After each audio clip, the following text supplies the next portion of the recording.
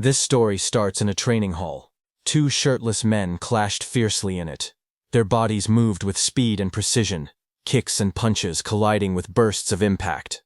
Our main character, Su Hong, launched a powerful strike, while his opponent blocked and countered with equal force. Their fists met in mid-air, creating a shockwave that echoed through the hall.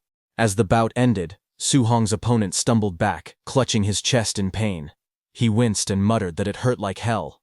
Around them, other students continued their own sparring sessions, the sound of hits filling the large, brightly lit training hall. That classmate called out to Su Hong, praising his progress.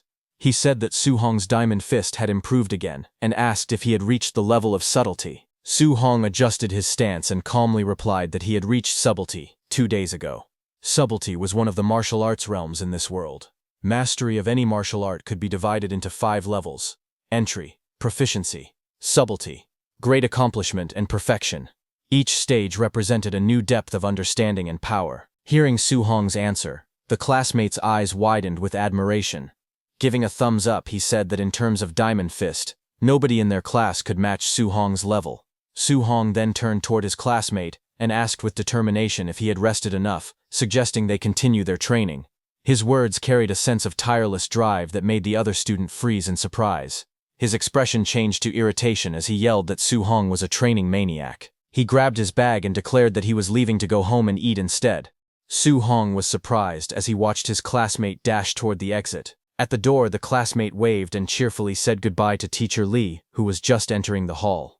The teacher, looking calm but slightly exasperated, reminded him to put his clothes on properly before leaving. The student laughed awkwardly and hurried off, still half-dressed. Teacher Lee then looked around the hall until his eyes settled on Su Hong. His tone became serious as he said that he had finally found him.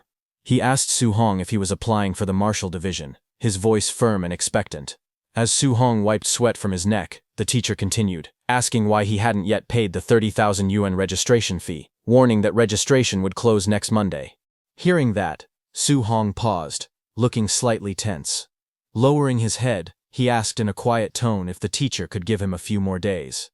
The teacher sighed and softened his expression. He told Su Hong that he understood his family was struggling, but there was nothing he could do about it.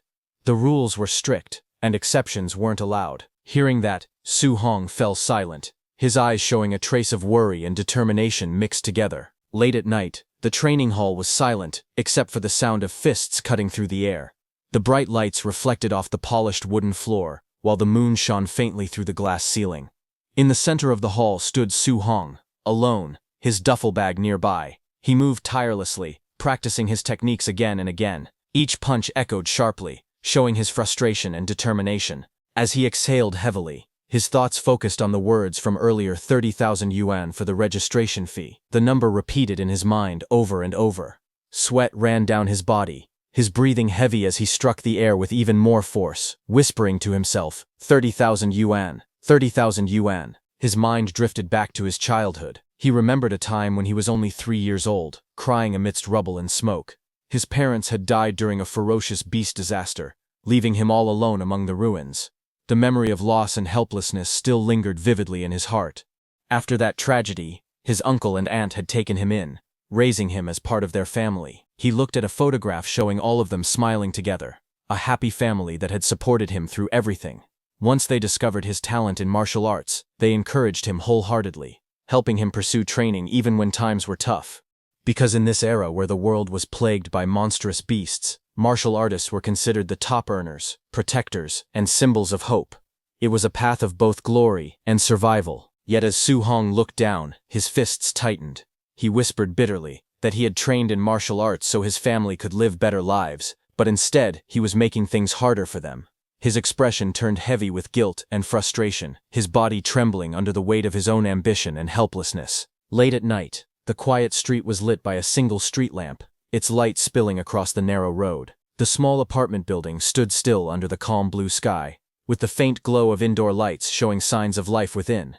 Su Hong returned home, his steps slow and tired. He stopped outside the door, his hand resting on the handle as he heard voices coming from inside. His aunt and uncle were talking about money again. His uncle asked how much they were short on rent since the payment date was approaching. But his aunt replied softly that rent could wait. They should focus on paying Su Hong's registration fee first.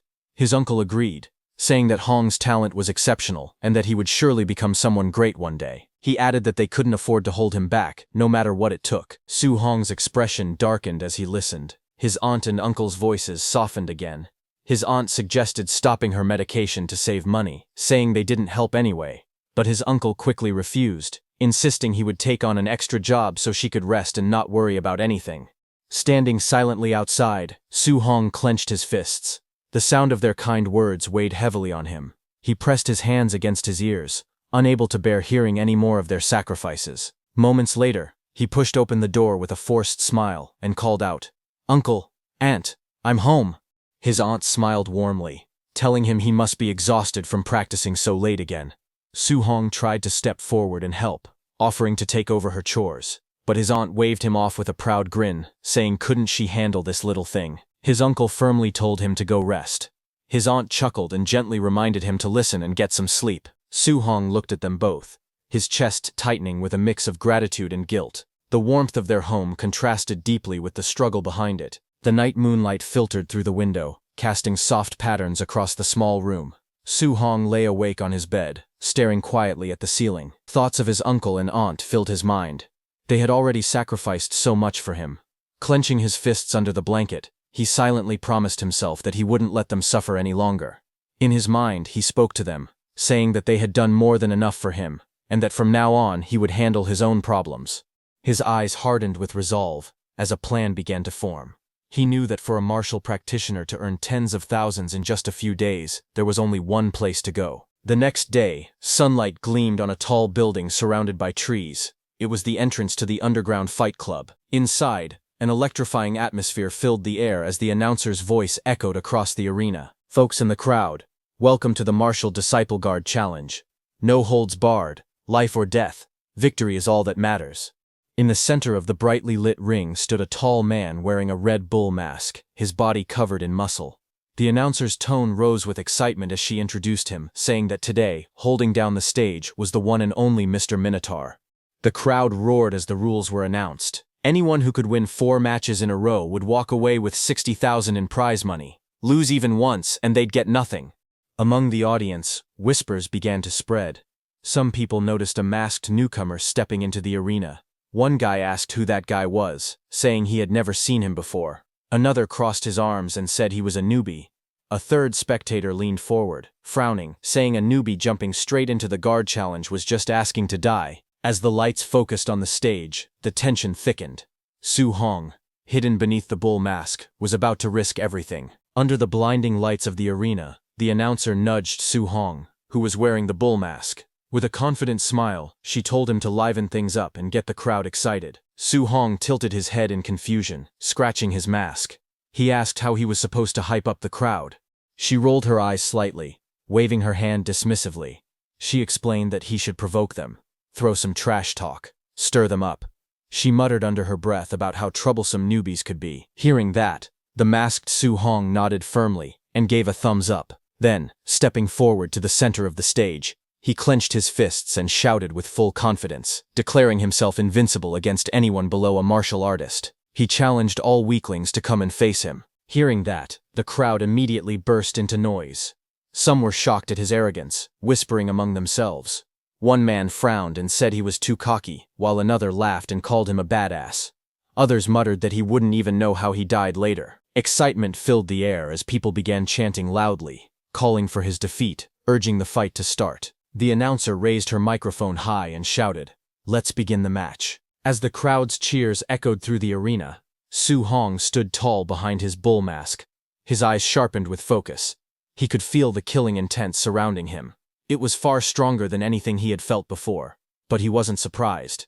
This was the underground fight club, where life and death were always close. Taking a deep breath, he thought to himself that this was the only way to earn the tuition money quickly. He tightened his fists and murmured in determination, hoping that his diamond fist would bring him the victories he needed. The moment the match began, one of the fighters, a man wearing a mouse-shaped mask, stepped forward and shouted angrily at Su Hong. "Cocky punk, I'll play with you," he yelled, his body already in motion as he lunged forward with sharp momentum, standing calmly in the center of the ring. Su Hong watched the opponent's movements with a steady gaze from behind his bull mask. His sharp eyes analyzed the man's form in an instant. He noticed the speed and aggression, but also saw the weakness in the man's footing. His lower stance was unstable, his balance off. Su Hong smirked slightly, thinking to himself that this opponent would be easy to handle. The mouse-masked fighter closed in on Su Hong fast, shouting, "What are you daydreaming about?" He swung his fist towards Su Hong's head with a burst of power, but before the strike could land, Su Hong's arm moved like lightning. Energy gathered around his hand, swirling with bright blue force. With precise control, he unleashed his martial technique, the floating light palm. His glowing hand slammed straight into the attacker's face, the impact echoing across the arena. The mouse-masked man's eyes rolled back as his body was lifted off the ground and sent crashing into the floor with tremendous force. The crowd erupted in shock as Su Hong stood over his fallen opponent, the air around him still trembling from the energy of his strike. Under the blinding lights of the arena, Su Hong, wearing the bull mask, stood tall over his fallen opponent. Raising his fist high toward the ceiling, he shouted loudly, demanding the next challenger. The crowd erupted into cheers as the announcer's excited voice echoed through the speakers. "Minotaur, 1 win," she declared, her tone filled with energy. The audience roared in approval. Shouts of "badass" and "unbelievable" filled the air, the tension in the arena growing thicker with excitement. Soon after, another fighter stepped onto the stage. He was a tall man with curly blonde hair and a red mask covering his face. His muscular frame and confident smirk made it clear that he wasn't a rookie. The man taunted Su Hong, calling it a lucky break. Cracking his knuckles, he told Su Hong that his luck had run out now that he was facing him. Su Hong, still wearing his bull mask, stood calmly. His eyes narrowed as he observed the new opponent. Then, in a steady voice, he gestured for the man to make the first move. He analyzed his opponent's physique and aura, noting that the man seemed skilled and experienced, just the right kind of fighter to test the true strength of his diamond fist technique. The air grew still for a moment before the blonde fighter roared, charging forward with incredible speed. "Incoming," he shouted, as his massive frame blurred into motion. The two fists collided in a flash of blue energy, the shockwave spreading across the stage. Both men gritted their teeth as their power clashed violently. The masked opponent widened his eyes, shocked by the strength he felt. It was the powerful fist wind that made him realize the impact behind Su Hong's strike. But Su Hong, calm and unshaken, analyzed the exchange with precision. His opponent's punch was strong, but still weaker than his. As the clash of fists echoed through the arena, Su Hong punched his opponent with his other hand. His punch landed squarely on the opponent's face. The masked man's mind raced as he felt his opponent's overwhelming strength. Su Hong's eyes sharpened beneath the bull mask. His analytical gaze focused on the fighter's movements. After taking the punch, his opponent's upper body was overcommitted, and his waist was left wide open with flaws. Taking advantage of that instant, Su Hong's body twisted sharply, and he kicked his opponent with explosive power. The impact sent the opponent flying across the ring, the force blasting through the air like thunder. The audience gasped in disbelief. "Holy crap! He's strong!" someone shouted from the stands. Dust and shattered flooring marked where the opponent had crashed, lying motionless. Su Hong straightened his back, his voice echoing through the silent arena. "Next," he said firmly. The announcer jumped with excitement, raising her microphone.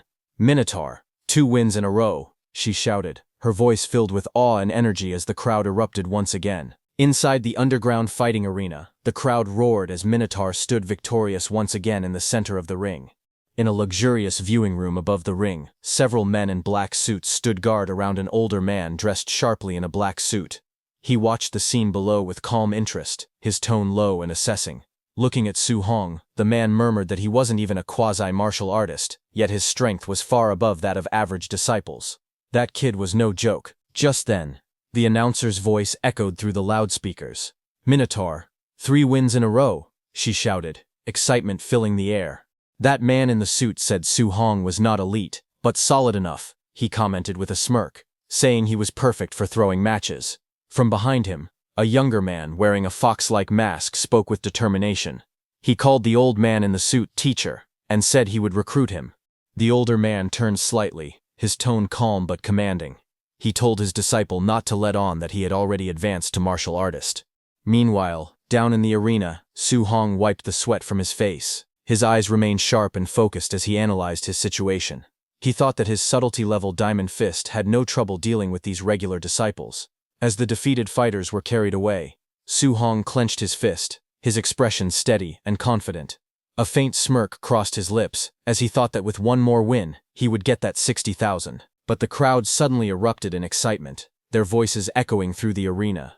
Someone shouted from the stands that it was White Fox. Su Hong, wearing his bull mask, froze for a moment and turned his gaze toward the entrance.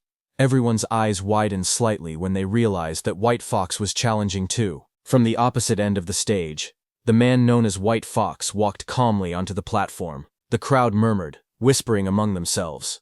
Someone asked if he wasn't Quasi. One person said a Quasi fighting against disciples was a total cheat.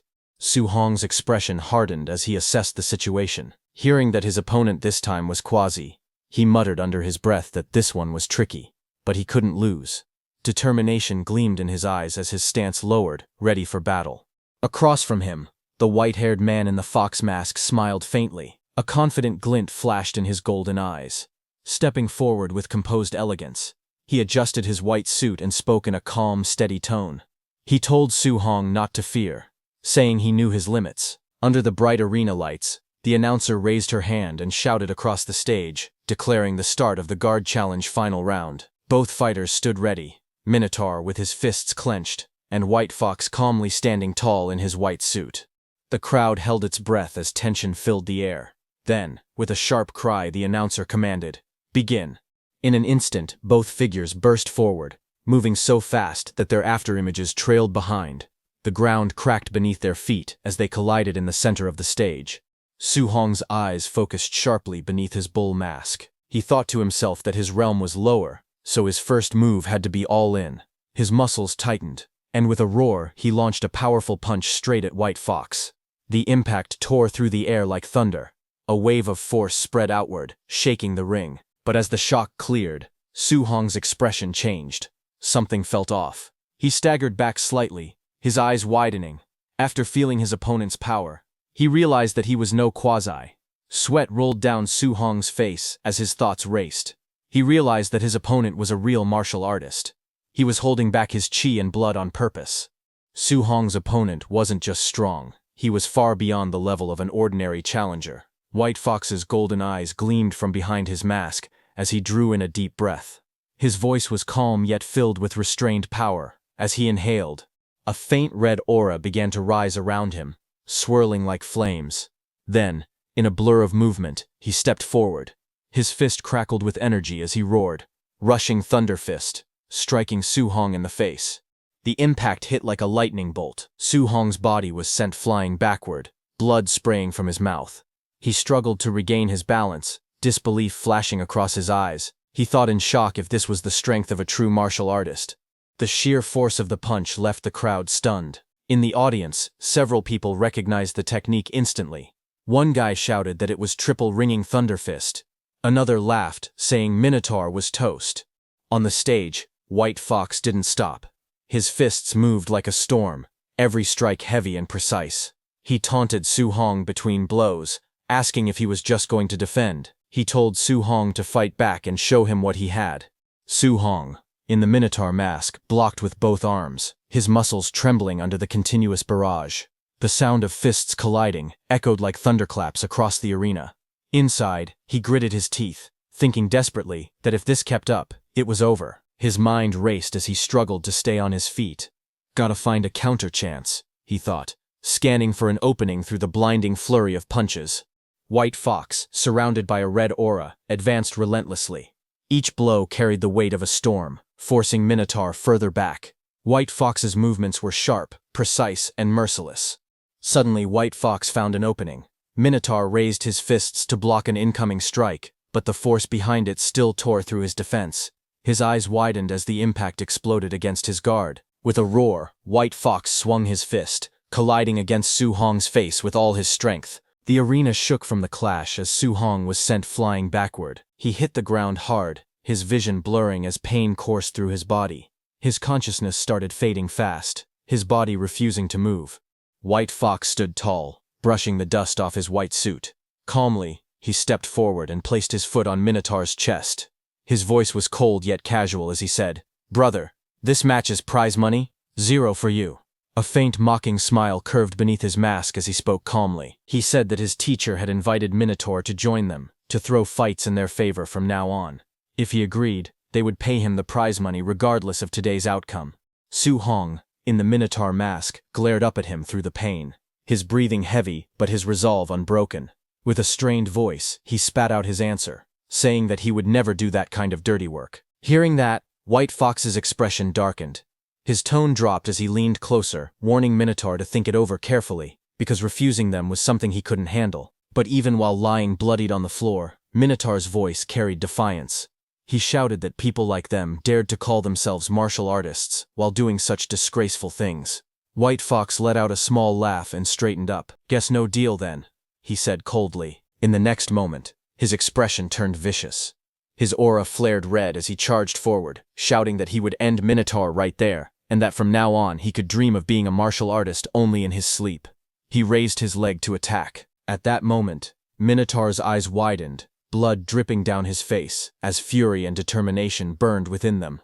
White Fox lunged in to deliver the finishing blow, but Su Hong moved swiftly and dodged his attack. White Fox's golden eyes widened in shock as something unexpected happened. Minotaur's body trembled, flames of determination burning around him as he rose to his feet. His breathing was heavy, but his voice carried unshakable resolve. He muttered to himself that he couldn't fail here. He couldn't fail at all. Step by step, he forced his battered body forward, his fiery aura growing brighter with each breath. White Fox froze in disbelief as he watched. His eyes widened behind the mask, and his mind screamed in shock. He couldn't believe it. Minotaur had taken a direct hit from his rushing thunder fist and was still standing. As memories flashed before his eyes, Minotaur's expression hardened. He remembered his family, the uncle and aunt who had sacrificed so much for him. He whispered that he wanted them to live good lives, that he couldn't let their years of effort go to waste. But another thought tore through him. Could he really abandon the martial artist's code just to survive? The question burned inside his heart. A vision of his family appeared before him, but the image shattered like glass. His voice rose in defiance as he shouted, "No, that future, hell no." At that moment, a glowing system screen flickered before him, its cold light forming words. "Then, for your family, for your faith, what price will you pay?" Minotaur's eyes blazed red. Lightning crackled around his body as he clenched his fists. His voice erupted with power and conviction as he shouted that he would give everything. In an instant, his aura exploded outward, engulfing the arena in a storm of fire and electricity. His eyes glowed fiercely as he stood tall once again, reborn through sheer willpower. A glowing screen appeared above Su Hong, asking what he was willing to give. Su Hong's body burned with red flames as he stood firm, and he answered with a powerful shout that he would give everything. Just as he said that, the scene in front of him shifted. His bull mask disappeared as he opened his eyes in a strange digital-looking space filled with vertical blue lights. His expression showed confusion as he looked around. He stood alone inside a large hall, and a huge dark shadow stretched behind him, forming monstrous shapes on the ground. He whispered a question, asking where this place was. A burst of golden light filled the hall. A towering, radiant figure appeared in front of him, its body shining like a golden statue with long, flowing limbs. Facing the blinding glow, Su Hong looked up as the figure asked who he was. The glowing figure leaned forward and said it would give him a chance. Its light began to scatter around the hall. Golden energy circled Su Hong. Rings of light wrapped around his body as the power gathered around him, swirling faster and brighter. The next second, a golden tablet appeared in front of him, with a loud shattering light. Su Hong stumbled back, staring at the shining screen, forming before his eyes. The tablet displayed his information. Su Hong looked at it in confusion as the words formed clearly. His name, Su Hong. His blood energy, 85. His spirit, 23. His physique, mortal body at 3%. His first quest, Path of the Arena. His diamond fist subtle mastery at 7%. Floating light palm proficient at 35%. Void step proficient at 56%. And his martial Dao points at 0%. He raised his hand toward the tablet, tapping it carefully. He wondered if the strange thing was touch-operated. The glowing screen continued to float before him, listing his quest. Su Hong saw the description telling him to train his martial arts and face White Fox outside. The quest objective was to hone his skills, raise Diamond Fist to Grand Achievement, and raise Floating Light Palm and Void Step to Subtle Mastery. For the quest reward, the system told him that this was a beginner tutorial, so there was no reward. Current progress showed his Diamond Fist subtle mastery at 7%, Floating Light Palm proficient at 35%, and Void Step proficient at 56%. It also noted that this quest could unlock a beginner tutorial. Su Hong read through it with narrowed eyes, quietly repeating the words beginner tutorial as he tried to understand. While he was thinking about that, something suddenly appeared behind him, forming from the blue light. The next second, Su Hong's head snapped sharply as a fast blow came toward his head from behind, cutting off his thoughts in an instant. It was a clone of Su Hong. It rushed toward him with a fierce strike, forcing Su Hong to lower his body and dodge. The two figures moved at high speed, their motions blurring as their blows passed each other by inches. Su Hong's eyes widened in shock. He realized the attacker looked exactly like him. He understood that the figure was his clone, and the clone was using Diamond Fist just like he did. As he watched the movements, he noticed that the clone's technique looked even more polished than his own, clean and precise, like a perfect demonstration. Su Hong's breathing steadied as he analyzed the fight. Seeing such a refined example in front of him, he thought it was a chance he could not waste. He tightened his stance and moved forward, deciding to learn from the flawless execution displayed by the clone. The two clashed again, their arms striking in a clean collision. Suddenly, the clone grabbed Su Hong's arm and moved to attack. Su Hong watched every detail, thinking that the clone seemed to be showing the technique step by step. But before he could react properly, the clone's attack came too fast. Su Hong's expression changed in panic as the punch hit him squarely in the torso. His body bent from the impact, and he cried out as the force blasted him backward. Su Hong slid across the floor, coughing lightly as he steadied himself. His clone stood firmly on the other side, the force of its last attack still rippling through the air. For a moment, Su Hong glanced at the golden panel glowing beside him. The progress bar under Diamond Fist showed a new number. He stared in surprise, remembering it had been 7% before. Now it displayed 10%. He wondered how he had improved so quickly. He tightened his stance again, realizing that fighting here really did allow him to raise his martial skills at an incredible speed. Both he and the clone rushed forward at the same time, their steps carving sharp lines across the floor as they closed the distance in an instant. Their fists clashed again and again. Each collision sent out shockwaves, and with every exchange, the mastery numbers on the floating panels increased. One panel showed Diamond Fist reaching 15%. Another panel flashed as Su Hong's level climbed to 23%. The two continued moving, their bodies blurring as they shifted positions. The Void Step progress bars rose as well. Su Hong's Void Step reached 59%, then climbed to 70%. The battle continued, the room filled with streaks of motion and rising skill levels as the two figures pushed each other forward. They clashed again and again, their fists and palms striking with blinding speed. Each impact sent shockwaves through the air as their movements grew sharper, faster, and more refined. As they exchanged blows, glowing system panels appeared around them.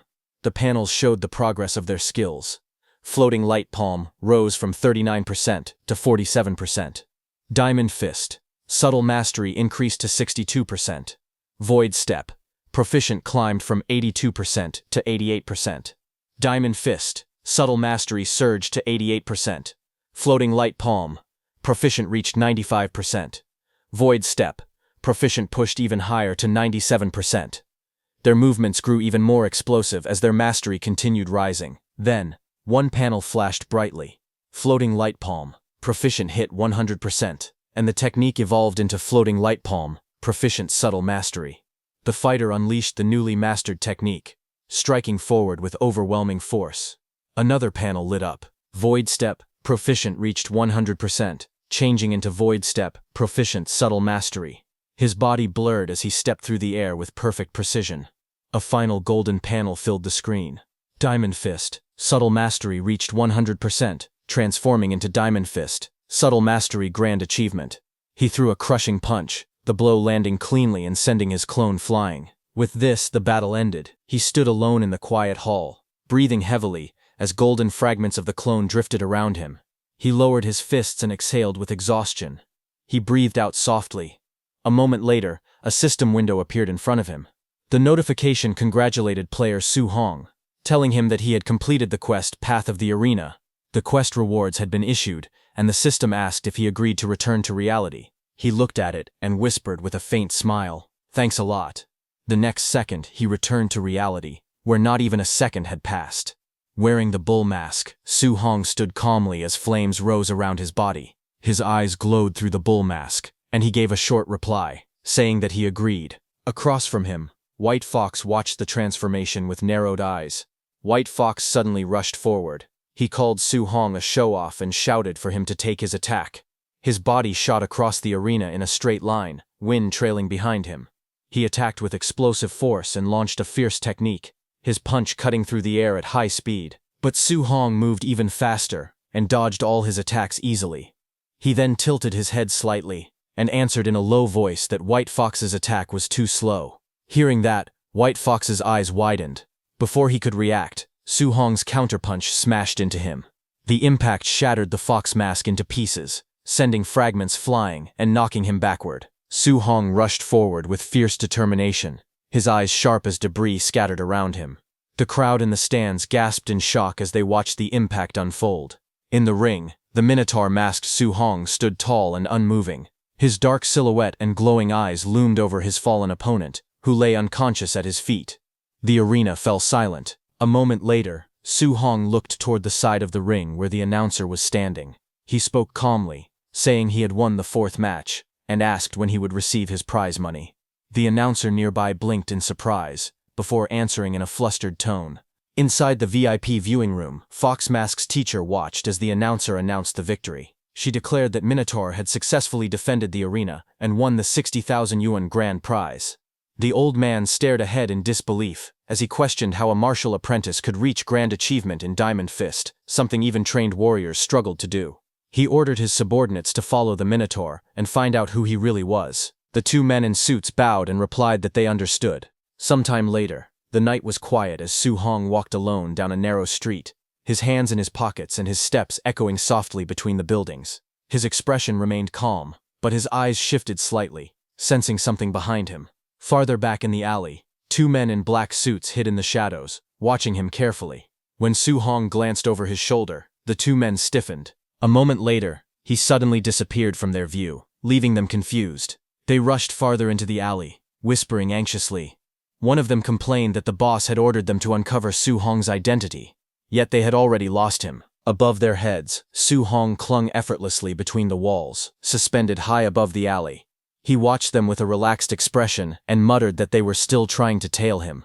The night sky hung quietly above Su Hong's neighborhood.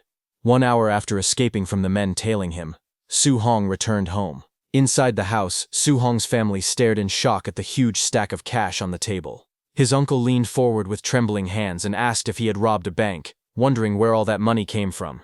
His aunt looked equally stunned, unable to believe her eyes. Su Hong sat across from them with a calm smile. He explained that he had been working as a sparring partner at a dojo. He said the dojo master thought he had potential, so he decided to sponsor Su Hong's training. His father frowned and reminded him that he had once said the dojo was extremely stingy. Su Hong reached out and held their hands, smiling brightly as he asked if they still didn't trust him. Hearing that, both his uncle and aunt softened. His aunt smiled with relief, and his uncle sighed happily. They said Xiao Hong would never do anything wrong, and praised him for finally making something of himself. Later that night, Su Hong moved quietly across the rooftop. Under the night sky, he sat beside a large, round water tank. He looked relaxed as he thought about his situation. He noted to himself that the martial exam registration fee was settled, and the rent was also settled. He added that his aunt's medical expenses would no longer be a problem either. A glowing system screen appeared in front of him. As he looked at it, he said that getting through this crisis was all thanks to the system. The screen displayed his name, Su Hong, along with his talent and stats. It showed his blood energy, spirit, and physique levels, along with 3 martial skills. Diamond Fist at Grand Achievement, 5%, Floating Light Palm at Subtle Mastery, 8%, and Void Step at Subtle Mastery, 9%. His martial Dao points were listed as 67. Su Hong observed that aside from his martial skill levels, the other stats didn't seem to have changed. Another notification appeared. It explained that he had gained 67 martial Dao points for defeating an opponent at a higher level. It said that martial Dao points could enhance blood energy and martial skills, and reminded him to allocate them wisely. Su Hong looked at the screen and said he should try it right now. He reached forward to adjust the numbers. A system sound followed, and the screen showed his blood energy rising to 90. Su Hong's eyes widened as energy surged through him. his entire body filled with heat and power. Flames of aura rose around him as he stood with a sharp, awakened expression. His clothes fluttered from the force of the energy as he felt the change taking place. Su Hong looked at the glowing screen in front of him. He whispered that a blood energy value of 90 was already equal to a quasi-warrior. Sweat slid down his face as he breathed out slowly. He then moved his hand across the transparent panel and said that he would pour all the remaining martial Dao points into blood energy. As he confirmed the action, lines of text appeared one after another, showing blood energy increasing by small amounts. As the numbers rose, he lifted his shirt slightly and examined his body. He noticed that his physical toughness had clearly improved, and even his injuries were almost healed. A strong wind swirled around him as he stood on the rooftop under the night sky. He could feel endless power gathering inside him. He realized he needed to find a place to test his current strength. He looked out across the rooftops, then leapt away from the building, moving quickly toward his next destination. He decided to go to the school's martial arena because they had a combat power tester there. Soon, he arrived at the outdoor martial arena of Star City No. 1 High School. His figure landed at the center of the wide circular platform under the moonlit sky. A Tier 1 combat power tester stood alone at the center. Su Hong walked toward the machine with steady footsteps. He stopped in front of it and prepared himself. He said that for his first punch, he would use 70% of his strength. Red energy flames rose around his body as he took his stance. His eyes sharpened, and a bright red glow flashed in one of them. He swung his fist forward with force. The punch landed on the tester, sending a powerful shockwave through the arena. Su Hong froze for a moment and let out a tense sound. He looked at the damaged machine with sweat on his face. He said the tester was too flimsy and wondered if they would make him pay for breaking it. Steam and sparks leaked from the machine as it continued to shake. Suddenly, a loud voice shouted from behind, complaining that it was noisy and asking what he was doing in the middle of the night. Hearing that, Su Hong quickly turned and sprinted away, thinking it was time to run. A few minutes later, an old man in pajamas stood beside the broken combat tester. He yelled angrily, asking which bastard had smashed the tester in the school's martial arena. He looked around and complained that in this school, only two little brats, Chen Shan and Li Tu, would dare to do something like that. The old man grew even more furious. His face turned red as he shouted that when school started he would definitely teach those two a good lesson. The next day, inside the gymnasium of Star City No. 1 High School, students gathered in a large group, while two people stood on the stage. The students talked among themselves as the gym filled with noise. Among the students, Chen Shan stood with a bandage on his head. Su Hong behind him looked confused and wondered why Chen Shan had been beaten up. Another student leaned closer and whispered that he heard Chen Shan had smashed the tester in the outdoor drill ground in the middle of the night and refused to admit it, so the principal punished him. Hearing this, Su Hong beside him sweated nervously, realizing that they had made Chen Shan take the blame. While they were talking, the two men stood by the microphone, one in a brown suit and the other in blue martial clothing. The man in the suit was the principal of Star City No. 1 High School. He told the students to quiet down. He explained that he had invited his old comrade, Chen Tian, a Tier 3 martial artist, to teach them a C-rank martial art called Thunder Rush Fist. He told the students that everyone must learn it well. Hearing that, the students reacted with excitement. One student whispered that it was his first time seeing a Tier 3 martial artist. Another pointed out that C-rank martial arts usually cost hundreds of thousands to learn at outside dojos. When Su Hong heard that it was Thunder Rush Fist, he immediately remembered that the white fox he fought had also used Thunder Rush Fist. The move created a punch that burst out with the impact of 3 punches at once. He thought about how expensive it would be to learn this martial art outside. He clenched his fist and decided that he must seize this opportunity. From the stage, Chen Tian then told the students there was no need for more talking. He announced that he would demonstrate the technique 10 times from start to finish, and how much they learned would depend on themselves. He prepared to begin and first adjusted his footsteps on the gym floor. Instructor Chen Tian demonstrated the Thunder Rush Fist. His body twisted sharply as he threw a powerful punch forward, wind swirling around his arm. He explained that the Thunder Rush Fist carried fierce and domineering momentum, and even at the basic level, a punch would produce the sound of thunder. The students watched as he continued. He said that at the proficient level, a person could strike out 3 sounds. He added that at the micro level, 5 sounds could be produced. He then moved into another stance and declared that at the mastered level, 7 sounds could be struck. Bright energy burst around him as he performed the technique and announced that this was his current realm. He faced the students again and stated that once someone reached the perfect realm, they would be able to strike out 9 sounds. But he told them not to aim too high, saying that reaching the basic level today would be good enough. He then prepared for another round and told everyone that he would start the second demonstration and that they should try to follow along. The students lined up and shouted while copying the movements. Hours passed. The gym floor was now filled with exhausted students sitting or lying down. Some said they couldn't learn it at all, while others complained about being tired. The instructor looked at them and asked if any of them had figured out the trick. A student who was Su Hong's friend sat on the floor trembling. Sweat dripped down his face as he cried out that C-rank martial arts were too hard to learn. He looked around beside him in confusion. He asked Su Hong if he had managed to learn it, but when he turned his head, Su Hong's spot was already empty. But before he could panic, a short distance away, Chen Shan stood proudly in a martial arts stance. Flames of energy rose faintly around him as he shouted that he had successfully reached the basic level.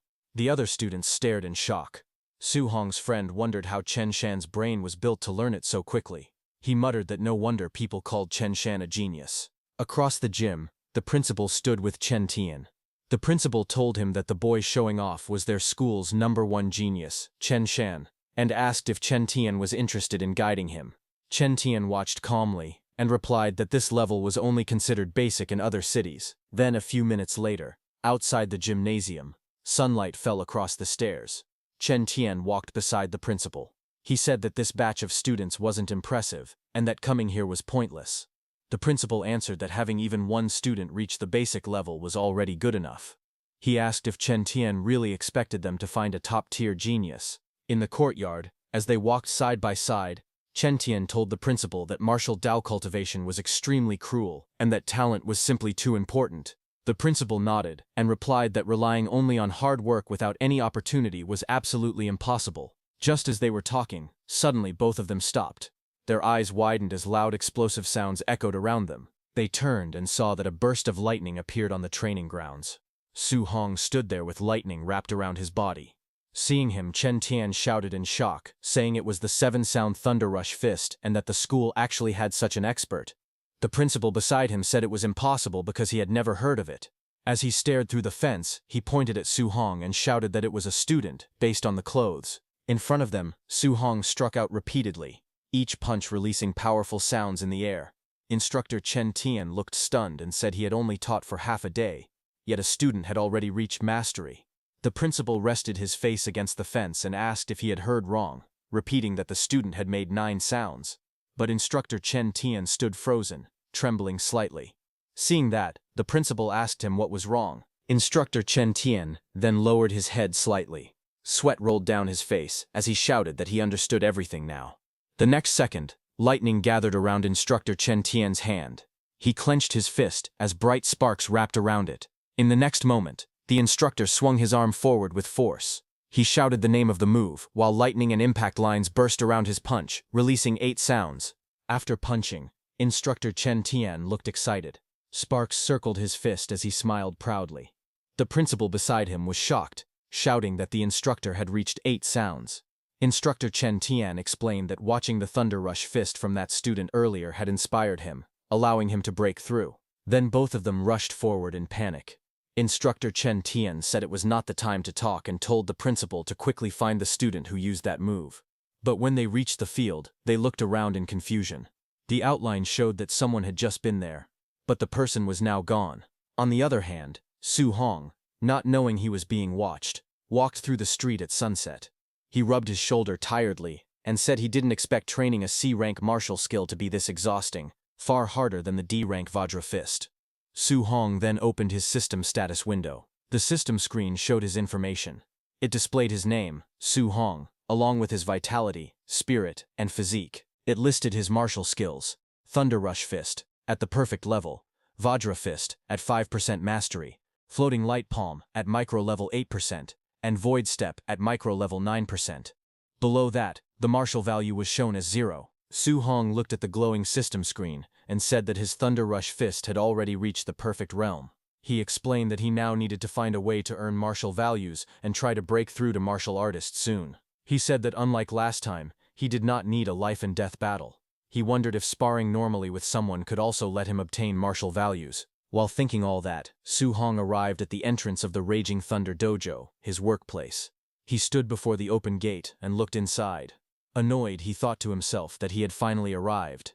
Inside the dojo, many students practiced with spears. They moved quickly across the training hall, clashing their weapons against each other as they trained. One of the students noticed Su Hong and walked over. He asked Su Hong why he had come today. Su Hong smiled lightly and answered that nothing special was happening. He had simply come over to practice. While they were talking, suddenly, a man with purple hair stepped violently on a student's head, slamming him into the floor. The student's body shook from the impact. The purple-haired man looked down coldly. He shouted, asking how someone dared to say his teacher taught badly. He said that if the student's comprehension was poor, he should admit it. He demanded to know why excuses were being made. When Su Hong saw that purple-haired man, he asked his friend about the situation nearby. His friend explained that Su Hong hadn't been around lately, so he didn't know what had happened. He said the aggressive instructor was a newly arrived teacher who was very strong. He added that the instructor looked down on common students like them and taught his classes carelessly. He continued explaining that this purple-haired man was that instructor's disciple, a man named Li Yan, who was also very strong. As he said this, Li Yan stepped forward with a confident, arrogant expression. He threw a punch and mocked the person he was fighting, asking how someone of that level dared to challenge him. But before the punch landed, a hand suddenly grabbed Li Yan's wrist, stopping the attack. It was Su Hong who grabbed his hand. Su Hong calmly told him that they should stop here. Li Yan pulled back and angrily demanded to know who Su Hong was. He shouted that if Su Hong had the guts, he should fight him one-on-one in the arena. Su Hong answered without hesitation that he would oblige. Just then, the instructor walked in with an angry expression and shouted, asking why there was so much noise when class was starting. Seeing him, purple-haired Li Yan backed down and glared at Su Hong angrily, saying that Su Hong was lucky. Su Hong looked at him calmly and thought to himself that this person was a bit too arrogant. The instructor then stood before all the students and announced that it was the last day he would be teaching the Raging Sea Spear technique. He said he would follow the old rule and demonstrate it only once. The students watched as he performed the technique with a spear, swinging it sharply across the room. After finishing the move, the instructor narrowed his eyes and said that he was only demonstrating it once because he did not believe they could learn it. But Su Hong stood with a spear in his hand. Blue light wrapped around the weapon as he stepped forward. His expression stayed calm, and his sharp blue eyes focused ahead. In the next moment, a reflection appeared in his eye. The silhouette of the instructor performing the spear technique could be seen clearly inside his pupil. Then, after showing it once, the instructor threw his spear onto the wooden floor with a sharp impact. The instructor then walked toward the doorway with Li Yan. He looked back and said that how much the students learned now depended on themselves. As he left, the students complained loudly. They said that demonstrating it only once was unfair, and that the students in the back could not see anything clearly. But it was different for Su Hong. He lowered his gaze to the spear in his hand. Flames rose behind him as he remembered the explanation. The technique's core was that the spear moved like a flood dragon crossing the sea. With momentum like endless waves, Su Hong held the spear tightly as blue energy wrapped around his arms. His body lowered slightly, and his eyes focused with a calm and determined expression. His body moved. Blue currents flowed around him, while he twisted his stance and swung the spear with powerful force. He stepped forward, spinning the spear as the blue energy followed each movement. The watching students widened their eyes in shock, unable to believe what they were seeing. Some students shouted in surprise, saying that Su Hong seemed to have learned the technique. Others wondered what kind of martial arts prodigy he was, and questioned if they were too stupid to learn it. Hearing the commotion, purple-haired Li Yan rushed out, asking why they were making noise and who they thought had learned the technique. He came forward and saw Su Hong swing the spear again, his movements sharp and smooth as the blue energy trailed behind him. Li Yan watched silently, his expression turning serious. He admitted to himself that Su Hong seemed to have really learned it.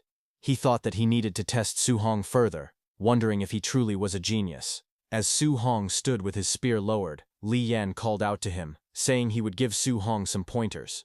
Su Hong listened quietly and answered, saying okay. Hearing that, everyone moved back. Leaving space in the center, Li Yan stepped forward and spun his spear with force. Seeing that, a student beside Su Hong warned him not to be impulsive. He said that Li Yan had a bad personality, but very high strength. Su Hong told him not to worry. Su Hong then stepped out. He lifted his spear and asked Li Yan to enlighten him. Li Yan's expression turned sharp. He swung his spear fiercely and shouted that Su Hong was arrogant. He asked Su Hong to watch as he used the Raging Sea Spear technique at the micro level, releasing waves of energy. Su Hong closed his eyes for a moment, then focused. Water-like energy swirled around his spear. In the next moment, his whole body moved like flowing waves. His spear technique became smooth and powerful. Blue energy burst out as Su Hong performed the Raging Sea Spear technique at the proficient level. His movement formed a huge water-like arc across the room. Li Yan stared in shock. He could not believe what he was seeing.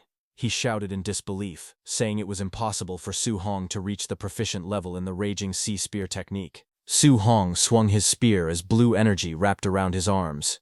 He used the Rage Sea Spear technique at proficient level. Water-like light spiraled around him as he stepped forward with sharp movements.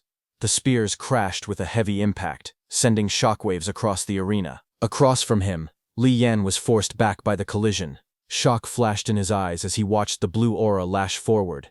He couldn't understand how Su Hong had reached the proficient level so quickly. He wasn't even a warrior yet his mastery had already grown at an unbelievable rate. Just then, Su Hong's eyes glowed gold for a moment, shining with intense determination. He pushed forward again, driving the spear straight toward Li Yan. A powerful impact exploded between them. Blue energy burst outward as Li Yan's spear was knocked back across the room. A glowing system message appeared in front of Su Hong, displaying that he had defeated a higher-level warrior. His martial Dao points increased by 35. Su Hong looked at the screen in shock, realizing that ordinary sparring matches also earned martial Dao points. He decided that he should spar with people more often. On the other hand, Li Yan fell to his knees, trembling as he stared at the floor. He muttered that it was impossible, absolutely impossible. He could not believe that Su Hong had trained the Rage Sea Spear technique to proficient level so quickly. His frustration rose, and he grew furious. He asked what would happen to him. He wondered what all his years of effort had meant. In the next moment, he shouted and rushed forward, swinging his fist toward Su Hong. He yelled, demanding to know what all his hard training had been for. But before the punch could land, a voice echoed, telling Li Yan to stop. Immediately, Li Yan's attack froze inches from Su Hong's face. The angry Li Yan turned his head and saw his teacher standing there. The teacher walked forward, slapped Li Yan, and scolded him.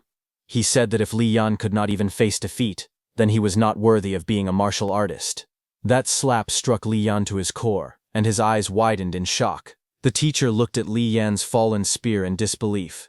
He couldn't believe that just by watching his demonstration once, Su Hong had learned the Rage Sea Spear technique to proficient level. He admitted that even the geniuses from the imperial capital couldn't be this exaggerated. The teacher grabbed Li Yan by the head and bowed slightly towards Su Hong, thinking that Li Yan had talent but was far too arrogant, and that being beaten by someone like Su Hong was good for him. He apologized to Su Hong, saying it was his own failure for not disciplining his student properly. Su Hong watched silently and thought that this teacher had changed his attitude very quickly. Later that night, Su Hong walked alone down a quiet street. He felt that the day had worn him out, but he had gained a lot. As he looked at the glowing status window beside him, he noted that he had learned Thunder Rush Fist and the Rage Sea Spear technique, and had also earned martial Dao points. On the screen, his information appeared. Name, Su Hong. Blood energy, 91.7. Spirit, 23. Physique mortal body, 3%. Martial skills, Rage Sea Spear technique, subtle mastery, 28%. Thunder Rush Fist, perfect. Diamond Fist, grand achievement, 5%. Floating Light Palm, subtle mastery, 8%. Void Step, subtle mastery, 9%. Martial Dao points, 35 points. Su Hong fell deep in thought. He noted that the school exam was only a few days away, and students with money had already prepared high-grade alloy weapons. He thought that he needed to prepare his own weapon for the exam as well. He tested the feeling of the spear in his hand, and said that it felt comfortable. He thought that he might as well stick with using a spear from now on. He decided that he needed to buy an alloy spear, but remembering the price, he frowned. He admitted that his savings weren't even enough for his aunt's medical treatment, let alone buying an alloy weapon. Walking alone on the street, he wondered quietly what other ways he could make money. Just then, inside a convenience store, he overheard a broadcast. The announcement said that fierce beasts outside Star City were increasing every day, and the city lord was gathering warriors to hunt them. The rewards were described as generous. Hearing this, Su Hong looked up in surprise as an idea formed in his mind about leaving the city to hunt fierce beasts. Meanwhile, at Su Hong's house, his aunt stood behind his injured uncle, placing warm pads on his back as she scolded him. She asked why he was still working so hard when Su Hong had already given them money last time. His uncle, tired but firm, replied that Su Hong was still young, and they couldn't place all the household burdens on him. He said that as long as he could still work, he needed to save more for the kids. Just then, the door opened, and Su Hong stepped inside, calling out that he was home. Both his uncle and aunt turned in surprise before greeting him warmly. Su Hong walked over with a smile and offered to take over the chores. His aunt reminded him that they had told him to rest whenever he came home. Su Hong then turned to his uncle and gently placed a patch on his back. He told his uncle that he could earn money now and suggested that it would be better for him to stay home and take care of his aunt instead of working so hard. His uncle admitted that it sounded nice, but said he couldn't just sit still. With a confident grin and a thumbs up, he reassured Su Hong that he was only earning a bit for daily expenses and wouldn't push himself too hard. Su Hong's aunt smiled softly and told Su Hong that he would still need a lot of money for his martial arts training in the future. She said that both of them wanted to save as much as they could for him. Su Hong looked down at the hot patch in his hands and softly murmured to himself, calling out to his uncle and auntie. A determined look appeared in his eyes. He thought about how his uncle and auntie had always lived frugally. Unless he earned enough money to support them for a lifetime, they would never feel safe enough to retire and focus on their health. His expression hardened. He told himself that he absolutely could not miss the opportunity to hunt fierce beasts for the bounty. Sometime later, on his rooftop, Su Hong considered the idea of hunting down fierce beasts but remembered the dangers outside the city. The wilderness was unpredictable. To stay safe, he needed to raise his strength as much as possible. He decided to put all the martial Dao points he had earned into increasing his blood energy. That night, blue system panels appeared around him as he allocated his points. One by one, new notifications popped up, each showing his blood energy rising by small amounts. Eventually, a larger panel appeared before him, displaying that his blood energy was now 95.2. Su Hong sat cross-legged in a circle of burning red aura. Flames curled around his body as he checked his progress.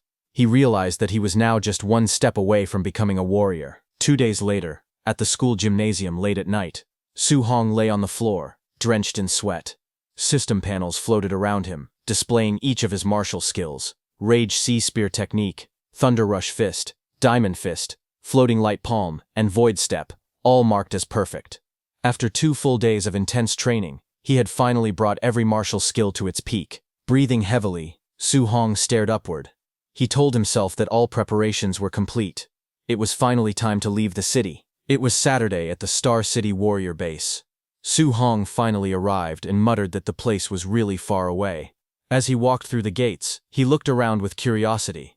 He thought that although he had seen the base many times on TV, this was his first time visiting it in person. Inside, he noticed warriors everywhere. Warriors who were rarely seen in daily life appeared all around him in the bustling streets. He opened a sheet of paper and read the bounty list silently. Unranked fierce beasts were worth 300 blue star coins each. Tier 1 lower stage fierce beasts were worth 1,000. Tier 1 middle stage fierce beasts were worth 3,000. Then he reached the line mentioning Tier 2 lower stage fierce beasts. Another line in the rules stated that after killing a fierce beast, its left ear must be cut off as proof. Without that, no payment would be issued. He stared at the rule with an awkward expression and wondered why it was so primitive. Nearby, a warrior walked up to the payment window and placed a bag on the counter. He asked the clerk to calculate how much everything inside was worth. Watching him, Su Hong thought that the bag must be filled with the left ears of fierce beasts. Just then, a loud shout echoed through the area as a group of people pushed forward. Someone at the front yelled for everyone to move aside. Su Hong turned his head and saw a group approaching. Among them was a blond young man walking confidently, while others cleared the path for him. One of the men shouted that young Master Ye was coming. As Su Hong observed, he quietly noted that the blond man's outfit and attitude looked similar to White Fox from the underground arena. Nearby, a few warriors whispered among themselves. One of them complained that the blond man was always showing off, saying that if his uncle were not the base director, he would have been beaten up long ago. Another person added that the blond man had already been beaten by someone a few days earlier, and it had been satisfying to watch. A third person responded that this explained why he hadn't been seen recently. Hearing that, Su Hong looked back. The blond young man passed by and glanced in his direction. The large masked warrior beside him also turned slightly. The blond man wore a faint smile on his face as he looked toward Su Hong. Su Hong stood silently, his expression calm as he looked ahead. He thought to himself that the danger did not only come from fierce beasts, but also from humans. Because of that, he reminded himself that he needed to be extremely careful. As he walked through the warrior base, someone approached him and asked if it was his first time there and if he was planning to enter the wilderness alone. He answered quietly that he was. The staff member watched him walk further into the passage and sighed, thinking that he was just another ignorant and fearless kid. Su Hong took another step forward, his shoe pressing down on the grass as he exited the tunnel. A bright light shone ahead. He stepped out of the dark passage and into the wilderness, where tall trees stretched out in every direction and sunlight spilled through the leaves above him. Su Hong stood with determination in his eyes. He tightened his grip on his sleeve and thought to himself that he must return with a full haul. 2 hours later, the forest around him was quiet. Sunlight filtered through the leaves as he walked deeper among the trees. He looked around and realized that he had not seen a single fierce beast. He wondered if all the beasts near the forest outskirts had already been hunted. He leaned against a tree with confusion on his face, holding his water bottle. Question marks hovered above him as he tried to figure out the situation. A moment later, he decided to head further inside. His body shot forward in a leap, speeding deeper into the forest. Su Hong rushed forward through the forest, his breathing sharp as the wind whipped past his face. Sweat formed along his cheek as he heard a sound ahead of him. A moment later, a white wolf, with glowing red eyes, burst through the trees. The beast lowered its body and growled, its claws digging into the dirt as it prepared to attack. Su Hong stopped and faced it cautiously. He looked at the creature and recognized it. According to his textbooks, this was a Tier 1 lower stage fierce beast, the Shadow Moonwolf. He thought to himself that this was the first time he had ever seen a living one. The wolf suddenly roared loudly, saliva flying from its jaws as it lunged toward him with its fangs bared. Su Hong tightened his stance as the beast leapt at him. Its crimson eyes locked onto him while it howled. The attack came down from above, straight toward Su Hong. Su Hong stood still as the fierce beast lunged at him with its claws extended. The wolf's red eyes glowed with killing intent as it swung its massive paw toward him. The wolf's attack cut through the air, but Su Hong dodged it by leaning back. The beast missed its strike. Lightning gathered around Su Hong's fist. His hand glowed with bright golden energy as he clenched it tightly. He stepped forward and struck the wolf with a powerful blow. Lightning exploded across the wolf's body as the impact sent it flying backward. The wolf crashed into a tree, rolling across the forest floor while letting out a weak howl. Su Hong then stood over the fallen beast. Lightning still flickered around his arm as he looked down at the defeated wolf lying motionless on the ground. Su Hong then looked at his trembling hand with bright eyes. He wondered if this was what fighting monsters felt like. It was even more exciting than he had imagined. His fingers shook as he remembered the battle. The feeling made his heart race. He clenched his fist with confidence. He thought to himself that he could now kill a Tier 1 initial stage ferocious beast in a single move. He wondered how he would perform against a Tier 1 middle stage ferocious beast. While he was thinking that, 2 glowing red eyes appeared quietly in the forest behind him. The next second, a huge figure stepped out. The scene revealed a Tier 1 middle stage ferocious beast, a raging black bear. The bear roared from behind him as Su Hong stood calmly with his fist raised. A powerful strike flashed across the darkness. In the next moment, the raging black bear collapsed with its eyes rolled back, beaten in a single blow. Standing over the fallen beast, lightning still flickered around Su Hong's arm. He thought that with his current strength, as long as he didn't provoke a Tier 2 beast, he wouldn't face too much danger. Finally, he crouched beside the defeated bear with a smile. He held up the bear's ear and thought proudly that 3,000 prize money was secured. A blue system window appeared in front of him. It displayed a reminder saying that his accumulated martial value was now enough for him to break through into a martial artist, and he should upgrade as soon as possible. Su Hong looked at the screen with excitement. He thought that he could finally break through and become a martial artist. But suddenly, he felt a very powerful aura behind him, shocking Su Hong completely. He turned quickly, sweat covering his face. He looked toward the forest and sensed the pressure coming from afar. He thought that the aura was extremely intense and wondered what kind of ferocious beast it was. He decided to go take a look and rushed through the forest at high speed. He landed on top of a large rock and looked down. His eyes widened in shock as he whispered that this was. Before him stood a massive creature, A glowing description appeared, explaining that it was a Tier 1 late-stage ferocious beast, Black Jade Giant Python. Below, 2 men were fighting the python with their weapons. The python struck them with its giant tail. The men used their shields to block, but the python's power was too much, making them spit out blood with just one attack. The python's massive tail smashed into both of them, sending them flying backward. Their bodies slammed into a rocky wall, breaking the stones on impact. From a distance, Su Hong watched the scene with widened eyes. Suddenly, shock flashed across his face as he stared ahead. The python lunged again. It swung its tail with incredible force, aiming straight at Su Hong. The ground cracked apart as the huge tail cut through the air. The beast's body twisted sharply. Its tail curved like a giant whip, moving faster than Su Hong expected. He gritted his teeth, thinking it was too fast, as the python's attack came crashing down. The giant python's body smashed into Su Hong, sending him sliding across the dirt as dust exploded everywhere. Nearby, dark blood splattered across the stone. A weak voice coughed again and again, the sound mixed with the shaking of the earth. Su Hong knelt down, covering his mouth as he coughed blood. In front of him, another man lay motionless, his body torn open and stained black with blood. He wiped the blood from his lips with the back of his hand. His expression stayed calm even though pain filled his body. Reaching forward, he grabbed the fallen man's spear and lifted it from the ground. He quietly said that he would borrow it for a moment. Then he stood up again and faced the enormous python. The python rose high into the sky, its golden eyes glowing fiercely. Wind whipped around them as it hissed loudly, towering over him. Su Hong held the spear tightly and stepped forward to face the beast. The giant python opened its jaws wide and rushed forward with a roar, its sharp fangs flashing as it dove down like a falling mountain. Su Hong dodged aside just in time. The creature's massive body slammed into the ground, sending rocks flying everywhere. In that moment, Su Hong quietly recalled something. Normally, killing a Tier 1 late-stage ferocious beast required several martial artists working together. But he was different. All of his martial skills had already reached perfection. With that level of mastery, he had easily killed the Tier 1 middle-stage raging black bear before. Because of that, he believed he now had the strength to fight the Black Jade Giant Python directly. He dashed forward with incredible speed, his footsteps leaving white streaks behind him.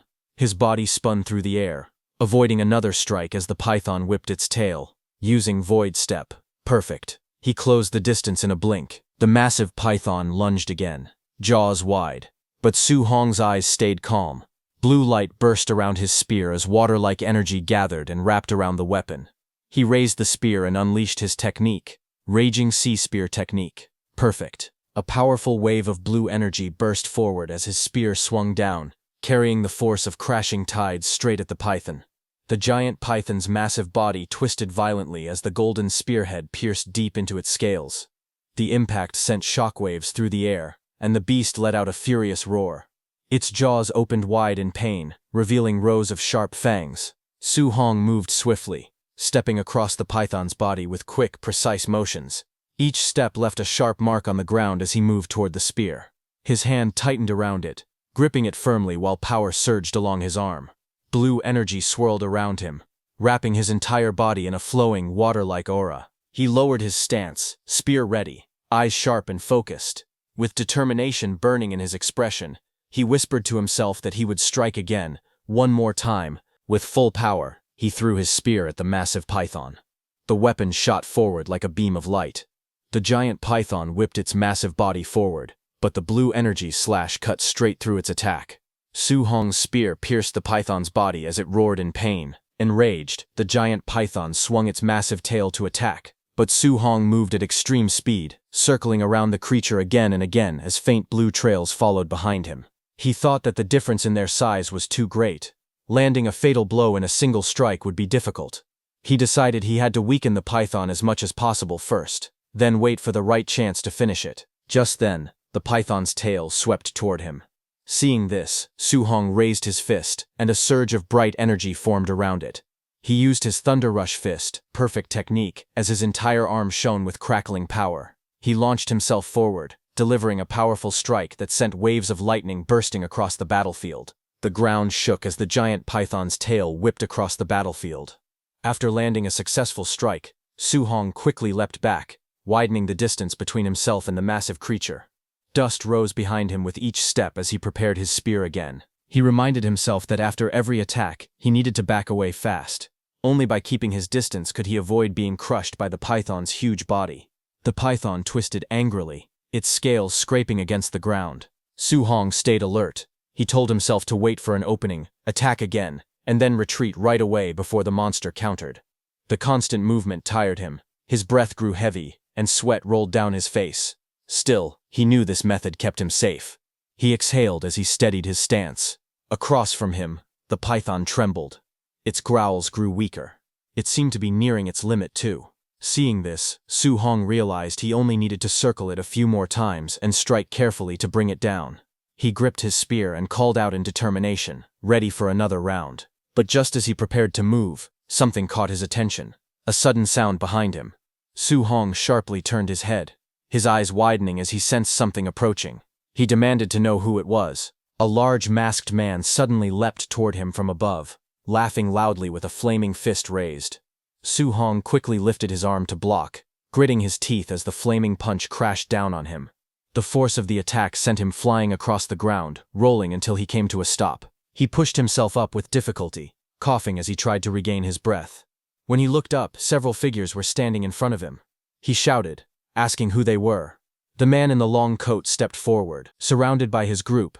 It was the White Fox. He looked down at Su Hong with a confident smile and told him that they were meeting again. He then asked Su Hong to hand over the black jade giant python. The group of 5 stood together on the rocky path, watching the injured Su Hong kneel in exhaustion. His spear lay stuck in the ground beside him, its blade cracked from the earlier battle.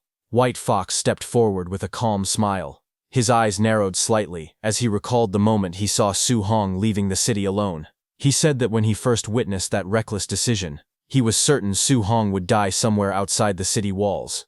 He spoke again, amused. He admitted he never expected Su Hong's luck to be so strong. Not only had he survived, but he had even managed to encounter a critically wounded black jade giant python, one that was already on the verge of death. Hearing that, Su Hong stared at him quietly, realizing that if they thought he had merely found the python, that meant these 5 had just arrived. He observed them carefully. All 5 were martial artists. He realized that they had the numbers advantage. Fighting them head-on was impossible. Suddenly, the large masked fighter stepped forward aggressively. He shouted at Su Hong, asking if he hadn't heard young Master Ye's words. He demanded to know why Su Hong was still standing there when young Master Ye wanted the giant python for himself. Hearing that, Su Hong lowered his head slightly. His fists clenched. His jaw tightened. He said nothing, but his body trembled with anger. Su Hong glared forward, electricity crackling around his fist as he spoke. He said that they had only pushed him back earlier because of a sneak attack, and he asked if they really thought he couldn't defeat them. In the next moment, he shot forward and slammed his glowing fist into the masked brute's punch. The impact exploded outward, sending the large man flying. The brute's eyes widened behind his mask as he felt the force of the blow. Shock filled him as he thought about the terrifying power striking him. Su Hong didn't stop. He rushed in again, his fist flashing with red light, and struck the brute hard enough to knock him into the ground. The remaining group stood in the distance, watching their fallen companion lying in the grass. None of them moved. Then White Fox stepped forward slightly, looking at the scene with interest. With a slight smile, he commented on the attack. He said it was an excellent Vajra fist, and confirmed that Su Hong was indeed the Minotaur. Hearing that, Su Hong turned his head sharply, his expression tightening when he confirmed that it really was the White Fox mask. White Fox stood calmly, with his hand covering part of his face. His voice was smooth as he spoke. He said that Su Hong was the first person to humiliate him in front of so many people. He then dropped his hand and gave an order. His voice was cold as he commanded his subordinates to kill Su Hong. All 4 men around him rushed forward at once. Their weapons drew streaks across the ground as they charged towards Su Hong. Su Hong reacted instantly. His hand tightened around the spear, and his body shot upward in a single motion. Behind him, White Fox's group shouted to chase him. They sprinted after him as he leapt away from the rocky cliff. Deeper in the forest, the group slowed down, scanning their surroundings. Dense trees and scattered sunlight surrounded them as they searched the area. One of them shouted, asking where he went. Another warned that the woods ahead were thick and easy to ambush in, telling everyone to stay alert. The masked man with brown hair looked ahead as he walked through the forest. He scoffed and said there were so many of them, wondering if they were really afraid of just one man. Just as he said that, suddenly, a blur shot past him. Su Hong moved at incredible speed. The masked man's eyes widened as Su Hong dashed forward. Su Hong's eyes glowed with a sharp blue light as he closed the distance. In the next moment, he struck. The masked man was smashed into the ground with overwhelming force. From Su Hong's punch, 9 continuous sounds echoed in the air. Blood splattered across the man's mask as he lay motionless on the forest floor. Farther back, White Fox watched in shock. Sweat slid down his face as he stared at the settling dust clouds left behind by Su Hong. He cursed under his breath, unable to hide his disbelief. He wondered how Su Hong could possibly be this fast. White Fox's remaining 3 men stood together. One of them suddenly shouted in shock. He told young Master Ye that the technique being used by Su Hong was the Thunderclap Fist, specifically the 9 Echo Thunderclap Fist. He added that even rank 3 martial artists couldn't train the Thunderclap Fist to perfection. Hearing that, White Fox's expression twisted in frustration. He snapped at them to shut up. Sweat slid down his cheek as he stared ahead in disbelief. He couldn't understand how Su Hong had perfection in the Vairara Fist, and now perfection in the Thunderclap Fist. He questioned how any of this was even possible. Up in the trees, Su Hong watched them from above, staying calm as he observed the group below. He quietly thought to himself that if he hadn't just fought the giant python and consumed so much vitality, he could have crushed all 3 of them head-on. Since he couldn't confront them directly now, he decided on a different approach. He decided that he would have to defeat them one, by waiting for the right moments. Thinking that, he threw his spear, but he didn't attack them directly. He threw his spear onto the ground right behind White Fox's group. It was meant to distract their attention, and it worked. As everyone turned to look at the spear, Su Hong made his move. Before White Fox's men could react, Su Hong appeared right in front of one of them. Blue light flashed in his eyes as he reached forward with a swift, precise motion. The man facing him froze, shock spreading across his expression as he realized he had been targeted. Su Hong kicked the man in the face. His strike landed with explosive force, sending blood scattering as the man's head snapped back violently. The impact launched the man's body into the air before it crashed onto the ground. Nearby, the remaining attackers turned in shock. One of them stared at the fallen body with fear spreading across his face, while another looked nervously toward his leader. One man shouted that Su Hong was too strong and urged White Fox to retreat, but White Fox refused. He glared ahead and demanded whether they were joking, insisting that he would kill the boy today. A blur of motion cut through the forest as Su Hong dashed between the trees. His speed left streaks of blue light trailing behind him. The attackers could barely react as Su Hong appeared again and rushed straight toward them. In the next moment, another attacker was struck so hard that his body flipped upward and slammed into the ground, shaking the forest floor. White Fox clenched his teeth in frustration. Sweat slid down his face as he stared ahead. He cursed under his breath, wondering how Su Hong had grown so much stronger in just a few days. Just then, a blur shot past him. Su Hong rushed forward with incredible speed, closing in from behind. White Fox immediately spun around, eyes wide, but Su Hong was already gone. Leaves scattered in every direction as the ground shook from his steps. White Fox shouted in anger, repeating his frustration again and again. In the next moment, Su Hong appeared behind White Fox again, saying it was finally his turn. But little did he know, White Fox had already detected him. White Fox immediately turned and raised his arm, blue light gathering around it.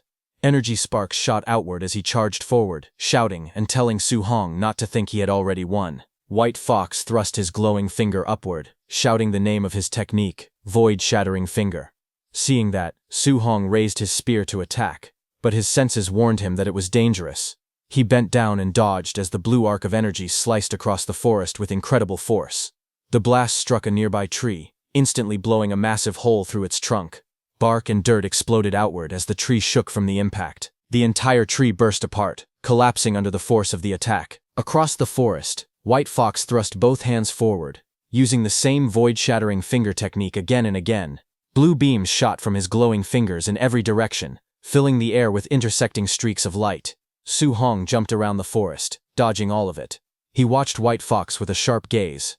Sweat slid down his cheek as he assessed the attack's power. He noted that the martial skill wasn't weak, its level seemed high, possibly Class B. Then White Fox glared back with rage twisting across his face.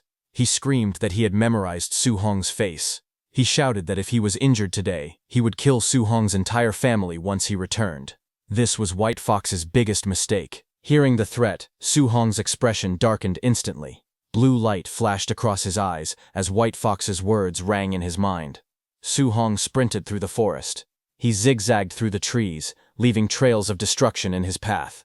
Ahead of him, White Fox glared nervously. He held up his glowing finger and shouted that his uncle was a supervisor at the martial artist base, and that his father held even higher status. But before he could finish, Su Hong appeared behind him.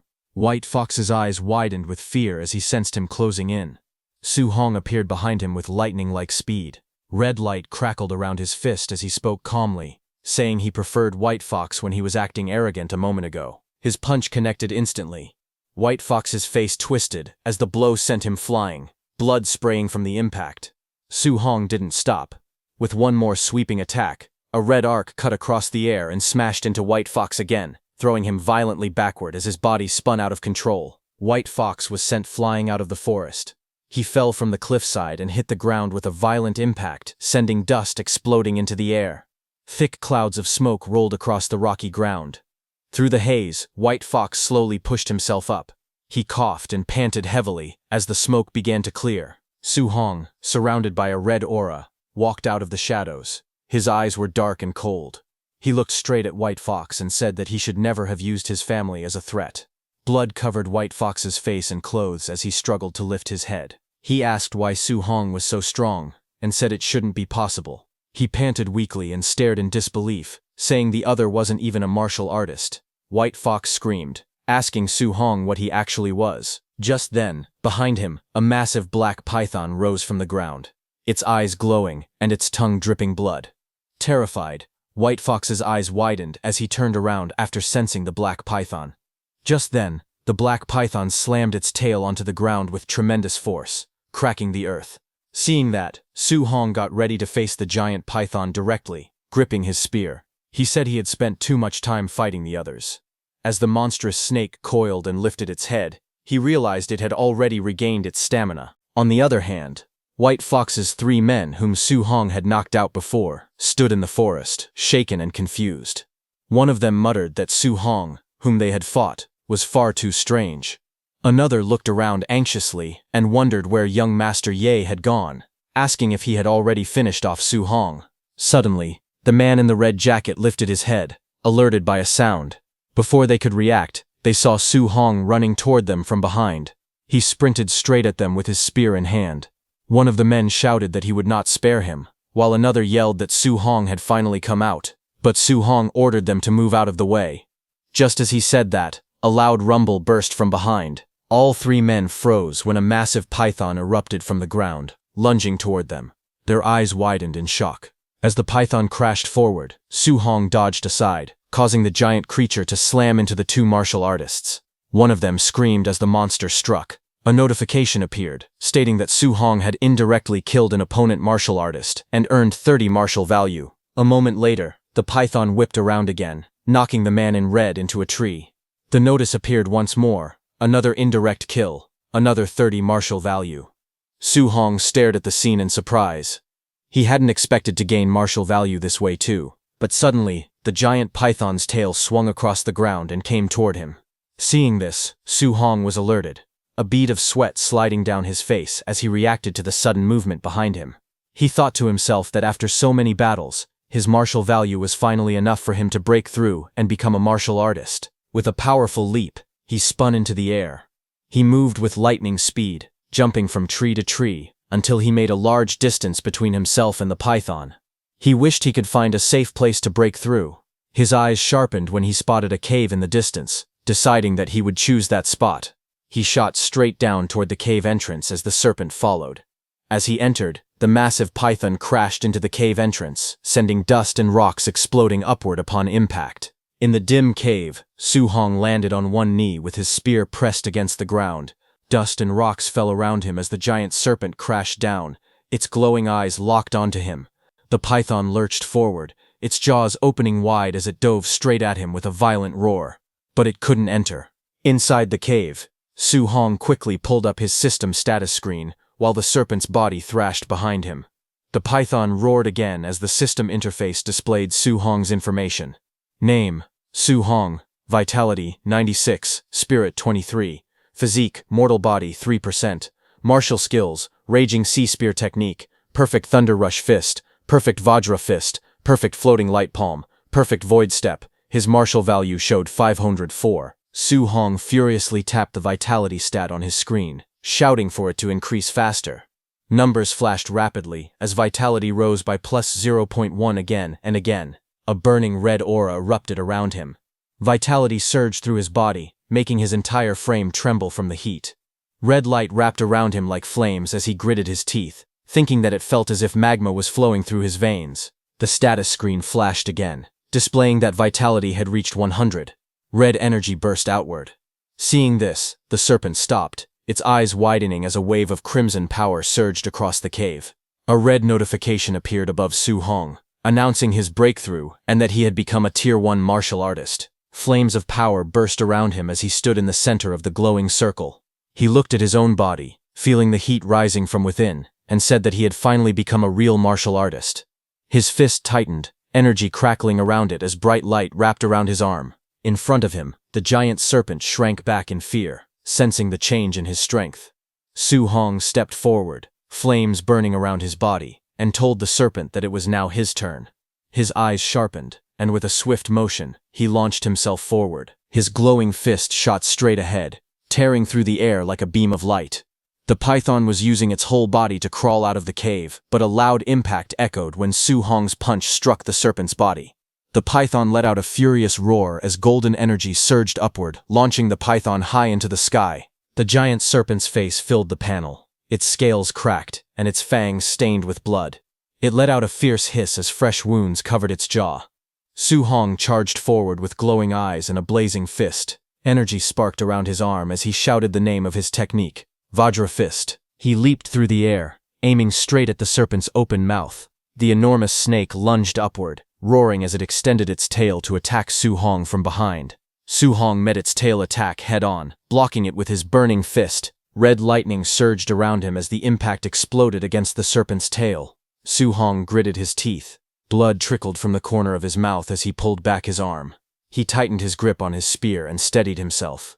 He then drove his spear downward with full strength.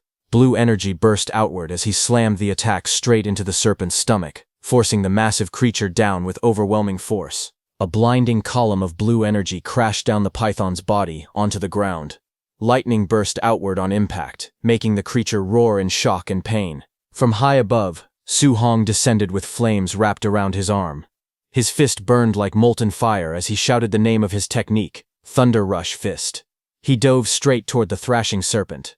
Su Hong's fiery punch slammed into the creature's skull, sending waves of sound force rippling through the air. The impact echoed through the forest. The serpent's head recoiled violently, as golden lightning swallowed it. Su Hong's attack smashed it downward, driving its head deep into the ground.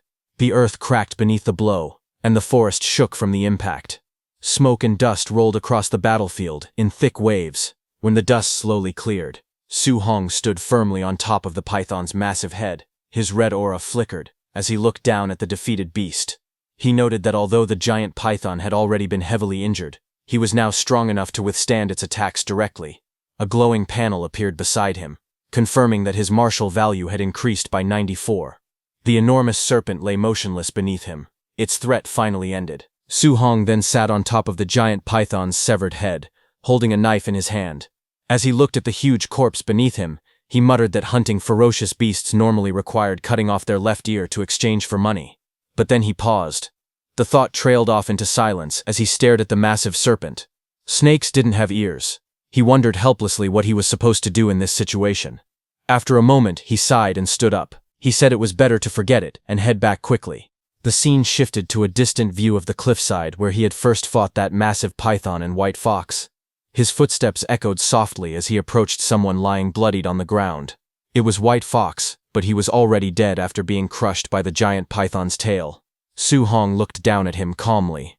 He said that ending up like this, White Fox had gotten off easy. Su Hong then crouched beside the fallen body and began searching through his belongings. While checking his pockets, he wondered if he might find the high-level martial technique White Fox had used earlier. His hand paused when he pulled out a small booklet. The cover was worn, but the words were clear. He read the title out loud, Void-Breaking Finger. Later that night, As the massive corpse of the giant python rested motionless, something shone nearby. It was a small fire flickering inside a cave, whose entrance was covered by a wall of stone. Inside the cave, the warm glow of the fire lit up the rocks. Su Hong sat cross-legged with the void-breaking finger manual open on the ground. He calmly stated that he had already memorized the entire introductory method of the void-breaking finger, and the next step was to use the system to master it quickly. Soon, the surroundings shifted into a dark, digital-like space. Su Hong sat in the center and called out for the system to begin. In front of him, a glowing blue projection of himself slowly appeared. Training began instantly. Light beams surged around him, and a sharp force shot past his body as he practiced. He narrowed his eyes and continued. One by one, streaks of blue energy burst from his fingertips as he repeatedly used the void-breaking finger. His voice echoed as he shouted the name of the technique. System panels floated beside him, showing the mastery level rising rapidly, 51%, 63%, and 93%. Blue light filled the entire space as he continued to train, pushing the technique closer and closer. Suddenly, a faint blue screen flashed before Su Hong's eyes, showing a message that void-breaking finger had reached the basic stage. But before Su Hong could celebrate, a sharp beam of blue light shot into his forehead, causing his body to tremble. His eyes widened in shock. He coughed weakly, holding his chest as he returned to reality. He looked at the manual in his hand and thought that, as expected of a B-rank martial skill, even reaching the basic level put heavy pressure on him. While catching his breath, he decided he needed to find a monster to test the technique's power. 3 days later, deep in the forest, a massive bear with glowing red eyes burst through the trees. The beast roared furiously as it charged forward. Just then, Su Hong stepped in, raising his arm. Blue energy gathered at his fingertip. As he released his attack, he unleashed the void-breaking finger, sending a piercing beam of energy straight into the bear monster. The bear was struck violently, its body shaking under the force of the blow. Su Hong stood calmly with blue energy swirling around his finger. He realized he had finally reached the perfect realm of the technique. He felt satisfied, thinking that its power was truly worthy of a B-rank martial skill. Just then, a glowing notification appeared, displaying that he had mastered void-breaking finger to perfect void-breaking finger. With the skill perfected, he lowered his hand and said that it was time to go back. The scene shifted to a large fortified compound, the martial artist base, where countless martial artists were gathered within the wide courtyard. The martial artist base was lively that day. At the exchange counter, a startled clerk counted the rewards and announced loudly that the total came to 230,000. The surrounding hunters murmured in surprise.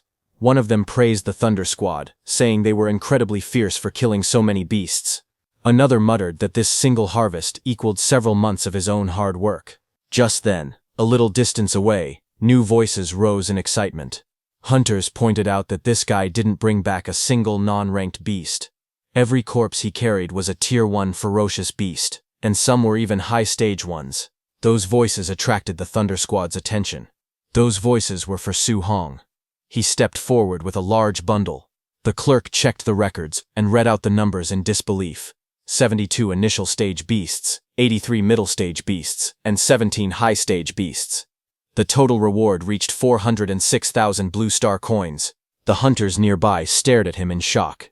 Su Hong lowered his gaze slightly, sweat forming at his temple. He wondered if he had hunted too many beasts and become too noticeable. If he had known this would draw so much attention, he thought he should have killed fewer. Just then, loud noises echoed through the base. A burst of force shattered part of the plaza, catching everyone's attention. Hunters gathered and stared at the destroyed area. People shouted in confusion. Someone asked how the base could be attacked. Another questioned how this was possible when so many high-level martial artists were stationed there. Su Hong stepped forward among the crowd, gripping his spear as he looked toward the smoke rising from the damaged building. From the smoke, a pale hand pressed against the ground. A faint glint of light reflecting off several metal rings wrapped around its fingers. A man in a suit stepped forward from the smoke-filled ruins of the base. His expression twisted with fury as he shouted for the base to be sealed, ordering that not even a single fly be allowed to escape. This man was Ye Qi, the person in charge of the base, and White Fox Ye Feng's uncle. His subordinates responded instantly, shouting their acknowledgement. Seeing this, another supervisor hurried toward him, panic visible on his face. He asked Ye Qi what had happened. Ye Qi's eyes burned red with rage as he answered. He shouted that his nephew Ye Feng, along with the 4 martial artists accompanying him, were all dead. News of the death spread quickly among the crowd. Several martial artists whispered in shock, wondering how Ye Feng could possibly have been killed and how an entire group of 5 could be wiped out at once. Some people muttered bitterly. One man thought that if not for Ye Feng's background, he would have killed him long ago. Another person said that everyone there had been robbed by Ye Feng before. More voices joined, saying the scourge had finally been eliminated. Hidden among the crowd, Su Hong stood silently, listening to their reactions as the discussions grew louder around him. Ye Qi walked forward, announcing in a stern voice that a B-rank martial skill found on Ye Feng's body was missing. He declared that all martial artists had to be body searched and cleared of suspicion before they were allowed to leave. Amid the tense crowd, Su Hong stood quietly with his spear. He observed the situation calmly. As he listened, he thought to himself that based on the corpses, it was obvious White Fox had been killed by the giant python, so the incident should not be traced back to him. From across the open plaza, the officials and Ye Qi gathered in a group. Their eyes scanned the crowd in suspicion. Su Hong noticed their focused stares drifting toward him. He wondered silently if they were targeting him. Suddenly, the people around him slowly stepped back, creating a clear path as the officials walked forward, led by Supervisor Ye. Their footsteps echoed as they approached directly towards Su Hong. Then Ye Qi, with a dark expression, stepped out from the group. His eyes glowed coldly as he spoke with a forced smile, addressing Su Hong as little brother. He said he had heard that Su Hong alone had killed ferocious beasts worth 400,000, and he claimed that Su Hong's skills were truly amazing. Ye Qi looked down at Su Hong and said he had heard that Su Hong had killed a ferocious beast worth 400,000 credits on his own. He called it impressive.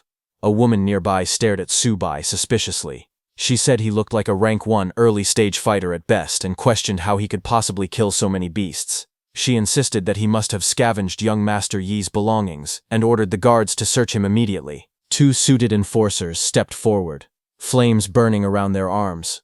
One of them warned Su Bai not to resist, saying things would get ugly if he did. But before they could touch him, Su Hong moved. In an instant, his spear was at one guard's face. The guard froze in shock. He asked Su Hong what he was doing.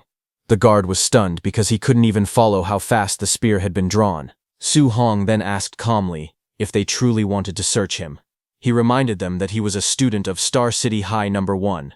Hearing that, Investigator Ye Qi narrowed his eyes as he thought about the situation. He knew the principal of No. 1 High was fiercely protective of his students, someone no one wanted to provoke. But to him, Su Hong still seemed extremely suspicious. He walked forward with 2 guards beside him. He thought that if Su Hong truly hunted all those beasts by himself, then he was a genius, and if they accused the wrong person and offended him, it would become a big problem. Facing Su Hong directly, Ye Qi explained that his nephew had been attacked and their family's secret technique had been stolen. He said he needed to find the culprit and hoped Su Hong would cooperate. Su Hong replied calmly, saying he only hoped they weren't accusing the wrong person. Seeing Su Hong's attitude, Ye Qi got angry, but he offered 10,000 credits as compensation for the search. Su Hong raised his hand and countered with 30,000. In his mind, he reasoned that Ye Feng had been killed by a giant python, and as long as the technique wasn't found on him, they couldn't blame him. After thinking for a moment, Ye Qi agreed. He told the guards to search. Su Hong lifted his arms slightly and told them to check carefully, saying he didn't want any false accusations. The guards began searching through his belongings, while the woman searched his bag. Ye Qi and the others watched closely. One of the guards finished checking and reported that there was nothing on Su Hong.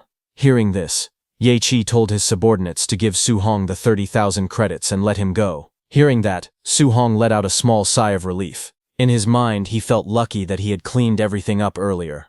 Otherwise, he would have been in serious trouble today. As he walked away with his spear, Ye Qi, who was in charge, ordered the others to continue searching everyone. No one was allowed to leave until they were cleared of all suspicion. Su Hong left, thinking about his next steps. He planned to shower and change clothes first. After that, he wanted to go to the Martial Artists Association to register for the assessment. He needed to get a guidance technique as soon as possible. Later, he arrived at an underground hotel inside the martial artist base. Inside a quiet and bright room, he sat shirtless on the bed, with his status window open in front of him. He checked his stats and was surprised. He had accumulated 534 martial points. He realized he had been so focused on training the void-shattering finger and hunting beasts these past few days that he hadn't used any of his points. His status panel showed name, Su Hong, vitality, spirit, 23, and physique, mortal frame at 6%. His martial arts were void-shattering finger at perfection, raging sea spear technique at perfection, thunderclap fist at perfection, vajra fist at perfection, floating light palm at perfection, and void step also at perfection. He also had 534 martial points. Su Hong remembered that a rank 1 early-stage martial artist usually had about 100 vitality, while a rank 1 mid-stage martial artist had around 200 vitality. He calculated quietly. If he used all his martial points on vitality, he could raise his vitality by 53.4 points, making him only about 40 points short of reaching mid-stage. He sat there, thinking carefully about what to upgrade next. He looked at his other stats and thought to himself that he still hadn't upgraded his spirit or mortal frame yet. He wondered what effects they might have. His screen displayed that he had 23 spirit and his physique, mortal frame was at 6%. He told himself that he had plenty of martial points anyway, so he decided to test it and see what would happen. He put some points into his spirit. Blue upgrade messages floated around him saying spirit increased by 0.1 again and again. As the light faded, he looked at his hands and admitted that he didn't feel much different after raising his spirit. Then he shifted his focus and began upgrading his mortal frame instead. Bright blue energy burst around him as new messages appeared. Mortal frame increased by 0.1, over and over.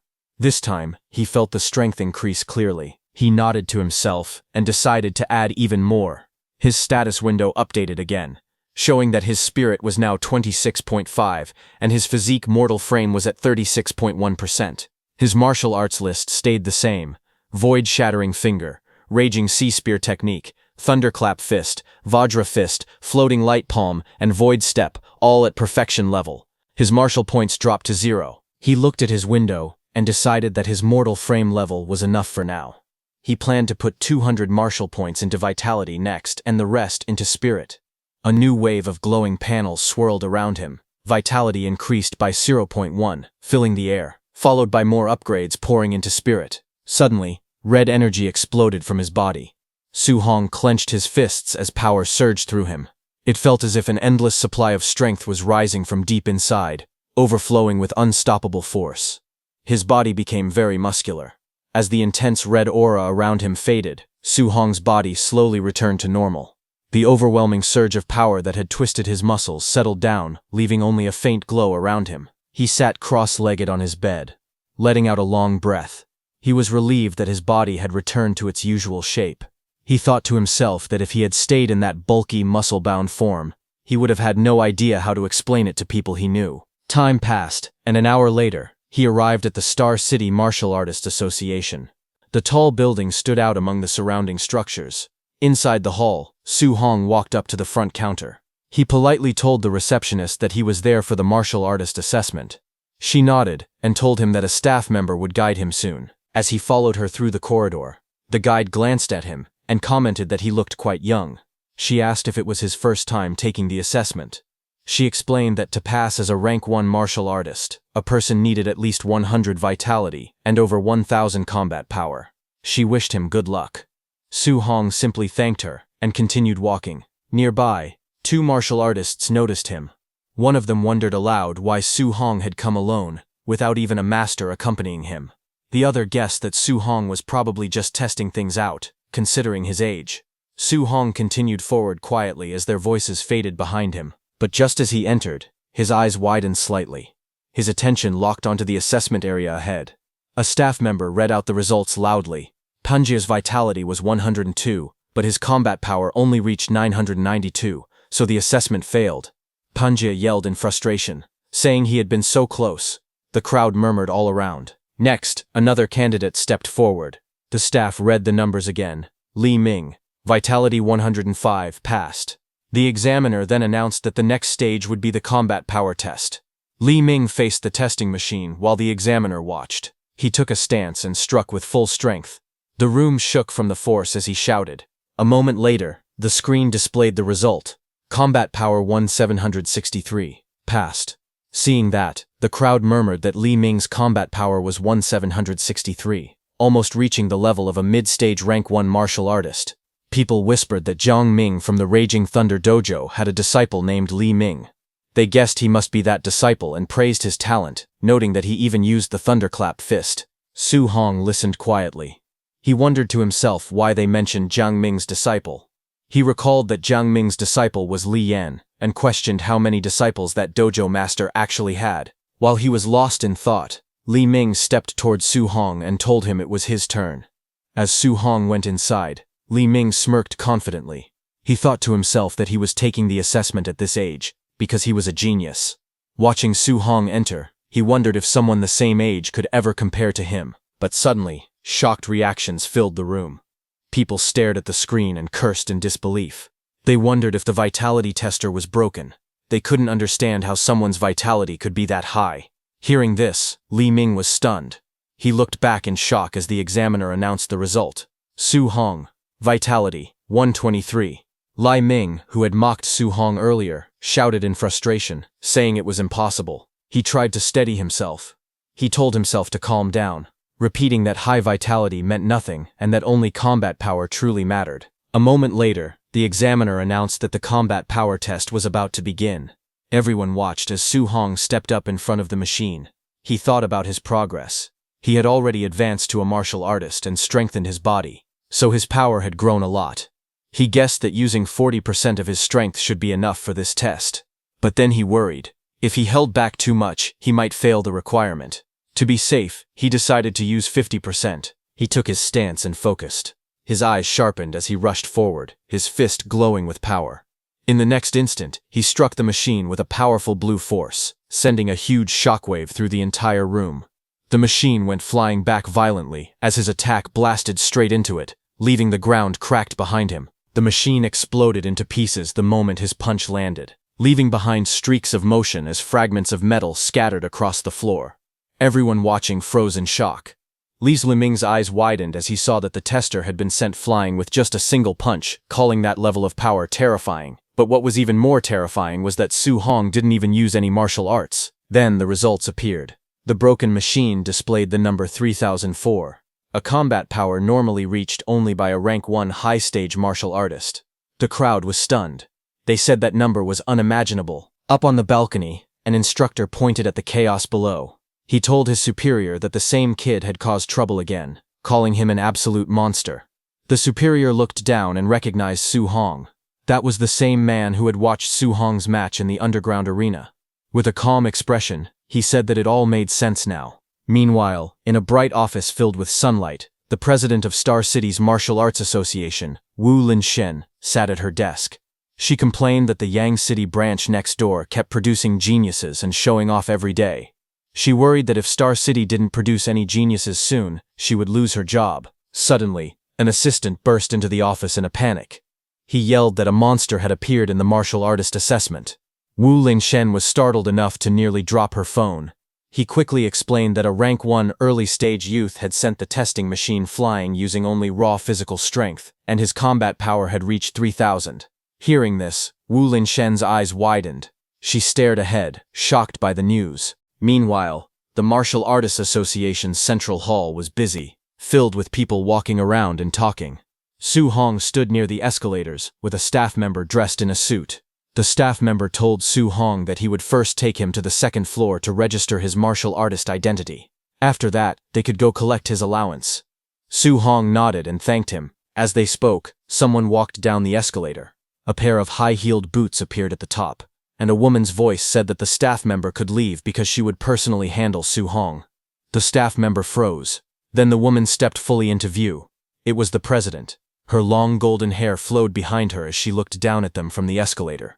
The staff member called out in surprise. The president walked up to Su Hong and asked if he was Su Hong. She introduced herself as Wu Linshen, the president of the Star City branch of the Martial Dao Association, and told him to follow her. Su Hong replied politely, calling her president. At the same time, he thought to himself that this person was the president of Star City's Martial Artist Association. He had heard rumors that she was a Tier 5 martial artist. She looked different from what he had imagined. The scene then shifted to the president's office.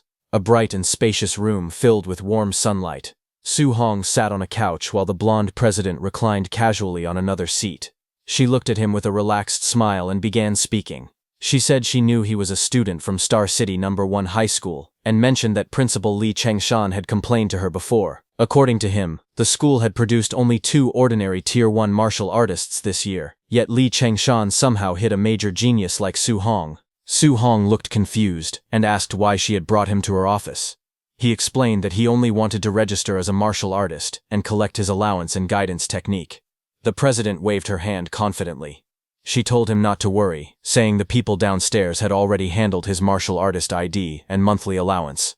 As for the guidance technique, she said she would teach him personally. She stood before him and asked how much he currently understood about guidance techniques. Su Hong thought for a moment. He said the textbook mentioned that heaven and earth spiritual chi had different attributes, and that guidance techniques were methods to absorb those spiritual energies to strengthen the body. He also added that absorbing spiritual chi of different attributes required a matching guidance technique. The president lifted her hand, and a warm orange flame appeared in her palm. She explained calmly that the textbooks were not wrong, but guidance techniques were more than just cultivation methods. She gave an example. The heavenly flame guidance technique she practiced mainly absorbed fire attribute spiritual chi. While it strengthened her body, it also gave her attacks the power of fire. As she spoke, the flame in her hand burned brighter and sharper. She then released the flame outward. A stream of fire shot across the room like a blazing whip, lighting up the entire office. She said that if someone could release attribute attacks externally, it would also increase their attack range. But for a Tier 1 martial artist, even carrying a small trace of attribute power was already impressive. Su Hong stared in surprise.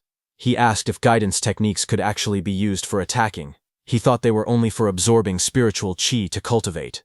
The textbooks never mentioned this part. The president raised her hand again, and symbols representing different elements appeared beside her.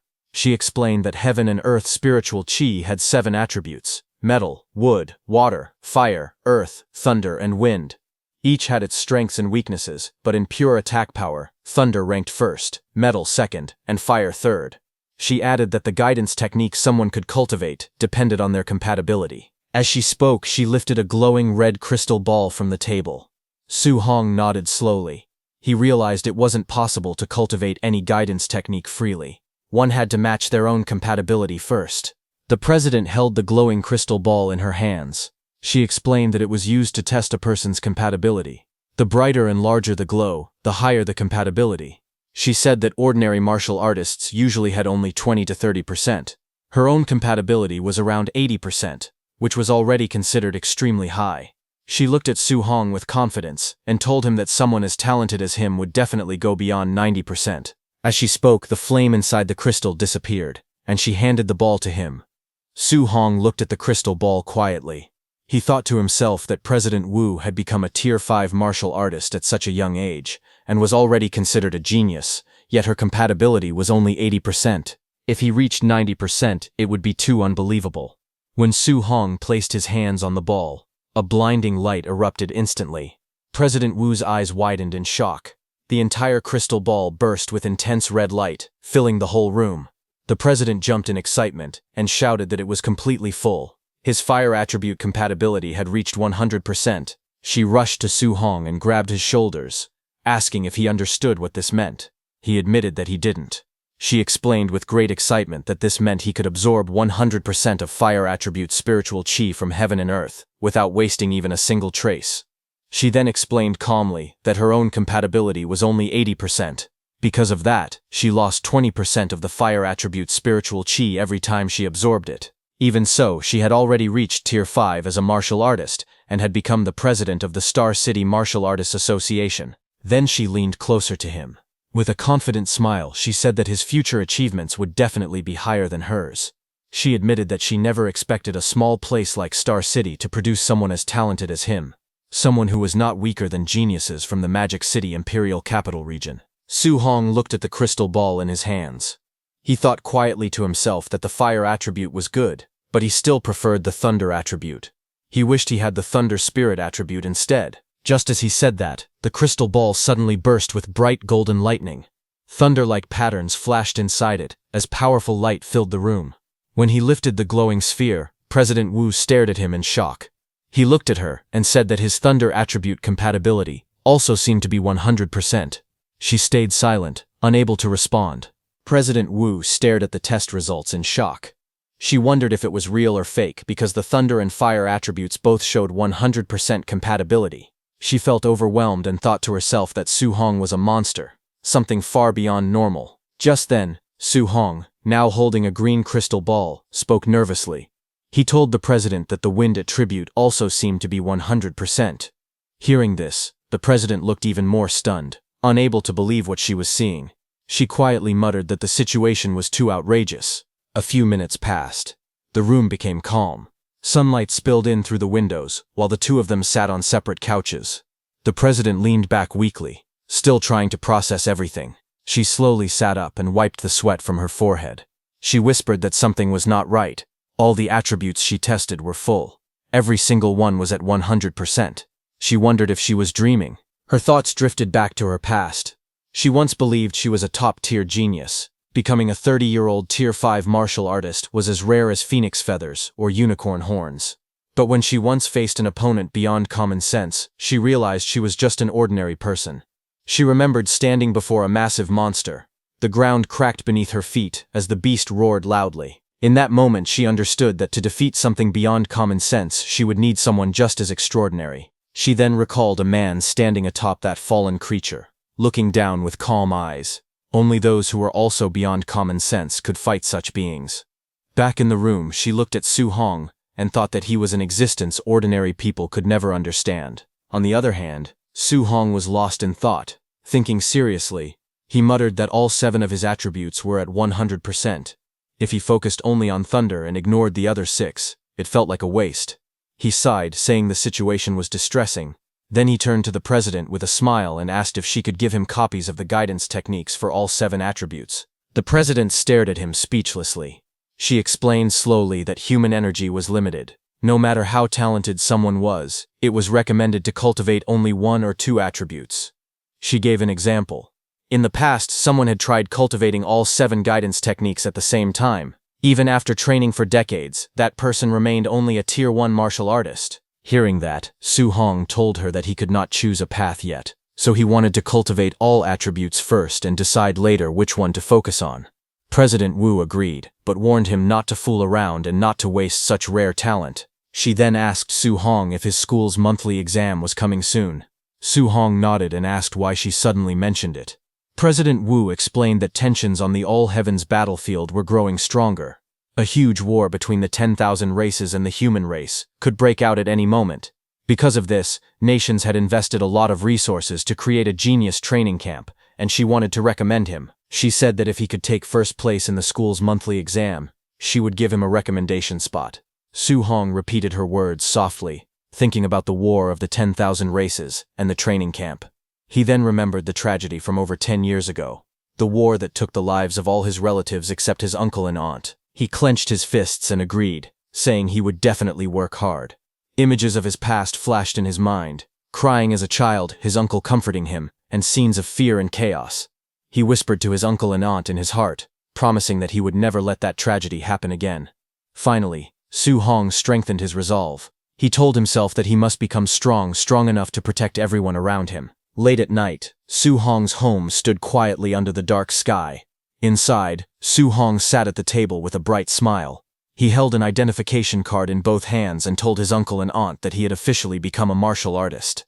His aunt wiped the tears from the corner of her eyes, happy and emotional. His uncle trembled with excitement as he held the card, unable to believe that Su Hong had really succeeded. They both praised him, saying that he had become a capable young man. Su Hong explained that a Tier 1 martial artist received a monthly allowance of 10,000, so his uncle no longer needed to work with such difficulty. His uncle laughed happily and said that Su Hong had now become the pillar of their family and that they would listen to him from now on. Su Hong smiled gently and promised that he would support the family from this day forward. Later that night, Su Hong sat alone on the rooftop. He crossed his legs and began cultivating. Orange energy flames burst out around him as he breathed steadily, focusing all his strength on training. Su Hong's eyes suddenly lit up with a bright, fiery glow. Power surged inside him, and his stare turned sharp and intense.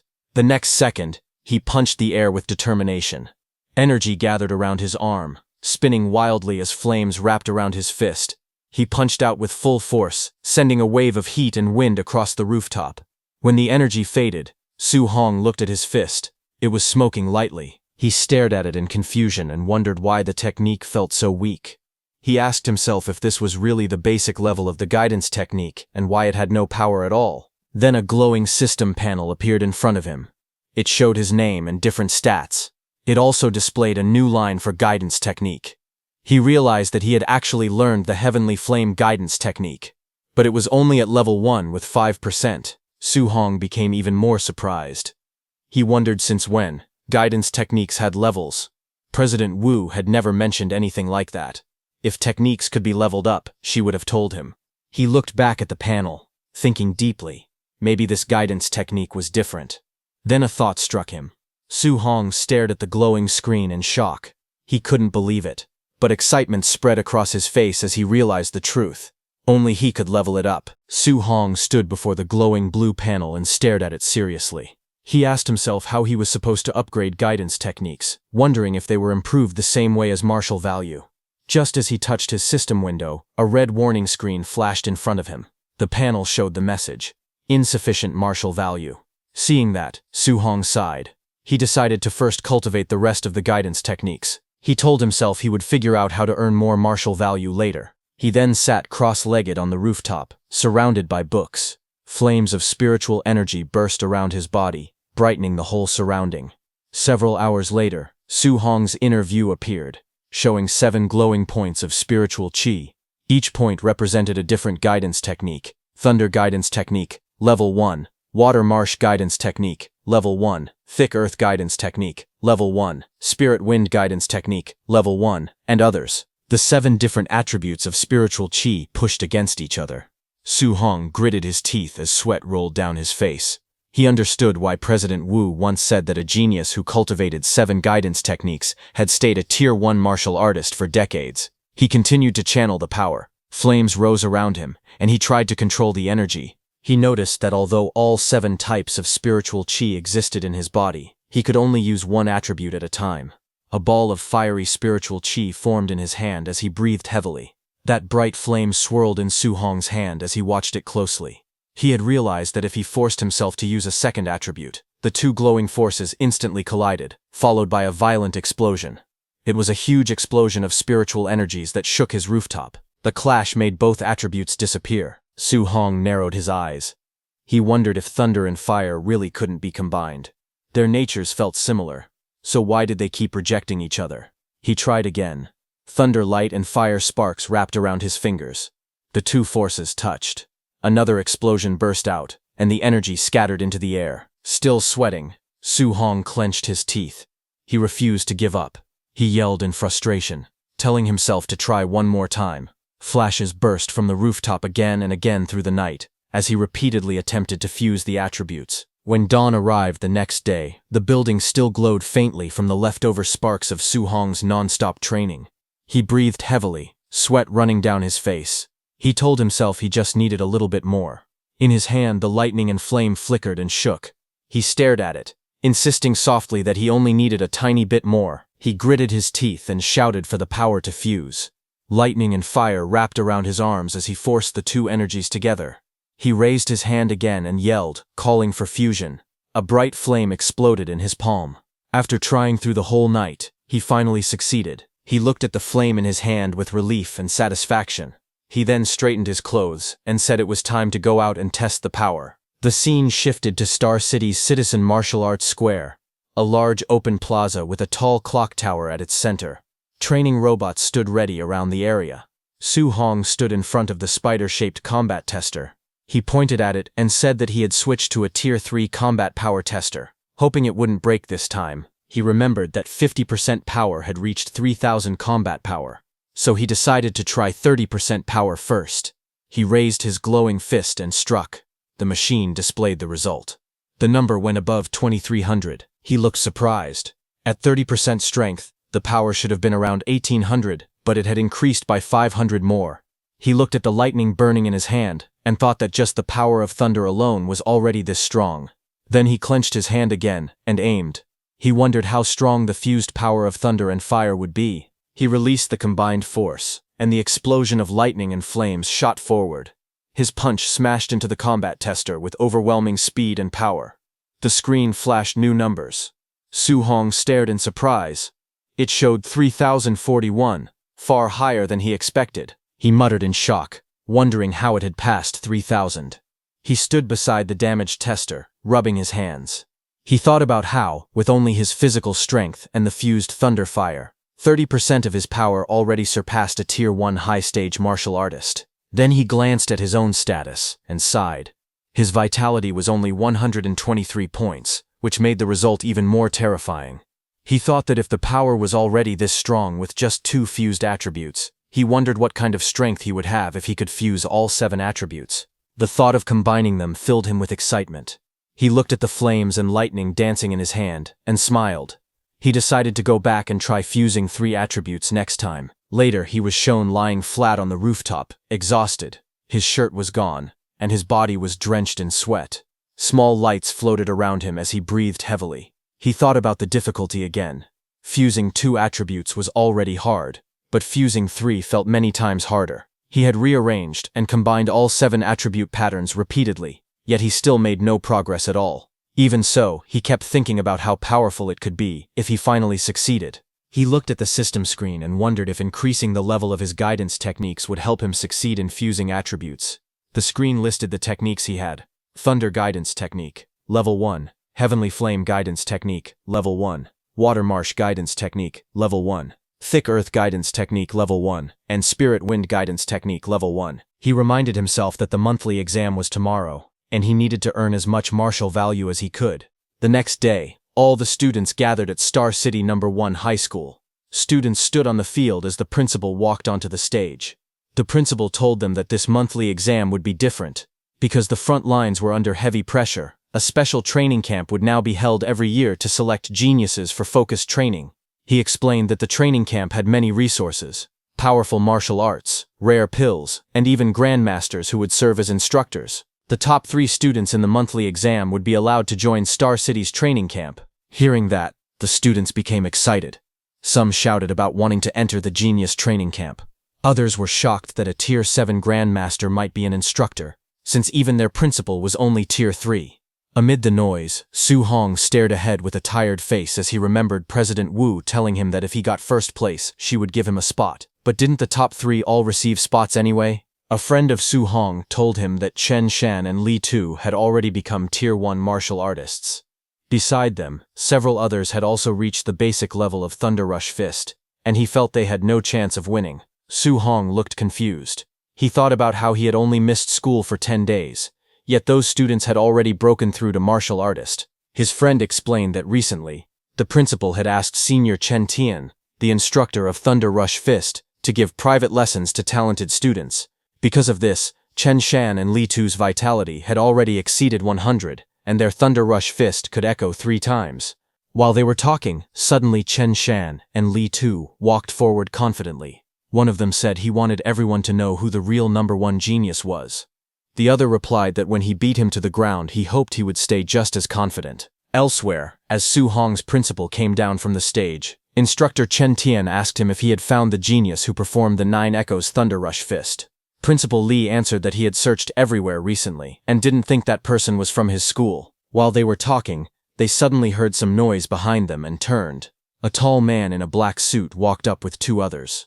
It was Jiang Ming, who had taught Su Hong that spear technique. Along with him were Li Ming and Li Yan. Jiang Ming joked, calling Principal Li, Old Li, asking why he looked like his wife had run away. The principal looked at Jiang Ming and asked what he was doing at his school. Jiang Ming smiled and said that the quality of this year's students didn't seem very good. He then explained that he had brought 2 disciples with him. After the monthly exam, he suggested letting the first-place student come over for a spar. Hearing that, Principal Li's expression tightened. He knew that Jiang Ming had clearly come to embarrass him.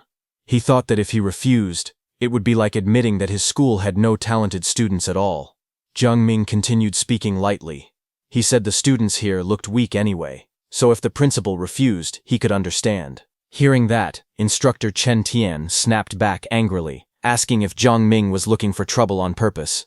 Nearby, one of Jiang Ming's students, Li Yan, pointed toward the crowd. He told his teacher there was bad news. The kid named Su Hong had appeared. Jiang Ming looked confused and repeated the name, asking which Su they meant. As he turned toward the group of students, he suddenly recognized Su Hong standing at the back. Jiang Ming shouted in surprise. He realized it was that same little monster he had seen before. Su Hong looked at them calmly, a faint smile on his face as the crowd blurred around him. Jiang Ming stared in shock as sweat formed on his face. He realized that the kid they had been talking about was actually from Nomwon High School. He looked at his two disciples and grew even more troubled. He thought that if Li Yan and Li Ming fought Su Hong, they would definitely lose. Rather than letting them lose face in front of everyone, he needed to avoid the match. He quickly put on a smile and waved his hand.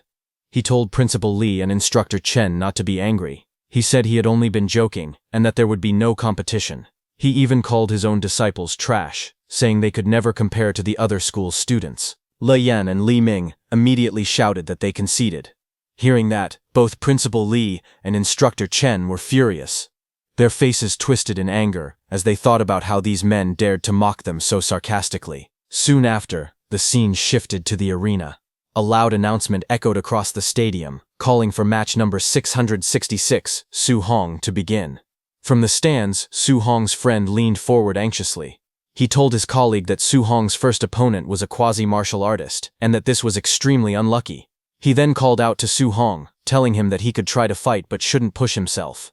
Getting injured at the start of the tournament wouldn't be worth it. Su Hong's opponent, Chen Peng, stepped forward and pointed at Su Hong. He asked if Su Hong planned to walk down on his own, or if he should beat him down instead. He clenched his fist and was about to charge straight at Su Hong with confidence. But before he could even react, Su Hong moved. He suddenly disappeared from his place, and the next second he appeared in front of Chen Peng. His figure flashed, and with one clean strike, he sent Chen Peng flying through the air. The impact was so strong that Chen Peng flipped upside down and crashed hard onto the ground. Everyone watching stared in shock. One student shouted in disbelief, asking when Su Hong had become so fierce. The others were stunned into silence. Su Hong stood calmly in the center of the field, surrounded by rising smoke. His posture was relaxed, but the crowd trembled. They realized what had happened. Su Hong had defeated a quasi-martial artist in one single move. Su Hong stood calmly on the battlefield, while another opponent lay defeated at his feet. The crowd shouted in disbelief, saying that Su Hong had won again and wondering how he had become so strong. Some even questioned if he had already reached the level of a Tier 1 martial artist. They announced that the next match would be the final battle. From the stands, Instructor Chen stared at Su Hong in confusion, wondering where this student had suddenly come from and why he hadn't appeared when private tutoring was offered. Principal Li blamed himself, calling it a failure in his own duties. Both of them discussed Su Hong further. Principal Li wondered how he had never noticed such a promising student before.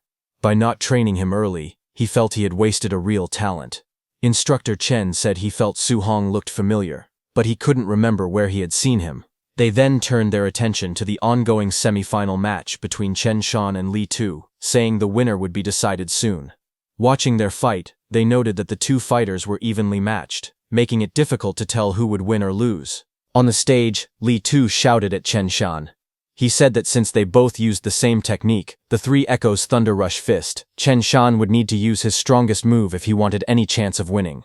He then launched forward, using the Thunder Rush Fist with full force. Li Tu charged forward with a fierce expression, his fist slamming down with explosive force. Chen Shan answered with a sharp shout as he blocked, the impact blasting wind across the floor. Chen Shan's voice rose in anger as flames burst around his fist. He yelled at Li Tu to watch carefully, declaring himself the true number one of the school. From the sidelines, the students stared in shock. They shouted that Chen Shan was performing attribute externalization, unable to believe he had already mastered it. They recognized the blazing fist as the fire attribute, known for its immense power, second only to thunder. Li Tu stepped forward with a calm smirk as water-like energy flowed around his arm. He replied that attribute externalization was nothing special, and anyone could do it. The students gasped again. They shouted that Li Tu could also externalize attributes, and his was the metal attribute, a force even stronger than fire in combat. Li Tu dashed ahead, chains of metallic energy swirling around his fists. He announced that he also possessed this power as he launched his attack. His punches echoed with 5 sounds. Chen Shan, who charged forward, was shocked when he saw Li Tu unleash the 5 Echoes Thunder Rush Fist. A violent impact followed as Li Tu's strike landed cleanly. blasting his opponent backward in a streak of motion and shockwaves that tore across the arena floor. From the viewing platform, Principal Lee and Instructor Chen watched with widening eyes. Principal Lee muttered that Lee Tu had been hiding his strength deeply. Instructor Chen added that within just 10 days, Lee Tu had managed to master attribute externalization and even bring the Thunder Rush Fist to the micro level. They agreed that Lee Tu's talent was exceptional. Principal Lee then said there was no need to watch the final match. With micro-level Thunder Rush Fist and the metal attribute, he believed Su Hong had no chance of beating Lee Tu. Instructor Chen sighed that if Su Hong had learned a guidance technique and mastered Thunder Rush Fist as well, he might have stood a chance. Just then, Jiang Ming walked over and confidently placed a bet. He wagered 50,000 that Su Hong would take first place. Hearing that, Principal Lee and Instructor Chen were shocked. Principal Lee asked Jiang Ming if he was crazy. He said although Su Hong was good, how could he possibly win without a guidance technique? But Instructor Chen only laughed, saying that if Jiang Ming was delivering money to him, he would gladly take it. Soon, the announcer declared the final battle. Number 01, Lee Tu, against number 666, Su Hong. The match began. Students shouted from around the arena. Some cheered for Su Hong to seize the championship. Others urged Lee Tu not to lose face. The two fighters stepped onto the circular stage, facing each other as the final showdown began. Lee Tu stood confidently, telling Su Hong that he was lucky. He said Su Hong had only reached the finals because he hadn't met him or Chen Shan earlier. Su Hong looked calm. After hunting so many ferocious beasts, he felt that the students here were too weak. Now he finally thought someone worth watching had appeared. Lis Tu stepped forward with a grin. He said that since Su Hong reached the finals, he could call himself the second strongest in the school. Su Hong simply asked who the first was. Lis Tu stomped on the ground and declared that the number one was himself. He rushed in with a fierce attack, saying he only needed one move to show how big the gap between them was. The students watching gasped in panic. One of them exclaimed that Lee Tu was using the 5 Echoes Thunder Rush Fist right from the start, wondering if he was actually taking things this seriously. Another student nervously said it was already over. With the Thunder Rush Fist coming out, there was nothing left to fight. Su Hong was bound to lose. But Su Hong's eyes glowed with a sharp golden light, as power built up inside him. In the next moment, flames burst from his fist, and he shot forward. He said he only wanted to see where the limits of his physical body lay. The students panicked even more when they saw him rushing straight in. One shouted that Su Hong must be crazy, he didn't even dodge, choosing to meet the attack head-on. Another yelled that even if he wanted to die, this wasn't the way, urging the referee to save him quickly. The two fighters collided in the middle of the arena, their fists smashing together with explosive force. Shockwaves blasted outward as the impact shook the ground. They clashed again and again, their blows sending bursts of energy through the air. Su Hong met his opponent's thunderous attack directly, the impact scattering chains of water and sparks in every direction. Lee Tu stared in shock, realizing that Su Hong had actually neutralized his 5 Echoes Thunder Rush Fist instantly with just 5 punches. The two fighters clashed again, their fists colliding in a storm of blows as chains of energy whipped around them. Lee Tu gritted his teeth, wondering if Su Hong was a monster, because every punch Su Hong threw felt overwhelmingly heavy. Up in the stands, students watched with wide eyes. Su Hong's teacher exclaimed that Su Hong wasn't using any martial skills at all, yet he was evenly matched with Lee Tu, who was using the 5 Echoes Thunder Rush Fist. Su Hong's friend shouted that Su Hong's strength was far too terrifying. Principal Lee and Instructor Chen also looked stunned. Instructor Chen said that Su Hong must possess some kind of special physique, otherwise his strength wouldn't be this exaggerated. Principal Lee burst into laughter, proud that his school had actually produced a genius with a special physique. But Instructor Chen beside him shook his head.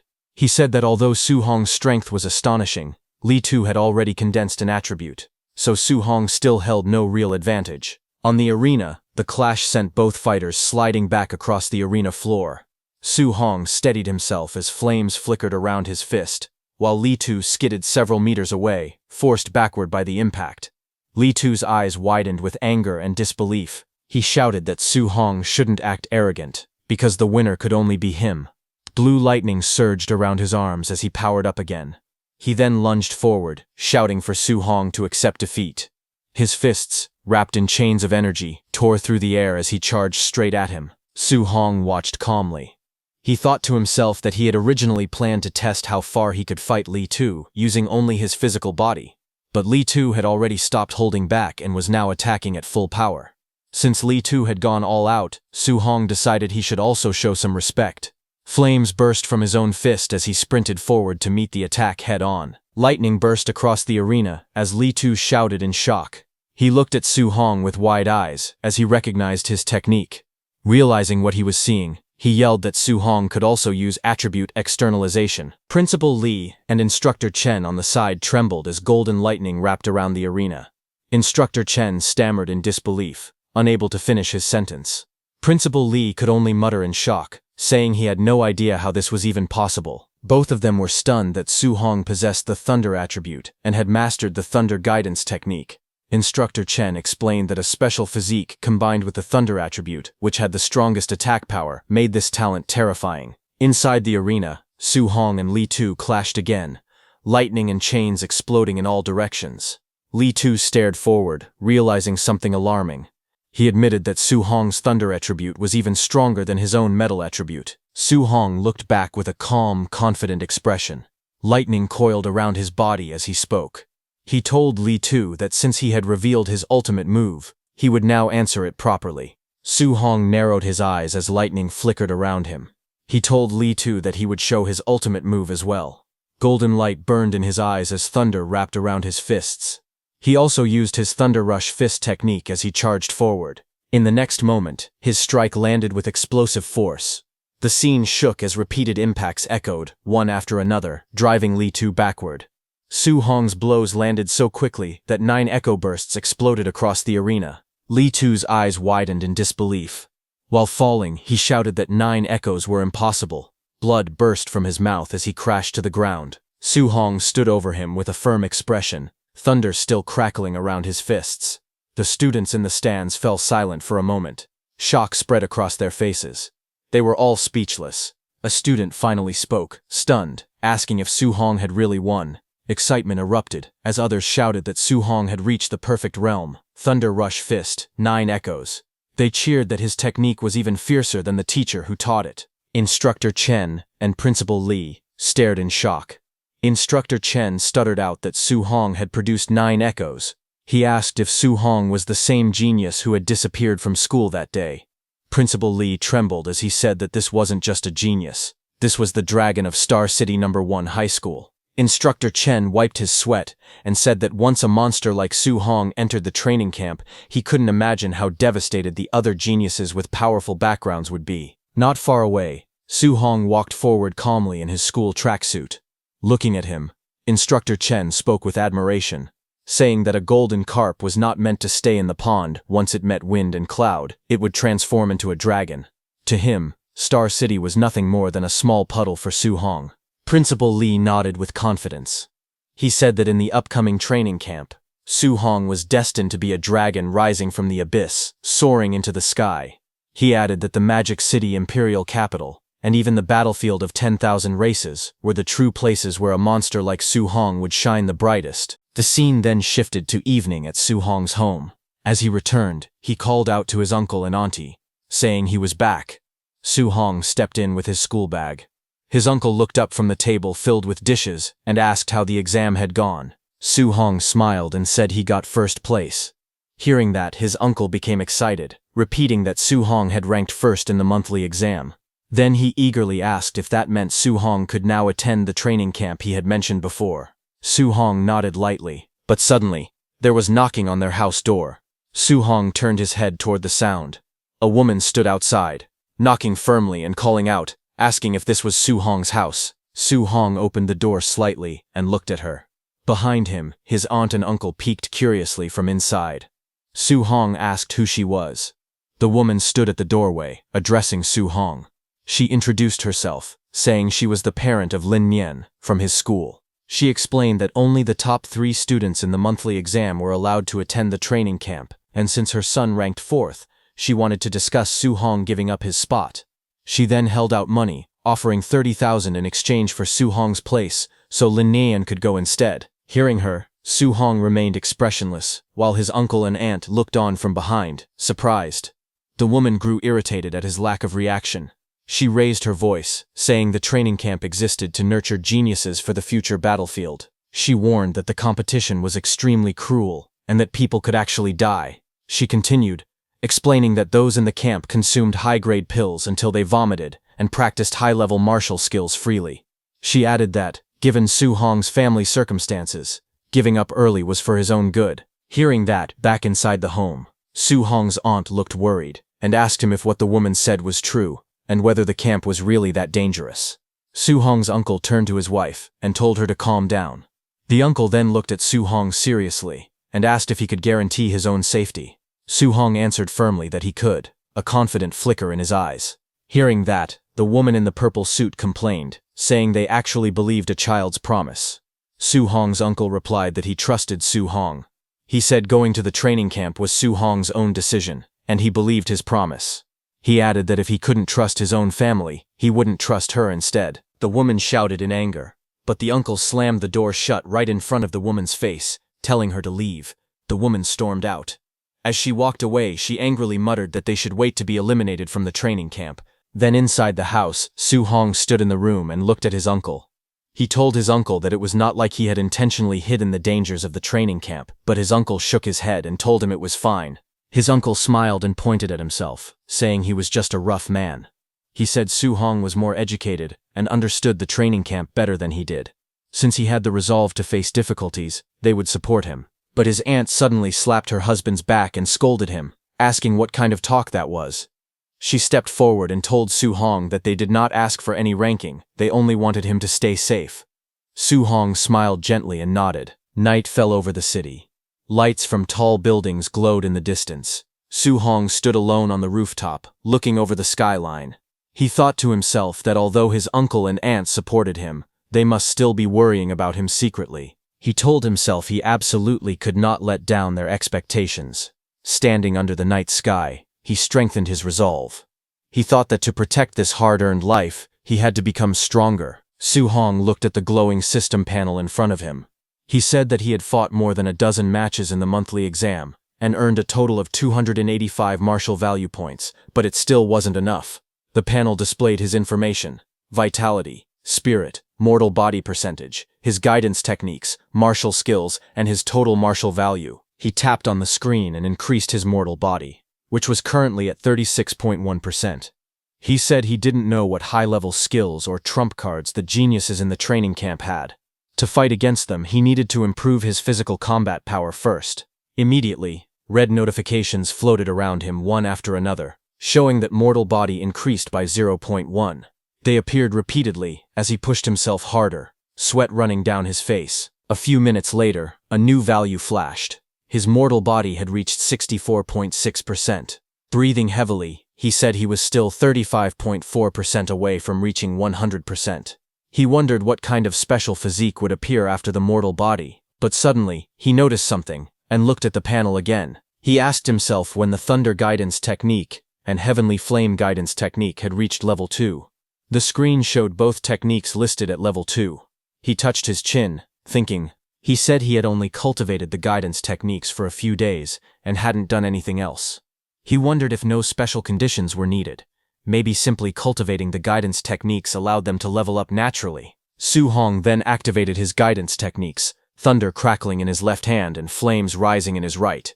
He thought to himself that he would strive to level up one more time. The next morning, dawn broke across the city skyline as sunlight spilled between the tall buildings.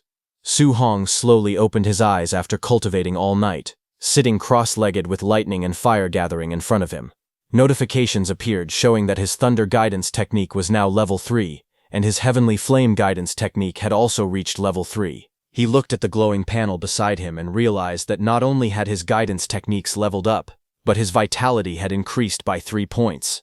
He called it an unexpected harvest. The panel showed his stats.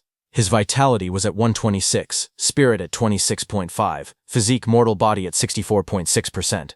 In his guidance techniques, Thunder Guidance was at level 3, and Heavenly Flame Guidance was at level 3. His martial skills, Void Breaking Finger, perfect, Raging Sea Spear Technique, perfect, Thunder Rush Fist, perfect. His current martial value was 0.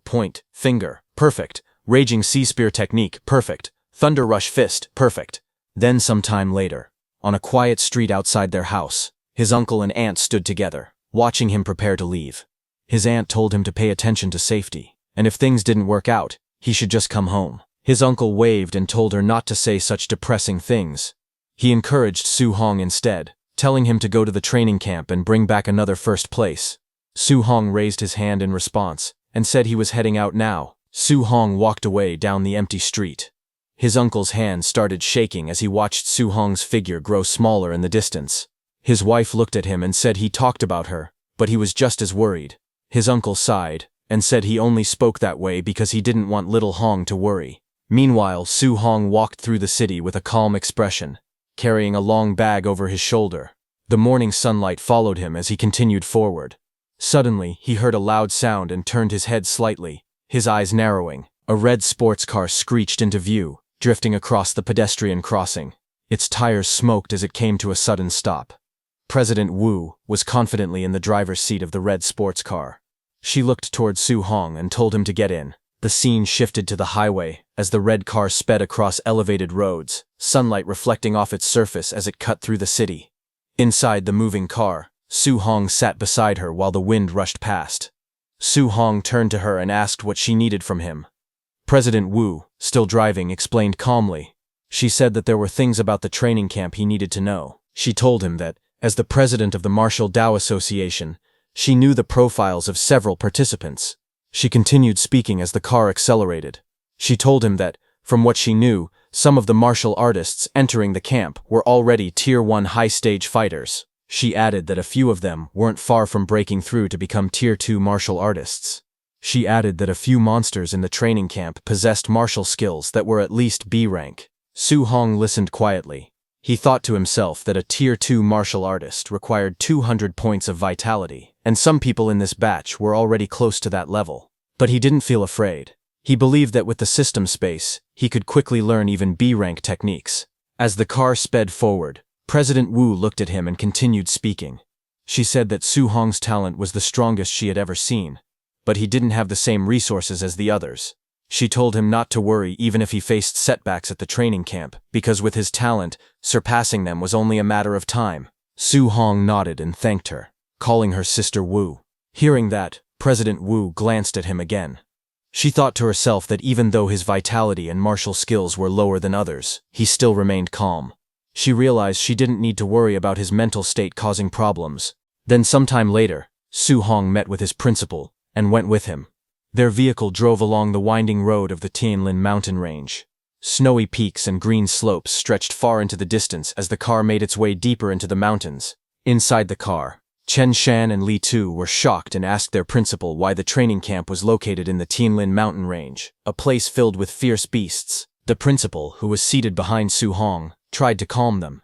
He told them that there was nothing to worry about because grandmasters were guarding the training camp, so normally their lives wouldn't be in danger. Su Hong sat quietly while listening.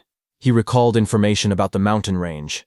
The Tianlin mountain range spanned multiple cities, including Star City and Yang City. It was rich in spiritual energy and full of dangerous beasts. Some of those beasts were strong enough to rival Tier 7 grandmasters. Su Hong remembered that competition among the beasts was extremely brutal. Even the outer ring Tier 1 beasts there were far more vicious than beasts elsewhere. Normally, even Tier 2 warriors wouldn't dare enter lightly. While he was lost in thought, the car entered the forest and continued driving through the dense trees as they approached the training camp. As they moved through the dark forest, pairs of red eyes slowly appeared between the trees. Growling sounds echoed as many large beasts stepped out of the shadows, their eyes glowing brightly as they watched the road. Seated inside the vehicle, Li Tu started to shiver. He said he felt like something was watching them. Chen Shen frowned and asked if Li Tu thought a fierce beast might ambush them. Su Hong looked ahead calmly. He thought to himself that the competition in the training camp would probably be just as brutal as the beasts tearing each other apart in the mountains. A strange smile formed on his face as he admitted that he must be crazy because he was actually starting to enjoy the feeling. Their vehicle eventually arrived at a fenced-off training area. Groups of students were already gathered near a large tent. As Su Hong and his group approached, Li Tu laughed and wondered how strong the other people there were. Just as he said that, a crowd of students turned to look at them.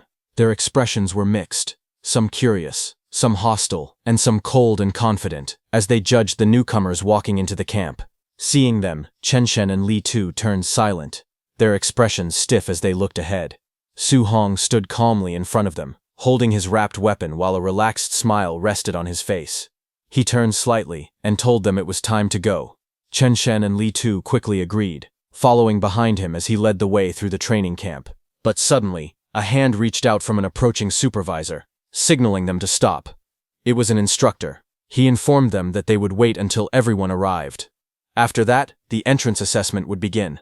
Su Hong was surprised to hear that, and asked if there was an entrance assessment as well. Just then, a sudden shout went up from the crowd, announcing that those rich kids had arrived. Whispered complaints followed. Some of the students muttered that the big clans always acted like they owned the place, making everyone else wait for them. Behind them, a line of luxury cars sped down the dirt road, engines roaring as they approached the training camp gates. When the vehicles stopped, several men in suits stepped out first, opening the doors for their young masters. From the red car, a white-haired man in elegant clothes appeared. From another car, a muscular man in a sleeveless shirt climbed out confidently. Nearby students began whispering. One of them admired how beautiful and cool Xiaoyan looked, calling spiritual mind masters enviable. That white-haired man scoffed at the surroundings, saying the place wasn't elegant. Someone pointed out Lin Xinghe from the Lin family, saying he was almost tier 2, but far too flashy.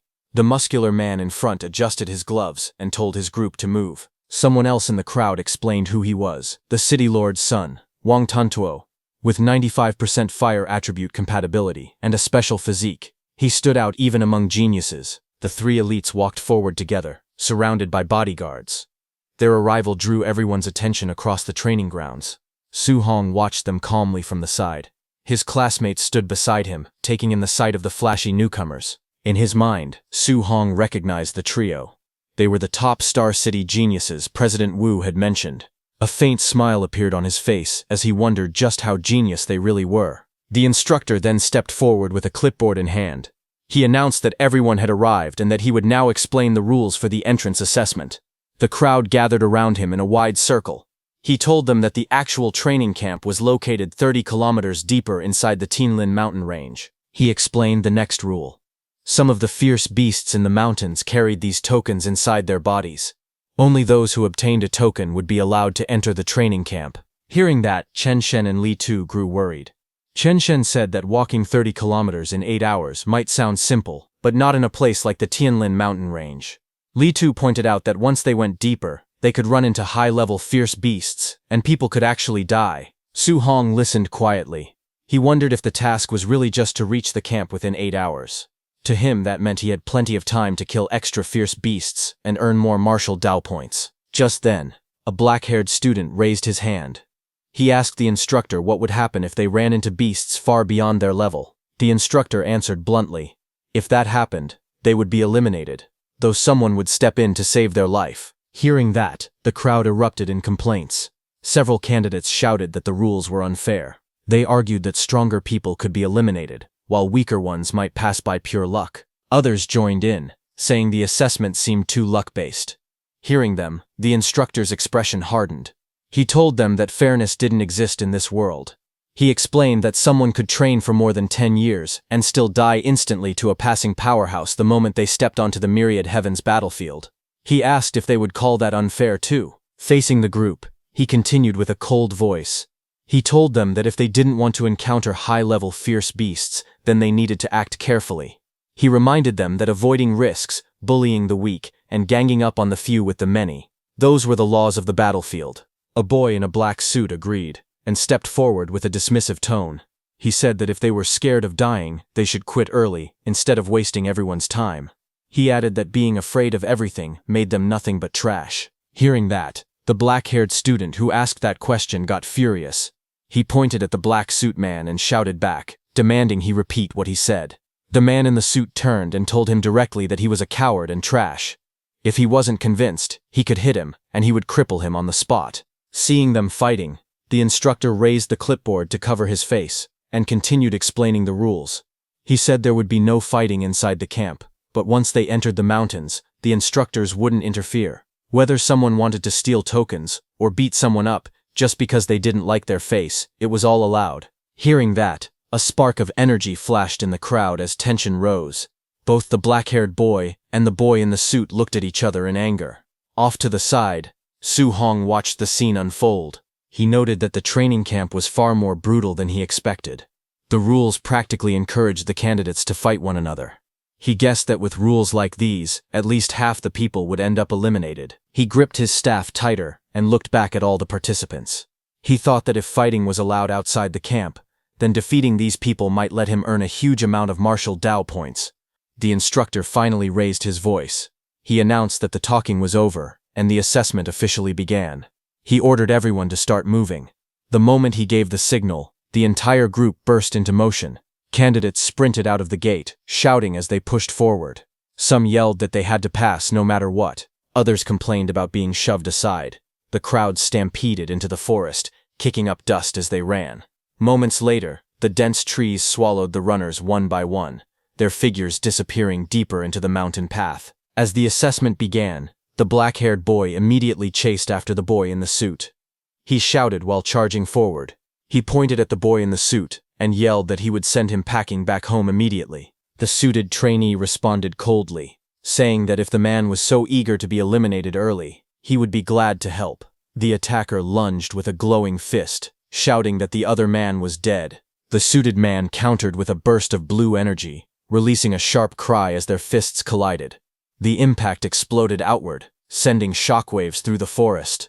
The two exchanged rapid blows. Yellow and blue streaks filled the air as their punches crashed again and again, each collision blasting white sparks around them. The force of their clash rattled the trees while the spectators watched from a distance. High above on a branch, another trainee calmly observed the fight. It was Su Hong. He rested his weapon on his shoulder and thought quietly. He had wanted to use this chance to test the combat strength of the so-called geniuses, but what he saw was disappointing. They were nowhere near as strong as the rumors had claimed. He sighed, concluding that even if he defeated every one of them, he probably wouldn't earn many martial Dao points. Su Hong turned and walked through the forest, deciding to move away from the noise behind him. He thought that it was better to spend his time hunting more high-level fierce beasts instead. But behind him, those two boys' loud arguing echoed in the woods. They clashed, their hands locked together, blue and yellow energy bursting between them. One of them shouted that poor trash would always be poor trash, and that no amount of training could compare to generations of his family's wealth. The other fighter yelled back, refusing to be grouped with what he called poor trash. Their voices carried through the trees, and hearing them, Su Hong stopped, stunned as the insults repeated, calling people working-class losers and insisting that hard work was pointless. His expression darkened. A faint smile curved on his face as he muttered that he couldn't waste a martial Dao points delivery that had walked right up to him. He stepped forward toward the fighting pair and told them to stop fighting. When they looked up, Su Hong stood there holding a thick wooden stick. Blue energy flickered faintly around him. He stared at the two brawling trainees and asked, almost casually, why they didn't play with him instead. The two arguing trainees turned toward Su Hong. One of them shouted angrily, calling him another poor trash and warning that he would beat him up as well. The other scoffed, asking how someone at his level dared to butt into their fight. Su Hong didn't react. Instead, he told them they were misunderstanding him. He clarified and said how about they stop fighting with each other and team up to fight him instead. Hearing that, both trainees froze, staring at him in disbelief. Then one of them snapped. He charged forward with a roar, shouting how dare Su Hong look down on him. He shouted that Su Hong was dead and lunged with full force, fist drawn back. Su Hong didn't move until the attack reached him. His leg shot forward like a bullet, the air distorting from the speed. He kicked the boy in the stomach, and the boy was hurled backward in a blur. Su Hong's eyes glowed red as the strike landed cleanly. The trainee's face twisted in shock before he let out a pained shout. The force of Su Hong's strike tore through the clearing, sending that trainee flying across the ground. Wind spiraled violently, as the impact carved a clean path through the forest floor. The second trainee staggered back, shocked by the display of power. He stared at his fallen companion slumped against a tree. Fear crept across his face as he wondered how someone with equal strength could be defeated in a single move. Before he could react, Su Hong disappeared and rushed toward him in a blur. Su Hong appeared instantly, moving at a speed the trainee couldn't follow. The boy in the suit was overwhelmed by how fast his opponent had suddenly become. Su Hong raised the wooden stick calmly and told him that it was now his turn. The trainee froze, sweat dripping down his face as he tried to brace himself.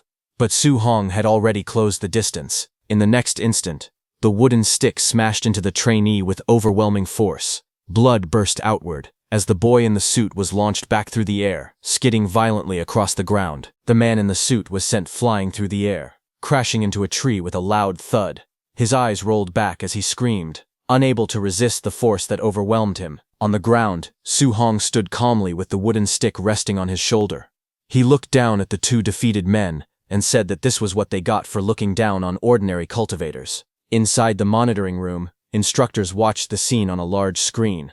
One of them pointed at the display and wondered where this guy even came from. He complained that the two men had been having a normal duel, and the newcomer just walked in and one-shotted both of them. Another instructor asked if the two who got knocked down counted as eliminated. The supervisor shook his head and explained that they hadn't called for rescue, so the assessment would continue. The staff member bowed slightly and replied with a respectful acknowledgement. Back in the forest, the man in the suit slowly opened his eyes and groaned. He held his aching face and muttered that it really hurt. As he pushed himself up, his expression changed when he noticed the wooden bat beside him. He jerked back in panic, yelling for him to back off. His legs scrambled beneath him as the wooden stick rolled on the ground nearby. The man who had been beaten earlier screamed furiously, his face twisted with rage, and he shouted that he had never been humiliated like this in his life. He swore that Su Hong should never let him catch him again. Nearby, the other defeated man also woke up. He sat against a tree, clutching his chest. He muttered in frustration, blaming himself for underestimating Su Hong. He insisted that he never would have lost if he had taken the fight seriously from the start. The two men sat silently for a moment, looking at each other with awkward expressions. Neither spoke, but both shared the same bruised pride. Then one of them apologized. He said not to take his earlier words to heart and admitted that the other really was strong. The man in the suit nodded and apologized as well, saying he shouldn't have mocked him. They shook hands, the hostility between them fading. Before long, the two stood up and walked side by side through the forest, arms around each other like brothers. One of them urged the other to go find Su Hong and get their revenge. The man in the suit agreed, saying he absolutely had to hit Su Hong a few times with the stick to vent his frustration. On the other hand, Su Hong sprinted through the forest with incredible speed, a spear in his hand. Blue energy trails followed behind him as he dashed forward, ready for whatever came next. Suddenly, Su Hong's eyes narrowed as he sensed movement ahead. His expression remained calm, but he could already tell trouble was coming. Moments later, an entire herd of giant tusk boars burst through the trees. Their red eyes glowed fiercely as they charged forward, shaking the ground. Su Hong looked at them and complained that it was yet another Tier 1, lower-stage giant tusk boar group. He muttered that the Tianlin mountain range was filled with fierce beasts, and wondered how many groups he had run into already. The boars snorted and kicked up dust, growing louder as they approached. Their massive tusks cut through the air with a heavy whooshing sound. The herd roared together and rushed straight at him, their steps thundering across the forest floor. Seeing them coming, Su Hong's eyes sharpened, a golden flash reflecting in them as his focus intensified. In the next instant, golden lightning burst out around him. His spear swung in a wide arc, and glowing lightning lines cut through the charging boars. The entire area lit up as his attack struck them head-on. Su Hong passed by quickly with golden light wrapped around his arm as he swung his spear. The force of his attack slammed into the giant tusk boars, sending them crashing to the ground. Dust and shockwaves rippled through the forest. When the fight ended, he stood quietly among the fallen beasts. System floating screens appeared around him, showing the martial Dao points he gained. He looked at them and said that before, defeating one beast would earn him several dozen points. But ever since he leveled up and became stronger, the rewards had been getting smaller and smaller. He let out a small sigh and said he should hurry up and find a token. He used his spear to cut open a boar's stomach. As he searched through the bodies, he muttered that the dozen or so Tier 1 lower-stage beasts he killed earlier had no tokens at all. He wondered if this new batch might have one. Soon, he crouched beside each fallen boar and searched them one by one. Every corpse turned up empty. He stood up again and said that, as expected, not a single token appeared. It seemed like only higher-level fierce beasts would have tokens inside them. Then, half an hour later, he moved swiftly through the forest. His spear cut through the wind as he dashed between trees, leaving long streaks of motion behind him. As he ran deeper into the forest, he thought about how things used to be, When he moved 3 to 5 kilometers inside, he could encounter more than 10 low-level fierce beasts in just 1 hour. But now, no matter how far he went, he couldn't find even a single one. Just then, a sudden roar cut through the silence. A massive black tiger, its eyes glowing red, leapt out from the trees and pounced toward him with incredible speed. Wind tore through the air as its claws descended. Su Hong looked up sharply, his eyes glowing blue. A smile appeared on his face as he recognized the creature. He finally found one. This was a Tier 1 upper stage Dark Knight black tiger. Blue energy gathered at his fingertips. The power swirled and brightened until it burst outward. He thrust his glowing finger downward. A piercing blue beam shot straight into the tiger, splitting the ground beneath it. The Dark Knight black tiger roared in pain, its jaws wide open as blood sprayed from its mouth. The Dark Knight black tiger hit the ground hard, cracking the earth beneath its body. Dust scattered around it as it struggled, its body twitching from the impact. Su Hong didn't slow down. He gripped his spear tightly and lunged forward with incredible speed. His body spun through the air, and the spearhead glowed with bright light as he brought it down. He struck the tiger directly on the head. Blue energy exploded outward, shaking the ground again. The beast roared one last time before its strength faded. A screen appeared beside Su Hong, showing he earned 35 martial Dao points.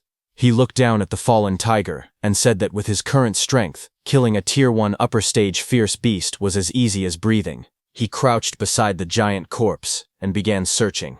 He said he hoped this high-tier black tiger would have a token inside.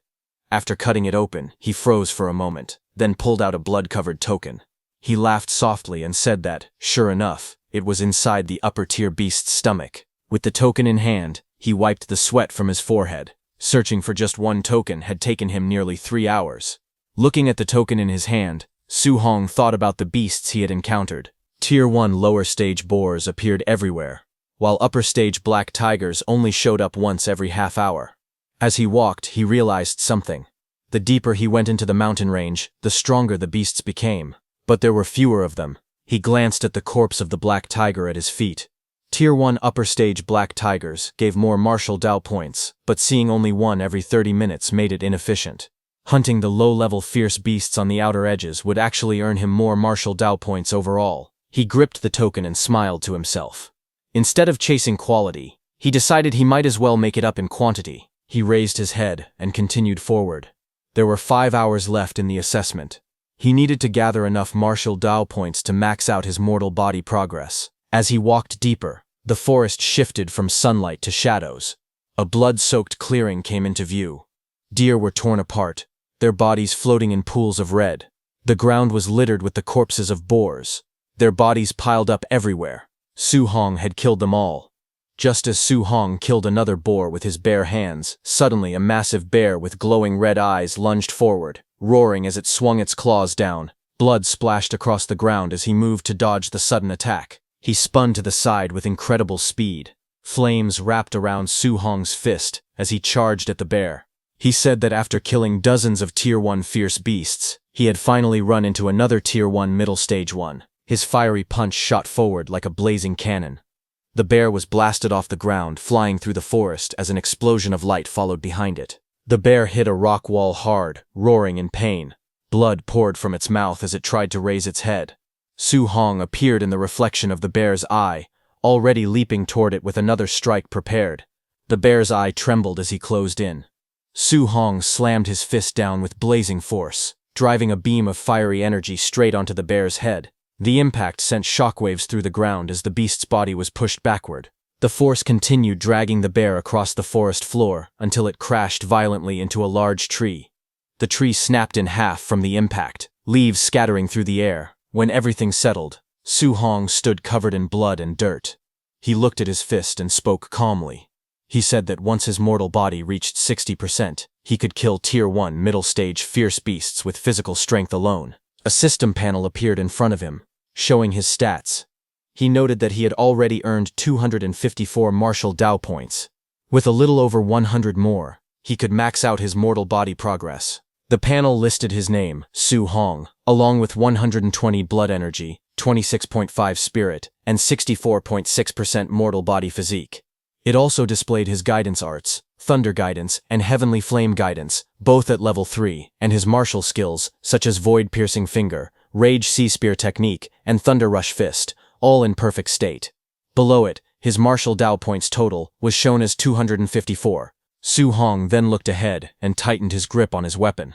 He said there were still over 3 hours left, and he absolutely had to gather all the martial Dao points he needed. But before he could do anything, suddenly a very loud roar echoed across the trees.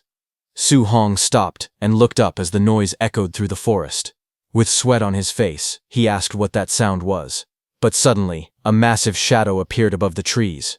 A gigantic golden bird descended from the sky, its wings glowing with bright light. Leaves and wind swirled everywhere as it hovered overhead. Su Hong stared in shock and asked what kind of fierce beast it was. As the creature spread its wings wider, golden feathers shined like fire. Su Hong's eyes widened, and he wondered if it was the legendary Golden Rock Beast King. Just then, the beast screeched loudly, diving downward with blazing energy around its body. The impact of its movement tore through the forest, sending violent shockwaves in every direction. Su Hong planted his feet and gripped his spear tightly. The wind roared against him. He said the Beast King's power was absolutely terrifying. He held on as the shockwave struck. He realized that the creature had only flapped its wings once, yet the force was already this devastating. Just then, a violent crash echoed through the forest as a massive tree split apart, the trunk snapping cleanly under an immense force. Su Hong jumped back onto a broken slab of stone while the shockwave rushed past him. Wind roared around him as he tried to steady himself.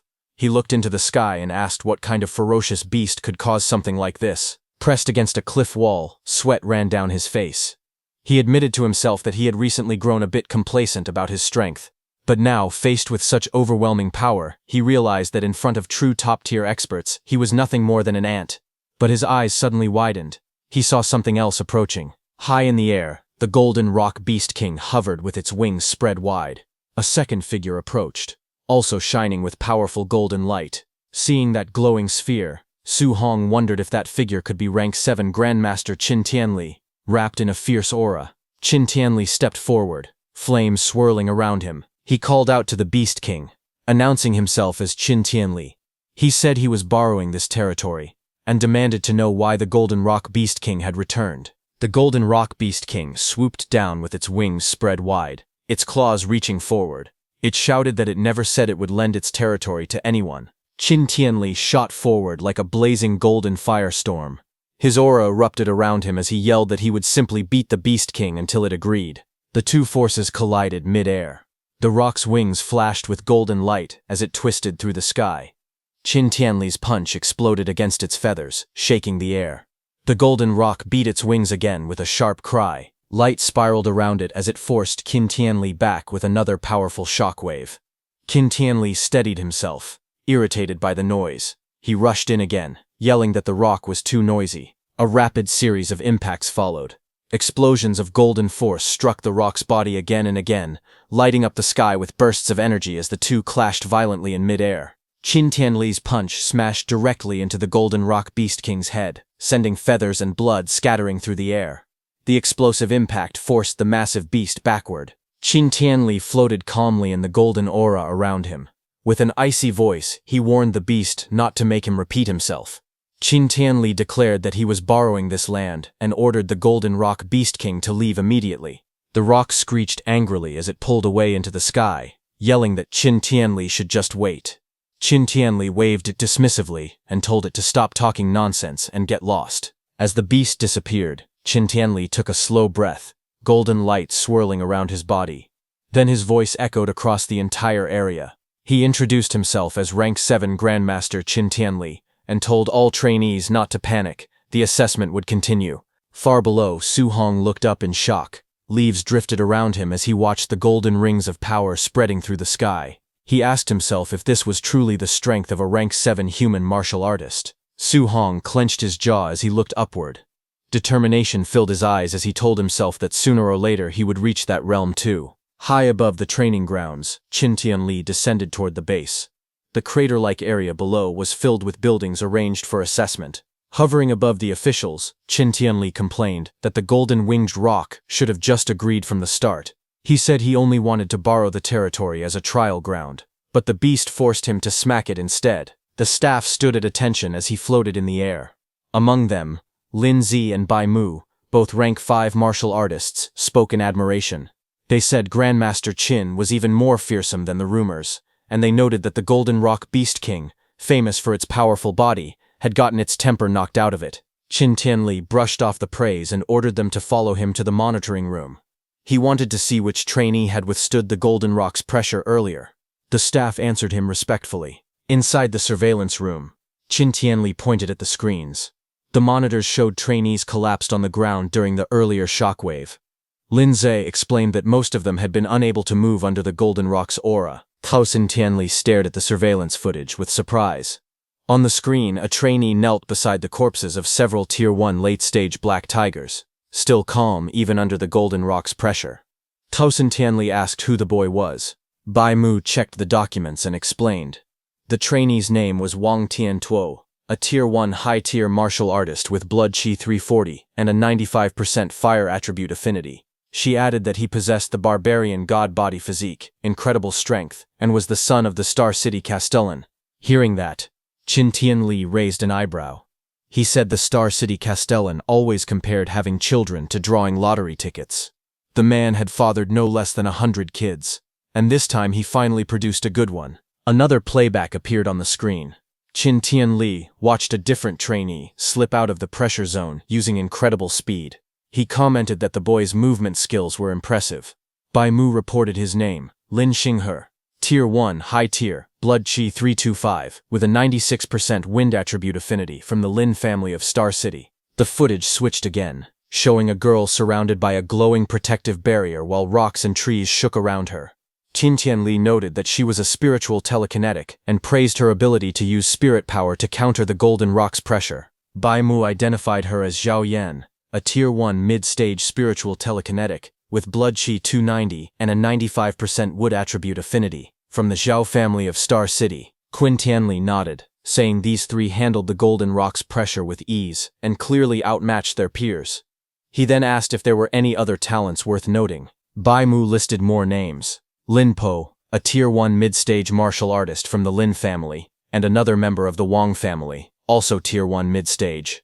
She hesitated as she continued reading, noting that several more belonged to the famous families of Star City. Hearing that, Qin Tianli frowned. Bai Mu explained that the dozen or so students on the list all possessed Tier 2 mid-stage combat power, and none of them had fainted under the rock's aura. Qin Tianli questioned why every standout was from a major family, and asked what had happened to the school's students, especially those from number 1 high. Bai Mu continued reading the reports, explaining that the students from the various schools were only at Tier 1 early stage.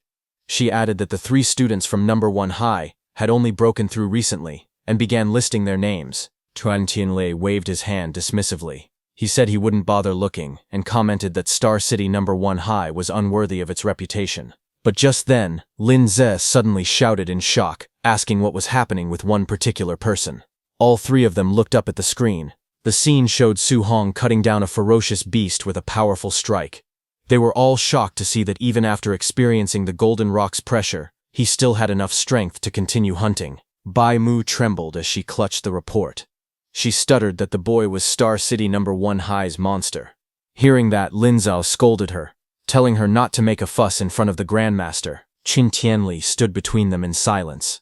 But after glancing at the report himself, Lin Zhao also began shaking. With wide eyes, he repeated the same word, monster. Qin Tianli glanced at the 2 of them. He reminded them that both of them were rank 5 and should have seen countless geniuses before. He asked why they were making such a big fuss. He added awkwardly that they were still young and their temperaments weren't that steady. But when Qin Tianli looked at the report, his eyes widened in shock too.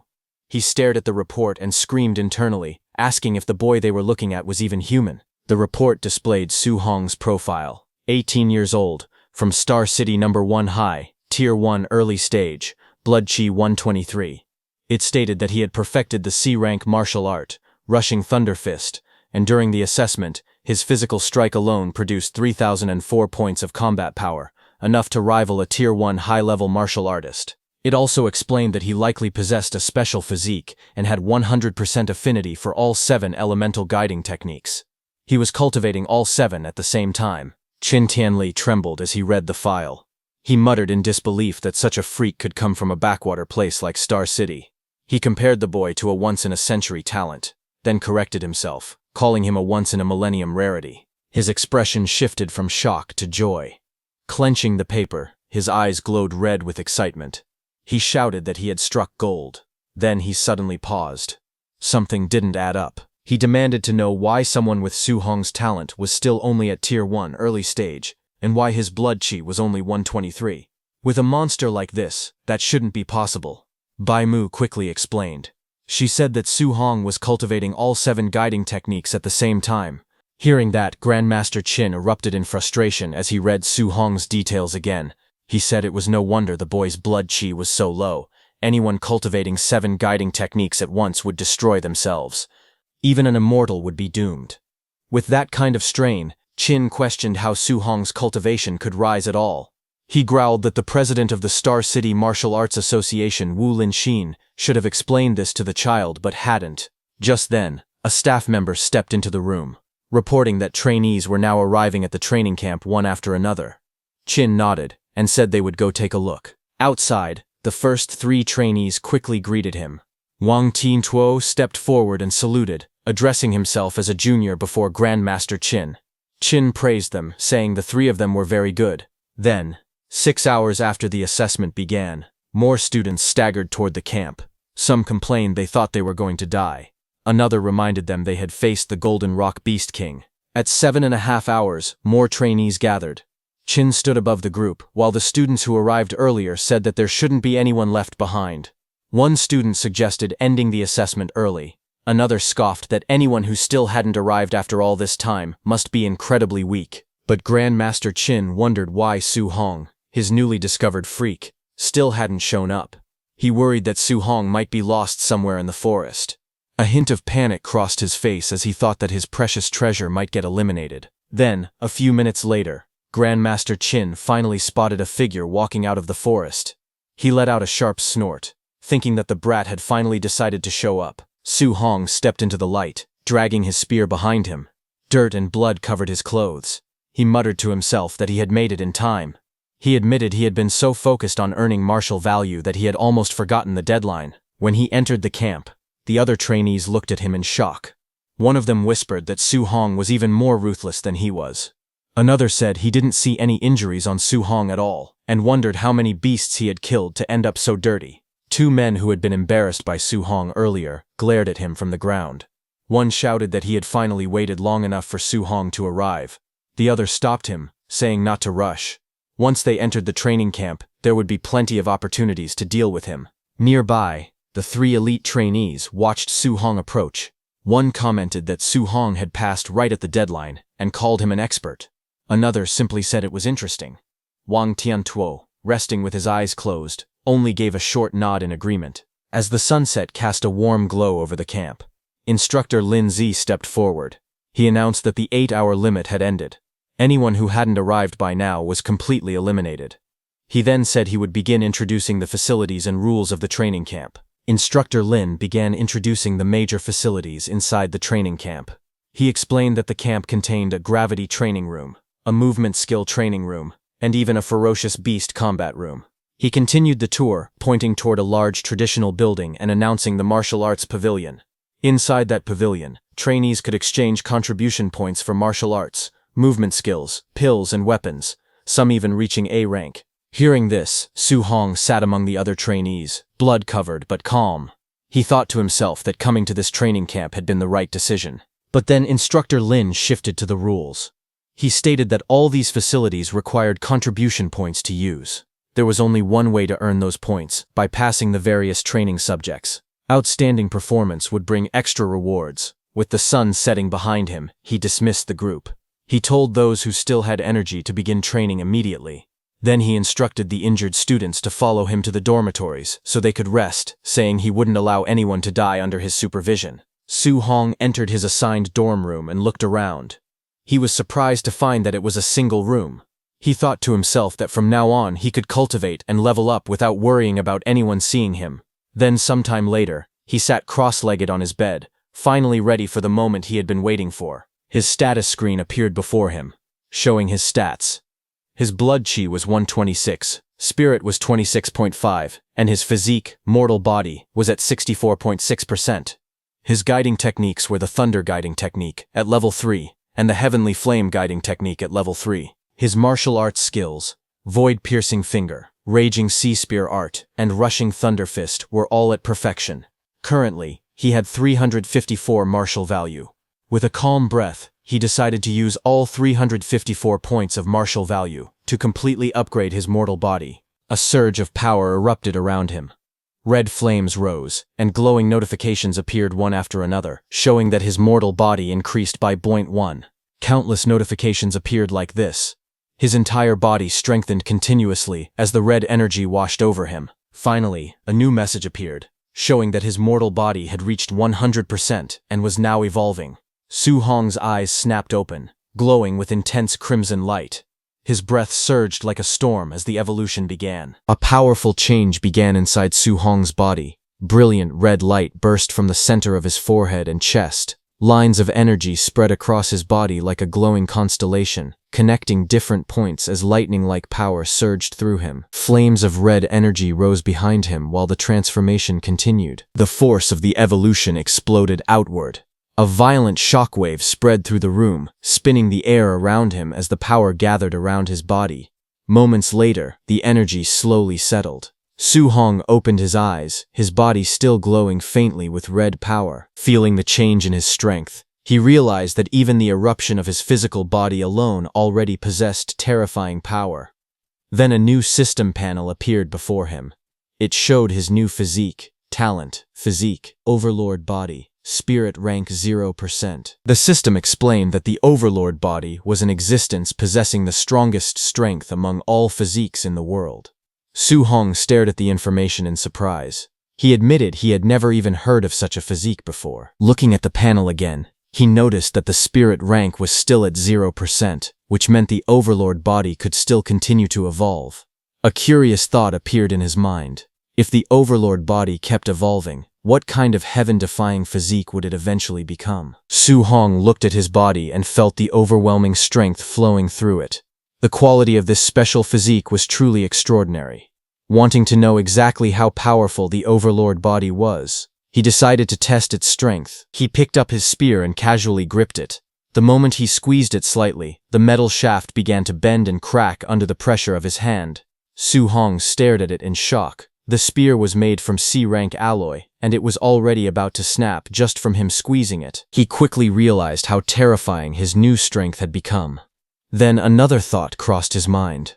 C-rank alloy spears were extremely expensive, and breaking one like this would cost a fortune. But a moment later, he remembered something.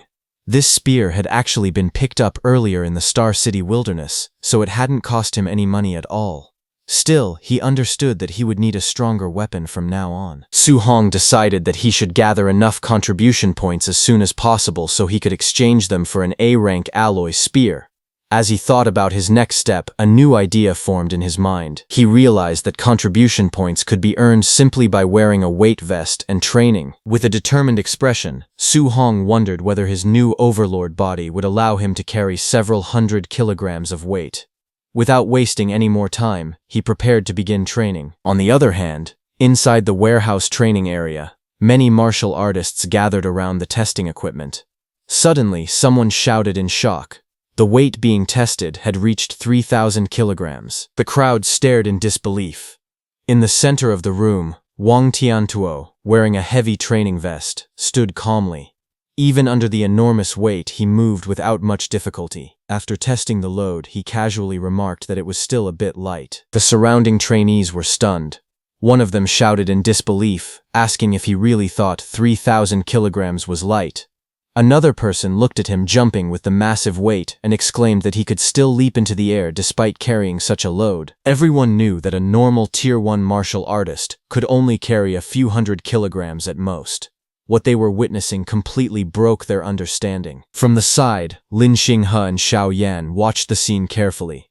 Xiao Yan commented that Wang Tiantuo's strength was as huge as a monster's.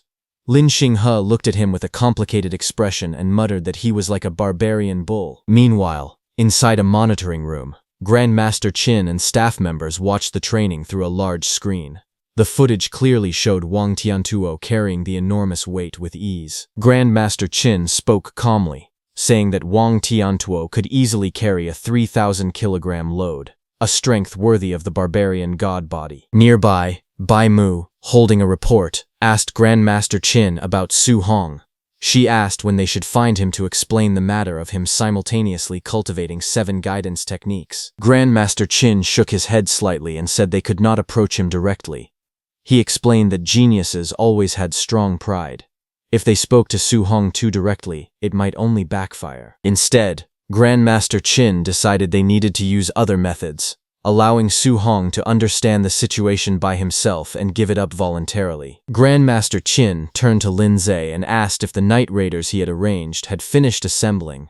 Lin Zhe, standing beside him, replied that it would still take some time. Since they had to match the combat power of different students, arranging the personnel was a bit troublesome. Lin Zhe then smirked slightly and explained that the trainees had just finished the camp entrance assessment, so their mindset was probably very relaxed right now. Because of that, if they suddenly encountered a night raid, they would definitely panic and howl in misery. Grandmaster Qin then gave another order. He instructed them to arrange a Tier 1 high-stage martial artist to fight Su Hong, saying that he wanted Su Hong to be overwhelmingly defeated. After that, he planned to personally explain the disadvantages of simultaneously cultivating 7 guidance techniques. Once Su Hong experienced defeat, he believed that he would obediently listen and give it up. Hearing that, Lin Zhe hesitated and spoke carefully. He pointed out that a Tier 1 high-stage martial artist usually had more than 400 vitality and around 5,000 combat power points, while Su Hong's vitality was only a little over 100. Worried, Bai Mu said that this might not end well. If Su Hong were beaten too badly, his Dao heart might collapse from the defeat. Grandmaster Qin immediately rejected the concern. He said that he was doing this only to correct Su Hong's mistakes. With a cold expression, he added that if Su Hong's Dao heart collapsed so easily, then it would only prove that he was nothing but trash. Later that night, as Su Hong was going toward the warehouse, he heard someone shouting loudly that Wang Tiantuo was going to train in the gravity room, and everyone hurried over to watch the scene. Su Hong stood inside the training equipment room. When he heard that everyone had gone to watch Wang Tiantuo's training, he thought that he should also go take a look later. Before leaving, he noticed some equipment inside the room. On a nearby table was a box labeled "Scoring Bracelets, pick up on your own." Su Hong picked up one of the bracelets and examined it carefully. He wondered if this was the smart bracelet used for calculating points. After putting it on, he walked further inside the room and looked at the training equipment arranged there. In front of him were several weight vests used for training. He stopped in front of a rack labeled 1,500 kilograms and looked at the heavy vests hanging there. Then he continued walking and eventually saw another rack with an even larger label, 10 tons. Su Hong stared at it in surprise. He wondered if the heaviest one really weighed 10 tons, and whether it was forged from some kind of super heavy alloy. Looking at the massive weight vest, he couldn't help but question who could possibly wear something like that. After thinking for a moment, Su Hong decided to try one. The moment he lifted it and held it in his hand, his body immediately trembled under the terrifying weight. He realized that the vest was extremely heavy. Even though he could still wear it, the weight greatly reduced his speed, and he knew he wouldn't be able to last very long under such pressure. He then removed his jacket and picked up 5 tons of weight. With the heavy vest strapped to his body, Su Hong began testing his movements inside the training room. Each step slammed heavily against the ground as he moved, the tremendous weight making every motion difficult. Despite the pressure, he quickly adjusted his posture and stabilized his breathing. After testing it for a moment, he concluded that the 5-ton weight load was the most suitable level for him right now. Standing there in the training room, Su Hong thought about the others. He wondered how much weight Wang Tiantuo and the other 2 had chosen for their training. Since they were already at the Tier 1 high stage, he guessed their strength should be around the same as his, or maybe even a little stronger. After thinking for a moment, Su Hong wore his jacket on top of the weight vest and decided he should go watch their training. Observing their cultivation methods might help him learn something useful. With that thought in mind, he quickly left the training room and headed toward the gravity training hall, hoping to gain some experience. Outside the massive building, many students had already gathered, watching the training inside through a large display screen. Some of them spoke in amazement. They said that Wang Tiantuo was truly unbelievable because he had entered the gravity room without even removing his 3-ton weight vest. Another person added that Wang Tiantuo had even set the gravity to double the normal level, which sounded completely absurd. Inside the gravity chamber, Wang Tiantuo could be seen struggling slightly while moving under the overwhelming pressure. But even so, everyone watching knew the terrifying truth. The weight he was carrying had already reached 6 tons. Standing outside the gravity training hall, Su Hong listened to the discussions around him. When he heard that Wang Tiantuo's weight vest was only 3 tons, he was slightly surprised. To him, that sounded unexpectedly light. Realizing this, Su Hong understood that he might have misjudged the true toughness of the overlord body. Nearby, several students were gathered together, talking quietly. Su Hong recognized them as Chen Shan and Li Tu. He walked over and asked them what was going on. He wondered why they were standing outside instead of entering the gravity room to cultivate. Chen Shan explained with a sigh that the people inside were far stronger than they had expected. Compared to them, the 3 of them were lagging far behind. Because of that, they didn't want to go inside right now. If they entered the training room, they would definitely be singled out for comparison, which would be extremely embarrassing. Su Hong listened to their explanation and simply sighed, wondering if that was really the only reason. Without hesitating, he began walking toward the entrance of the gravity room. Seeing this, the others called out to him in surprise. They asked if Su Hong was really planning to go in right now, warning him that he might embarrass himself. They suggested waiting until there were fewer people before entering. However, some of the students watching from a distance began mocking him. One person sneered, asking if Su Hong was missing a brain. Another guessed that he probably wasn't even wearing a weight vest and was simply trying to surpass Wang Tiantuo by increasing the gravity multiplier instead. Someone else mocked him further, saying that a person with no sense of shame could become invincible in the world. But Su Hong ignored them and walked straight into the gravity room without hesitation. He knew that gravity training rooms were extremely expensive to build, and usually only powerful aristocratic families could afford to use them. Ordinary martial artists rarely had the chance to train in such a place. Because of that, Su Hong was determined not to waste this rare opportunity. Inside the room, he quickly calculated the pressure he would face. Wearing a 5-ton weight vest, if the gravity were doubled, the pressure on his body would reach 10 tons. Under that level of force, he knew he would only be able to hold on for a little over 10 minutes. After thinking for a moment, Su Hong decided it would be better to start with 1.5 times gravity so he could last a bit longer. He reached out and adjusted the control panel. The screen immediately displayed the setting, Gravity 1.5x. The moment the gravity field activated, Su Hong's body trembled violently under the sudden pressure. The weight pressing down on him felt overwhelming. Outside the gravity room, the students watching through the screen began talking among themselves. Some of them mocked him, saying that he wasn't even wearing a weight vest, yet he only set the gravity to 1.5 times, which made no sense. Others laughed and pointed out that he had arrived last during the assessment, so they assumed his strength must be weak. To them, the situation looked ridiculous. But inside the gravity room, Su Hong ignored the outside voices. He sat down cross-legged and began circulating his energy, activating his guidance technique while enduring the heavy gravity. Under the crushing pressure, cultivating the technique became much more difficult than usual. Yet Su Hong quickly realized something important. Even though the difficulty had increased significantly, the speed of his cultivation had also accelerated greatly. 2 hours later, Su Hong was still inside the gravity room. Red energy flames surrounded his body as he continued circulating his guidance technique under the intense pressure. Sweat poured down his face, and his breathing became heavier, showing how exhausting the training was. After enduring the pressure for a long time, Su Hong finally stopped and checked his progress.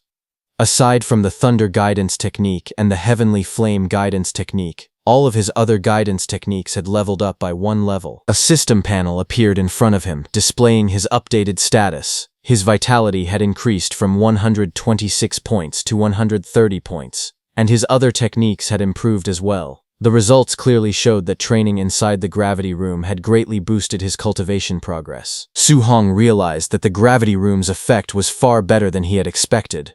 If the gravity training could produce such results, then the movement technique room and the ferocious beast room would probably be just as effective. Feeling completely exhausted, Su Hong slowly stood up and reached toward the control panel. With trembling hands, he turned the gravity machine off.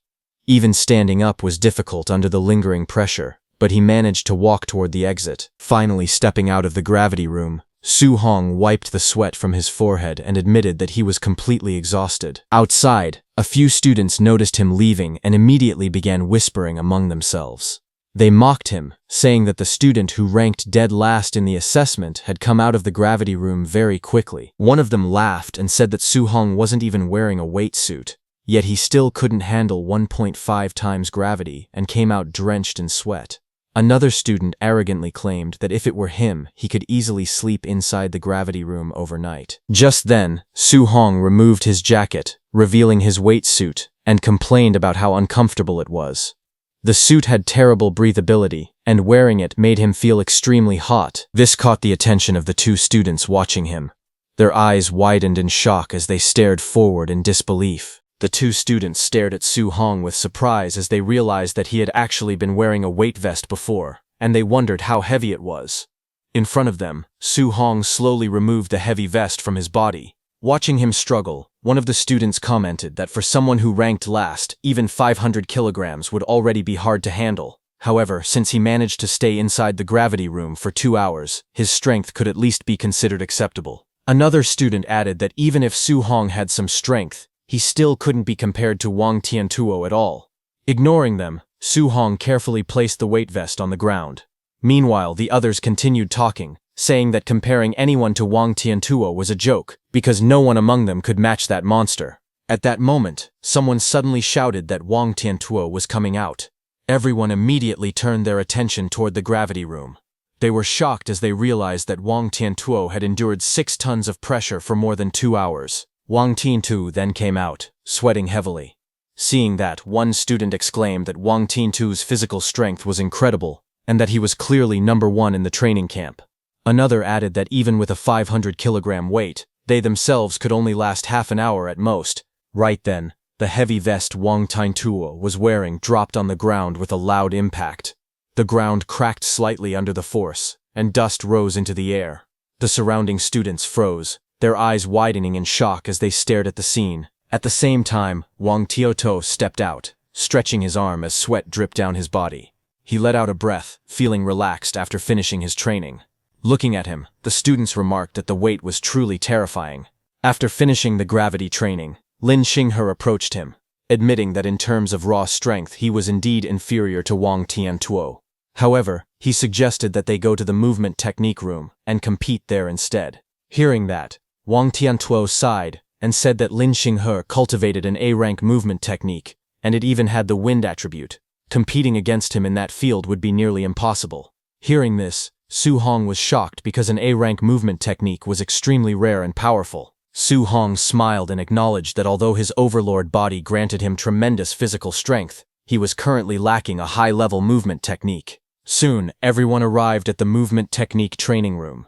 Someone recognized the technique being used and exclaimed that it was the A-rank movement technique called Flying Swan, Startling Cloud Step. Its power was overwhelming. One of the students admitted that when he set the training difficulty to level 3, the room became densely packed with flying arrow projectiles. He couldn't even dodge them properly. And Lin Xinghe had actually set the difficulty to the maximum, level 10. Seeing this, all the students were stunned. They watched as Lin Xinghe moved inside the room, his figure flashing through the air like a streak of light. Arrows shot toward him from every direction, crisscrossing the space at terrifying speed. The attacks were so fast that the other students' eyes couldn't even keep up. One of them admitted that he wouldn't last even a single second under that level of speed and pressure. As Lin Xinghe moved gracefully through the training room, pink petals suddenly began to swirl around him. His figure looked almost unreal, like a scene from a dream. Someone in the crowd couldn't help but shout that he actually had spare energy to show off, wondering where those petals even came from. Another person immediately protested, saying it wasn't showing off at all. All they could think about was how handsome he looked. Watching from the side, Su Hong commented that it was a good movement technique. Immediately, a system screen appeared before him, showing that his understanding of Flying Swan's Startling Cloud Step was at 1%. Su Hong's blue eyes sharpened as he focused carefully on Lin Xinghe's movements. Every step, every shift in balance, every subtle flow of force was reflected clearly in his eyes. He took a step forward. In the crowd, someone noticed him and shouted for the others to look quickly. Another person frowned in confusion. Soon, everyone noticed what Su Hong was doing. He began to move his body in the same rhythm he had just observed. Blue streams of light swirled around him as he mimicked the footwork. But seeing that, someone burst out laughing, saying they should look at what this guy was trying to do. Another mocked him, asking if he really thought he could learn the flying swan's startling cloud step just by watching Lin Xinghe's movements. Someone else laughed even harder, saying there was no way an A-rank movement technique could be so easy to learn. Su Hong's mind transferred to the digital space. Su Hong continued moving his body the same as Lin Xinghe, dodging flying arrows as his progress bar slowly started rising. It reached 8%, then 15%. His steps became smoother. His body began to follow the natural rhythm of the technique. Progress reached 30%. Blue light wrapped around him as he advanced rapidly, weaving through the complex grid of attacks. Inside the digital space, his progress continued to rise at an unbelievable speed. As it reached 43%, pink light swirled around his body. It went up to 78%, then 93%. Then a system notification appeared before him, congratulating him for officially reaching the basic level of the Flying Swan's startling cloud step. Blue energy surged around his body as he stabilized his stance. He realized that he had finally learned his first A-rank movement technique. However, as he thought about it, he felt a little awkward. Lin Xinghe's movements were too showy, they were flashy and overly dramatic. He admitted to himself that he had never seen a normal version of the Flying Swan's startling cloud step before. For now, he could only learn from Lin Xinghe. Just then, another system message appeared, saying that it was now sending Su Hong back to reality. When he returned, he clenched his fists with excitement. He thought that since he had already learned the movement technique, there was no need to continue training in the movement technique room in the future. Instead, he decided it would be better to go to the ferocious beast room, kill ferocious beasts, obtain martial value, and raise his vitality. But as he stood there, he suddenly noticed that everyone around him was staring at him. Confused, he wondered why they were all looking at him like that. Someone finally spoke up, telling him that his posture just now had been extremely showy. It perfectly captured the essence of Lin Xinghe. Another person admitted in amazement that they definitely couldn't imitate it. It was simply too flashy. Hearing that, he froze. A troubling thought crossed his mind. Could it be that he had also performed those showy movements in reality? Sweat formed on his forehead as he replayed the scene in his mind, realizing just how dramatic he must have looked. As he hurried away, frustration filled his mind. He swore to himself that he absolutely could not use Lin Xinghe as a learning template again in the future. Behind him, voices echoed loudly. Some girls shouted for him not to leave. Others begged him to perform that move again. Someone even yelled that he had been exploding with handsomeness just now. Hearing those words, he moved even faster, trying to escape the crowd. While running, he suddenly narrowed his eyes as he sensed that someone was following him. Not far away, those two men who had been beaten up by Su Hong in the forest watched him from the shadows. One of them said they had finally found him and that he should be heading to the ferocious beast room. The other smirked and suggested that they block the door. When he came out, they would give him a few vicious blows. Soon, Su Hong arrived at the ferocious beast room. It was a large building with crowds already gathered outside. Inside, Wang Tiantuo laughed loudly. He asked Xiao Yan if she had said she wanted to compete with him in killing ferocious beasts. Xiao Yan calmly replied that she only wanted to know, between the two of them, who was truly number one in the training camp. Hearing that, Wang Tiantuo raised an eyebrow and questioned whether she really thought she could defeat his barbarian god body by relying on spiritual telekinesis. He wondered aloud if he was being underestimated. Xiao Yan remained composed. She answered that it was actually he who had underestimated the power of a spirit master. Hearing the words spirit master, Su Hong paused because he had never actually seen a spirit master's fighting method before. He decided that he might as well go take a look first. He could always come back later to fight ferocious beasts and earn martial value. Inside the ferocious beast room, something shocking was happening. Xiao Yan suddenly floated into the air. Seeing this, Su Hong was stunned. He could not understand what was going on. She had actually floated out of thin air. Sweat formed on his face as he remembered that walking on air was a method only grandmasters possessed. He wondered if this was truly the power of a spirit master. In the next instant, Xiao Yan raised her hand. Golden light gathered at her fingertips. Streaks of flowing light shot forward at terrifying speed. Before anyone could react, 3 Tier 1 high-stage black tigers were pierced at the same time by that golden light. Blood splashed as the beasts collapsed instantly. Su Hong stared in disbelief. In just one moment, she had simultaneously killed all three of them. He could not understand what those streaks of flowing light were. Suddenly, a deafening roar echoed through the arena. A massive, ferocious beast appeared behind Zhao Yan, its eyes glowing red with killing intent. Red energy surged around it like flames. But suddenly, the massive beast's eyes widened in shock. Xiao Yan turned sharply, and using her telekinesis, she grabbed the beast's neck. Su Hong was shocked to see that Xiao Yan was actually using spiritual telekinesis to forcibly bind and control her enemy. Golden energy flared again. Xiao Yan made a simple motion with her hand. In the next instant, blazing streaks of light slashed forward. The attack tore through the beast with explosive force. As Su Hong observed closely, he finally understood. Those streaks of flowing light were daggers. He felt a chill run down his spine, walking on air, controlling objects from a distance, even controlling enemies directly. Now he truly understood why spirit masters were known to be ridiculously strong enough to easily crush ordinary martial artists. Suddenly, the crowd behind him erupted in shock. They stared at the battlefield in disbelief. Someone shouted in confusion, asking what that giant sword was. Golden light filled the entire ferocious beast room as a giant ferocious beast appeared there. Seeing that, Xiao Yan created a massive golden sword in the sky. Blazing light poured down like a pillar from the heavens. Xiao Yan raised one hand calmly. In the next instant, the enormous sword slammed straight down. The giant ferocious beast opened its mouth and roared, but the golden blade pierced through it with overwhelming force. The beast's massive body trembled violently as the attack tore through it from head to tail. Watching from the side, Su Hong felt his heart shake. He realized that it was a weapon, but just moments ago she had not been holding any weapon at all. He could not understand how such a huge weapon appeared out of nowhere.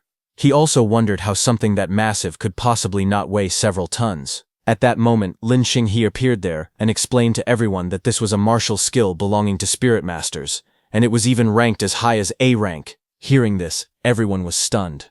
A martial skill belonging to spirit masters was already shocking enough, but A rank made it even more unbelievable. Some of them admitted they had never even heard of such a thing before. Then someone turned toward Lin Xinghe, questioning how they all seemed to know A rank martial skills. He asked Lin Xinghe whether Wang Tiantu might also possess one.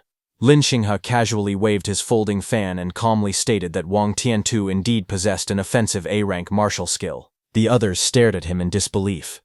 Someone muttered in shock, wondering if they were all monsters. Another voice questioned how they could be so heaven-defying. Sweat rolled down Su Hong's face when he heard that Wang Tiantu not only had an A-rank martial skill, but that it was also offensive. Inwardly, he exclaimed that this training camp was truly filled with A-rank martial skills, and felt that coming here had been the right choice. Suddenly, an explosion echoed from the testing area. A Tier 1 high-level ferocious beast was blown apart with a single punch from Wang Tiantu. Seeing that, all the students were stunned. They could not understand what kind of martial skill could destroy such a beast in one strike, but someone corrected them saying it was not a martial skill at all. It was purely Wang Tiantu's physical strength. The realization shocked everyone even more. He was this powerful without even using a martial skill. Watching quietly, Su Hong observed that Wang Tiantu did not seem to have any intention of using his martial skills at all. After a moment of thought, Su Hong decided he would find a chance to learn from him next time. For now, his goal was simple. He wanted to become a spirit master. However, his spirit stat was only 26.5. A system panel showed his current stats. His vitality was 130. His spirit was 26.5. His physique showed overlord body, profound rank at 0%. He had mastered several guidance techniques. As for martial skills, he possessed many. Still, to become a spirit master, one needed their spirit stat to exceed 100 points. Su Hong calculated silently. He was still short by 73.5 points. Then he calculated that 73.5 points in spirit meant he needed 735 points of martial value. Clenching his glowing fist, his eyes hardened with determination as he was about to go on a killing spree. At that moment, those two boys who were after Su Hong arrived there. One of the boys pointed toward the entrance and said that Su Hong had gone inside. They immediately walked toward the entrance, saying that everyone else was focused on watching Wang Tiantu and Xiao Yan's training, and no one was paying attention to this side at all. A greedy smile appeared on one of the boys' faces. He called it a perfect opportunity and suggested they rush in and ruthlessly beat that kid up. Just as they were about to move, one of them suddenly saw something and shouted in alarm. The other quickly scolded him, telling him not to scream, otherwise Su Hong would notice them. Then both of them turned toward the large screen, which was showing Su Hong. They stared in disbelief. Su Hong was standing alone in the training arena, but he was not facing just one ferocious beast. He was challenging more than 10 ferocious beasts at once, and every single one of them was Tier 1 high stage. The sight left those two boys stunned. They could not believe what they were seeing and wondered if he was completely insane. The two boys panicked as they watched the screen. One of them urgently suggested going to find the instructor to save Su Hong, fearing that otherwise he would definitely die, but the other shook his head, saying it was already too late. At this rate, Su Hong would be torn to shreds in seconds. He said it seemed there was no way for them to get revenge anymore. At the same time, Su Hong stood calmly in the arena as a faint smile appeared on his face. His eyes sharpened as he raised his hand and challenged the beasts directly. He told them to come. In the next moment, the ferocious beasts roared wildly. Their massive bodies charged toward him from all directions, shaking the ground as they closed in. But Su Hong did not retreat. Instead, he moved, his body twisted mid-air, effortlessly dodging a powerful strike. In the very next instant, as he jumped high, blue energy gathered in both of his hands. He used his void-breaking finger technique. A brilliant glow burst out as he prepared his counterattack. Surrounded by ferocious beasts on all sides, he did not retreat. Instead, his body twisted mid-air as blue energy beams surged violently from his palms. With a single rotation, streaks of blue light sliced through the air. His attacks landed one after another. Claws and fangs never even reached him. Blood sprayed as the beasts were torn apart mid-charge, their bodies slashed open by the glowing arcs of energy. The arena filled with flashes of blue light. Outside, the two students stared at the screen in complete disbelief. One of them muttered, asking if he was dreaming. He could not believe this was something a Tier 1 initial stage martial artist could do. Even a middle stage martial artist, surrounded and attacked by over a dozen high stage ferocious beasts, would definitely die. Yet Su Hong was dominating them effortlessly. Suddenly, one of them leaned forward. He said that Su Hong's movement technique looked familiar. He said it was Lin Xinghe's flying swan startling cloud step. Hearing this, the other boy was too shocked, saying there was no way. He immediately rejected the idea, saying Su Hong was just a number 1 high school student. It was impossible for him to have access to such a high-grade movement technique. He wondered if Su Hong could possibly be from some great family. Then the other boy asked if it could be that he had seen Lin Xinghe use it once and learned it. Both of them were stunned thinking that. Then one of them exclaimed that the technique Su Hong was using was an A-rank movement technique. It was impossible to master something like that just by watching it briefly. He wondered how heaven-defying Su Hong's talent must be. The other boy swallowed nervously. He suggested that maybe they should forget about revenge. Even if they gathered more people, they would not be strong enough to defeat Su Hong. But the first student clenched his teeth tightly. Sweat rolled down his face as anger burned in his eyes. He said that whether Su Hong was the heir of a great family or some kind of monster genius, he could not swallow this humiliation. While shaking, the other boy raised a hand and pointed toward the screen, telling the first boy that before he went looking for trouble with Su Hong, he should take another look at the screen. Hearing this, the first boy froze and turned back toward the screen in silence. What he saw left him speechless. His metal bat fell from his hand. He muttered in disbelief that they had only been talking for a few minutes. Yet all the high-stage ferocious beasts inside were already completely dead. On the screen, Su Hong stood calmly atop the massive corpse of a giant serpent-like beast. Around him, the bodies of other monsters lay scattered across the battlefield. Standing among the corpses of fallen beasts, Su Hong calmly calculated his gains. Over a dozen Tier 1 high-stage ferocious beasts had only given him a total of 81 martial value points. That meant they averaged just 7 points each. He realized that the stronger he became, the harder it was to earn martial value. But suddenly his blue eyes sharpened as he noticed movement. From the dark upper level of the building, several ferocious beasts emerged. Their red eyes glowed ominously in the shadows. The air turned heavy with bloodlust. Without hesitation, Su Hong stood tall atop the corpse beneath his feet. Red light flickered throughout the building as more beasts stirred in the darkness. He declared that there was no time to rest. He said they should continue. In the next instant, the giant beast lunged downward from above, claws extended, tearing through the air toward him. But Su Hong did not panic. His expression remained steady. A golden glow ignited around his fist as energy gathered rapidly. Using his Vajra fist, he stepped forward and threw a powerful punch that collided with the descending beast. A burst of golden light exploded outward. The impact sent shockwaves ripping through the air as multiple beasts were struck at the same time. He landed in the middle of those beasts as golden energy spiraled around him, expanding violently. The ground beneath his feet cracked. Seeing his power, the remaining beasts hesitated. The saber-toothed and the giant scorpion-like monsters began to retreat. But Su Hong did not let them escape. He launched himself forward as a faint smile appeared on his face. He demanded to know where they thought they were going and ordered them to hand over all their martial value. His body shot through the air at incredible speed as he reached out with one hand. He grabbed onto the thick tail of a fleeing scorpion beast. With a violent motion, he swung it around. The massive creature crashed into the surrounding beasts. The beasts' bodies were sent flying across the battlefield. The arena echoed with the sounds of bones breaking and monsters howling. Outside, the giant screen flickered with violent flashes of red and gold. The two boys stood frozen in front of it, and neither of them spoke. After a long moment, the first boy forced a smile and said he wondered when this cycle of vengeance would ever end. He said he had decided to forgive Su Hong. The other boy immediately agreed. He suggested they should slip away quickly before Su Hong noticed them again.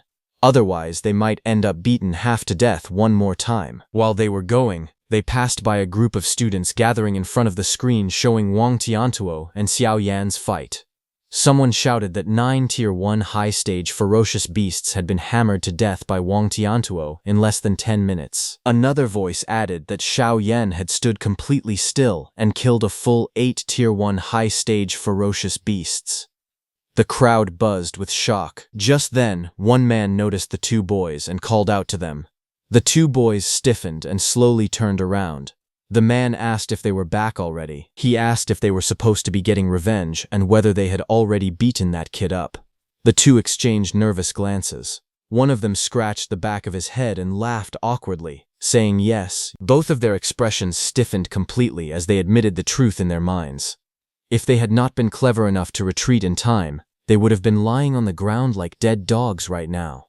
They complained that this training camp was outrageous. It was filled with heaven-defying monsters everywhere. Just then, the massive doors of the training ground opened with a loud sound as Wang Tiantuo and Xiao Yan came out. Seeing that, someone shouted that they had come out. Xiao Yan was surprised to see that Wang Tiantuo had killed so many ferocious beasts. She said that even with the overlord body, he must be exhausted. She asked how many contribution points he had earned. Wang Tiantuo glanced at his wrist display and announced that he had earned 280 points.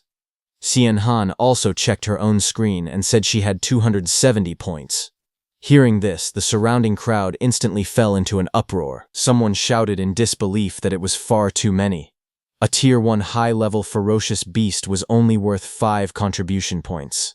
If calculated that way, the two of them must have killed 50 or 60 high-level ferocious beasts. Wang Tiantuo then checked the results of the weight vests and said that the contribution points for the weight vest had been settled at 100 points.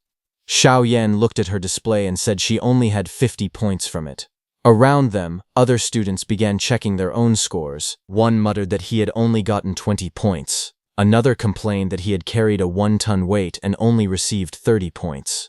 Someone in the back whimpered that he had only gotten 10 points, nearly on the verge of tears. The gap between them was painfully obvious. Just then, Lin Xinghe appeared and asked Wang Tiantuo and Xiao Yan who had won their ferocious beast hunting competition. Xiao Yan pointed at Wang Tiantuo and answered that it was him. From the side, people remarked that Lin Xinghe's points must also be heaven-defying. A guy sighed that with those 3 monsters around, everyone else could only fight for 4th place. Hearing everyone, the 2 boys standing behind who had seen Su Hong's power smiled. They called all those people ignorant because they knew that there was an even more terrifying monster in the training camp. Someone standing above those 3 so-called monsters. On the other hand, at Su Hong's side, 1 hour later, the battlefield had turned into a gruesome scene. The walls and surroundings were splattered with blood, and the bodies of ferocious beasts lay piled across the ground. The air felt heavy, filled with the aftermath of intense battle. On top of those corpses sat Su Hong, his body covered in sweat. He exhaled in exhaustion and let out a long breath. After continuously killing ferocious beasts for over an hour, even with his overlord body, he could feel the strain taking over. Even after everything, he was still far from reaching 735 martial value points. He then checked his training watch for points. Despite the exhaustion, he had gained 700 contribution points. He wondered what kind of rewards he could exchange for them at the martial art pavilion. His watch showed that for hunting ferocious beasts, he got 400 contribution points, and for the weight vest, he got 300 contribution points. The total stood at 700. After confirming it, he arrived at the martial art pavilion. Under the night sky, the grand building stood tall, glowing warmly with light. Inside the martial art pavilion, behind a long wooden counter, a receptionist in a pink suit lazily leaned back in her chair, resting her chin on her hand. Across from her, Su Hong stood calmly, flipping through a thick catalog. His eyes scanned the list carefully. A Tier 1 Vitality pill was for 10 points. A Tier 1 Blood Recovery pill was for 20 points. A Tier 1 Spirit Gathering pill was for 30 points. Another Tier 1 Spirit Gathering pill was for 50 points. He continued turning the pages and saw that an A-rank martial art, Explosive Palm, was for 2,000 points. Another A-rank martial art, Bone Netherfire Fist, was for 2,818 points. Then another A-rank martial art, Startling Swan Heavenly Roam, was for 3,000 points. Looking at it, Su Hong thought that A-rank martial arts were extremely expensive. The cheapest one cost 2,000 points. Compared to that, the prices of the pills were still acceptable, especially since there were spirit gathering pills available here. The receptionist looked at him with mild curiosity and asked whether he had decided what to exchange for. She examined him briefly and assumed he was only at the Tier 1 initial stage. In her mind, she guessed he probably could not afford to exchange for anything significant. Ignoring her assumption, Su Hong then asked calmly whether the spirit-gathering pills referred to the kind that could increase spiritual power. The receptionist said yes and explained that the spirit-gathering pills were only effective the first time they were taken. The higher the grade of the pill, the better the improvement effect. Hearing that, Su Hong immediately checked the book. He saw that the highest grade of spirit-gathering pill available there reached Tier 4. Costing 500 contribution points. The catalog listed clearly. A Tier 4 Vitality pill was for 100 points. A Tier 4 Blood Recovery pill was for 200 points. A Tier 4 Energy Gathering pill was for 300 points. And a Tier 4 Spirit Gathering pill was for 500 points. After a brief moment of silence, Su Hong made his decision. He asked the receptionist to give him a Tier 4 Spirit Gathering pill first. Hearing this, the receptionist froze. Her eyes widened in shock as she blurted out, telling Su Hong that a Tier 4 Spirit Gathering pill cost 500 contribution points, not 50. Su Hong showed his point-calculating watch and said that was right, a Tier 4 Spirit Gathering pill. Still stunned, she quickly checked his contribution balance. The number displayed 700 points clearly in front of her. She was stunned seeing that he actually had a full 700 contribution points. Her attitude instantly changed. With a bright smile and sparkling eyes, she carefully brought out an ornate wooden box and handed it to him politely. She told him that it was his spirit-gathering pill. He thanked her and then asked if they had any dual thunder and fire attribute alloy spears. Without missing a beat, she nodded enthusiastically, saying they did have them for only 200 points. She thanked him warmly for his patronage, calling him handsome with a cheerful expression. Outside, the night sky stretched wide and clear as Su Hong returned to his room. Inside, he placed his new spear with his old spear. His new spear was a C-rank dual thunder and fire attribute spear named the Thunder Fire Spear. Later that night, Su Hong reviewed his progress.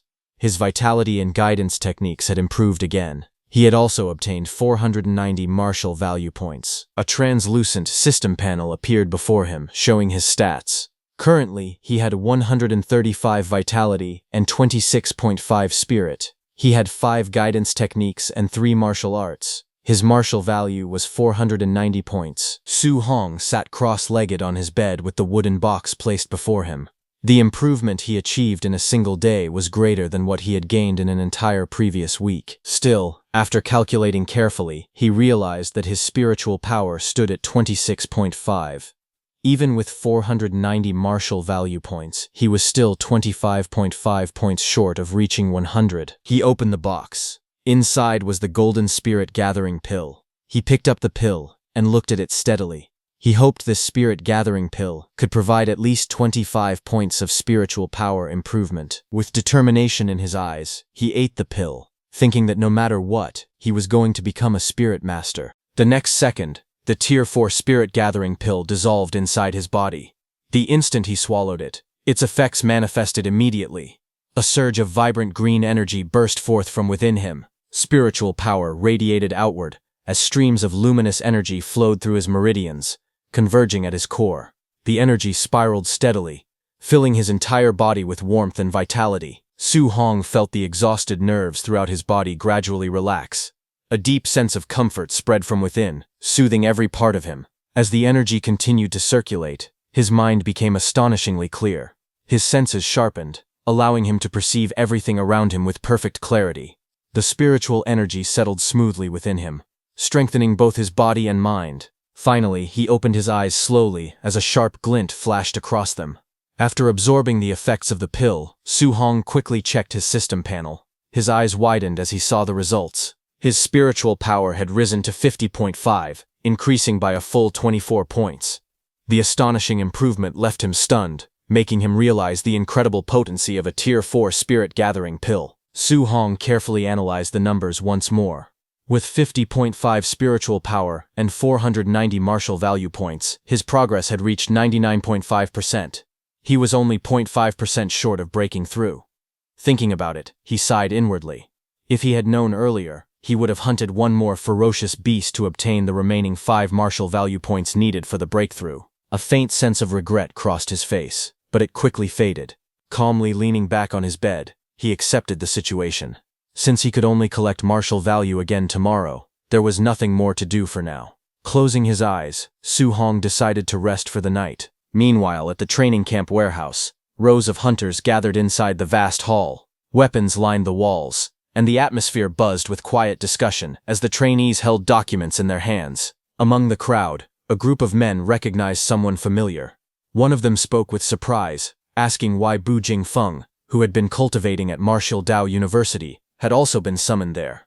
Another man echoed the question with curiosity, wondering why Bu Jingfeng was serving alongside them like everyone else, despite his status among the geniuses. Bu Jingfeng scoffed arrogantly, his lips curling into a disdainful smirk.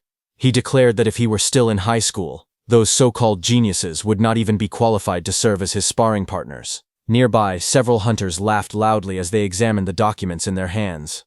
One of them remarked confidently that the trainee under his supervision, Wang Tiantuo, possessed a vitality score as high as 340 points.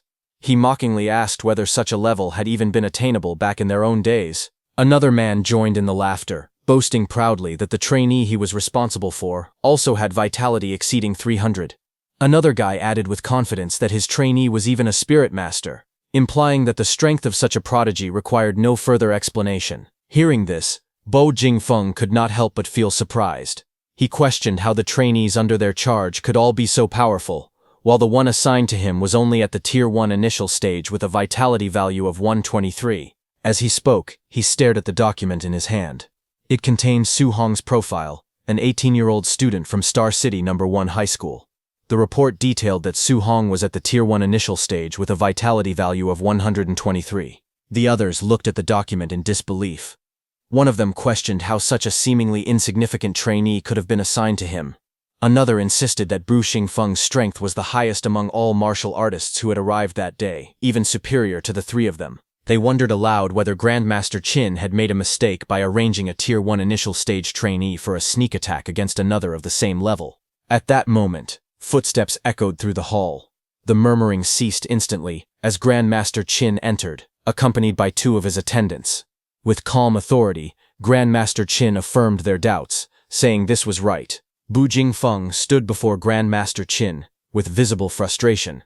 He complained that the arrangement was insulting, claiming that assigning him such an opponent was nothing more than giving him a piece of trash at the Tier 1 initial stage. But Grandmaster Qin looked at him calmly and explained that Su Hong was not as simple as he appeared. Despite having a vitality of only 123 points, his combat power was strong enough to rival that of a Tier 1 high-stage martial artist. Hearing this, the surrounding hunters were stunned. They could hardly believe that someone with such low vitality could possess strength equal to a high-stage martial artist. Shock filled their expressions as they wondered what kind of monster Su Hong truly was. Grandmaster Qin continued, revealing that part of Su Hong's intelligence was classified and therefore not included in the files they had received. He assured them that once he exchanged blows with Su Hong, he would naturally understand his true abilities. Still dissatisfied, Bao Jingfeng lowered his head and protested. He explained that his own vitality was nearly 500 points, and he was on the verge of breaking through to become a Tier 2 martial artist. Yet he was being ordered to bully a junior with only 123 vitality points, which he found utterly unreasonable. Grandmaster Qin's expression hardened. He sternly ordered him to stop complaining and fight as instructed. With decisive authority, he struck Bu Jingfeng lightly on the head, reminding him to go all out. He emphasized that it would be best if he defeated Su Hong so thoroughly that Su Hong would begin to doubt his own life. Hearing this, Bu Jingfeng hesitated before asking cautiously whether Grandmaster Qin held a grudge against the trainee. He warned that if he crippled Su Hong during the fight, he would not take responsibility. A sinister smile slowly spread across Grandmaster Qin's face. He coldly replied that Bu Jingfeng should beat Su Hong without restraint. Not only would he bear no blame if Su Hong were crippled, but he would also be rewarded for it. Bu Jingfeng felt a chill run down his spine, terrified by the Grandmaster's cruel smile. To him, Su Hong seemed pitiful, unaware of the brutal challenge that awaited him. A cold command echoed through the night as Grandmaster Qin ordered everyone to stop wasting time and begin the operation immediately. In the next instant, all those hunters, now wearing masks, launched forward with explosive speed, their movements slicing through the air as they descended toward their target. The scene shifted to a quiet training city under the night sky, where faint lights glowed from buildings scattered across the skyline. The calm atmosphere was suddenly shattered as the hunters stormed into action. Inside a building corridor, one of the masked hunters struck swiftly, while another attacker advanced relentlessly with a weapon in hand. From inside, voices rang out in alarm. Someone shouted, demanding to know who they were, while another voice declared that it was a sneak attack. Amid the chaos, a frightened voice pleaded desperately, asking if he could at least put on some underwear before the assault continued. Awakened by the commotion, Su Hong jolted upright in his bed. Shock filled his eyes as he realized that it was a sneak attack. The next second, he turned his gaze toward his door. Deep slashes suddenly tore across its surface. Bu Jingfeng, wearing a mask, broke through the door and jumped inside, gripping a weapon glowing with a fierce purple aura. With a confident smirk, he unleashed a powerful strike, sending a blazing arc of energy crashing down toward Su Hong. The violent impact shattered the floor as the purple energy exploded outward, forcing Su Hong to leap back to avoid the devastating blow. Regaining his balance amid the chaos, Su Hong quickly assessed the situation. A tense thought crossed his mind, as he recalled a disturbing rumor. There were whispers that the All Heaven's 10,000 races frequently hunted down human geniuses across the world to weaken the strength of humanity. He wondered if these attackers were among them. Without hesitation, he clenched his spear from the side, steeling himself for the battle. Though uncertain of the enemy's true power, he remained alert and prepared to defend himself. The next second, Bu Jingfeng jumped towards Su Hong, his blade radiating a dangerous purple glow. With a mocking tone, he declared that it was just as he expected. A mere Tier 1 initial stage brat stood before him. Running into him, he sneered, was nothing but bad luck. Su Hong was surprised to see that the attacker was a human martial artist at the Tier 1 high stage, not a member of the All Heaven's 10,000 races as he had initially suspected. A confident smile slowly spread across his face. The timing was perfect. This opponent was exactly what he needed. Determination filled his gaze as he tightened his grip on his spear. He believed that by defeating this enemy, he could obtain the final 5 points of martial value required to break through and become a spirit master. Meanwhile, Bu Jingfeng watched in disbelief. He could not understand why a mere Tier 1 initial stage martial artist would choose to confront his attack head-on instead of evading it. To him, such a decision seemed utterly reckless, as if Su Hong had lost his mind. In the next instant, their weapons collided with explosive force. A brilliant burst of energy erupted at the point of impact, sending shockwaves through the air. Bu Jingfeng's eyes widened as he was forced backward, stunned by the overwhelming power behind the strike. Realization struck him like a thunderbolt. This seemingly insignificant brat possessed strength far beyond his expectations. Bu Jingfeng admitted that his combat power was indeed capable of rivaling that of a Tier 1 high-stage martial artist. As he struggled against the pressure of the clash, he finally understood that Grandmaster Qin had spoken the truth. Bu Jingfeng's eyes widened in disbelief as he felt the overwhelming force pressing against him. Panic surged through his mind as he realized something was terribly wrong. He shouted inwardly that this level of strength was impossible, and questioned how a Tier 1 martial artist could possess such terrifying power. At that moment, Su Hong remained calm. He acknowledged that his opponent was merely at the Tier 1 high stage, and reminded himself that he had already fought someone of that level before. With unwavering confidence, he tightened his grip on his weapon and commanded the energy around him to press forward. A crimson aura erupted from his body as he raised his spear high. With a fierce shout, he unleashed his full strength and brought the attack crashing down. His strike descended like a blazing comet, smashing toward Bu Jingfeng with unstoppable force. The impact exploded with a thunderous sound, sending shockwaves across the battlefield and forcing Bu Jingfeng backward. Staggering from the overwhelming power, Bu Jingfeng trembled as he gripped his sword. Unable to contain his shock, he wondered if Su Hong was a monster. Bu Jingfeng decided to now get serious, as purple flames covered his blade. He steadied himself, gripping his glowing weapon.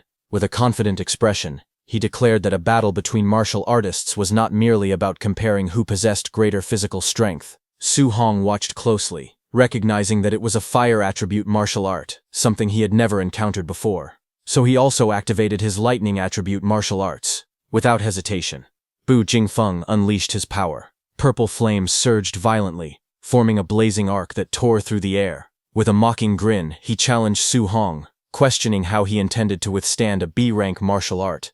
With a thunderous roar, he executed his technique, Flame Slash, sending a massive wave of blazing power crashing towards Su Hong. Facing the incoming attack, Su Hong remained calm. Golden lightning crackled fiercely around his body as he raised his spear, gathering immense energy. As he assessed the incoming strike, he realized that the power behind it might be even greater than the void-breaking finger, a technique also ranked at B level. The clash of power erupted violently as the two attacks collided mid-air. Purple flames and golden lightning struck against each other, releasing a blinding burst of energy that illuminated the battlefield. The impact exploded outward with overwhelming force, sending shockwaves in every direction and shattering the ground beneath them. Amid the swirling dust and debris, Su Hong descended calmly from the air, smoke curling around him as the battlefield fell silent. Standing in front of Bu Jingfeng, he held his spear firmly, his expression composed and unwavering. Bu Jingfeng stared in shock, sweat running down his face as he struggled to comprehend what had just happened. He realized that Su Hong had not used any martial arts at all. Instead, he had blocked his B-rank fire attribute martial art, using only thunder externalization. The realization struck him deeply, filling his mind with disbelief. Bu Jingfeng clenched his fists as he acknowledged the terrifying talent before him. It was no wonder Grandmaster Qin had instructed him to go all out. This opponent was far stronger than he had anticipated. Then, with a faint hint of mockery in his tone, Bu Jingfeng remarked that it was truly a pity that Su Hong still did not know any thunder attribute spear techniques. Otherwise, he would not have been defeated so easily. Hearing this, Su Hong smiled, golden lightning crackling around his spear as he spoke with quiet confidence. He admitted that it was true. He did not know any thunder attribute spear techniques. However, what if he said this on top of it? Just as he said that, blazing crimson flames erupted from his spear as lightning wrapped around it, merging together. The fusion of lightning and fire ignited violently, surrounding his body in a brilliant aura. Flames roared along the length of the spear, while arcs of thunder crackled fiercely, intertwining into a single devastating power. But Jingfeng watched in disbelief, asking how this was possible. Shock and fear spread across his face as his eyes widened. He realized that this was attribute fusion. The reason Bu Jingfeng was so shocked upon seeing Su Hong's attribute fusion was because it was a principle understood by every martial artist that attributes repel each other. Both Su Hong and Bu Jingfeng stood facing one another inside the damaged room, as Su Hong held his spear blazing with fire and streaks of lightning crackling. Across from him, Bu Jingfeng tightened his grip on his weapon, sweat running down his face. Shock filled his eyes as realization dawned on him. Attribute fusion.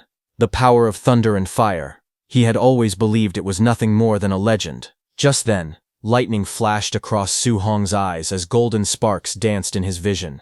Without hesitation, he attacked. His spear shot forward in a burst of flame and thunder. Seeing the incoming fast strike, Bu Jingfeng's eyes widened in alarm. He shouted in panic as Su Hong's spear tore through the air toward him. Reacting instantly, he roared out his technique, Flame Slash. Purple flames spiraled around his blade as he swung with full force, unleashing a blazing arc of energy. The two attacks collided violently. Flames and lightning clashed in a blinding explosion of light. Bu Jingfeng wanted to deflect Su Hong's attack, but just as Su Hong's spear touched his sword, thunder crackled violently along the shaft while flames spiraled downward, gathering into a single devastating strike.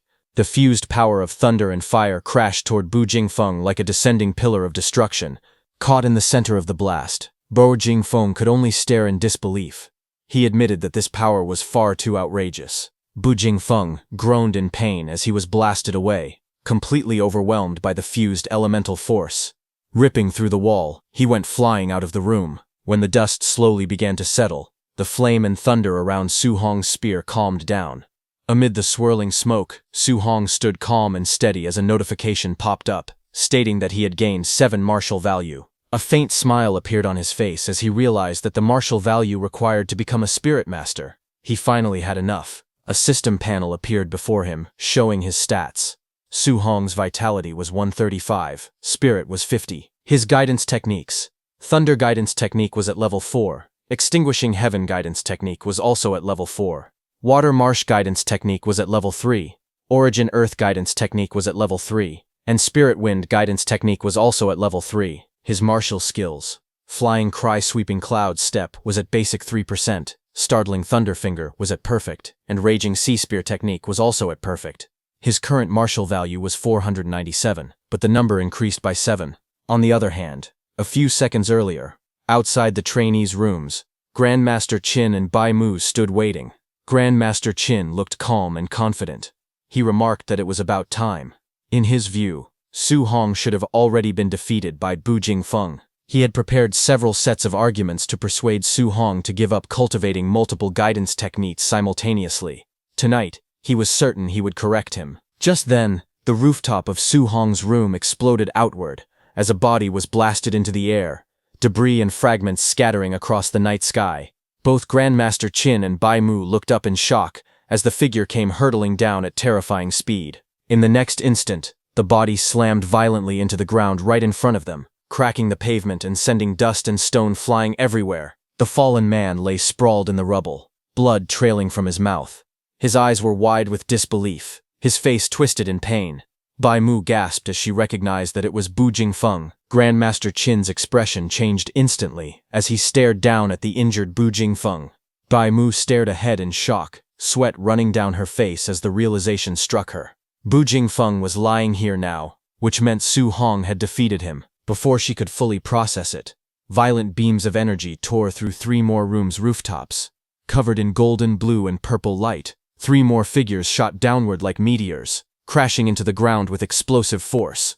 The impact shook the surroundings. Grandmaster Qin and Bai Mu stood frozen as those new figures fell beside Bu Jingfeng. Those 3 were hunters who had gone after trainees like him, and now all of them lay there completely defeated. Suddenly a voice came from above. It was Lin Xinghe. With a faint chuckle, he addressed Grandmaster Qin and remarked that next time he should send someone stronger because this opponent had not been enough of a fight. Beside him stood Wang Tiantuo, and Shan Yan floated quietly inside a glowing golden sphere. Just then, Wang Tiantuo noticed that there were 4 hunters lying on the ground instead of the 3 they had defeated. Shan Yan questioned why there was 1 more body. Had someone actually won faster than them? From the rooftop above, Lin Xinghe spoke dismissively, saying that this 4th martial artist must have been too weak and was easily dealt with. Hearing that, sweat rolled down Bai Mu's face, because she knew that Bu Jingfeng was not weak. He was the strongest among the 4. Seeing them, Grandmaster Qin fell into deep thought. He stroked his beard while observing the situation carefully. He reasoned that Wang Tiantuo and Lin Xinghe were both at Tier 1 late stage, and Xiao Yan was a spirit master. For them to win was normal. However, Su Hong was only at Tier 1 initial stage. Yet he had faced a quasi-Tier 2 martial artist and won even faster than Wang Tiantuo and the others. The more he thought about it, the more unsettled he became. He wondered how on earth Su Hong had done it. Was it a top-tier martial skill or a top-tier physique? Before he could continue analyzing, Lin Zhao came running toward them in panic. He shouted that something big had happened. Grandmaster Qin turned slightly and asked calmly if a trainee had been killed by mistake. Without showing any concern, he waved his hand dismissively and remarked that it was no big deal. After all, it was normal for a few people to die. But Lin Zhao rushed forward in panic and shouted that it was Su Hong. He quickly explained that when Su Hong was fighting Bu Jingfeng, he had used a fusion guidance technique. Hearing this, Grandmaster Qin paused slightly and murmured that it was a fusion guidance technique. He admitted that he had been wondering how Su Hong managed to defeat Bu Jingfeng. But the next second, Grandmaster Qin's expression changed. While releasing huge amounts of golden energy, he grabbed Lin Zhau's shoulders and demanded to know what he had just said, declaring that he could not simply spout such nonsense. Lin Zhao stated that Su Hong had truly fused the dual thunder and fire attribute guidance techniques and used them to defeat Bu Jingfeng. He insisted that he had seen it clearly on the surveillance. If no one believed him, they could go and ask Bu Jingfeng directly. Hearing that, Grandmaster Qin fell silent. He looked at Bu Jingfeng, lying on the ground, who also stated that it was indeed the dual thunder and fire attribute fusion. Hearing that, Grandmaster Qin's eyes burned with intensity as he declared that the only genius martial artist of the human race who had ever researched and achieved dual attribute fusion had taken a full 19 years to accomplish it. Yet Su Hong, according to the Star City Association, had been in contact with the 7 guidance techniques for less than a month. The comparison left him deeply shaken. He clenched his fists and called Su Hong a monster, but immediately corrected himself, saying this was not merely a monster. This was a heaven-descended emperor star, a true dragon appearing in the world. Beside him, Bai Mu pulled the trembling Lin Zhao backward, as he struggled to steady himself after Grandmaster Qin had shaken him completely. Bai Mu then asked Grandmaster Qin whether attribute fusion was truly that powerful. Could it really allow someone at Tier 1 initial stage to defeat Tier 2 Bu Jingfeng? Grandmaster Qin explained to her that back then, the martial artist who researched attribute fusion had been able to suppress and fight Tier 2 opponents while still at Tier 1. Hearing that, Bai Mu wondered aloud that with such formidable combat power, why it was not widely promoted for cultivation.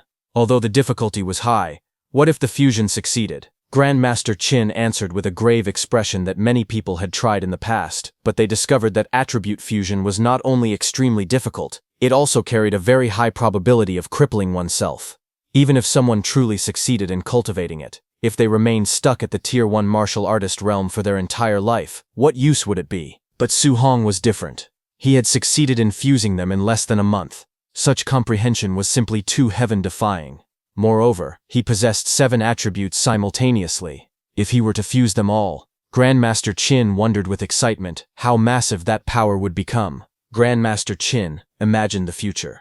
He said that if a monster like Su Hong were allowed to grow, he feared that one day Su Hong could stun the great emperors of the 10,000 races with a single move. Hearing this, Lin Zhao told Grandmaster Qin that he was boasting too much, far too much. Bai Mu pointed out that fusing 2 attributes was already extremely difficult. Fusing 7 attributes was nothing but pure fantasy. Grandmaster Qin coughed lightly and told them to forget his brief loss of composure. However, he continued seriously that if Su Hong were allowed to cultivate 7 attributes simultaneously, what if he became stuck while trying to fuse 3 attributes in the future and ended up delaying his breakthrough? If that happened, he, Qin Tianli, would become a sinner of the human race. At that moment, Lin Zhao suddenly remembered something important.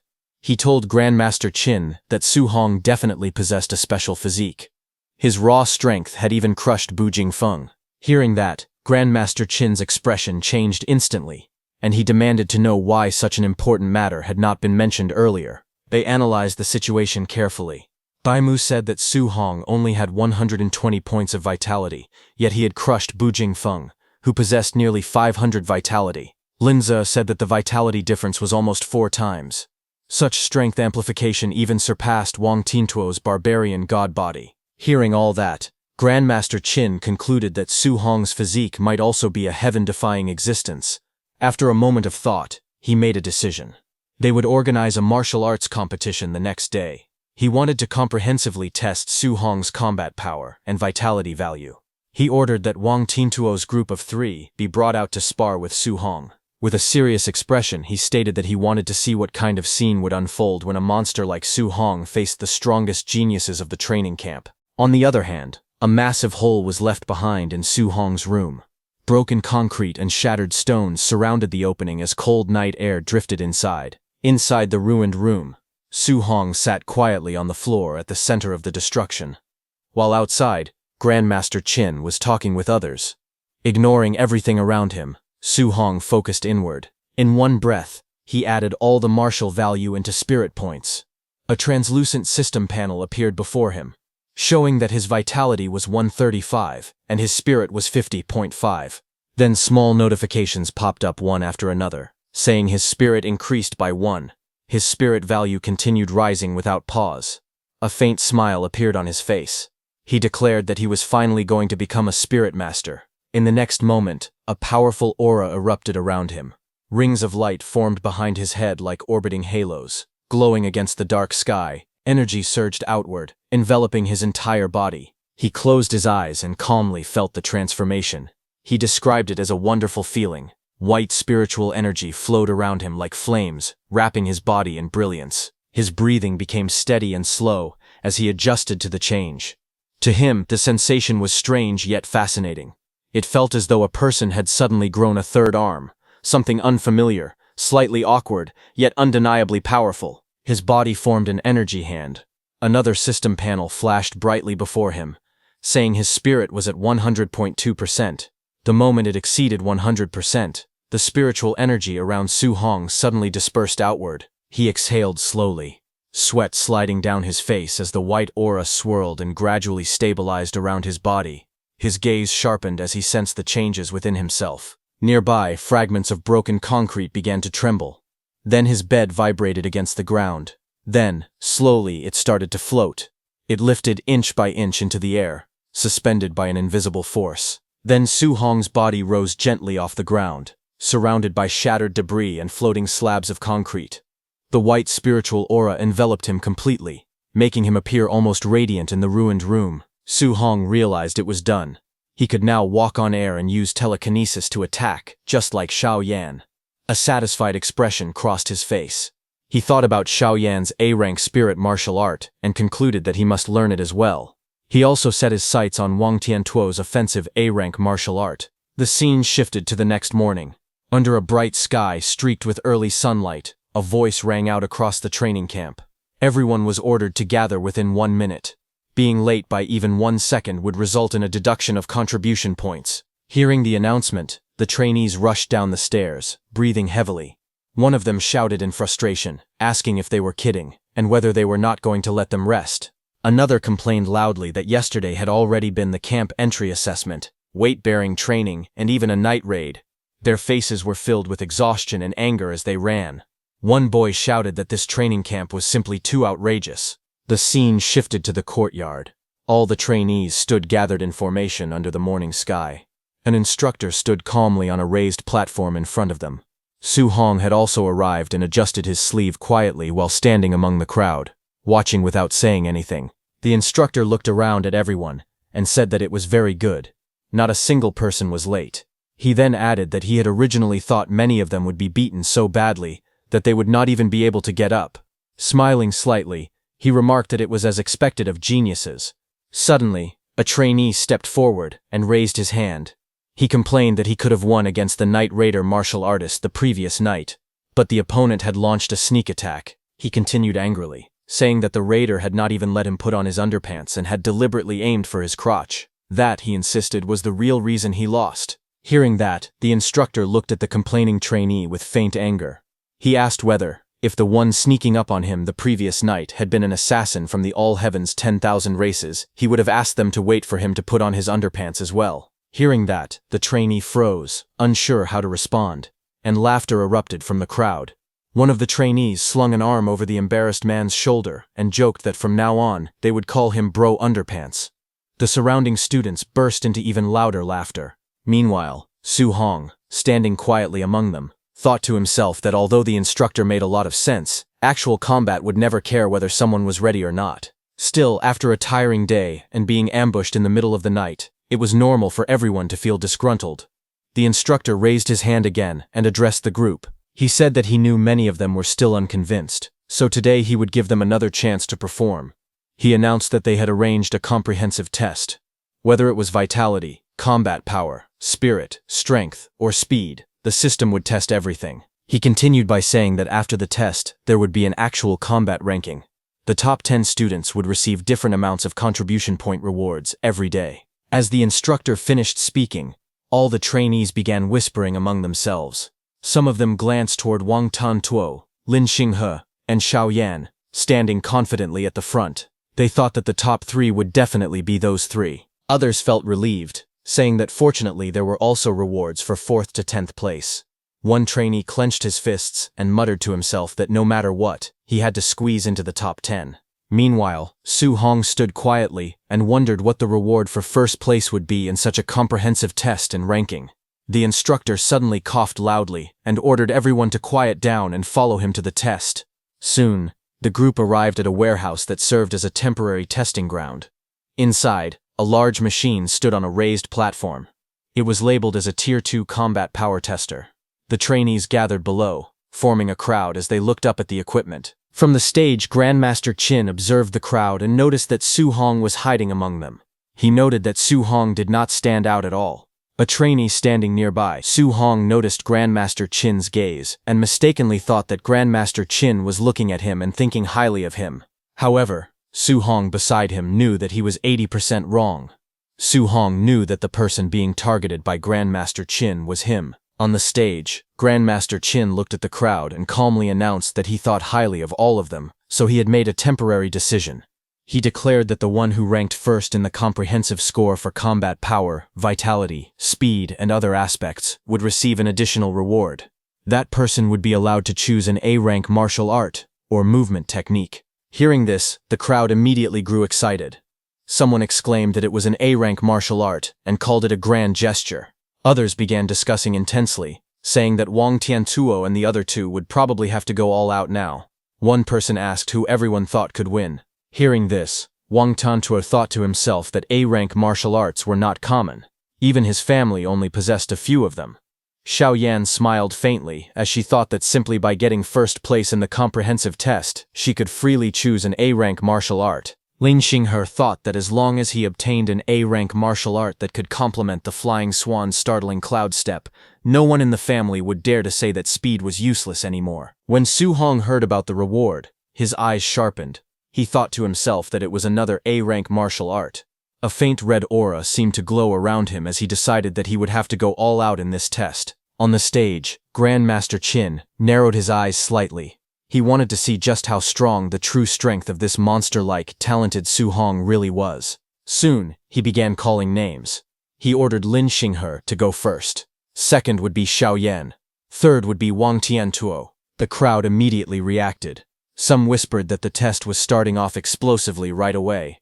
Others said that with those 3 testing first, who would even dare to test next? Many began wondering who the 4th person would be, thinking that whoever it was would definitely be sweating bullets. Then Grandmaster Qin calmly announced the next name. 4th, Su Hong. The crowd instantly turned their heads in surprise. Su Hong stood among them, a bead of sweat sliding down his face. He calmly thought that, as expected, this Grandmaster Qin had his eyes on him. Whispers spread through the crowd. Someone questioned whether Su Hong was not the one who had come last during the camp entry assessment. Su Hong's classmate Chen Shen shook his head and sighed, saying that Su Hong was truly too unlucky. Li Tu placed a hand on Su Hong's shoulder and asked if he had offended Grandmaster Qin. The crowd murmured among themselves. They said that putting the 3 strongest first and then the weakest would make the contrast even stronger. It was too stimulating. Someone guessed that Grandmaster Qin probably wanted to use this method to motivate the weaker students, hoping they would learn from shame and become braver. Amid the whispers, those 2 trainees who had seen Su Hong's strength let out a quiet laugh and said that they would all be dumbfounded later. Then, on the stage, the instructor reminded everyone that they would test physical body combat power first, and then martial skill combat power. A large combat power tester stood in the center of the arena. Lin Xinghe stepped forward calmly. He thought that the combat power tester was not his strong point. Without hesitation, he dashed forward and threw a powerful punch. His fist struck the machine with explosive force. The impact caused sparks to fly as the number on the screen rapidly increased to 4113. The crowd was instantly shocked.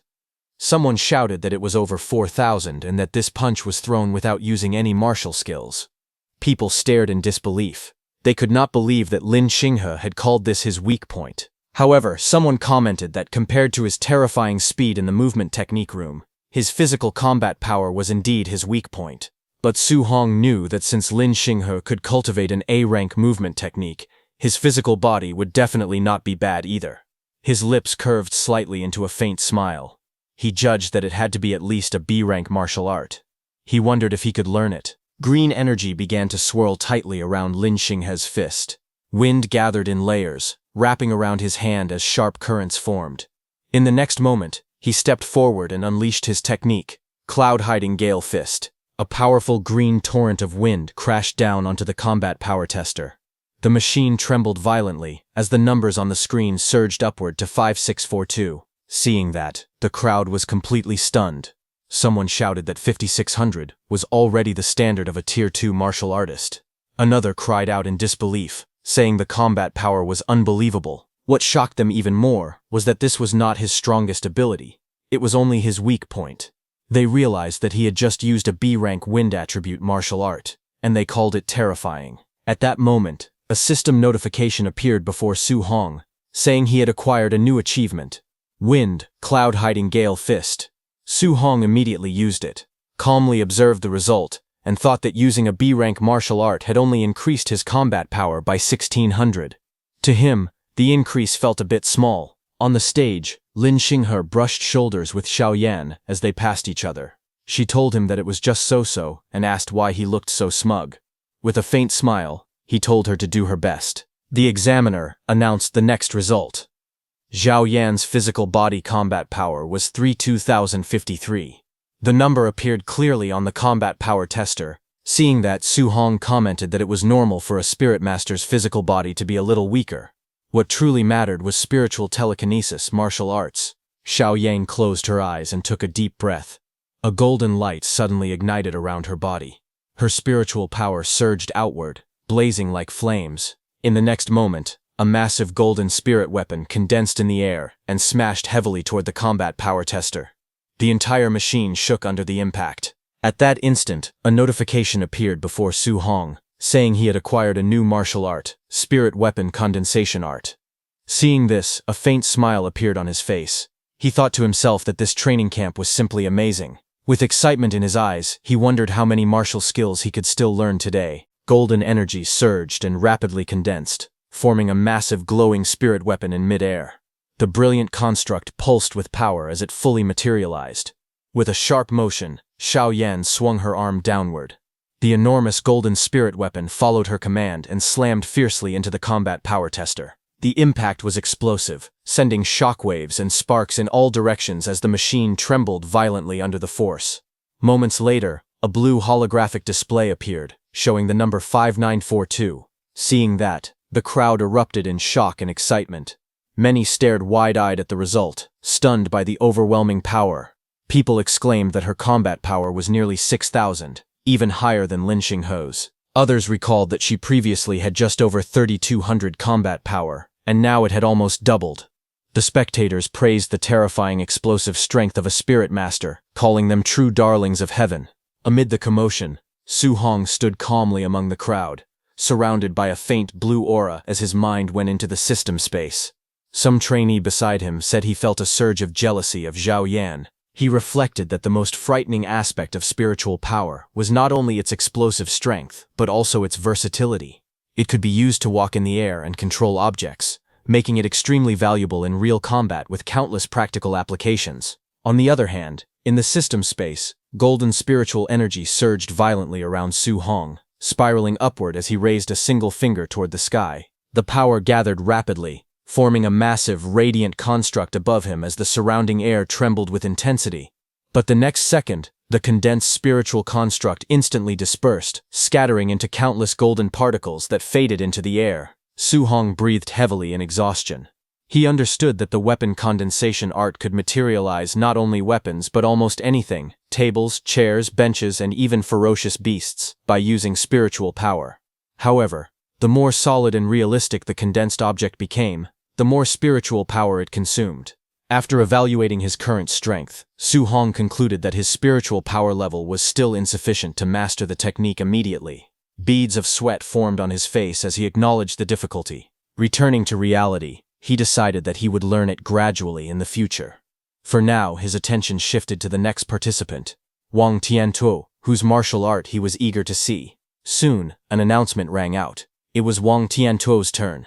The crowd's excitement surged as Wang Tiantuo walked forward with a powerful and imposing presence. Spectators eagerly discussed his reputation, stating that he possessed the barbarian god body, a physique known for its terrifying strength. With such overwhelming physical power, he held an absolute advantage in combat power and was widely expected to secure first place. As anticipation filled the arena, many declared with confidence that the true god of combat power had arrived. Su Hong stood among the crowd, calmly observing the scene ahead.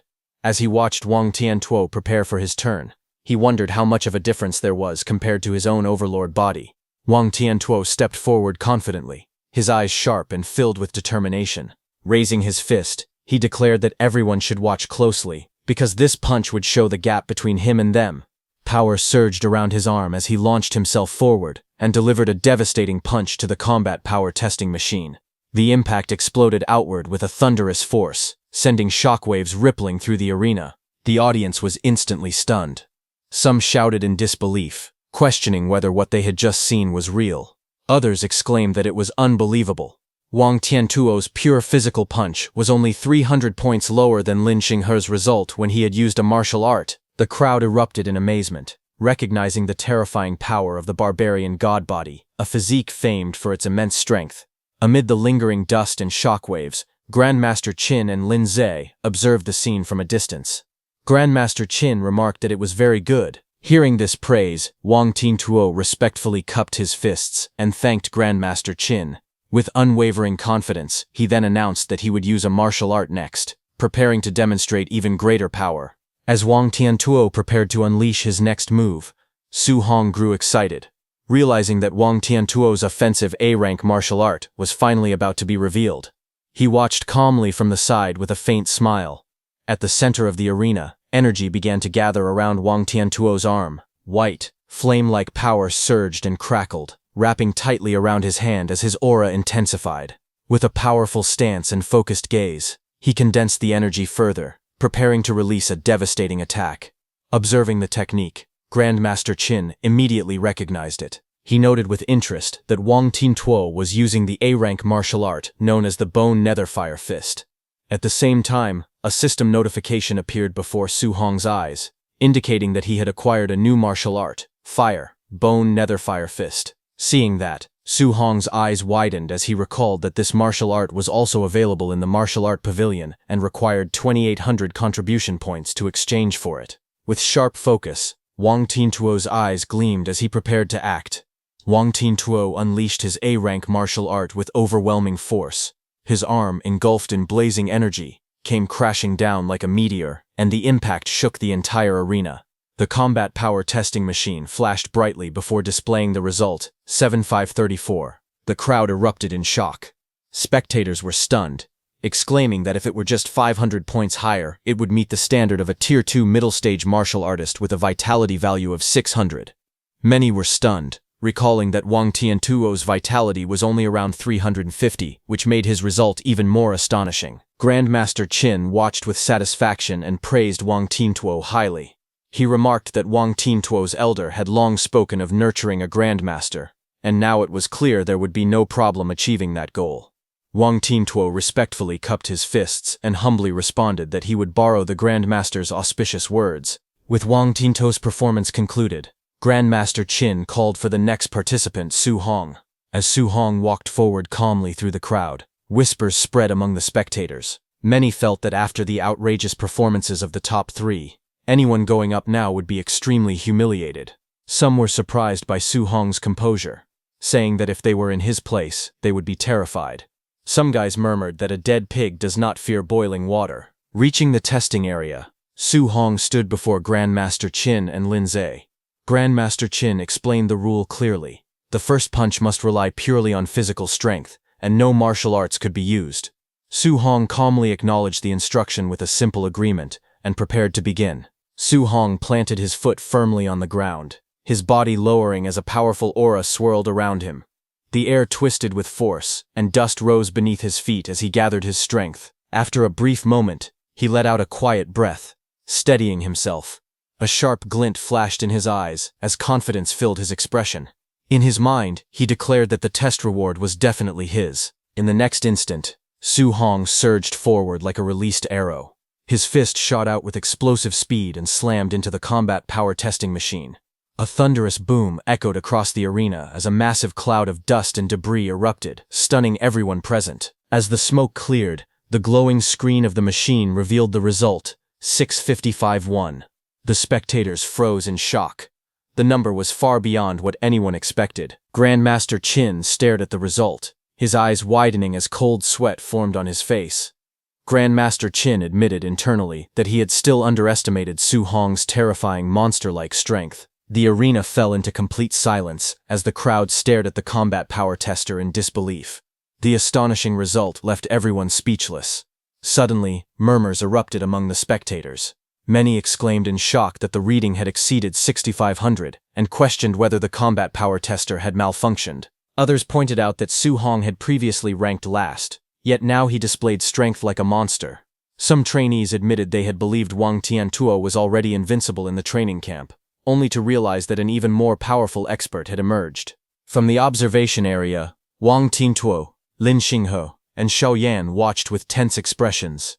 Xiao Yan remarked in astonishment at the exaggerated combat power. Lin Xinghe concluded that such power was impossible for a Tier 1 martial artist, and insisted that Su Hong must be a Tier 2 martial artist. Realizing the gap between them, Wang Tiantuo lowered his head and admitted that he had been too arrogant before. After the commotion settled, Su Hong calmly turned toward Grandmaster Qin and respectfully asked whether he should continue using a martial art for the next test. Grandmaster Qin looked at him with approval and simply nodded, telling him to continue. Su Hong then stepped into position and steadied his breathing. He clenched his fists as he adjusted his stance. In the next moment, his mind went into the system space as he started learning his new martial art technique. A system-like interface appeared, displaying his new martial arts learning percentages that steadily increased: 1%, 4%, 6%, 9%, 14%, and 23%. Su Hong stood calmly as a cold, blue flame-like aura surged around his body. The system displayed rising progress percentages. As the power continued to build, he realized that the bone netherfire fist suited him perfectly. He noted that learning it was even faster than mastering the flying swan startling cloud step, which was also an A-rank martial art. Watching from the observation area, Grandmaster Qin wondered how high Su Hong's combat power would rise once he used a martial art. Lin Zhe then reminded Grandmaster Qin that Su Hong came from an ordinary family, suggesting that the rank of his martial art should not be high. However, Grandmaster Qin calmly observed Su Hong and stated that in his current state, what he was executing was definitely not a low-level martial art. At that moment, the system interface completed its process. The display showed that his bone netherfire fist learning had reached 100%. Now he had learned the bone netherfire fist at the basic level. A sharp glint flashed in Su Hong's eyes as his mastery was finalized. Blue netherfire gathered around his fist as he stood firmly in the arena. Shocked voices rang out from the crowd as someone recognized the technique, exclaiming that it was Wang Tiantuo's bone netherfire fist. The spectators were stunned and questioned how Su Hong could know it as well. Without hesitation, Su Hong stepped forward and unleashed the technique. As his aura surged and power condensed into his strike, he wondered how powerful an A-rank offensive martial art was. With netherfire blazing around his arm, Su Hong drove forward to deliver the attack. Su Hong's blazing strike slammed into the combat power tester with explosive force. A shockwave burst outward, sending dust and debris flying across the arena as the machine trembled under the impact. The spectators were forced to shield their faces from the powerful gust. Amid the swirling dust, shocked voices rang out. Some exclaimed in disbelief that Su Hong's power was even greater than Wang Tiantuo's and urgently asked for the combat power reading. As the dust settled, the display lit up with a shocking number. A stunned voice cried out that it was a full 9,000 combat power. Others quickly pointed out that 9,000 was already the standard for the Tier 2 high stage, expressing disbelief at the result. From the observation area, Lin Ze questioned whether such combat power was possible for a Tier 1 initial stage martial artist with only 123 points of vitality, suspecting that the tester's data might be faulty. Grandmaster Qin, watching calmly, concluded that Su Hong was truly a monster. Nearby, Lin Xinghe analyzed the numbers aloud. He explained that 7,000 combat power corresponded to Tier 2 initial stage, 8,000 to Tier 2 middle stage, and 9,000 to Tier 2 high stage. Zhao Yan reasoned that the standard vitality for a Tier 2 martial artist was 500 and concluded that Su Hong must have hidden his true vitality, which should definitely exceed 500. Hearing this, Wang Tiantuo admitted that his own vitality had not even reached 400 yet and said it was not shameful to lose to Su Hong. However, the situation took another shocking turn. When the vitality tester displayed Su Hong's actual value, only 137, the crowd erupted in disbelief. Wang Tiantuo shouted in shock that Su Hong's vitality was merely 137, while Lin Xinghe questioned whether the vitality tester itself was broken. The vitality tester displayed the number 137, leaving everyone in shock. Lin Zi stared at the result in disbelief and declared that the situation was simply outrageous. The crowd quickly erupted into heated discussion. Some questioned whether the number was missing a zero and wondered if it should have been 13,700 instead. Others shouted in astonishment that Su Hong was actually only a Tier 1 initial stage martial artist. The shock deepened as people exclaimed that producing 9,000 combat power with just 137 vitality was far too outrageous to believe. As the murmurs spread through the room, Su Hong calmly stepped out of the testing chamber, steam drifting around him. Nearby, Grandmaster Qin watched with a serious and thoughtful expression, silently acknowledging the extraordinary result. Regaining control of the situation, Grandmaster Qin addressed the crowd and told them to stop crowding around. He announced that they would proceed with the practical combat test and directly begin the practical combat tournament ranking. He then explained the rules of the competition. The tournament would adopt a challenge system where participants could designate their own opponents. He further stated that if no one dared to challenge a participant, that person would be ranked first and would receive the reward of an A-rank martial art. At that moment, someone called out to Grandmaster Qin. It was Lin Xinghe. He stepped forward confidently and, with a determined expression, pointed at Su Hong and declared that he wanted to fight him. Lin Xinghe looked at Su Hong with a confident smile, thinking that although Su Hong's combat power could be called invincible, his vitality was far too weak. He planned that as long as he used his movement technique to avoid Su Hong's attacks, he could rely on his higher vitality to slowly exhaust him to death. But Grandmaster Qin firmly rejected the idea. Lin Xinghe was startled and let out a confused sound, unable to understand the response. Grandmaster Qin then made a shocking proposal. He looked at Lin Xinghe, Xiao Yan, and Wang Tiantuo, and said that the three of them could attack together. Hearing that, the group froze in surprise. Lin Xinghe immediately questioned the decision, asking what kind of opponent deserved the three of them attacking at the same time. Xiao Yan accused Grandmaster Qin of looking down on them too much. With a sneer, Wang Tiantuo added that he was only worried they might accidentally cripple Su Hong while playing around. Grandmaster Qin ignored the complaints and turned his gaze towards Su Hong, asking him what he thought. Without hesitation, Su Hong said that he had no objections. Hearing that, Wang Tiantuo and his group looked at him with amusement. Wang Tiantuo wondered aloud if Su Hong truly believed he was guaranteed to win. Xiao Yan let out a quiet chuckle. Looking down at Su Hong, they mocked him for being so pretentious. Lin Xinghe declared confidently that, forget about fighting the three of them, he could defeat Su Hong alone and leave him completely stunned.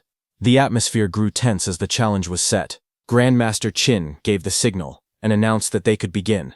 All four of them stood facing each other inside the vast testing hall. In the next instant, Lin Xinghe dashed forward with incredible speed. Wang Tiantuo and Xiao Yan followed closely behind, charging straight towards Su Hong. As he moved, Lin Xinghe formed a plan in his mind. He decided that he would first unleash a cloud-hiding gale fist, and then retreat. Once Su Hong was occupied with the others, he would launch a sneak attack from the flank. With the speed of his flying swan startling Cloud Step, He believed it would be impossible for Su Hong to react in time. But suddenly, Xiao Yan sensed danger and shouted for Lin Xinghe to dodge. Before Lin Xinghe could react, Su Hong had already moved. In a blur of motion, he appeared behind Lin Xinghe. Lin Xinghe was stunned, unable to comprehend what had just happened. With cold determination, Su Hong said goodbye as his fist surged forward, aimed directly at Lin Xinghe. But just as Su Hong's fist was about to land, everything came to a sudden stop. Su Hong's punch froze mid-air, inches away from Lin Xinghe's face. In a blur of motion, Lin Xinghe backed away, barely dodging Su Hong's attack. Lin Xinghe fell back and returned to Wang Tiantuo and Xiao Yan's side. He thanked Xiao Yan, who was using her golden spiritual energy to stop Su Hong's punch mid-air. Lin Xinghe warned them, saying Su Hong's speed was unusual and that they needed to be careful. Su Hong stood there with one hand vibrating non-stop. He realized what was happening. It was spiritual telekinesis. It was his first time experiencing the strange feeling of being controlled like that, and he was clearly not used to it.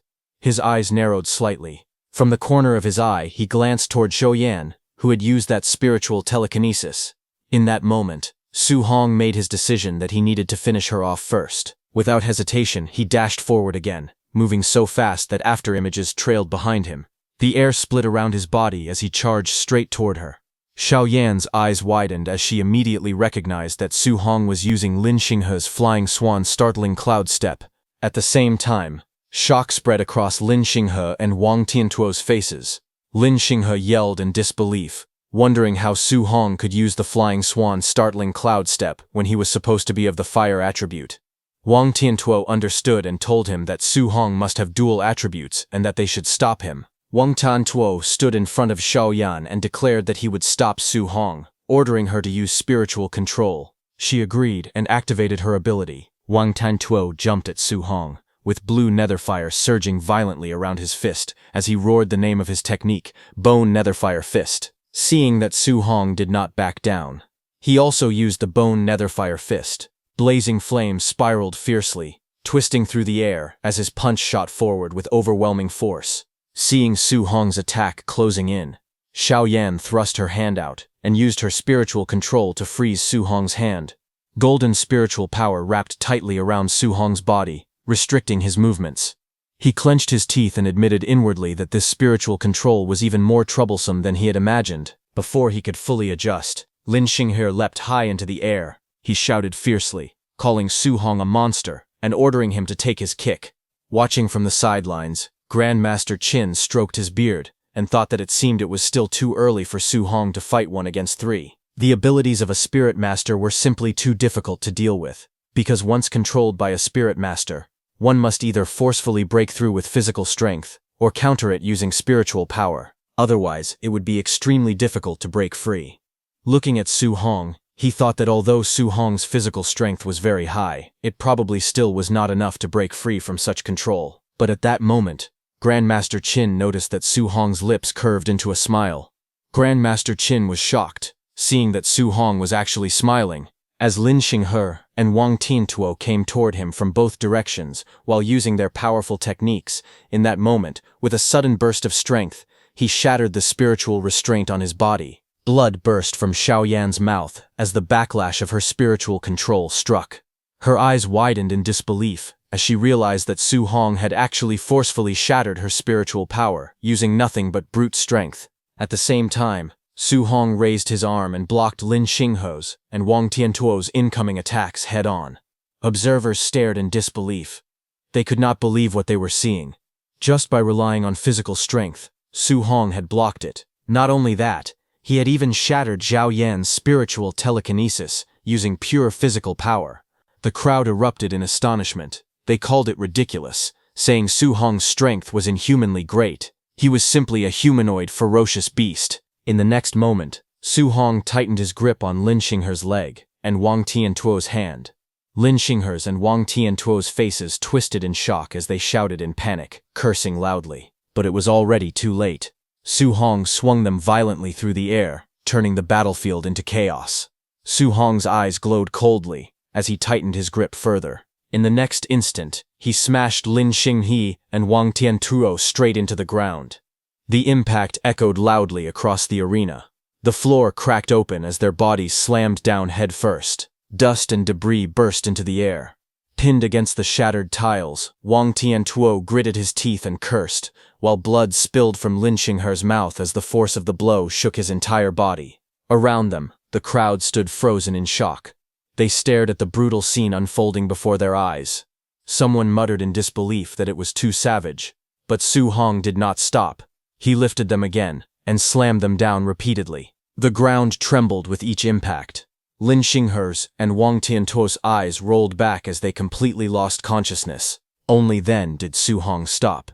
He lowered his head slightly and let out a long breath, standing amidst the drifting smoke and debris. Then suddenly his eyes sharpened as he looked to his side. A flicker of alertness flashed across his face. Standing at his side, Xiaoyan hurriedly raised both hands and backed away. Her voice trembled as she shouted at him not to come any closer. She quickly declared that she surrendered. Seeing that, the room fell into stunned silence. Someone exclaimed in disbelief that Su Hong had actually won. Another questioned whether the training camp's strongest trio had truly been defeated by him alone. They called him an absolute monster. At that moment, Grandmaster Qin frowned slightly and asked what all the noise was about. He questioned if anyone else planned to challenge Su Hong. Silence answered him. With no one stepping forward, the result became clear. He declared that Su Hong was first place in this combat test. Hearing that, the crowd murmured. A guy awkwardly stated that Su Hong was number 1 in the training camp and that there was no need for the remaining matches.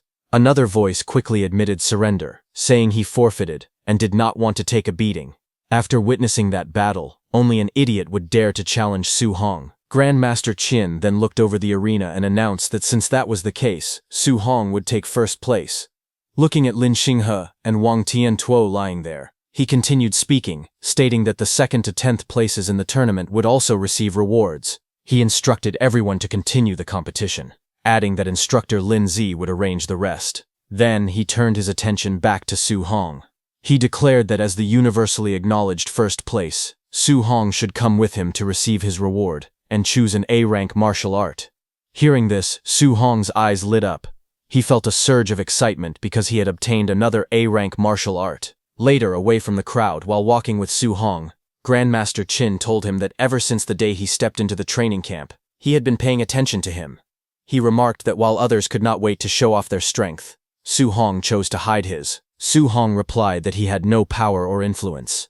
If he revealed himself too early, it would only make him an easy target. Hearing that, Grandmaster Qin started laughing. He said he liked smart people like him. Then he explained that this combat tournament had actually been arranged by him specifically for Su Hong. He wanted to strive for more resources on Su Hong's behalf. Then, with a serious tone, Grandmaster Qin said that in today's world, the strong only grow stronger and resources would always be concentrated on geniuses. He told Su Hong that there was no need for him to hide his strength in the future. He declared that he, Qin Tianli, would personally cover him and challenge anyone who dared to cause Su Hong trouble. Hearing this, Su Hong respectfully thanked Grandmaster Qin. Soon after, they arrived at the martial art pavilion. The warm golden light filled the room as they stepped inside. A staff member immediately greeted Grandmaster Qin with respect. Grandmaster Qin instructed the staff member to bring the list of martial arts. He then told Su Hong to look carefully and choose well, adding that he should ask if there was anything he did not understand. Su Hong asked Grandmaster Qin what kind of martial art he thought would be better for him to choose at that moment. Grandmaster Qin looked at him and asked what martial arts he already knew. Su Hong started listing them. He said he knew Bone Netherfire Fist, Flying Swan Startling Cloud Step, Cloud Hiding Gale Fist, and Void Breaking Finger. The rest were of lower rank. Hearing that, Grandmaster Qin was surprised. He stated that he did not even have Flying Swan Startling Cloud Step and Cloud Hiding Gale Fist in his martial art pavilion. He asked if Su Hong had learned them simply by watching Lin Xinghe use them once. Su Hong only responded with a quiet sound. Hearing that, Grandmaster Qin fell silent. Inwardly, he admitted the truth that Su Hong was truly a monster. That staff member looked at Su Hong with surprise. She wondered who he was, thinking that Grandmaster Qin had actually brought him personally to choose a martial art. Grandmaster Qin calmly explained that Su Hong already had an offensive martial art and a movement technique. He said that Su Hong could now learn a control-type martial art, and pointed out that this one was not bad. He introduced it as Flame Cage, an A-rank martial art. He explained that it condensed fire spiritual chi into a flame cage to trap and solidify enemies. Grandmaster Qin continued explaining. He said that offensive martial arts only required attaching spiritual chi to weapons or the body. However, control-type martial arts required spiritual chi to leave the body, something most Tier 2 martial artists could not achieve. He reminded Su Hong that he was currently only at the Tier 1 initial stage. Logically speaking, he should not recommend it. But with Su Hong's talent, he believed he should be able to learn it. Grandmaster Qin then said that he had learned this martial art before. He offered to demonstrate it first, so Su Hong could decide whether to choose it or not. Hearing that, Su Hong respectfully thanked him. Grandmaster Qin raised his hand as spiritual chi gathered between his fingers. A small flame suddenly appeared, glowing brightly as it formed in the air. Grandmaster Qin told Su Hong not to think that control-type martial arts were inferior to offensive martial arts. He explained that their usefulness in battle was immense. As he spoke, flames surged outward and formed a blazing cage in the air. The fiery cage burned intensely, radiating powerful heat. Grandmaster Qin told Su Hong that the first step was to trap the enemy inside the flame cage. Then, after trapping them, one could launch an attack. He created a fire bow and arrows and aimed at the cage. He stated that by doing so, it would be possible to achieve a one-hit kill. He shot, and the fiery energy gathered and exploded downward with tremendous force. After the demonstration, Grandmaster Qin looked at Su Hong and explained further. He said that maintaining the flame cage while launching an attack at the same time was currently impossible for Su Hong. Even for him back then, he had only mastered it after becoming a Tier 3 martial artist. Hearing this, Su Hong shook his head. He said that since even Grandmaster Qin considered it so difficult, he would choose something else. He stated that he no longer wanted a control-type martial art.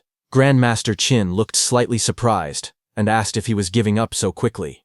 Inwardly, he reflected that geniuses were usually arrogant. Yet a monster like Su Hong actually listened to advice.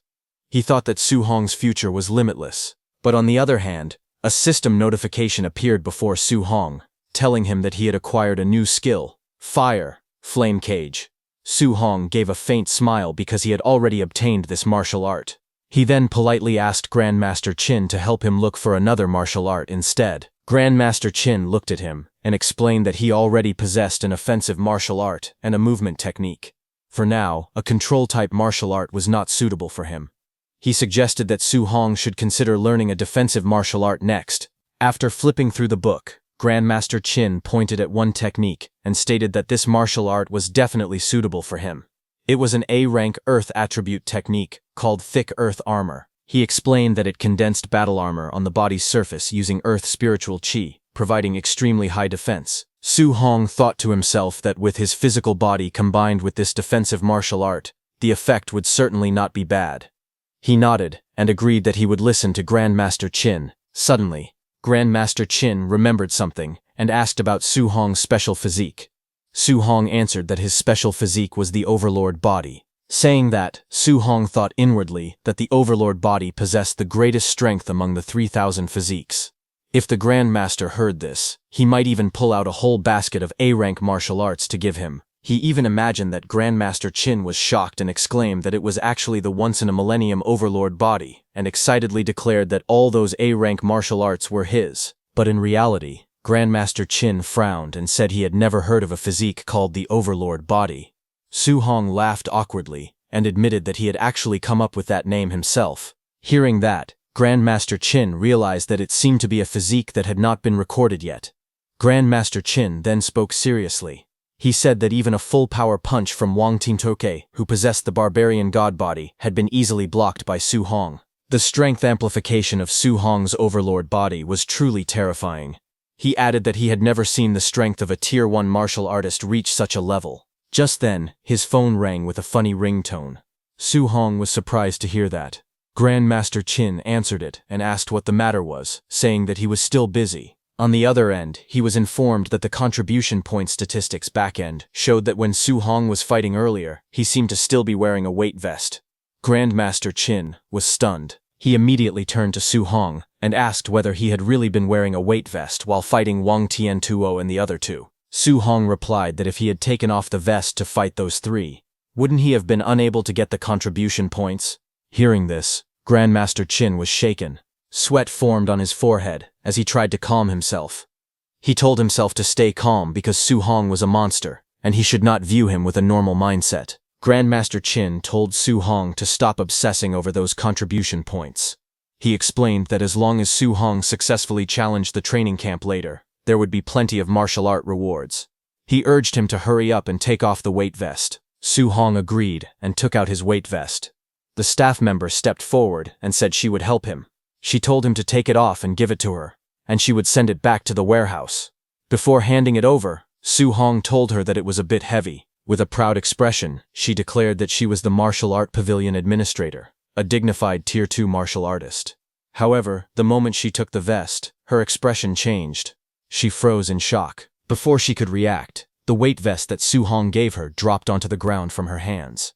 Its impact was thunderous. The floor cracked and shattered under the weight. Startled, the staff member asked how many kilograms the vest weighed. Su Hong answered that it weighed 5 tons. Hearing this, Grandmaster Qin was stunned. He thought to himself that Su Hong had been carrying a 5-ton weight at the Tier 1 initial stage. Not only that, he had even defeated 3 Tier 1 late-stage geniuses while wearing it. The realization left him speechless. Grandmaster Qin wrapped an arm around Su Hong's shoulders and called him a little monster. He said that he actually had an A-rank martial art that he wanted to give him. Su Hong looked up and asked what martial art it was. Grandmaster Qin reminded him that he used a spear. He added that Grandmaster Zhang Lin of Yang City also used a spear. He explained that Zhang Lin possessed an A-rank thunder spear art. Its power was considered extremely strong even among A-rank martial arts. Grandmaster Qin then proposed an idea. He said he would take Su Hong to arrange a battle with Zhang Lin's student and help him trick Zhang Lin out of his martial art. Su Hong hesitated and said that did not sound very nice. Grandmaster Qin immediately replied that Zhang Lin had been mocking Star City's training camp, calling it full of trash. He declared that he had to mock him back. After that, Grandmaster Qin told Su Hong to go back and prepare first. They would head to Yang City early the next morning. Su Hong agreed. Later that night, the lights of a student's building glowed under the quiet sky as Su Hong returned to his room. Su Hong looked around his room and said that the training camp had actually helped tidy it up very nicely. As he sat down to start cultivating, system notifications soon appeared before him, telling him that he had acquired a new martial art, fire. Then another notification appeared, saying he had acquired a new martial art, spirit, soul capture art.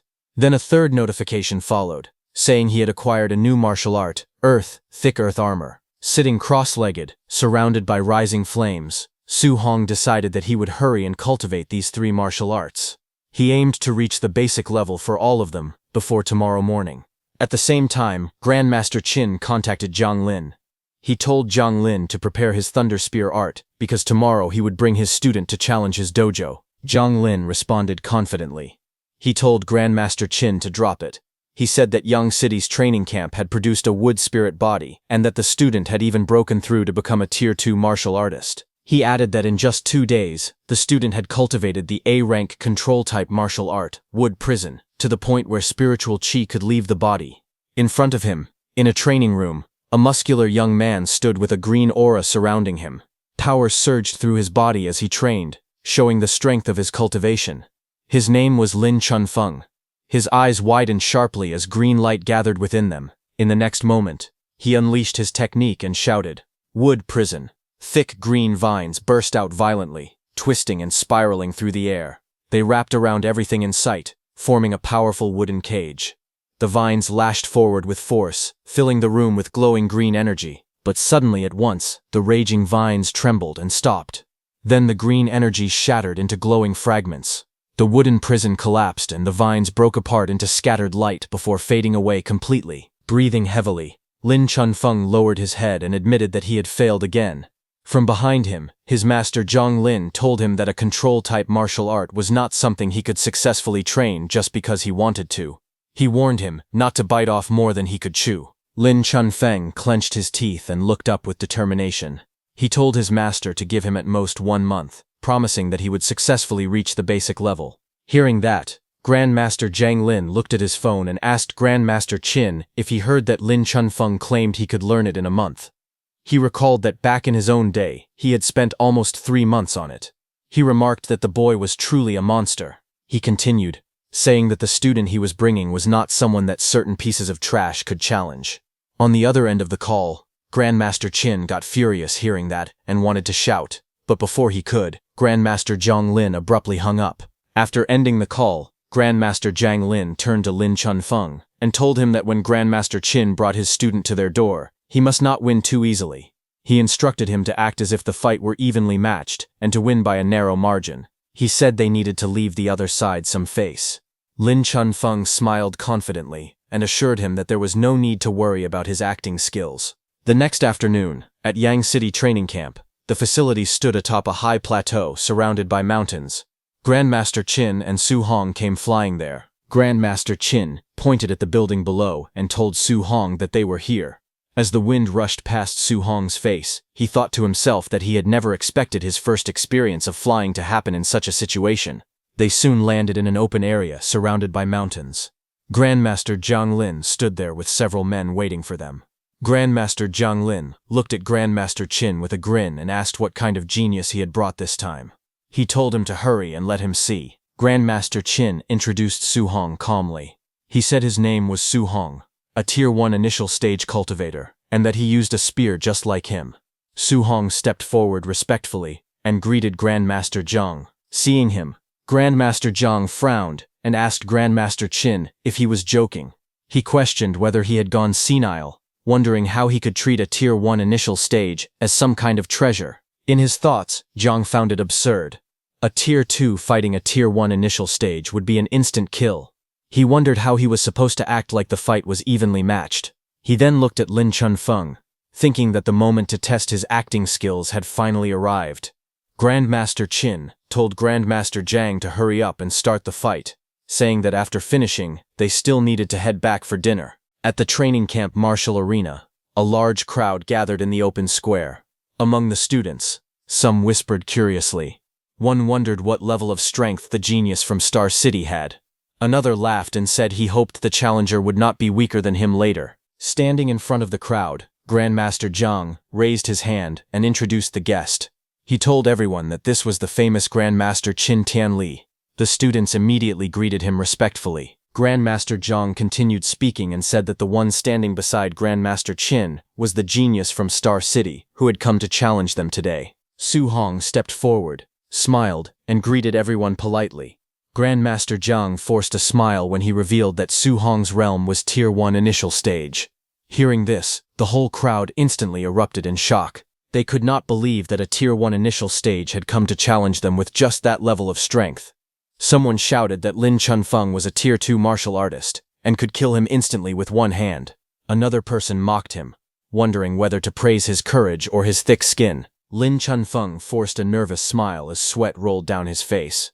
Hearing that Su Hong was a Tier 1 initial stage fighter, in his heart he wondered how he was supposed to act out a back-and-forth battle and barely win at the end. Nearby, Grandmaster Zhang spoke with a faint smile. He told Grandmaster Qin that if his student defeated Su Hong at Tier 1 initial stage, he would have to teach his student an A-rank martial art.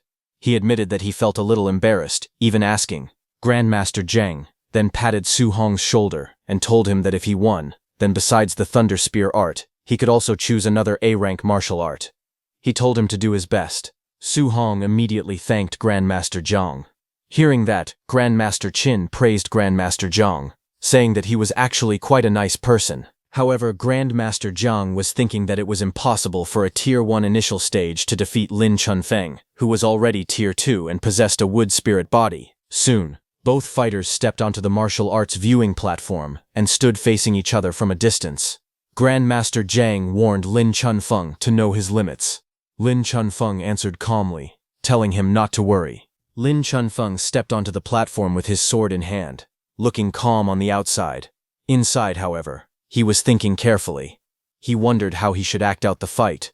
If he seriously injured the other party with just one move, it would not look good. From the other side, Su Hong stepped onto the stage barehanded.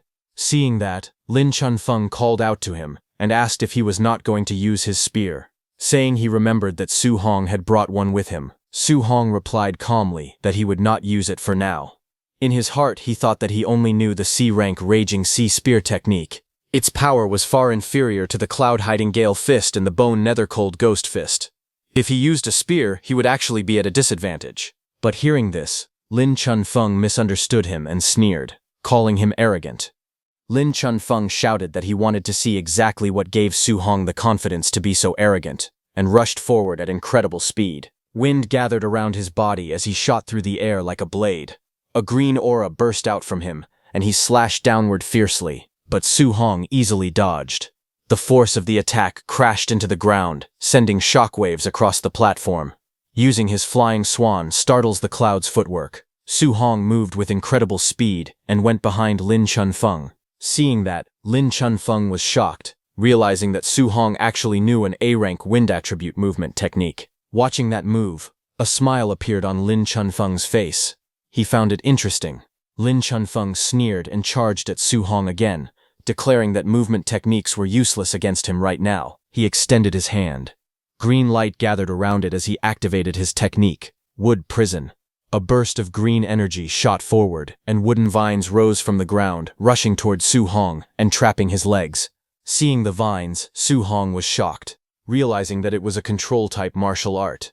He remembered Grandmaster Qin telling him that control-type martial arts were very hard to practice.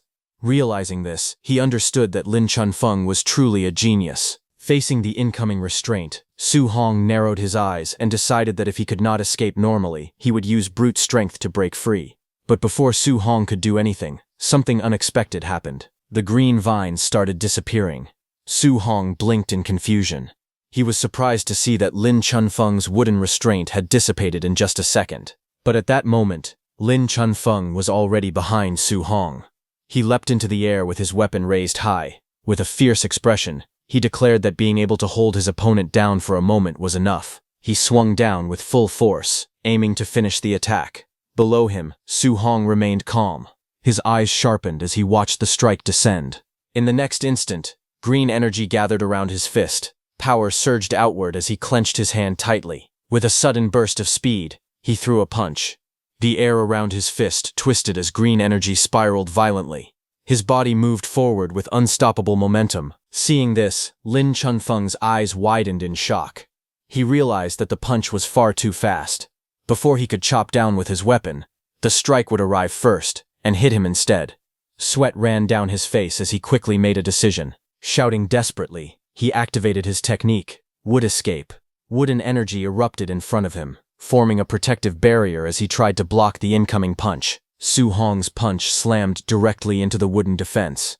With a loud crash, the green barrier shattered under the force of his strike. Splinters and fragments exploded outward as the impact tore through the wood. Lin Chunfeng was blasted backward, thrown into the air by the overwhelming power. The shockwave spread in a wide circle, shaking the surroundings. Gritting his teeth, Lin Chunfeng stared in disbelief. He could not help but think that Su Hong's strength was ridiculous. The spectators watching the fight were completely stunned. One of them muttered in shock, asking what the hell had just happened. Another exclaimed that the shattered technique had been an A-rank defensive martial art, executed by a Tier 2 martial artist. They realized that the strength of this Tier 1 initial stage fighter was probably greater than that of a ferocious beast. In the seating area, Grandmaster Qin laughed loudly and asked Grandmaster Jiang how it was. Grandmaster Jiang replied calmly that having just great strength would not be enough to defeat Lin Chunfeng. He told him to watch carefully. In the arena, as Lin Chunfeng was sent flying backward, Su Hong charged at him with explosive speed. In the blink of an eye, Su Hong suddenly appeared and delivered a powerful kick. The force of the strike tore through the air and cut Lin Chunfeng in two, but then he disappeared. Watching closely, Su Hong realized the truth. It was actually an afterimage. Before he could fully react, Lin Chunfeng appeared behind him and attacked with a powerful strike, saying that Su Hong was not the only one who knew an A-rank movement technique. Green light erupted as Lin Chunfeng countered with his technique, but Su Hong moved fast and dodged his strike again. Lin Chunfeng's attack hit the ground with a violent explosion, sending debris and cracks across the ground. Smoke and dust filled the surroundings as the shockwave faded. Breathing heavily, Lin Chunfeng told Su Hong to give up, saying that for a Tier 1 initial stage fighter to push him to this extent, he was already strong enough. He added honestly that if they were in the same tier, he would be inferior to him. But suddenly, Su Hong raised his hand toward Lin Chunfeng. Lin Chunfeng stared at him in confusion, but suddenly his eyes widened as a thought crossed his mind. Could Su Hong also know? But it was already too late. Su Hong smiled as flames began to gather around his palm, burning fiercely. In the next instant, a massive pillar of fire erupted upward, forming a blazing structure around Lin Chunfeng. Surrounded by roaring flames, Lin Chunfeng trembled and shouted in shock. He instantly recognized that it was a control-type martial art. His heart pounded as he realized the truth. A mere Tier 1 initial stage martial artist had actually learned a control-type martial art. Sweat rolled down his face as he tried to calm himself. He told himself that it did not matter. Su Hong would not be able to maintain it for long. All he had to do was wait for the flames to collapse on their own. Not far away, Grandmaster Qin and Grandmaster Jiang watched in disbelief. Grandmaster Jiang exclaimed in shock that it was the flame cage. He could not believe that Su Hong had mastered the flame cage at the Tier 1 middle stage. He turned to Grandmaster Qin, telling him that his student was simply too ridiculous. When Grandmaster Jiang saw Grandmaster Qin's expression, he asked why he looked so shocked. Wasn't this the very martial art he taught Su Hong? Grandmaster Qin hesitated awkwardly and tried to respond, stumbling over his words. Grandmaster Jiang suddenly realized something and shouted in disbelief. He pointed out that Su Hong was supposed to have a wind attribute. He demanded to know where this fire attribute had come from. Grandmaster Qin coughed and replied that it was simply multiple attributes. He asked whether there was really a need to be so shocked about it, but Grandmaster Jiang frowned and said that if that was the case, why had the flame cage not collapsed yet? Grandmaster Qin told him to look carefully at Su Hong's hand. There was a white flame there. On the battlefield while Lin Chunfeng stood inside the blazing flame cage, Su Hong stood in front of him as white flames rose on his hand. Sweat dripped down Lin Chunfeng's face as he forced out a strained smile. He could not believe what he was seeing. He asked whether Su Hong could really maintain the flame cage and attack at the same time. He admitted that even a Tier 3 martial artist would find something like that difficult to do. Su Hong said bingo and raised his fist, blue flames swirling around it. Su Hong charged at Lin Chunfeng with blue energy swirling around his fist as the flame cage continued burning fiercely around him. Seeing the incoming attack, Lin Chunfeng gritted his teeth and reacted quickly. He activated his technique, Wood Escape, forming a wooden barrier to block Su Hong's attack, but Su Hong's fist crashed forward with unstoppable force. The impact struck hard against Lin Chunfeng's body. A sharp sound echoed as the blow landed. Blood spurted from Lin Chunfeng's mouth, and his eyes widened in shock. Wooden fragments exploded into the air as he was driven backward by Su Hong's strike. Through clenched teeth, he cursed bitterly, saying this was simply too ridiculous. Su Hong's strike connected cleanly, and Lin Chunfeng's body bent backward from the force, fragments of wood and debris scattering through the air.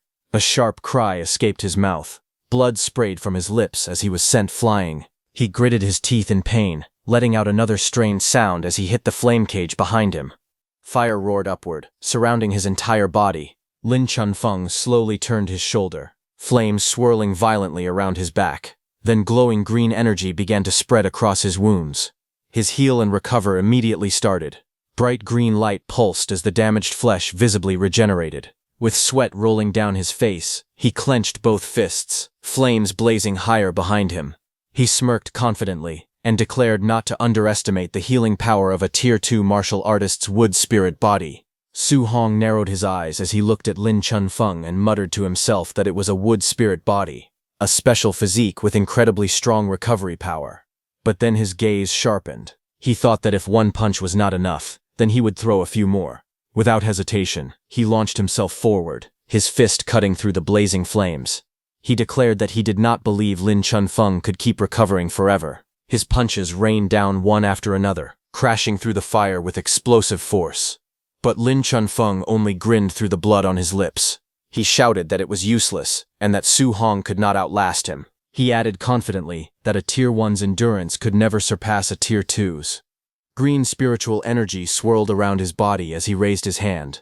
He said he wanted to see whether the flame cage would collapse first, or whether his recovery power would run out first. Hearing that, Su Hong felt the strain in his body.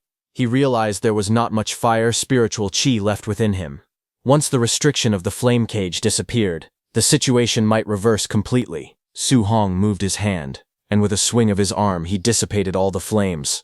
The fire scattered across the ground as green spiritual energy flared up around Lin Chunfeng's body. With a loud laugh, Lin Chunfeng mocked Su Hong, asking if he was already giving up. His body immediately started to recover as the green aura intensified around him. His wounds visibly began to mend under the glow of his wood spirit body. Smirking confidently, he declared that now it was his turn to counterattack, and that Su Hong was bound to lose. But suddenly, his expression changed. His eyes widened in shock as he saw something unusual. He stared forward and demanded to know what that thing was. Across from him, Su Hong stood calmly as golden lightning and flames crackled around his arm. He admitted that this move consumed a great deal of energy and that he had not originally planned to use it. Electric arcs danced wildly around his body, illuminating the battlefield. Seeing that overwhelming power, Lin Chunfeng trembled. Sweat rolled down his face as he shouted in disbelief, asking whether this was truly a power a Tier 1 martial artist could unleash. He called Su Hong a monster. Panic flashed in his eyes.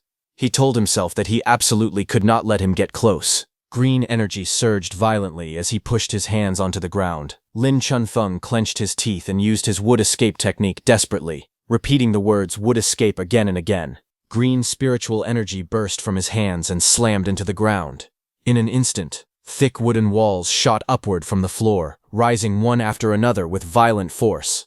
The towering wooden barriers stood in front of Su Hong, blocking him from attacking. Behind the walls, Su Hong lowered his gaze slightly. His golden eyes began to glow intensely, lightning flickering within them. Without hesitation, he stepped forward. Golden lightning exploded from his body as he drove his fist into the wooden barrier. A deafening crash echoed through the arena. The massive wooden wall cracked under the impact, splinters and debris flying everywhere. The lightning-charged punch tore straight through the defense. In the next instant, Su Hong burst through the broken wall in a streak of golden light. Before Lin Chunfeng could react, Su Hong descended and smashed his electrified fist downward. Lin Chunfeng was blasted backward violently. His body spun through the air before crashing heavily onto the ground. Dust exploded outward as he struck the floor, completely overwhelmed by the lightning-infused punch. Su Hong stood calmly amid the fading golden aura. Flames and lightning slowly settled around him as he looked down at his defeated opponent. Silence spread across the arena. Su Hong stood alone at the center, while Lin Chunfeng lay motionless on the tiles. The crowd watching from a distance fell into stunned silence. Someone finally broke the quiet in disbelief.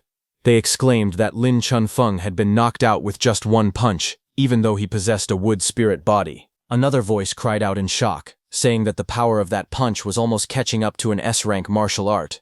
They could not believe it. They added that Su Hong was only at the Tier 1 initial stage. Grandmaster Zhang stared in disbelief and demanded to know what kind of monster Grandmaster Qin had brought. He turned to Grandmaster Qin and, pointing at the arena, shouted that it was attribute fusion. Su Hong actually knew attribute fusion. He emphasized that such a young Tier 1 martial artist had already mastered attribute fusion and asked whether he understood what that truly meant. Grandmaster Qin calmly sipped his tea and said that it did not matter. He added that he definitely would not tell anyone that Su Hong had only taken 1 month to achieve dual attribute fusion. Grandmaster Zhang, beside him, froze in confusion. Still holding his teacup, Grandmaster Qin continued in a casual tone.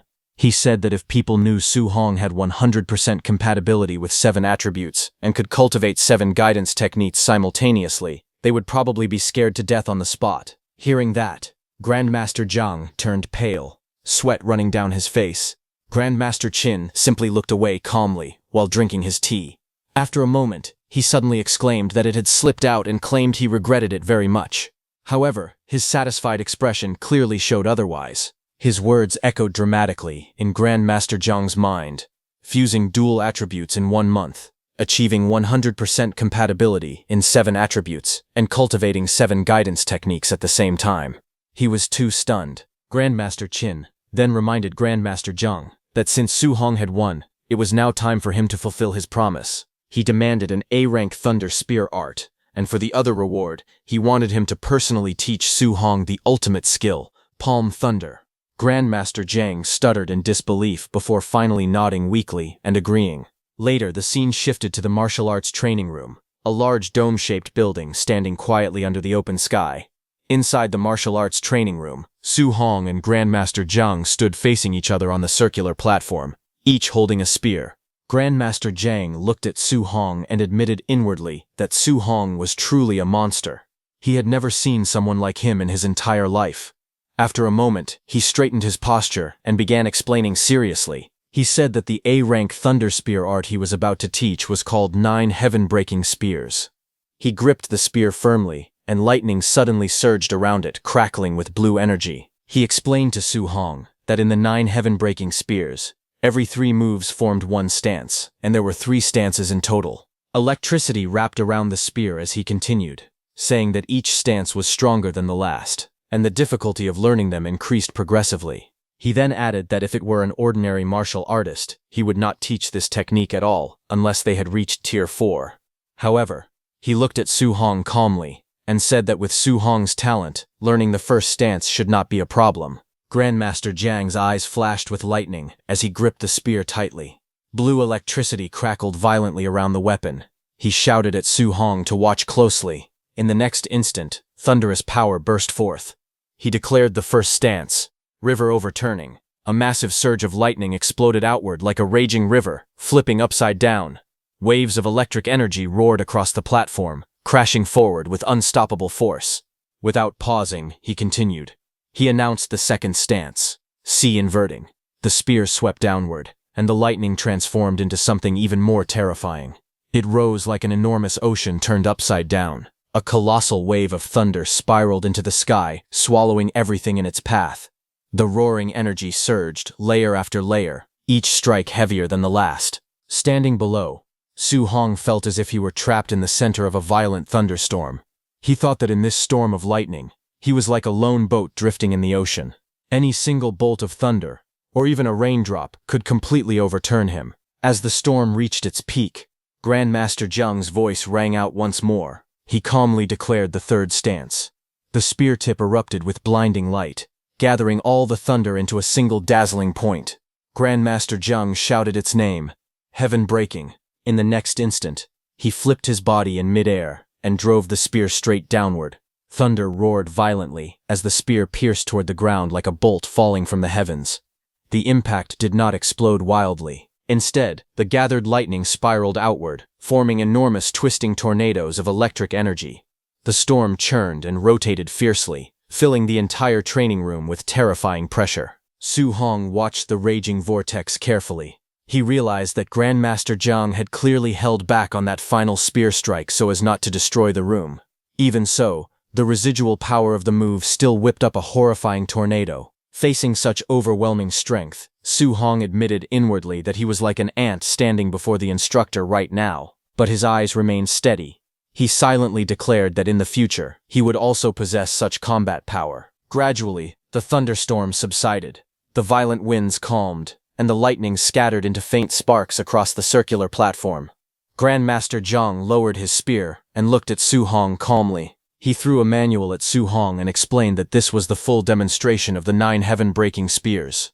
He told Su Hong to practice it himself first, and if there was anything he did not understand, he could ask at any time. Su Hong respectfully thanked Grandmaster Jiang. Grandmaster Jiang smiled faintly and told him there was no need for thanks. He said he was only honoring the bet between them. He then added that once Su Hong had mastered the first stance, he would teach him a second martial art called Palm Thunder. Grandmaster Jiang explained that although the power of the 9 heaven-breaking spears was considered extremely strong compared to Palm Thunder, it still fell far short. Hearing this, Su Hong was surprised. He wondered if Palm Thunder was even more powerful than the 9 heaven-breaking spears. Holding the manual in his hand, he felt a surge of determination. He told himself that he needed to hurry and learn this spear art. Grandmaster Jiang then mentioned that he still had matters to discuss with Grandmaster Qin. He said he would return later to check on Su Hong's practice. With that, he prepared to leave, leaving Su Hong alone to begin his training. Then, 1 hour later, the training hall stood quiet from the outside as Grandmaster Jiang returned. He pushed the door open and stepped inside. He asked Su Hong if he had figured out the trick yet. Calmly, he told him not to rush, explaining that this technique could not be learned in just a month or two. But before he could say more, a sudden burst of golden lightning erupted from the center of the room. Thunder roared violently as Su Hong launched himself forward, spear in hand. Electric arcs wrapped around the weapon as he struck downward with force. The impact sent shockwaves across the floor, lightning flashing in every direction. Grandmaster Zhang watched from behind as the storm of energy gradually faded. Su Hong stood upright, breathing steadily. He admitted that the 9 heaven-breaking spear art was too difficult. For now, he had only barely reached the beginner level. Then, without hesitation, he looked at Grandmaster Zhang and firmly asked him to teach Palm Thunder next. Grandmaster Zhang wiped the sweat from his face as he forced a smile. In disbelief, he muttered to himself that this was what a monster's talent looked like. A few hours later, outside, the sun was already setting, its golden light reflecting off the glass dome of the training hall as someone was seated on its stairs. It was Grandmaster Zhang, who was staring ahead in a daze. At that moment, Grandmaster Qin approached and asked why he was standing outside, spacing out. He questioned whether he had taught Palm Thunder to Su Hong yet.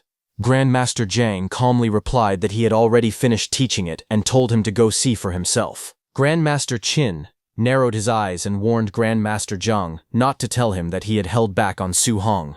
He said that Palm Thunder was an extremely high-difficulty martial skill. If it was not taught step by step, how was Su Hong supposed to possibly learn it? Before he could finish speaking, the sound of crackling thunder echoed from inside. Grandmaster Qin looked through the doorway and saw Su Hong standing in the center of the room. Lightning surged around his body as golden arcs burst from his palms. The Palm Thunder technique had already taken form. Lightning crackled wildly around Su Hong's body as golden thunder gathered between his palms. With excitement in his voice, he declared that he had finally learned Palm Thunder. Outside the training room, Grandmaster Qin watched the scene unfold. He admitted that although he had been mentally prepared, he still did not expect Su Hong to master it so quickly. Grandmaster Zhang recalled that it had taken him 3 whole months to grasp Palm Thunder in the past, and even then, his teachers had called him a prodigy. But looking at Su Hong's performance, he concluded that Su Hong would definitely reach Tier 9 one day. His future was limitless. Grandmaster Qin then told Jan to stop sighing and said that he would treat him to a meal. It had been a long time since they had shared a proper drink together. Before leaving, he informed Su Hong that he would be going out drinking with Grandmaster Zhang. The camp assistants would arrange a temporary dormitory for him, and they would head back tomorrow. Su Hong immediately replied that he understood. That night, at the Yang City Training Camp dormitory building, Su Hong lay on his bed, thinking quietly. After defeating Wang Tiantuo and the others yesterday, and Lin Chunfeng today, he calculated that he had earned a total of 230 martial Dao points. A translucent system panel appeared before him. It displayed his current status. His vitality and blood were at 138.6, his mental power was at 100.2, and his physique, overlord body and spirit rank were at 1%. His guidance techniques were listed clearly. Thunder guidance technique had reached level 5. Heavenly flame guidance technique was also level 5. Spirit wind guidance technique was level 4. Under martial arts, his mental weapon condensation secret was still at the introductory stage. Cloud hidden gale fist, bone chilling nether flame fist, and flying swan startling cloud step had all reached the proficient level. Thick earth battle armor remained at the introductory level. Looking at the panel, Su Hong frowned slightly. He admitted that his blood energy was still too low. His spirit, physique and martial skills all needed improvement as well. The 230 martial Dao points he had earned were far from enough. He reminded himself that realm was the foundation. Increasing blood energy had to come first. With a focused expression, he began allocating points. The numbers on the panel started rising. Blood energy increased by 0.1, then another 0.1. Again and again, the value climbed steadily. Even so, Su Hong knew he needed more martial Dao points, but inside the training camp, no one would dare to spar with him anymore. After a moment of thought, he concluded that from now on, he could only grind more fierce beasts in the beast room. At the same time, in a hotel under the moonlit sky, Grandmaster Zhang cursed loudly, calling Grandmaster Qin a bastard. Both of them were drinking at a table as Grandmaster Zhang angrily complained that Grandmaster Qin had tricked him out of 2 A-rank martial skills. Grandmaster Qin told him that he had already said that countless times. While they were talking, suddenly the door behind them burst open as someone rushed inside. He shouted loudly that he had finally found Grandmaster Zhang. He told Grandmaster Zhang that tonight's night raid event was about to begin, and everyone was waiting for his order. Grandmaster Zhang turned his head.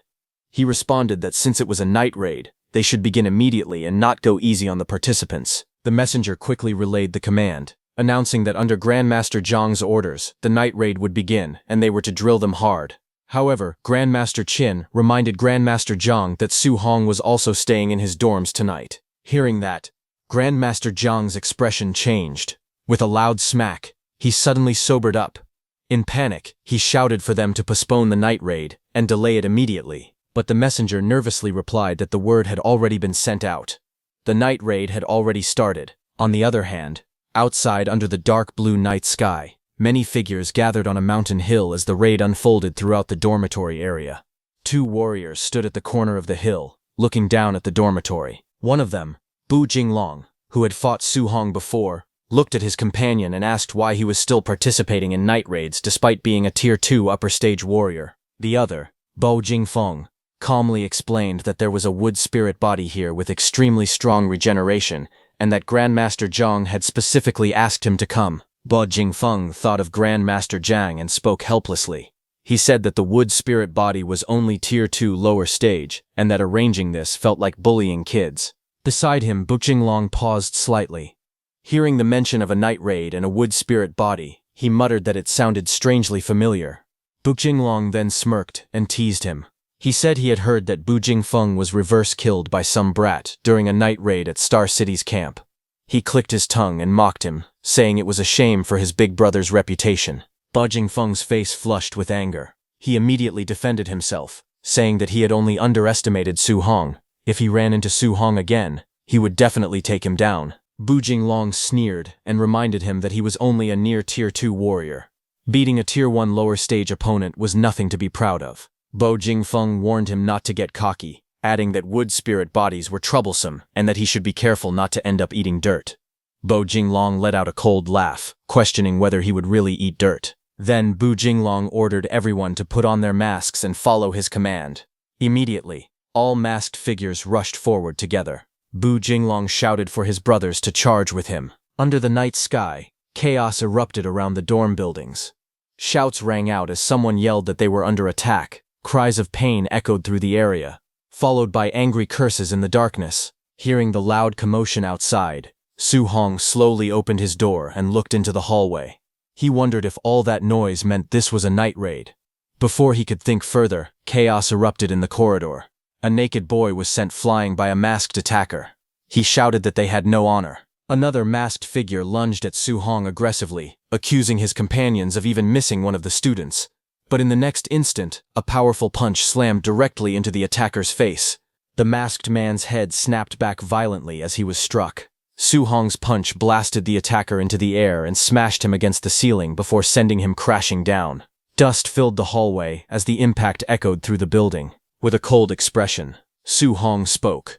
He said that they did not even bother asking who he was. He was not even part of their training camp. Yet they were attacking him without question. Su Hong looked up in surprise. He paused and questioned to himself if this really was a night raid. The masked attacker hung awkwardly from the cracked ceiling, his body trembling. Su Hong observed carefully and noted that they were all dressed in black outfits and wearing masks. A thought crossed his mind. If he put on their clothes and pretended to be one of the raiders, he could openly beat up students and farm martial Dao points. But then again, that idea felt kind of wrong to him. But Su Hong being Su Hong, he was not going to stop. A few minutes later, in another room, a flustered student shouted angrily, telling the attackers that if they had guts, they should wait until he put some underwear on. The masked raiders laughed and told him not to fight it, advising him to be a good boy and let himself be knocked out.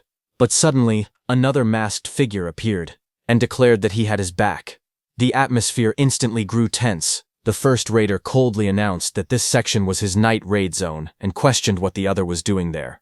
Little did he know that the second raider was none other than Su Hong. Su Hong charged forward and punched that raider, sending him flying out of the room. Seeing this, the student was frightened. He stared in shock, asking what was going on.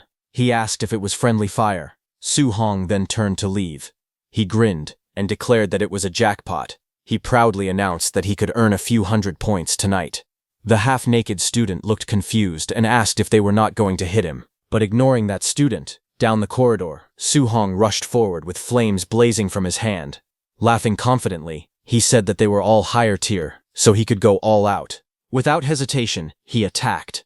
Bright golden strikes exploded across the hallway as all the raiders and students were hit repeatedly. The victims cried out in pain, shouting and demanding to know why they were hitting them. A raider yelled that they had a mole among them, but it was already too late. Chaos intensified as Su Hong delivered a powerful blow, sending that raider crashing backward. After defeating everyone, Su Hong let out a heavy breath. He said that the first floor had been cleared, and it was time to move up to the second floor. Moments later, the scene shifted to the second floor. Su Hong's powerful golden strike crashed down the corridor, sending masked figures flying in all directions as the impact echoed repeatedly. Blue system panels appeared around him one after another, showing martial Dao points increasing rapidly. +20, +8, +22, +5, +11, +6, +14, +16, and many more. Laughter rang out as Su Hong declared proudly that he was rich. The total kept rising as he ran upstairs. The scene shifted to the third floor. Several masked figures stood together, discussing the situation. One of them said that the student named Lin Chunfeng was a beast, still holding out against Tier 2 upper stage Bu Jinglong. Another added that Lin Chunfeng's regeneration was insane. If the fight dragged on any longer, Bu Jinglong would be the one in danger. Right in front of them, the battle on the third floor intensified. Lin Chunfeng, radiating bright green energy, hovered in the corridor. Opposite him, Bu Jinglong burned with red energy as the two prepared to clash amidst the shattered hallway. But from the side, Su Hong approached them from behind. He looked at the group gathered in the hallway and asked why they were all bunched up there. One of them replied that all the other students had already been taken down, only that Tier 2 wood spirit body was left. Another told him that he should come and watch, saying that the boy's recovery was absurd. But Su Hong smiled and calmly said there was no need for that. Golden energy began to gather around his fist as flames flickered along his arm. The others noticed his movement and asked what he was doing, but in the next moment he moved. He struck fiercely, saying that he had already gotten a feel for wood spirit bodies. His attack slammed into all the masked fighters, sending them flying. From the side, Bu Jinglong, burning with red energy, shouted, asking why he was hitting his own people. Lin Chunfeng, wrapped in bright green energy, looked at him in confusion.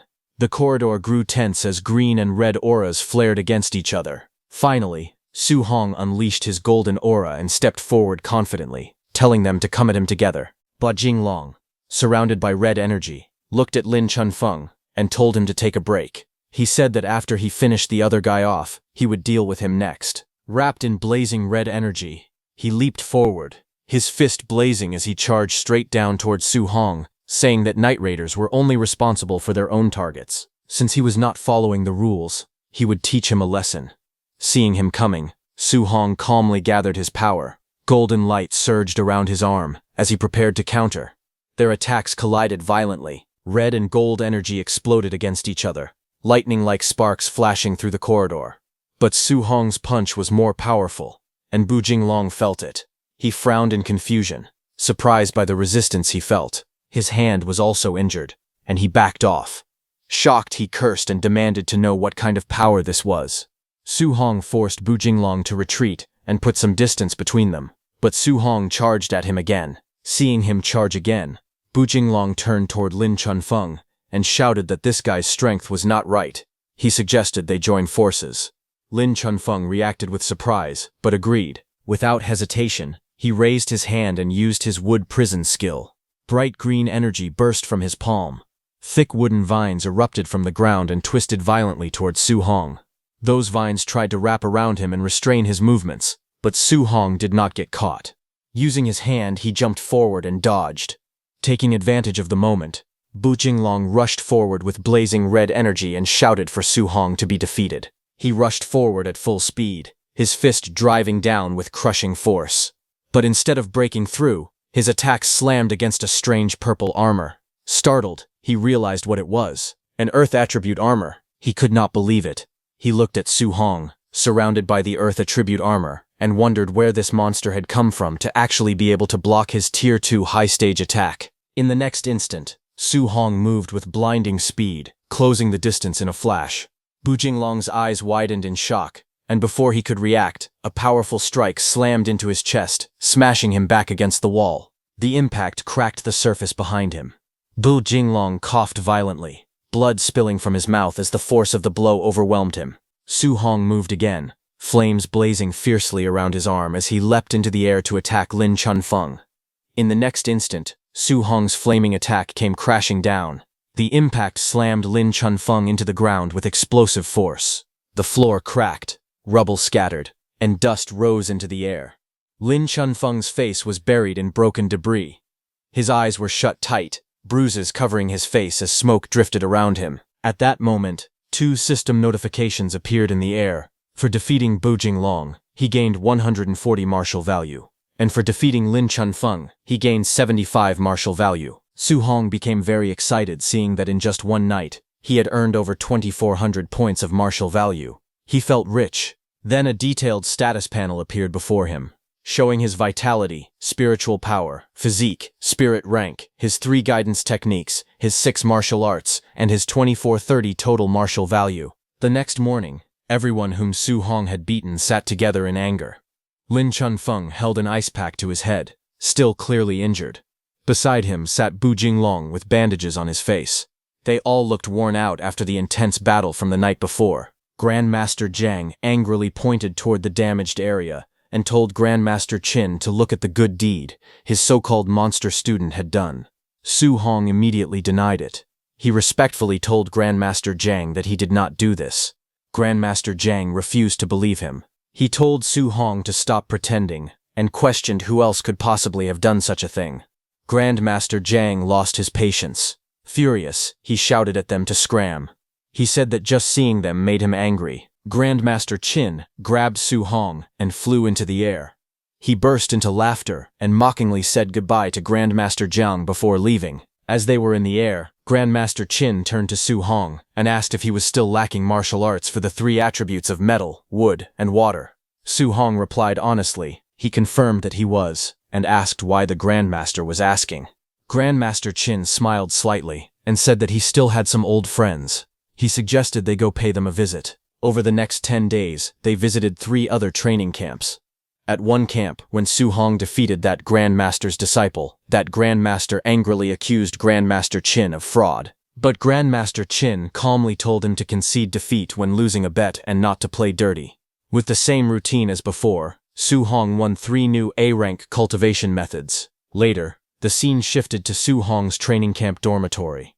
Inside his dormitory, Su Hong sat cross-legged as a powerful red aura flared around his body. He learned those 3 new martial arts, and system notifications appeared, telling him that he had learned the metal element technique, Metal Repel, at basic level, the wood element technique, Vine Entanglement at basic level, and the water element technique, Water Dragon at basic level. Su Hong had finally raised all 3 A-rank martial arts to the basic level.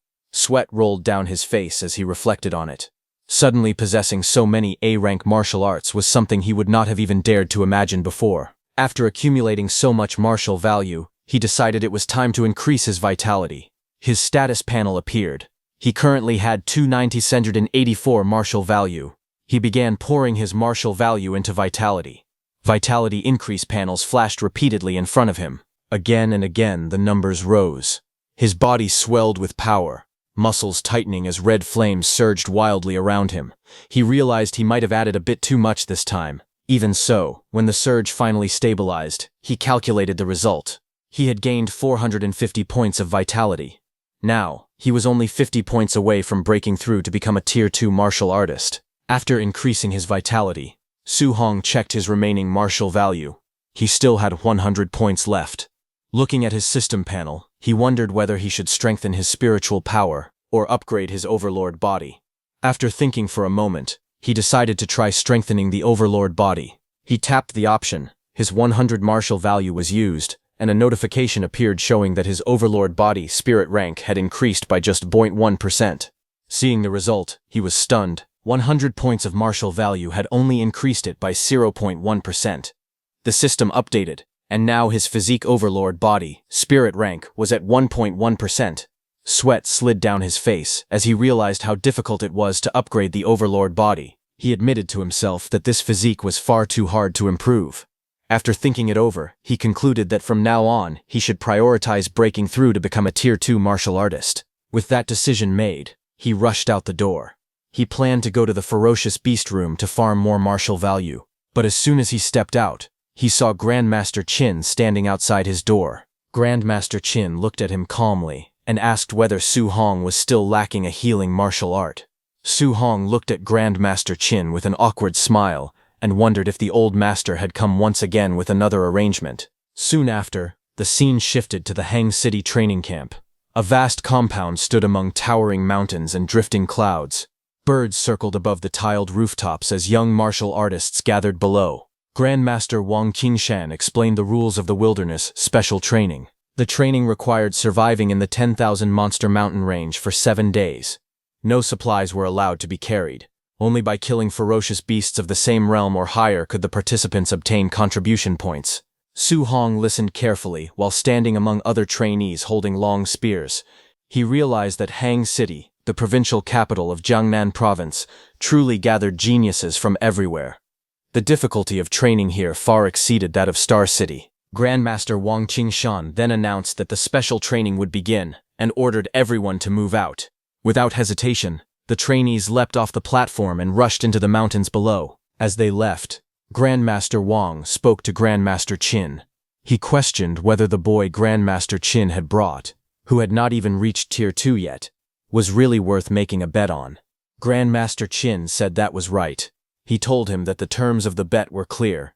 If Su Hong won, Grandmaster Wang would teach him an A-rank healing martial art. In exchange for however many of Grandmaster Wang's students managed to defeat Su Hong, he would personally teach each of them an A-rank martial art. Grandmaster Wang hesitated and pointed out that half of the students present were already Tier 2. He questioned whether Grandmaster Qin truly had the ability to teach that many A-rank martial arts. Grandmaster Qin remained indifferent. Seeing that, Grandmaster Wang said that letting the boy experience those beasts early on was not a bad thing. When Grandmaster Qin heard this, he was startled and asked if the beasts from the 10,000 races demonic cult had already arrived. Grandmaster Wang reassured him, saying that the ones who had come were merely some Tier 2 and Tier 3 small fry. Hearing that, Grandmaster Qin became anxious, saying Tier 3 beasts were no joke. Sending the students against them would be driving them to their deaths. However, Grandmaster Wang spoke firmly, saying that the war of the 10,000 races was cruel. Without enduring hardships, how could anyone become a true powerhouse? Hearing that, Grandmaster Qin sighed, as there was nothing he could do. Grandmaster Qin wanted to tell Su Hong that he was not required to take first place this time. Simply coming back alive would be enough. Meanwhile, in the mountains, Su Hong fought fiercely.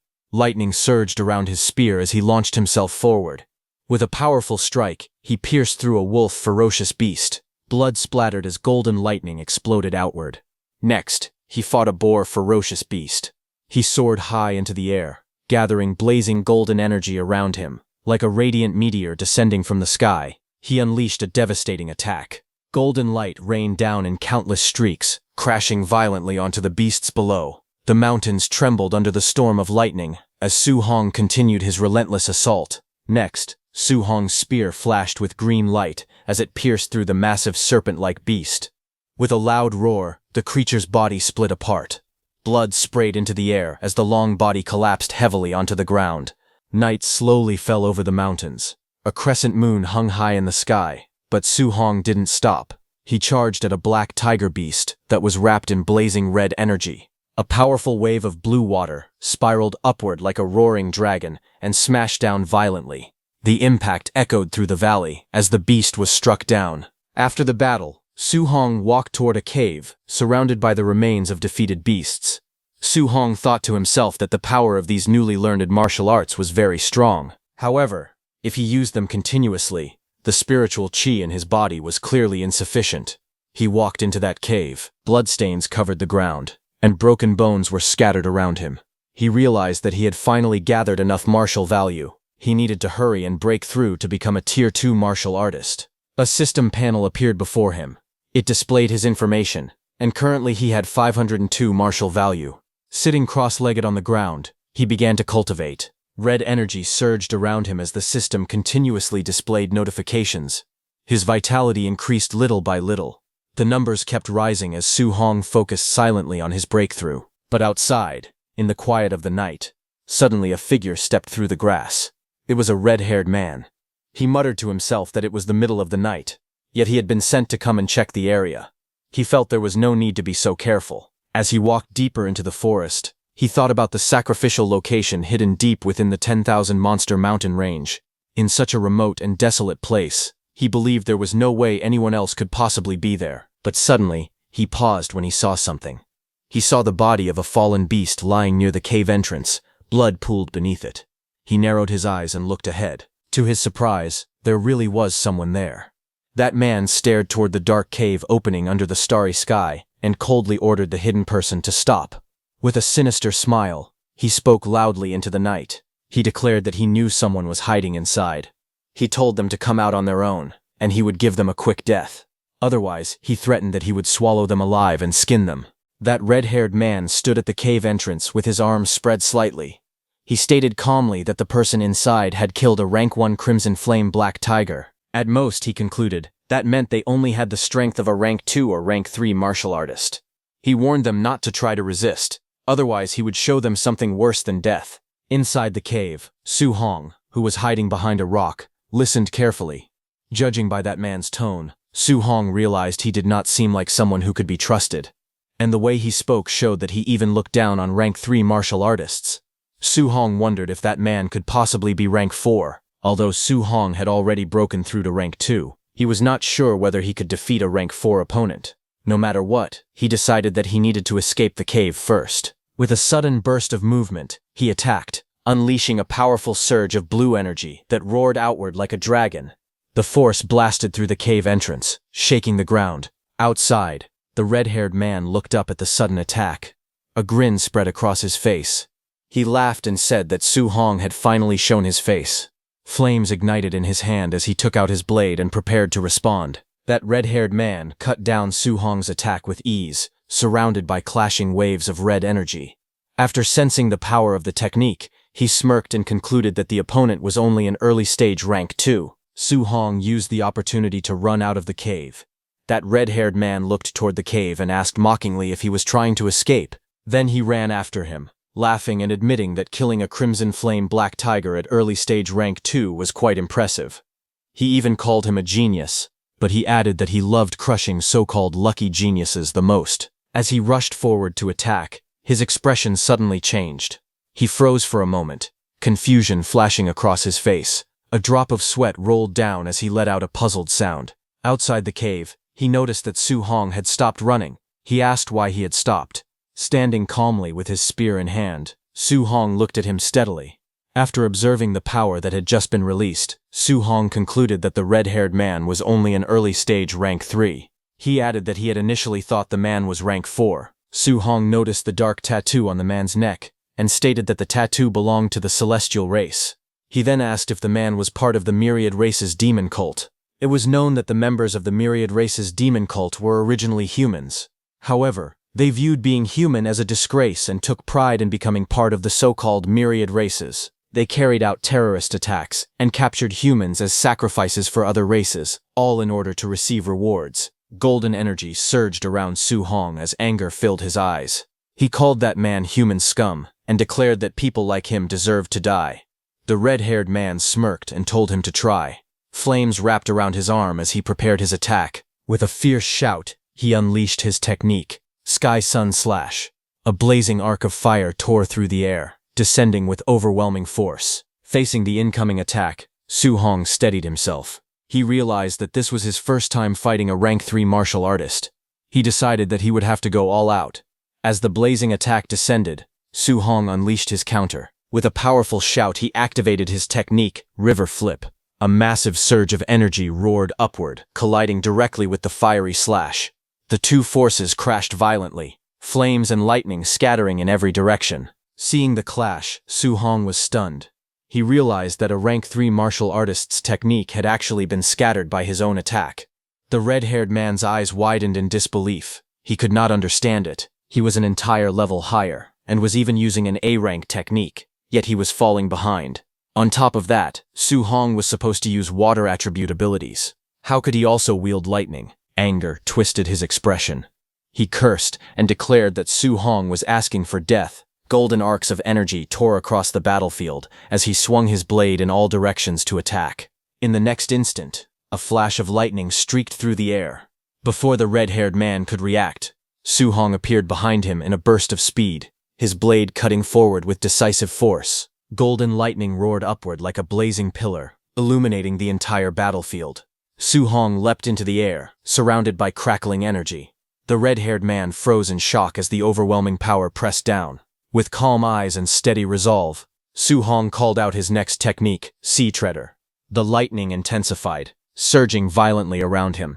The red-haired man felt the terrifying pressure and realized that this power was even stronger than his own Sky Sun Slash. Panic gripped his heart. He immediately decided that he had to retreat. Just as he attempted to pull back, green vines suddenly shot upward from the ground and wrapped tightly around his legs. His eyes widened in disbelief. It was a wood attribute control technique. First water, then lightning, and now wood. He couldn't believe his opponent was using multiple attributes. The vines tightened, holding him firmly in place. In the next instant, the blazing sphere of lightning energy crashed down with unstoppable force, exploding in a brilliant burst of light. The lightning slowly faded, leaving smoke drifting through the forest. Su Hong stood calmly, holding his spear as arcs of electricity crackled around him. In front of him, a molten figure knelt within the smoke, its body melting and reforming. Seeing that, Su Hong wondered if the man had dodged the attack using some strange movement technique. The molten body continued to dissolve, heat rising from it as it softened and shifted. Suddenly, a little farther away, fragments of dark rock began floating in the air.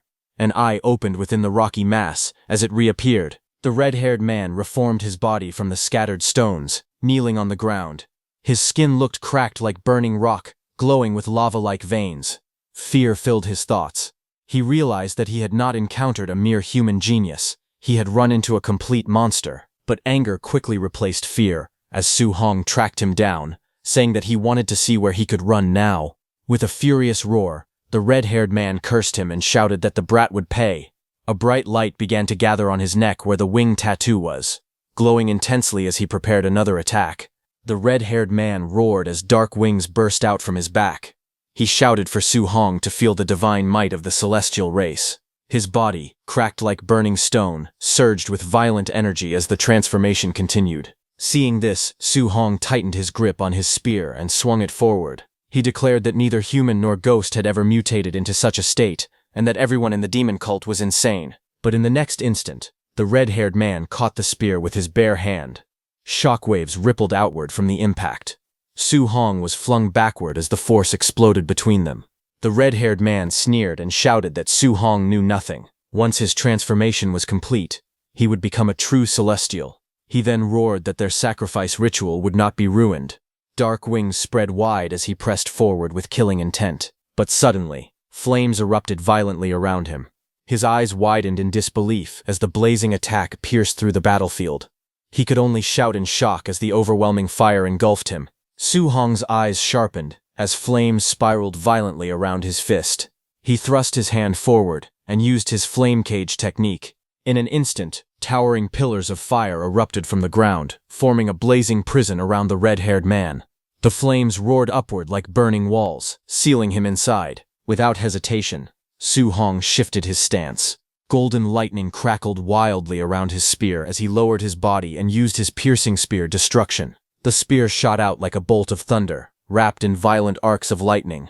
It pierced straight into the enemy's chest, sparks exploding upon impact. A massive blast followed. The ground shattered as debris flew into the air. Fire and lightning collided in a blinding explosion. When the smoke cleared, Su Hong knelt firmly with his spear planted before him, lightning still dancing around the blade. Behind him, the red-haired man's body was thrown backward, his wings torn and his cracked skin breaking apart like shattered stone. Blood spilled from his mouth as he collapsed onto the ground. With fading strength, he looked toward Su Hong and trembled. His voice shook as he muttered that Su Hong was a monster. Then the red-haired man's body began to crumble. With a cracking sound, his stone-like skin shattered into pieces, scattering across the ground like broken rock. A blue system panel appeared in the air. It displayed that Su Hong had killed a mutated celestial and gained 212 martial values. Su Hong looked at the notification in surprise. He muttered that the points for killing a demon cultist were actually this high. He reflected that he had been fighting beasts for so long and had only earned 500 points. Then his expression grew serious. He recalled that the enemy had mentioned a sacrifice ritual. He wondered if they had already captured humans. Realizing the seriousness of the matter, he decided that he needed to inform the Grandmaster. At the Hangzhou training camp, night had already fallen. Grandmaster Qin looked at his phone calmly. He said that Su Hong had reported encountering the Myriad Race's demon cult. He explained that Su Hong mentioned they were performing a sacrifice ritual and had called for them to save people. Sitting at a tea table, Grandmaster Wang told him that the sacrifices this time were their own cult members, so there was no need to worry about them. Hearing that, Grandmaster Qin remarked that sacrificing their own people was truly demon cult behavior. He then poured tea for himself. Grandmaster Wang looked at him and asked if he was still in the mood for tea. He questioned whether he was not going to save his student. Grandmaster Wang calmly took a sip of tea and replied that it had only been an early-stage rank 3 cultist.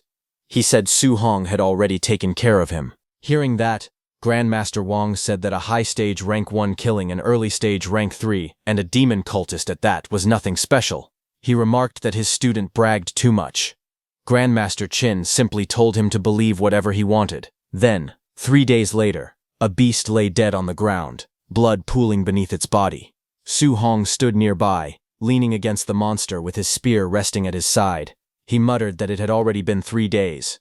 He had killed plenty of rank 3 beasts, but he had not found another cultist. A blue status panel appeared before him, displaying his information. His vitality had reached 5002 and his mental strength was 100.5. His constitution was listed as Overlord Body, Spirit Grade 11%. His total martial values were 832.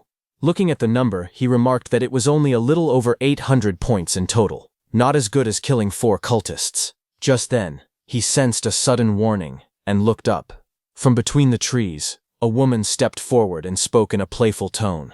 She called him a little handsome guy and praised his perception for being sharp enough to notice her presence. She smiled faintly and told him that if they had met at another time, she would not have minded showing him some love.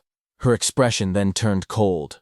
She declared that since he was here now, he would simply have to die. In the next instant, energy gathered in her hand. Sharp, glowing blades formed around her as she launched a fierce attack, sending multiple streaks of light slicing toward him at high speed. Su Hong stood calmly, his spear resting over his shoulder as the attacks rushed toward him. Looking at her, he realized she was a cultist. A faint smile appeared on his face as he thought that his martial values had just delivered themselves to him. Su Hong raised his hand and unleashed his powerful water dragon technique. A massive dragon formed from surging water burst forward, roaring as it crashed ahead with overwhelming force.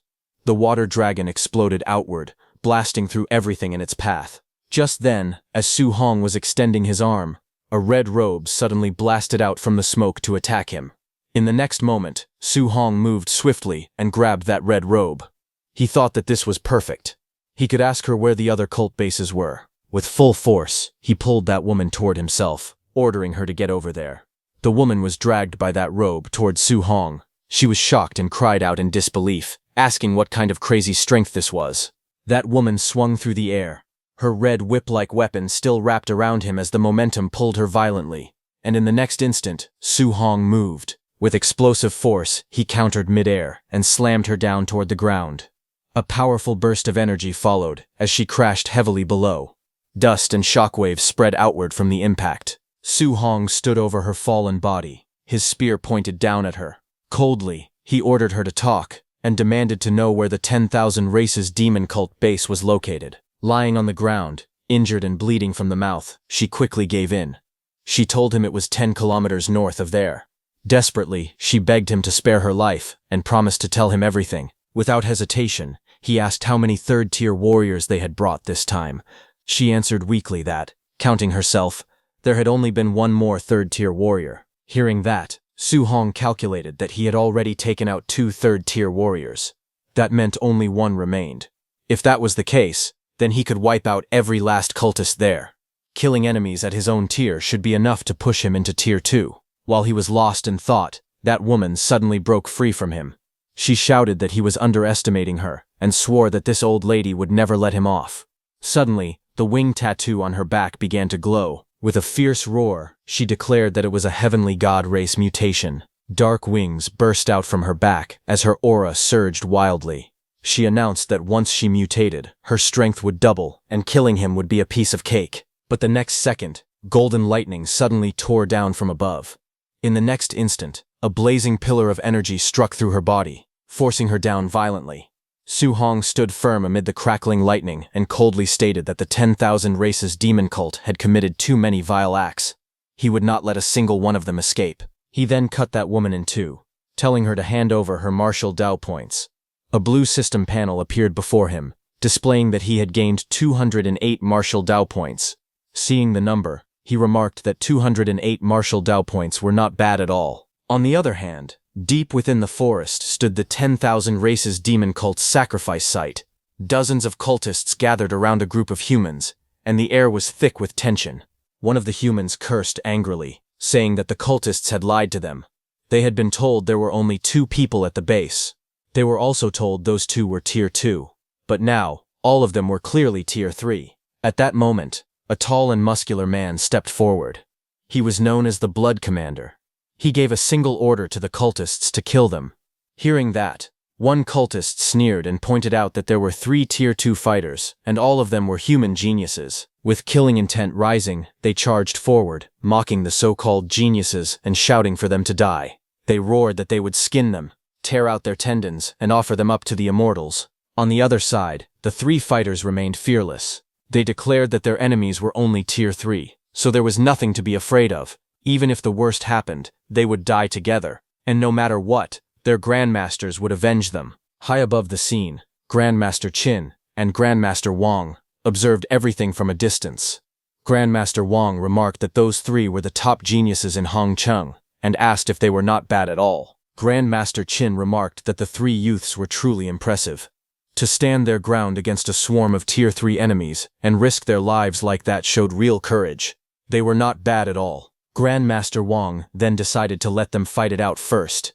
If the situation truly became dangerous, they would step in. But Grandmaster Qin, looking behind him, said that he did not think it would be necessary. With a faint smile, he added that his little monster was already on the way to rescue his kids. Hearing that, Grandmaster Wang scoffed and asked how much fake liquor he had drunk that day. A Tier 1 kid saving people from a pack of Tier 3 warriors? Even he could not boast that boldly. Grandmaster Qin didn't reply to that and just smiled. Down below, the 3 young fighters were already injured and exhausted. One of them gripped his weapon tightly and shouted that he would hold the enemies off while the others ran, but his companions refused. If they were going to die, they would die together. Suddenly, a cultist lunged forward with a sinister laugh, declaring that none of them were getting away. A violent red slash tore through the air toward the trio. Seeing the attack descending upon them, one of the youths could only mutter in despair that it was over. Just as the red slash was about to strike the 3 youths, a golden streak suddenly tore across the battlefield. A powerful bolt of lightning shot forward, cutting through the air and slamming into the attacking cultist. The force of the strike carved a long trench across the ground. Before anyone could react, the cultist was blasted backward and pinned violently against a tree. Blood splattered as his body hung there, pierced through and unable to move. The surrounding cultists froze in shock. They looked around nervously and shouted, demanding to know who was there. In the next instant, Su Hong appeared in front of them with golden lightning crackling around his arms. He struck 2 cultists simultaneously, electricity wrapping around their bodies. They convulsed violently as the lightning exploded around them. Su Hong stepped in close and drove a palm filled with crackling lightning straight into his opponent's body. Golden electricity exploded outward with a sharp snap spreading across the man's chest. He moved with lightning speed and attacked several enemies simultaneously. They were all lifted off the ground as arcs of golden energy whipped around them in a wide curve. Su Hong then stopped and looked toward the 3 youths, asking if they were okay. The 3 stared at him in shock. One of them, breathing heavily and covered in sweat, recognized him. He asked if he was Su Hong from Star City. Another muttered in disbelief that he had taken out that many Tier 3 opponents in an instant. He could hardly believe it. Grandmaster Wang watched the scene with a serious expression. He turned and asked Grandmaster Qin why his student knew Thunder Palm. Didn't he say that Su Hong had no attributes and could not learn martial skills? If he could repeatedly use Fire Palm Thunder, did that mean he had already broken through to Tier 2? Grandmaster Qin was shocked himself and explained that when Su Hong first entered the camp, he had only been at the Tier 1 lower stage. Then suddenly, he advanced to the Tier 1 upper stage. It had only been a few days, and now he had truly reached Tier 2. His cultivation speed was nothing short of ridiculous. Su Hong told the three behind him that he would cover the rear, and that they should leave first. The young man with the shield hesitated, but finally nodded. He told Su Hong to be careful as they prepared to retreat. Su Hong remained calm, though a drop of sweat slid down his face. He realized that the woman had lied to him. She had brought more than a dozen Tier 2 fighters with her. But instead of fear, a grin slowly formed on his face. He muttered to himself that they were all his. No one was going to take them from him. Each kill was worth at least 200 martial Dao points. To him, this was a fortune waiting to be claimed. Suddenly, a bald man with glowing fists rushed forward, roaring that he would smash him into paste. The ground cracked beneath his charge as he lunged at Su Hong. In the next instant, golden lightning flashed. Su Hong moved like a streak of light, his kick striking with explosive force. Blood sprayed into the air as the attacker was blown away. When the dust settled, Su Hong stood alone, calm and unmoving, as the pieces of that man's body fell onto the ground. Golden lightning crackled violently around Su Hong's hand as he lunged forward. His eyes were cold and focused, as he declared that it was their turn next. The remaining men froze in fear. One of them stammered, telling him not to come any closer. Before they could react, screams echoed through the area. A terrified voice cried out that he was a monster. Another desperately shouted for the Blood Commander to save them. Far above, a caped figure walked calmly up a long staircase, ignoring the chaos below as the screams continued to ring out. That caped figure took a deep breath and smelled the blood in the air. On a blood-soaked platform, he stood among the corpses with his arms spread wide, and declared that the holy cult of the 10,000 races would never forget the sacrifice made today, and that it was all worth it. Back on the battlefield, as Su Hong killed an enemy and blood splashed into the air, he saw something unusual and tilted his head in confusion. Su Hong looked around at the battlefield and noticed something strange. He saw that the blood was flowing in one direction. He frowned slightly and wondered what was going on. The streams of blood began rushing forward, gathering together unnaturally around that caped figure. A dark red vortex formed above the platform. Su Hong narrowed his eyes. He muttered to himself, wondering if this was the sacrifice they had been talking about. All that blood condensed into a towering figure wrapped in crimson energy. Then a cold voice echoed through the air, calling humans lowly creatures. Golden light burst from above as enormous wings spread wide. A majestic being descended slowly, radiating brilliance. Feathers drifted through the air as the figure declared that they stood before the noble heavenly god race and ordered them to kneel. The winged figure hovered over the battlefield, looking down at Su Hong from above. But Su Hong did not kneel. Instead, he gripped his weapon and looked up calmly. He remarked that killing mutated cultists had already given him a large amount of martial Dao points. With a faint smile, he wondered how many points he would receive for killing a real member of the heavenly god race. That winged man looked down at Su Hong with cold golden eyes and called him an ant. He demanded to know who had allowed someone so insignificant to look up at him. His expression turned harsh as he declared that Su Hong would pay for his insolence with death. In the next instant, the winged figure vanished in a blur and appeared behind Su Hong. Seeing that, Su Hong's eyes widened slightly. Sweat ran down his face as he realized just how fast the opponent was. Before he could fully react, the winged man struck with overwhelming force. Golden energy exploded as his attack landed on Su Hong, shaking the ground beneath his feet. The battlefield cracked apart under the impact, light bursting outward in every direction. After that clash, the winged man looked at Su Hong with a faint smile. He admitted that it was interesting to see someone like him among the younger generation of the human race. Sweat rolled down Su Hong's face as he admitted to himself that the heavenly god race was truly powerful. The winged man looked down at him calmly. He said that he had originally thought this possession would be like before, nothing more than wiping out a few human ants. However, he did not expect to meet a monster genius like Su Hong among the younger generation of the human race. Because of that, he decided it would be better to strangle the threat in its cradle and remove it permanently. But suddenly, cracks spread across his body. He cursed the physical body he was using, complaining that its vitality had not even reached Tier 4 and was already about to collapse.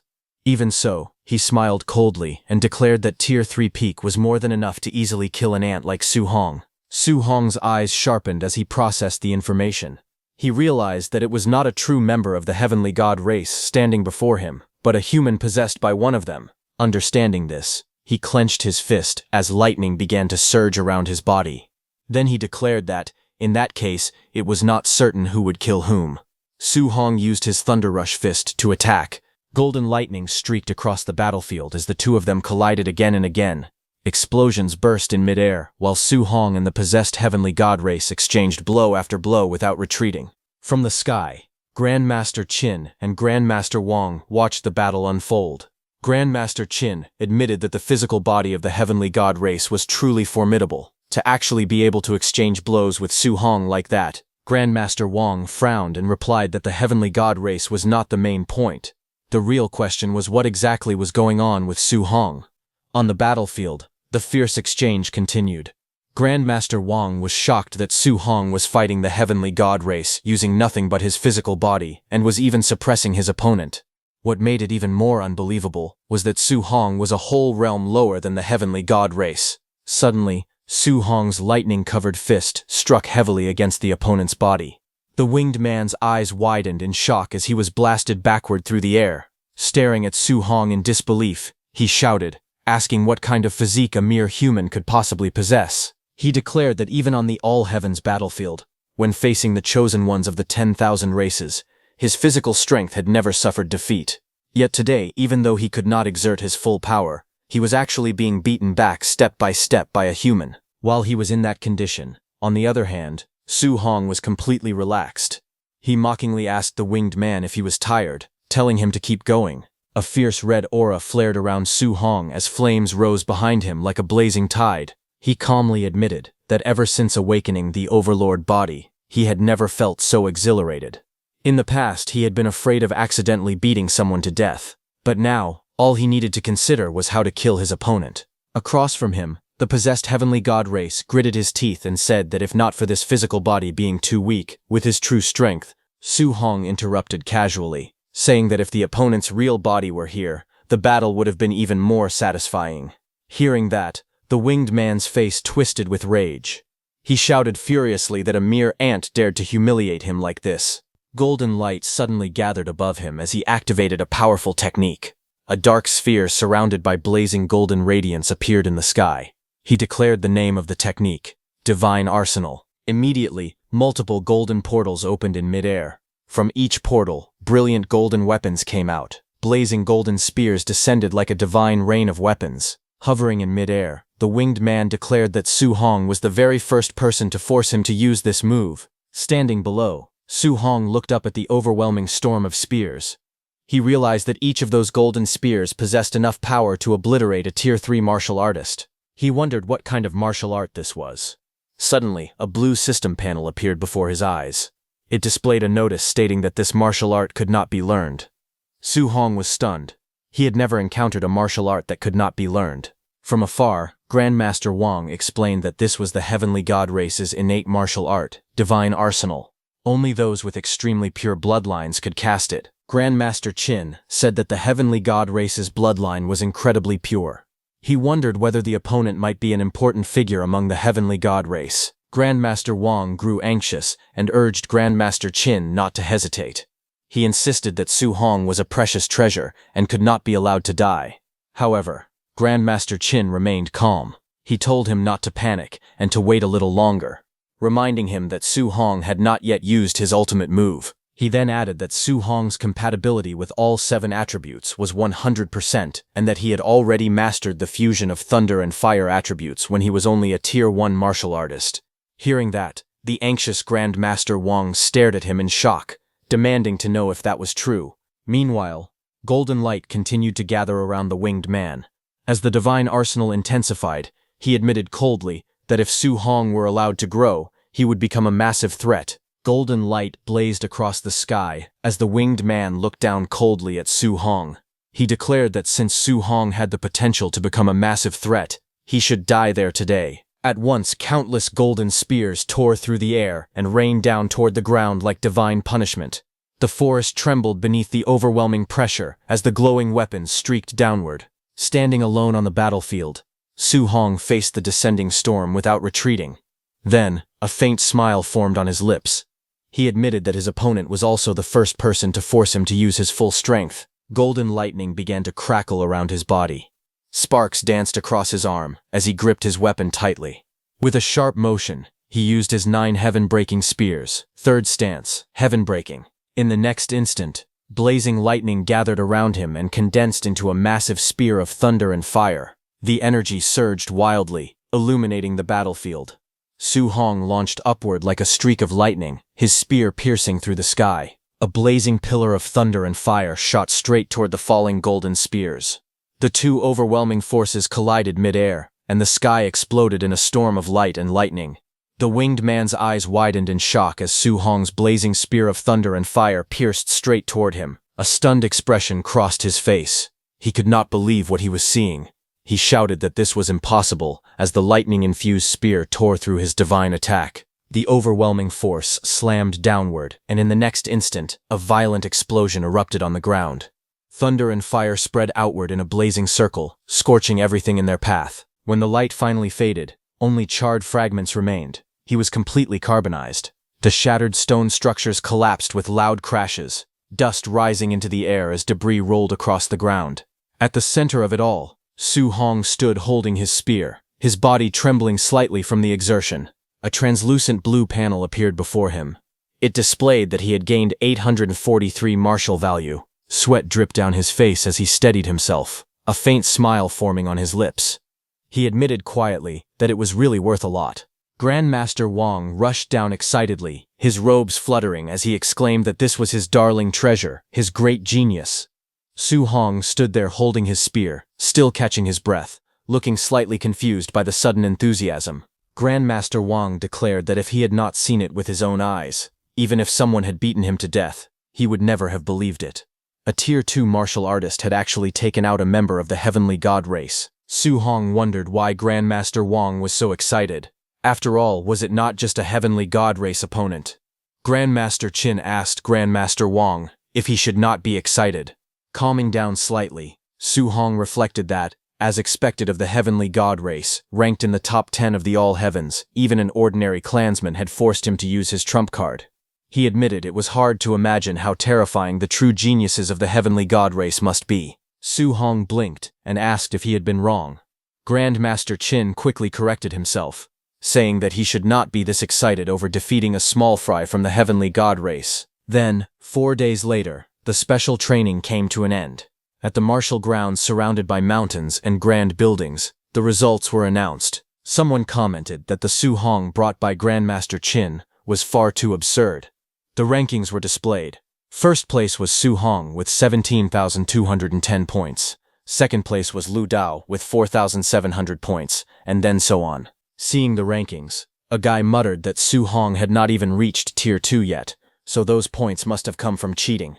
But those students who had seen Su Hong fighting could not stand the accusations anymore. One of them angrily declared that Su Hong was impossibly strong.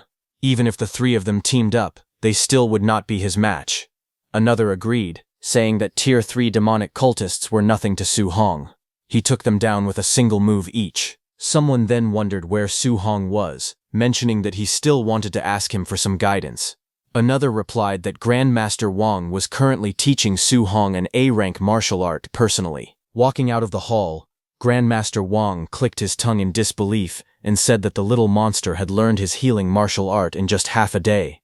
Grandmaster Qin simply laughed and told him to get used to it. Meanwhile, Su Hong sat cross-legged inside the training room. His upper body was bare as energy swirled around him. After circulating the technique, he slowly opened his eyes. He said it was as expected of the most valuable healing martial art among A-rank techniques. It had completely erased even old, long-standing scars on his body. His skin gleamed as if polished. After killing ferocious beasts and demonic cultists, he had also accumulated enough for 4,800 martial value. A translucent panel appeared before him, displaying his information. His vitality was at 506.9, spiritual power at 100.6, and his physique, overlord body, spirit rank was at 1.1%. He had 4,842 martial value. Looking at the panel, Su Hong calmly analyzed his situation.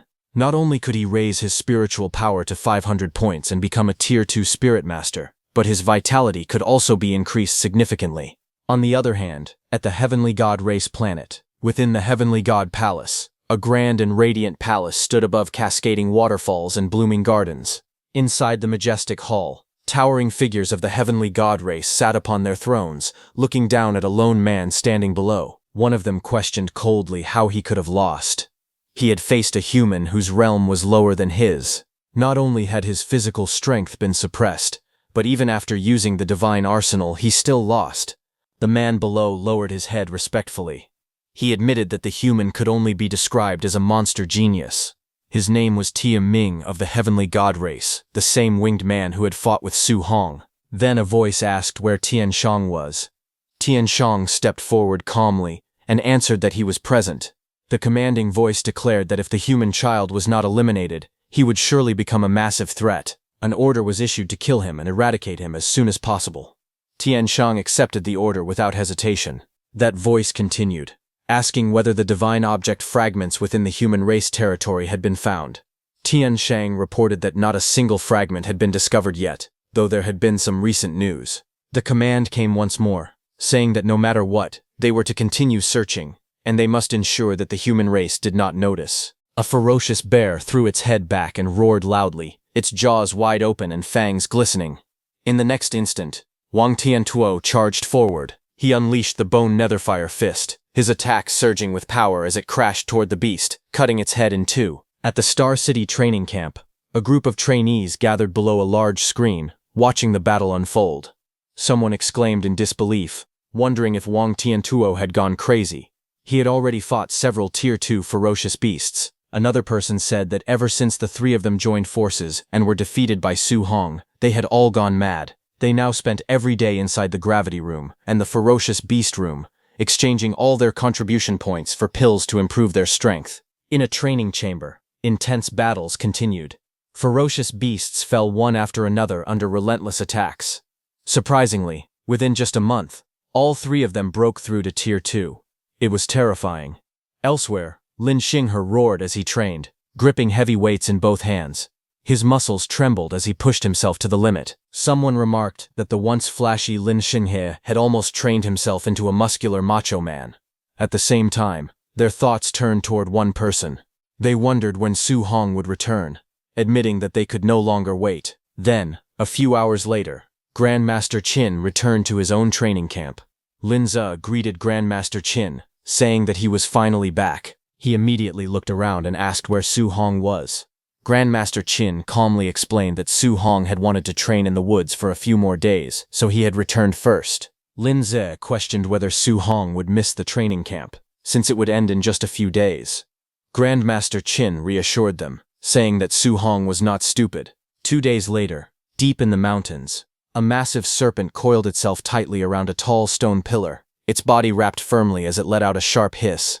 On top of that stone pillar, Su Hong sat cross-legged in meditation, surrounded by a golden aura. System notifications appeared one after another, showing his spiritual power increasing by 0.1 repeatedly.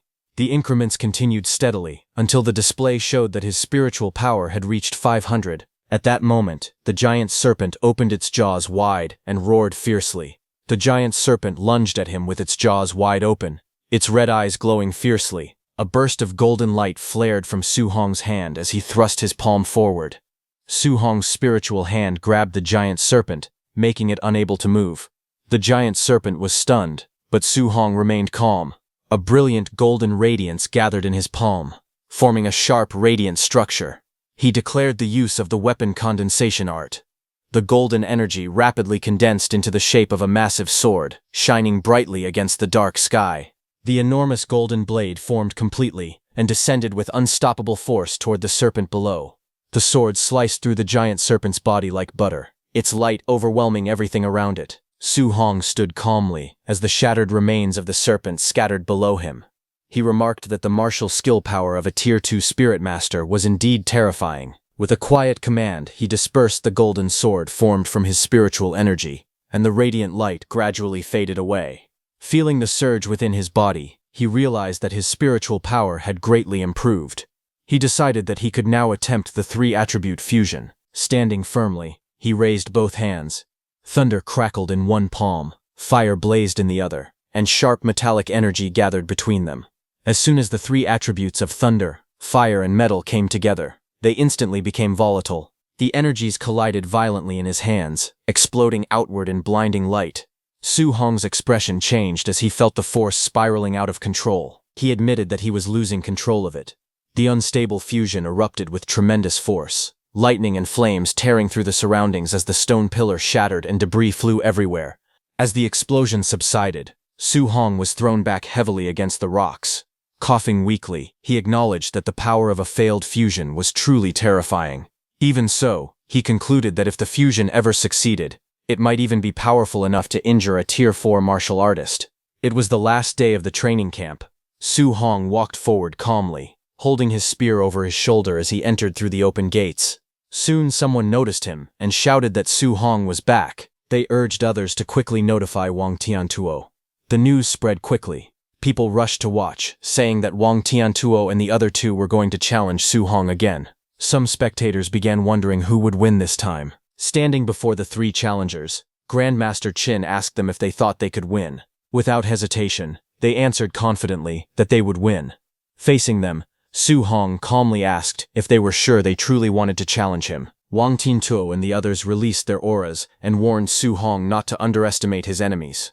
Lin Xinghe declared that now all three of them had broken through to Tier 2. With overwhelming confidence, Xiao Yan added that she could now defeat him all by herself. Su Hong smiled awkwardly and apologized softly. Then he calmly revealed that he was also a Tier 2 martial artist now. Flames erupted around his body, rising fiercely as his aura expanded outward. All three opponents were stunned. Wang Tiantuo demanded to know how that was possible, saying that Su Hong had just been at the Tier 1 initial stage before. Lin Xinghe could not believe what he was seeing, and questioned if this was even real. Even so, Xiao Yan stepped forward boldly. She declared that even though Su Hong was Tier 2, she was still a Tier 1 spirit master and was not afraid of him. She immediately activated her weapon condensation art. Golden light surged into the sky, condensing into a massive radiant sword that descended with overwhelming power. But suddenly, her radiant sword was hit by another, more powerful sword, and shattered. Caught in the explosion of light, Xiao Yan coughed up blood and cried out in pain as the impact overwhelmed her. Su Hong pointed his spiritual sword, surrounded by a brilliant white aura, and apologized calmly once more, revealing that he was actually a spirit master as well. The three opponents were stunned. Lin Xinghe was shocked, realizing that Su Hong was a Tier 2 spirit master. Wang Tiantuo understood that Su Hong had not even used his full strength when he sparred with them last time. As they instinctively backed away, they began listing his abilities in disbelief. Tier 2 Spirit Master, Tier 2 Martial Artist, and a top-tier special physique. Looking down at them with a faint smile, Su Hong declared that the three of them were not enough. He suggested that everyone come at him together instead. He treated it as an opportunity, thinking that it was another great chance to earn a large amount of martial value. Behind him, a massive spiritual phantom manifested, its glowing eyes shining with overwhelming pressure. The spectators trembled at the terrifying presence. The crowd quickly panicked. Some shouted that they surrendered immediately. Others yelled for him to go find Wang Tiantuo and Lin Xinghe instead. Many warned him not to come any closer. Fear spread rapidly as Su Hong started attacking them, radiating absolute dominance. Instructor Lin Zhe and Bai Mu confronted their grandmaster, accusing him of hiding the news that Su Hong was a spirit master. They questioned whether he was treating them too much like outsiders. But the grandmaster stood silently for a moment. Shock washed over his face as he muttered in disbelief that Su Hong was a Tier 2 spirit master. He found himself completely speechless. Bai Mu and Lin Zhe asked him directly whether he truly had not known beforehand, but the grandmaster burst into loud laughter. He declared that Su Hong was a monster among monsters. He even claimed that such a genius would only appear once in a millennium and that the human race was saved. Meanwhile, chaos continued in front of them. Su Hong was beating all the students all by himself in a completely one-sided fight. Bai Mu asked whether they should go and stop them. However, Lin Zi told her that there was no need to interfere. This was youth. At that moment, Grandmaster Qin suddenly narrowed his eyes, sensing something unusual. He let out a low hum, clearly having noticed the change in the atmosphere. Just then, a massive fiery phoenix descended from the sky, its wings blazing as it roared that 30 days had passed and that the humans should get out of its sight. Su Hong, who was fighting, stopped and looked up. He immediately recognized the presence. He realized that it was the Great Rock again. Grandmaster Qin's aura suddenly erupted in a violent surge of purple energy. With fury in his voice, he declared that he had already given that smelly feathered bird enough face. The ground cracked beneath him as spiritual power burst outward in waves. The Great Rock responded coldly, stating that the time had come and that it would naturally leave. It questioned whether this was now their turn to chase people away. The Great Rock called out to Grandmaster Qin Tianli, asking what he intended to do today, but before the sentence could finish, the clash had already begun. The rock roared that it was not afraid. In an instant, Grandmaster Qin punched it with his blazing purple flames. Explosions of light and energy filled the sky as the Grandmaster launched his attack, punching the Great Rock again and again. Watching from below, Su Hong felt the terrifying heat radiating through the air. He wondered if this was truly the flame of a Tier 7 Grandmaster, noting that the temperature was overwhelmingly intense. To him, this battle was no different from immortals fighting in the heavens. As the Grandmaster stood atop the golden-winged Great Rock, the massive bird shouted desperately for him to stop hitting it. It claimed that it had a powerful backer supporting it today. Grandmaster Qin warned it to call that person out, saying he would beat him up as well. But suddenly, a cold voice echoed through the sky, saying that it was enough. Grandmaster Qin's expression changed instantly, shock flashing across his face. High above the mountains, a dark shadow with glowing red eyes appeared. Purple energy spiraled around it, pressing down upon the land like a storm. A single crimson eye opened within the darkness, staring down with terrifying authority. Bai Mu realized the truth in horror. It was actually the Lord of 10,000 Monsters. Linze remembered that the golden-winged Great Rock was related to that supreme being. Su Hong clenched his fist as he knew that the Lord of 10,000 Monsters was one of the strongest entities in the entire 10,000 monster mountain range. Even the weakest among those monsters were Tier 9, and above Tier 9 there were still king title realms. High above the forest, the Lord of 10,000 Monsters with the crimson eye stared down coldly, its gaze piercing through the storm. Su Hong felt the overwhelming pressure and realized the truth. Facing experts of Tier 9 and above, even a Tier 7 Grandmaster seemed insignificant. He clenched his fists tightly. At that moment, he was only Tier 2. The gap between him and those beings was like heaven and earth. He thought that if that kind of expert were to attack Star City, the current him would be powerless. Who could he protect? He would not be able to protect anyone. A strong determination rose in his heart. He had to become stronger. Tier 3, Tier 4, Tier 8, Tier 9, and one day he would reach the King Realm. Meanwhile, Grandmaster Qin looked at the golden-winged Great Rock and said that even the Lord of 10,000 Monsters had appeared. The mixed feathered bird truly had a deep background. The rock glared fiercely and warned Qin Tianli to just wait. Soon after, the enormous bird spread its wings and flew into the distance. Its figure slowly dissipated into the sky. Grandmaster Qin didn't panic because in the end, he knew that the Lord of 10,000 Monsters had an old agreement with the human race and could not attack casually. Therefore, there was no need to worry about him bullying the younger generation. Despite the sudden appearance of the Lord of 10,000 Monsters, the training camp eventually ended as usual. Vehicles arrived at the camp entrance as students began leaving in groups. Su Hong walked out with his backpack over his shoulder. It had already been a month since he left home, and he thought that his uncle and aunt must be very worried about him. Just then, someone called out happily, saying they had finally found him. It was his classmates, Chen Shen and Li Tu. They gathered around him and joked that after the training camp, he would become famous in Star City. Even though they had not gotten along before, they hoped he would not target them in the future. Su Hong sighed and asked if he was really that petty. He said that if they had not mentioned those past issues, he would have already forgotten about them. Soon, an announcement was made to all the students. They were praised for their hard work during training. To welcome everyone back, the City Lord's estate had prepared a banquet with various gifts. All students were invited to attend. The students thanked the City Lord for his hospitality. As his friends chatted excitedly around him, Su Hong felt slightly overwhelmed. In his heart, however, he did not want to attend any banquet. He only wished to return home as soon as possible and reunite with his uncle and aunt. The scene shifted to Star City, at the City Lord's estate. Inside the grand banquet hall, golden chandeliers hung from the ceiling, and a long red carpet stretched down the center. Guests filled the hall, seated at round tables covered with luxurious dishes. The atmosphere was lively, and the sound of chatter echoed everywhere. A waiter approached two guests and politely told them that they were assigned to a specific table. One of them nervously thanked him. It was Su Hong's uncle and aunt. When they sat down, an awkward silence surrounded them. The two looked uncomfortable as they stared at the lavish food in front of them. At another table, some elegantly dressed guests whispered among themselves. They questioned whose parents were sitting over there. One woman wondered aloud if migrant workers were also allowed to attend the banquet. Another person complained about the waiter, asking why he was bringing just anyone over. Meanwhile, Su Hong's uncle and aunt, sitting at the table, felt uneasy. His aunt worried that they might be embarrassing little Hong by dressing the way they did. His uncle could only respond helplessly, saying those were their best clothes.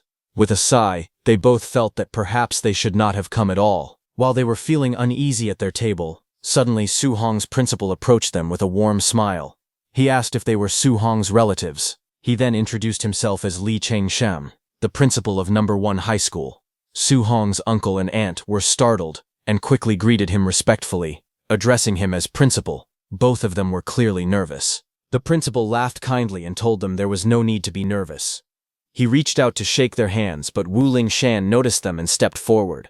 She grabbed Su Hong's uncle's hand and introduced herself as Wu Lingshan, the president of the Star City Martial Artists Association. With great excitement, she declared that Su Hong was the most promising genius she had ever seen. She laughed loudly, clearly proud of the young man. Overwhelmed, Su Hong's uncle and aunt stuttered nervously as they greeted the president. At another table, several guests watched the scene in shock. They whispered among themselves, wondering what was happening. They could not believe that the principal of No. 1 High School and the president of the Martial Dao Association had personally gone to greet those people.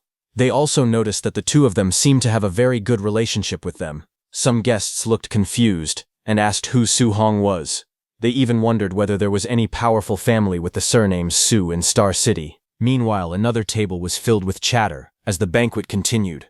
Lin Xinghe's father smiled proudly and said that the city lord had a good son with a barbarian god body. In his opinion, that boy would easily take first place in the training camp. Nearby, the city lord of Star City and Wang Tiantuo's father, Wang Ni, calmly held a glass of wine and laughed. He admitted that both the Xiao family and the Lin family made him envious. He explained that one of the younger generation was the only spirit master in Star City, while another had terrifying comprehension. That young genius had mastered the A-rank martial art, flying swan, startling cloud step, even when he was only at the Tier 1 initial stage. Xiaoyan's father nodded confidently. He said that compared to the barbarian god body, the spirit master seemed stronger. He believed his family's Yanyan would most likely take first place. Lin Xinghe's father let out a soft laugh and said that with Xinghe's movement technique before the overlord body and spiritual telekinesis could even react, they might already be defeated. Hearing them, the city lord slammed his hand down and angrily argued that his Tiantuo's attack power far exceeded ordinary people. He firmly declared that Tiantuo would definitely be first in the training camp. Xiaoyan's father responded with a confident laugh, saying that spirit masters were extremely rare, and that his Xiaoyan had the potential to become a king. Lin Xinghe's father added that in all martial arts under heaven, only speed was unbreakable. In his eyes, Xinghe was invincible. Wang Ni stubbornly insisted that his Tiantuo would completely crush the other two. As their voices grew louder, the atmosphere at the banquet table became tense, each father fiercely defending the strength of his own child. As the fathers continued arguing, Su Hong's principal turned to President Wu and asked if she was not going to break up the fight. President Wu crossed her arms and said that if they expected her, an older leftover woman, to step in and stop a few men from showing off their children, she might not be able to resist beating someone up instead. She then added calmly that when that kid arrived, the men bragging about their children would all fall silent. The principal looked at her and asked if she truly thought so highly of Su Hong. After all, Su Hong was only at the Tier 1 initial stage. With a confident smile, she replied that it was simply a woman's intuition. At that moment, a man rushed in and loudly reported to the city lord that the special bus for the training camp had arrived. Hearing this, the city lord immediately stood up and announced that the pride of Star City had returned.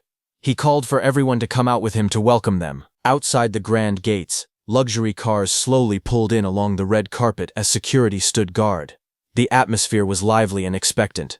Soon, injured Lin Xinghe and Xiaoyan appeared. Xiaoyan's father looked at his daughter and exclaimed that she had lost weight and gotten tanned, saying it broke his heart. Lin Xinghe's father anxiously asked his son how he had gotten hurt, worrying that his handsome face was disfigured. When the city lord heard Lin Xinghe's father call his son disfigured, he immediately retorted angrily. Pointing at Wang Tiantuo's injured face, he asked what that meant for his own son then. Xiao Yan looked at Wang Tiantuo coldly and said that someone had refused to admit defeat, so naturally he had been beaten badly. Lin Xinghe added that he had admitted defeat quickly, so he had taken fewer beatings. Hearing them all, the fathers were shocked. They could not believe that all three of them had lost. They wondered who could possibly defeat their children. But suddenly, the city lord noticed something strange. He sensed their auras and realized that all three had broken through to Tier 2. Xiaoyan's father was stunned.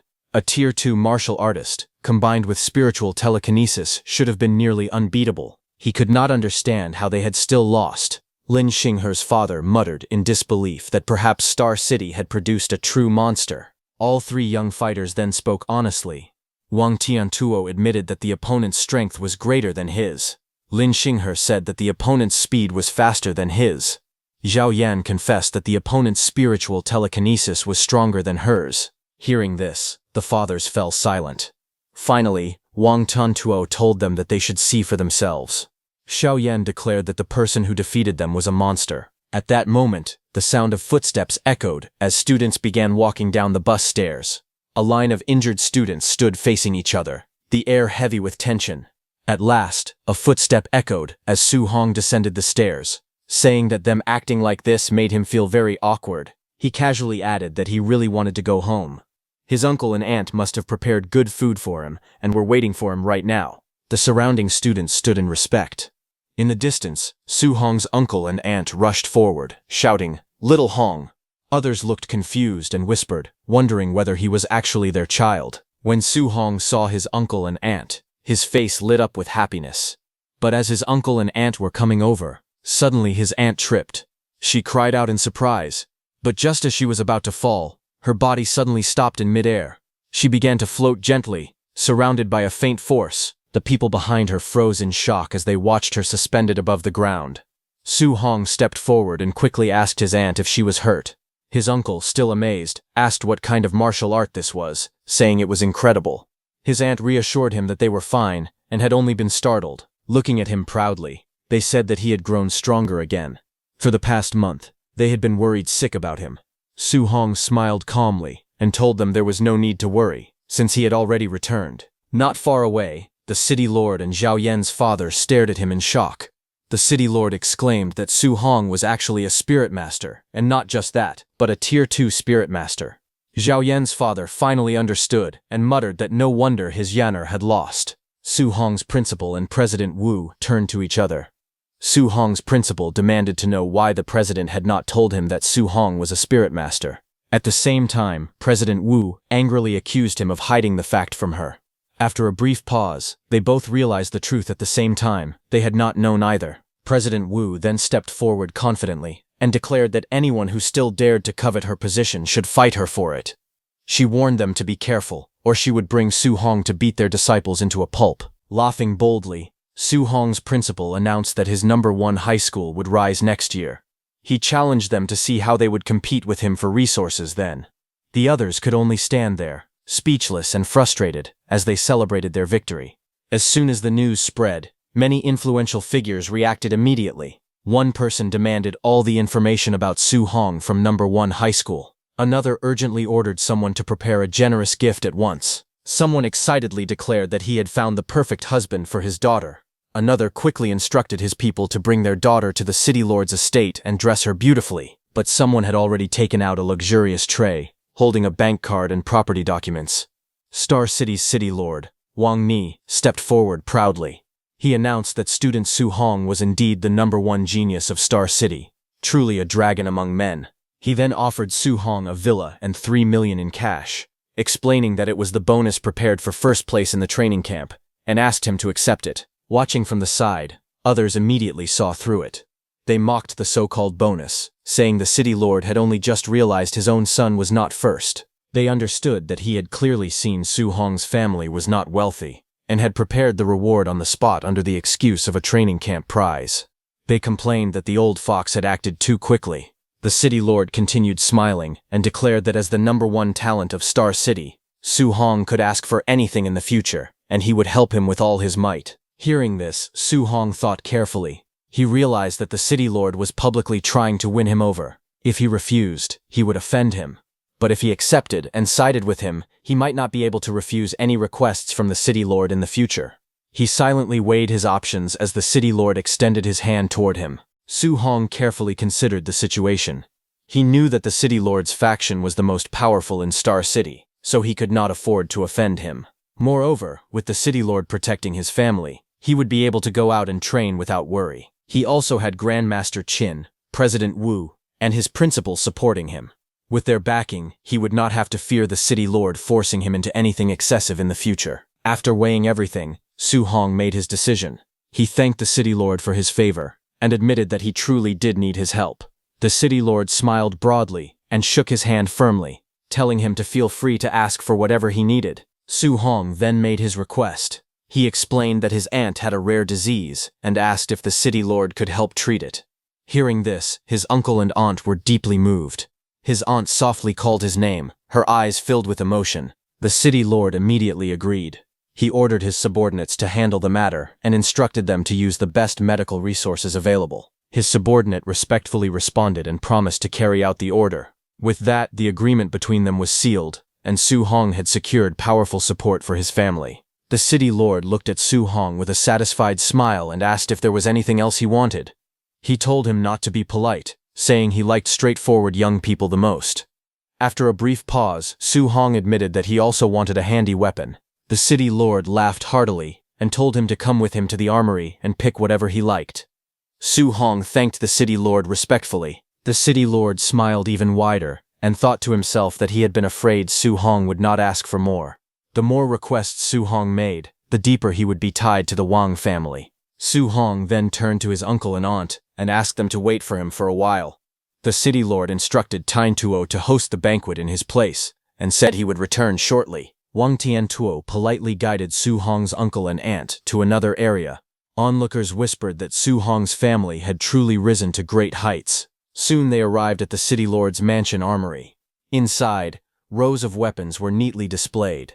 The city lord explained that one section contained C-grade alloy weapons, another held B-grade weapons, and the deepest part contained A-grade weapons. He then asked Su Hong what attribute he possessed and told him to go straight to the A-grade area and pick one. Seeing the display of high-level weapons, Su Hong realized that an A-grade alloy weapon was worth hundreds of millions.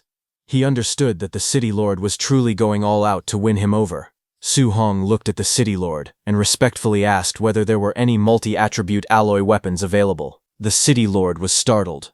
He repeated the question in disbelief and asked whether Su Hong was a multi-attribute martial artist. Su Hong calmly explained that he cultivated multiple attributes at the same time.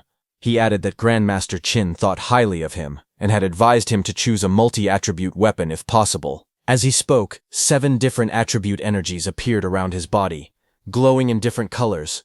The city lord stared in shock and stammered that there were 7 attributes. Seeing the city lord's reaction, Su Hong thought to himself that since he had already decided to accept the city lord's attempt to win him over, the more monstrous he appeared, the more the city lord would value him. The city lord could hardly believe what he was seeing. He exclaimed that cultivating 7 attributes at the same time should make cultivation extremely slow. He questioned how Su Hong's cultivation speed could be so fast. He even recalled that it was said that those who cultivated 7 attributes could not even reach rank 2, but Su Hong was already a rank 2 7-attribute martial artist. He was also a rank 2 spirit reader and possessed a special physique that surpassed the barbarian god body. Overwhelmed, the city lord declared that such a monster had actually appeared in his Star City. He felt as though a heaven-sent genius had descended upon them. After a moment, he sighed and called himself useless in front of nephew Su Hong. Seeing his sudden reaction, Su Hong asked what had happened to the city lord all of a sudden. The city lord led Su Hong through the armory and explained that multi-attribute alloy weapons were extremely rare. Even in his own collection, there were only a few dual-attribute weapons. As for 3-attribute weapons, he said there was only one available, a B-grade dark gold profound iron spearhead. Holding the spearhead in his hand, the city lord asked whether Su Hong wanted him to dismantle an A-grade alloy spear shaft so he could make do with it for now. Su Hong clasped his hands politely and thanked the city lord for the offer. He said that for the shaft he could simply continue using his Thunderfire spear. A 3-attribute spearhead would already be enough for him at the moment. The city lord then mentioned that anomalies had recently appeared near Star City. Rumors claimed that dual-attribute and even multi-attribute fierce beasts had emerged. He assured Su Hong that he would have someone keep an eye out for him. Su Hong looked surprised and asked what kind of anomalies he was referring to. The city lord explained that while Su Hong had been attending the training camp, anomalies had appeared all over the world. In those places, not only had multi-attribute fierce beasts shown up, but multi-attribute natural treasures had also been born. He added that someone had personally witnessed a thunder-attributed fierce beast that, after coming into contact with a shard-like object, gained the ability to breathe both thunder and flames. The city lord told Su Hong that Stargazing Lake, located outside Star City, had also reported sightings of multi-attribute fierce beasts. Su Hong was surprised and asked about Stargazing Lake. The city lord explained that Stargazing Lake was too dangerous for him at the moment. He advised that once Su Hong entered a martial arts university in the future, he would have more opportunities to obtain multi-attribute weapons. There was no need to take risks now. Su Hong thanked the city lord for his guidance. A few hours later, outside Su Hong's house, an official vehicle from Star City arrived. The car attracted the attention of many neighbors, who gathered around in curiosity. Some people wondered why an official Star City vehicle had come to their neighborhood. Others quickly recognized the license plate number and exclaimed that it belonged to the city lord's private car. The crowd was shocked, questioning what the city lord was doing there of all places. Among the onlookers, the woman who had tried to buy Su Hong's training camp pass stared at the luxurious car with longing. She thought that if her son Lin Nian could ride in such a car, she could die without regrets. At the same time, resentment filled her heart. She believed that if Su Hong had given the training camp slot to Lin Nian, her son would have had a bright future. Angrily, she swore that she would raise the Su family's rent and drive them out. The woman stood with her arms crossed, staring at the car in disbelief as the door slowly opened. Then, from inside, Su Hong, his uncle, and his aunt stepped out. Seeing that, everyone was shocked. Someone asked why Su Hong's family was getting out of the car. Another person explained that Su Hong had gone to the training camp and was now being sent back in the city lord's private car. It seemed that the Su family had truly struck it rich. Hearing this, the woman was stunned. She could not believe it and muttered in shock, wondering how such a thing was possible. Su Hong's uncle stepped forward and spoke calmly. He greeted Sister Hong and said he just happened to have something to tell her. He announced that Su Hong had taken first place in the training camp and that the city lord had rewarded their family with a villa. They would be moving the next day. Sister Hong could only stammer in disbelief, asking if it was true. Su Hong's uncle then added that they would no longer be renting the apartment. He politely asked if she could refund the extra rent they had paid. His wife quickly interrupted, saying there was no need for a refund. Their family now had money, so they could simply treat it as a gift for Sister Hong. Later, as they walked inside, Su Hong's uncle asked whether they should move the tables and chairs from the apartment to the villa. His wife told him not to be so stingy. Su Hong was an important figure now, and they should not embarrass him. Su Hong laughed and said he was not afraid of being embarrassed as long as everyone was happy. That night, under the quiet city lights, Su Hong stood on his rooftop, watching over the silent buildings. He said that today would be the last time he trained in that place. Surprisingly, he felt a little reluctant to leave. He checked his remaining martial values and calculated that after upgrading his mental strength and defeating everyone in the training camp, his total martial values had exceeded 1,900. His status panel displayed his information. His blood chi was over 500, and his mental strength had reached 500. Various breathing techniques and martial arts skills were listed, along with their levels. At the bottom, his martial values showed 1944. He began to convert his martial values into blood chi. One notification after another appeared, each showing his blood chi increasing by 0.1. His blood chi steadily increased until it reached 701. With over 700 blood chi points, he successfully broke through to the mid-stage of rank 2. As he sat there, red energy flames surged around his body. His muscles swelled as the power coursed through him. After stabilizing himself, he said that he should look up the anomalies the city lord had mentioned, along with information about Stargazing Lake. However, when he gripped his phone, cracks suddenly spread across the screen. He realized that his body had not fully adapted to the power of mid-stage rank 2 yet. Fortunately, his phone had not been completely crushed. While sitting on the rooftop at night, Su Hong scrolled through the news on his phone. He read that an S-grade spiritual medicine had appeared abroad, causing countless martial artists to scramble for it. Even grandmasters had taken action. Another report stated that after a fierce flame beast touched a certain mysterious shard, it immediately gained thunder and earth attributes. It was also mentioned that all the martial artists who had witnessed the mysterious shard had recently died under strange circumstances. As he continued reading, he found information about Stargazing Lake. A Rank 2 multi-attribute fierce beast had been discovered there, attracting a large number of Rank 3 and Rank 4 martial artists. Su Hong fell into deep thought. He admitted that he might not be able to defeat a Rank 4 martial artist yet, but escaping from one should not be a problem. After making up his mind, he decided that once his family finished moving the next day, he would personally go and check out Stargazing Lake. The next day at Star City's Villa District, Su Hong's new home was already attracting attention. Inside the luxurious villa, gifts were piled everywhere. So many people had come to drop off presents that morning that it felt as if the doorstep was being worn out. It was clear that everyone living in the area was extremely wealthy. Because of that, his family felt they could not afford to embarrass Su Hong in the future. Soon, visitors arrived one after another.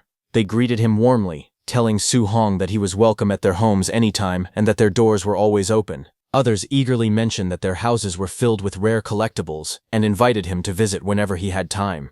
Su Hong could only smile awkwardly and respond politely, saying definitely again and again while sweat formed on his forehead. After finally seeing the last of them off, he collapsed onto the sofa, completely exhausted. He complained that socializing with so many people was even more tiring than grinding monsters and training.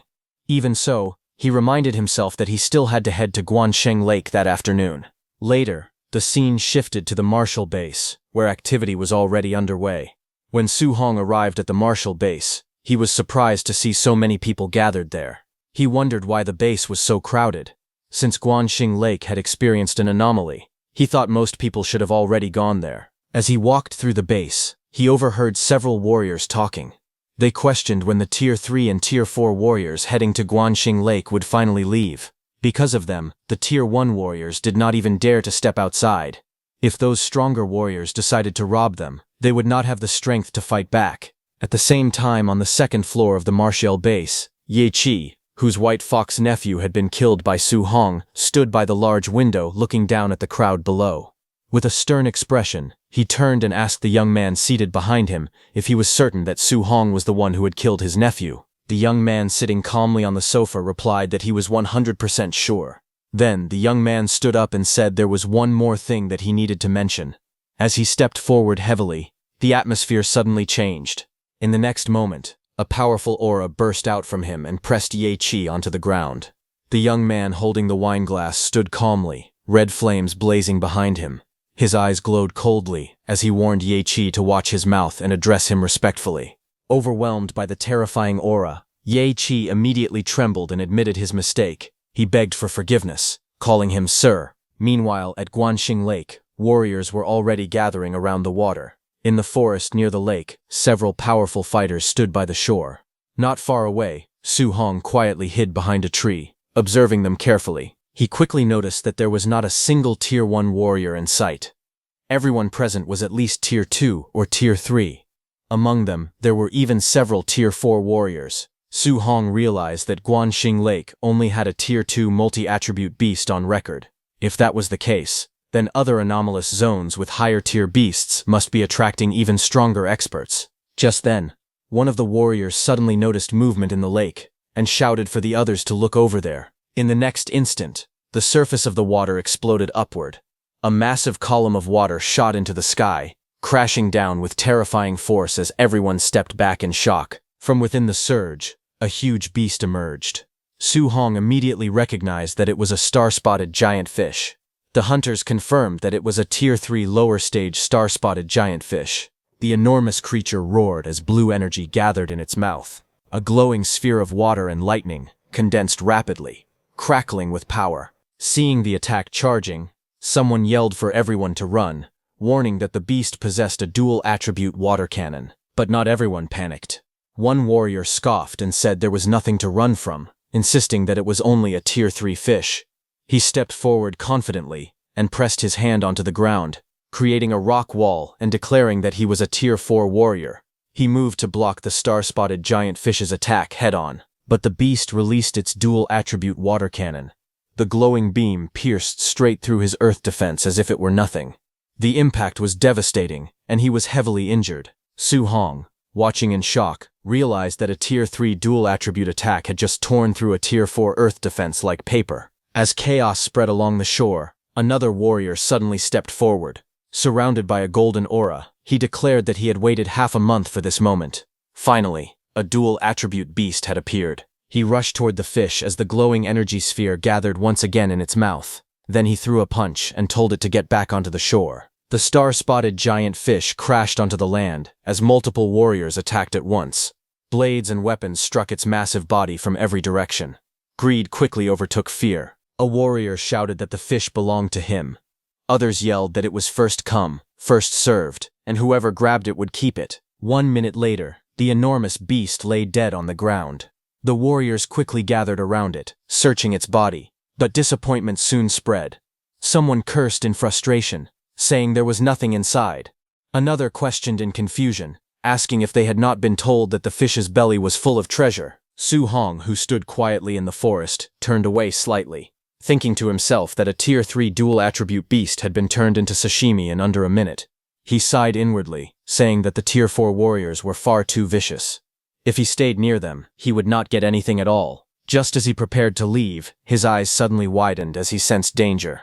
In the next instant, a masked man wrapped in crackling blue lightning appeared behind him, his blade raised high. The assassin lunged forward with explosive speed, aiming a deadly strike at his back. But for a second, the assassin's body froze mid-attack. He was stunned. Seeing that, Su Hong reacted instantly. He twisted his body and leaped upward, narrowly dodging the attack as the ground below shattered from the force. The masked man realized something shocking. He recognized that Su Hong was a spiritual mind master. Su Hong's eyes widened in shock as he realized that the assassin was a Tier 4 warrior. He immediately ran away from there. Sweat rolled down his face as the thought struck him again. A Tier 4 had tried to ambush him. If he had not used his spirit power to freeze the attack at that exact moment, he would already be dead. Before he could go far, several figures rushed out from the forest behind the masked attacker. One of them shouted at their leader, accusing him of being careless and failing the ambush. Su Hong quickly counted them. There were 6 more, and they were all Tier 3 warriors. The masked leader snapped back angrily, telling them to shut up. He revealed that the target was a spiritual mind master. Su Hong's expression darkened as he sensed even more presences. There were 7 more nearby, and they were Tier 3 as well. That meant roughly a dozen Tier 3 killers, along with 1 Tier 4 killer, all assembled just to eliminate him, a mere Tier 2 warrior. Even Star City's city lord would struggle to deal with so many at once. As he dashed forward through the forest at full speed, one thought echoed in his mind. When had he offended someone so important? As the masked assassins chased after him, frustration spread among them. One of them demanded to know why Su Hong was so fast. Another immediately recognized the technique and shouted that it was the A-rank soaring Hong steps. They decided to keep him running and wear him down, confident that a Tier 2 warrior could never outlast them. But as Su Hong sprinted forward, he merely smiled faintly. He thought to himself that no one had ever said anything about competing in stamina. In the next moment, he shot upward into the sky, moving so fast that the forest below blurred into streaks of green. The assassins stared upward in disbelief. One of them shouted in shock that he was a Tier 2 warrior who could actually fly, calling it insane. Another growled in humiliation. There were so many of them, yet they still could not kill him.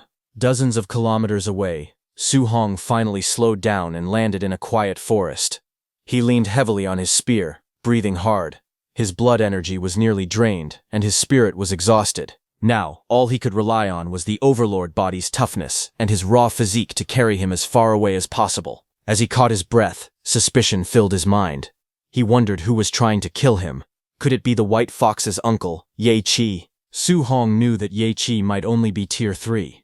But if the entire Ye family had paid enough money, they could easily hire that many Tier 3 killers. He was confident that he could kill all of those Tier 3 assassins. But the Tier 4 warrior was the real problem. If he focused on taking down the Tier 3 fighters first, he would leave himself wide open to a sneak attack from the Tier 4. And if he chose to fight the Tier 4 head-on first, He would end up injured and then get swarmed by the others. There was only one possible solution. Unless he could kill those Tier 3 assassins in an instant, he could not focus everything on taking down the Tier 4. His blue eye glowed faintly as lightning crackled around his body. Flames ignited in one hand, while cold mist swirled in the other. On the other hand, the masked assassin leader cursed in frustration and slammed a huge rock, cutting it in two.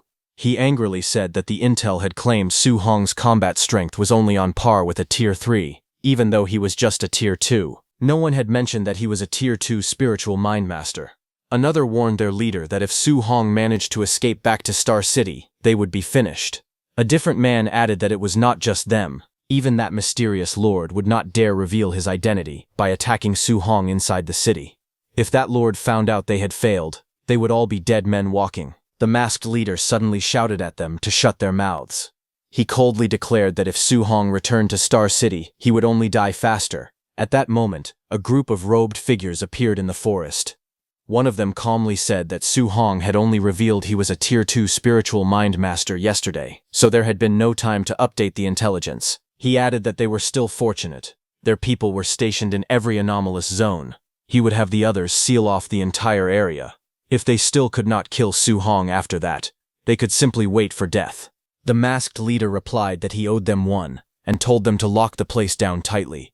As they began to move, the masked leader muttered with hatred that little bastard Su Hong would be torn to pieces. As they left, the robed man looked at the device in his hand. He examined the area carefully and concluded that there was nothing there either. He calmly said they should move to the next area. The next day, at night, while Su Hong was killing a beast, an assassin suddenly shouted that they had found the brat. Another yelled not to let him get away. Days passed. Then, on the fourth day, those assassins found Su Hong again. The masked assassin leader roared for him to die as he attacked with a violent slash, but Su Hong leapt into the air and dodged the attack. Time continued to move forward. Then, on the seventh day, while Su Hong was answering nature's call, one of the assassins found him and suddenly shouted that Su Hong was there. He urgently called for everyone to gather in that direction as he rushed towards Su Hong once again. In a burst of anger, Su Hong kicked the masked man hard and shouted that the man had been peeping while he was relieving himself. The impact sent the masked fighter crashing to the ground with a painful cry. After 7 days of running for his life, while still hunting beasts, Su Hong felt completely exhausted. Even with the Overlord body supporting him, he knew he was reaching his limit. Eventually, he arrived at the Star City official supply outpost. He thought to himself that it was risky, but he had no choice. He needed to rest at an official supply point for one night. He believed they would not dare attack him directly on government grounds. But as he walked inside carrying his spear, several men quietly watched him from a distance. This was just as he had expected. His movements were being monitored.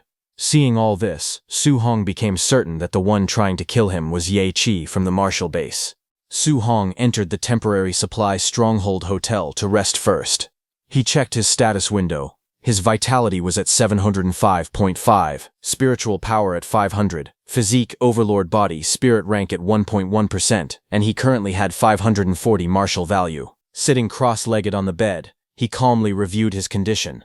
His current vitality was 705, but to reach the Tier 2 high stage, it needed to reach 900. The martial value he had earned over the past 7 days was not much. It was not enough to let him break through. But he knew that increasing vitality by only a few dozen points would not help much right now. His eyes shifted to the Overlord body. Its spirit rank was only 1.1%. He decided that strengthening the Overlord body would be better. Not only would it directly increase his combat power, but it would also improve his endurance. He began upgrading it. Red notifications appeared one after another, saying that his Overlord body had increased by 0.01%. Again and again the value rose as power surged through his body. A fierce crimson aura erupted around him, filling the room with overwhelming pressure. He could not help but feel shocked. The increase in strength was terrifying. Finally, the system displayed a new notification. His Overlord body spirit rank had reached 6.5%. Although it had only increased from 1.1% to 6.5%, his overall strength had risen by at least 20%. Su Hong decided that next he would cultivate his guidance techniques while resting his eyes. Red energy continued to flow around his body as he calmly focused on training. He thought that if enemies came, he would simply jump out of the window and escape. A few hours later, night fell. The moon hung quietly in the sky outside the open window. Su Hong went downstairs to the dining hall. Someone laughed loudly and told the others to hurry and record the scene to post online. Su Hong, sitting alone with food in his hands, suddenly lost his appetite after seeing that scene. It had been a long time, yet those killers still had not found him. He began to wonder if they truly did not dare to make a move inside the supply stronghold and were instead preparing to ambush him outside. Nearby, a group of people talked loudly. One of them complained that he had found a 3-star patterned dark purple bamboo that day, but it had been robbed by a few Tier 4 martial artists. Another man exclaimed that a 3-star pattern was a treasure comparable to an A-rank treasure. Someone else asked where exactly it had been found, and whether the man was just bragging. Hearing them, Su Hong recalled that the star-patterned dark purple bamboo was an extremely rare multi-attribute natural treasure. A 1-star patterned dark purple bamboo could contain 2 attributes of spiritual qi. With each additional star pattern, it could hold 1 more attribute. A 3-star patterned dark purple bamboo could contain 4 attributes of spiritual qi. Su Hong thought that even if he mastered 4 attribute fusion in the future, he would still be able to use it. Su Hong joined their conversation, telling them that it was said that in the birthplace of natural treasures, there were strange magnetic field rules. Even a Tier 4 martial artist would not find it easy to simply snatch such a treasure. Hearing that, someone at the table praised him, saying that he was quite knowledgeable. He explained that there was an extremely strong gravity magnetic field around the dark purple bamboo, and the higher the tier of the martial artist entering, the stronger the magnetic field became. The man who had been bragging laughed loudly and said that the Tier 4 martial artists who tried to rob the bamboo were crushed into meat paste by the gravity the moment they rushed in. Others were shocked, saying that even Tier 4 martial artists had died instantly. It was far too terrifying. Hearing this, Su Hong quietly wondered whether his overlord body could withstand that terrifying gravity.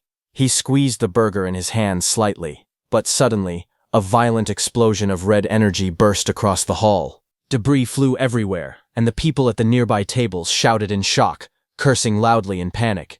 A pillar of red energy suddenly shot upward, tearing through the hall with terrifying force and rushing towards Su Hong. But Su Hong remained seated. He simply leaned back slightly in his chair and dodged it. The pillar of red energy shattered walls and sent debris flying in every direction. Su Hong turned his head and looked ahead with cold eyes. He thought that it was finally here. That group of masked men stepped forward, weapons in hand. Their masked leader mocked Su Hong, asking why he was not running this time, and reminding him that he used to be good at escaping. The onlookers trembled in shock. Someone whispered that a Tier 4 martial artist was leading the attack, accompanied by more than a dozen Tier 3 fighters, all just to kill a youth who was only Tier 2. They wondered what kind of huge trouble Su Hong had gotten himself into.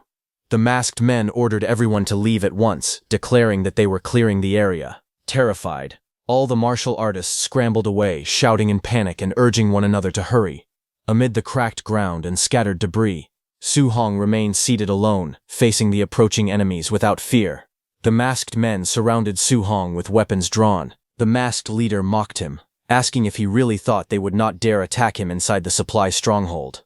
With a faint smirk, Su Hong asked them whether they would believe him if he said that he had been waiting for them. The masked leader laughed loudly and questioned whether Su Hong truly thought he could wipe them all out by himself. In response, Su Hong grabbed his spear. Flames and lightning suddenly wrapped around the spear as energy surged violently around him.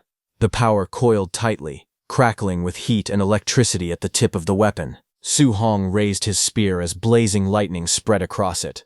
The air around him trembled under the rising force as he looked at them steadily and said that he would never know unless he tried.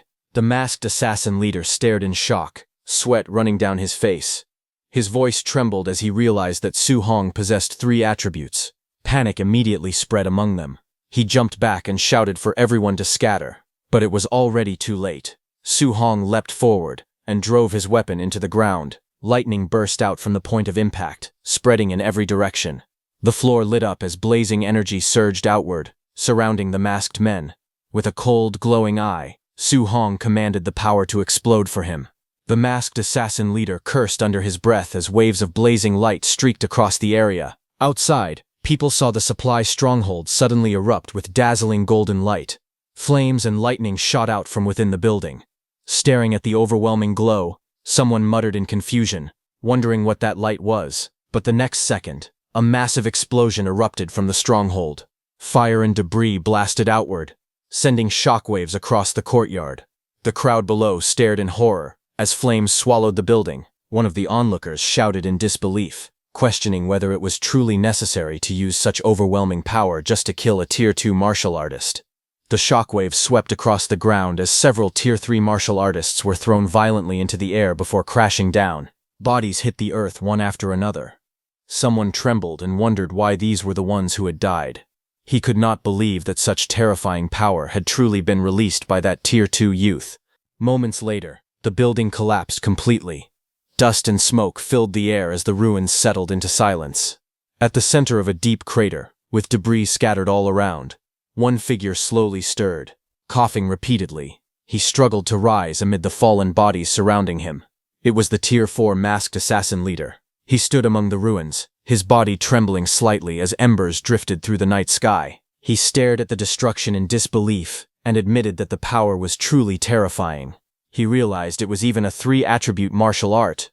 Frustration rose inside him as he cursed the intelligence network for failing to mention this detail. Looking at the crater and the scattered bodies around him, he assessed the situation calmly. Even at the center of the explosion, as a Tier 4 martial artist, he himself had suffered heavy injuries. Since Su Hong was only Tier 2, he concluded that he must be dead. After a moment of silence, he decided to let it go. Although the casualties were severe, the mission could still be considered complete. He let out a tired sigh, thinking it was far better than all of them being executed by Lord Nabu. But suddenly a violent surge of energy erupted behind him.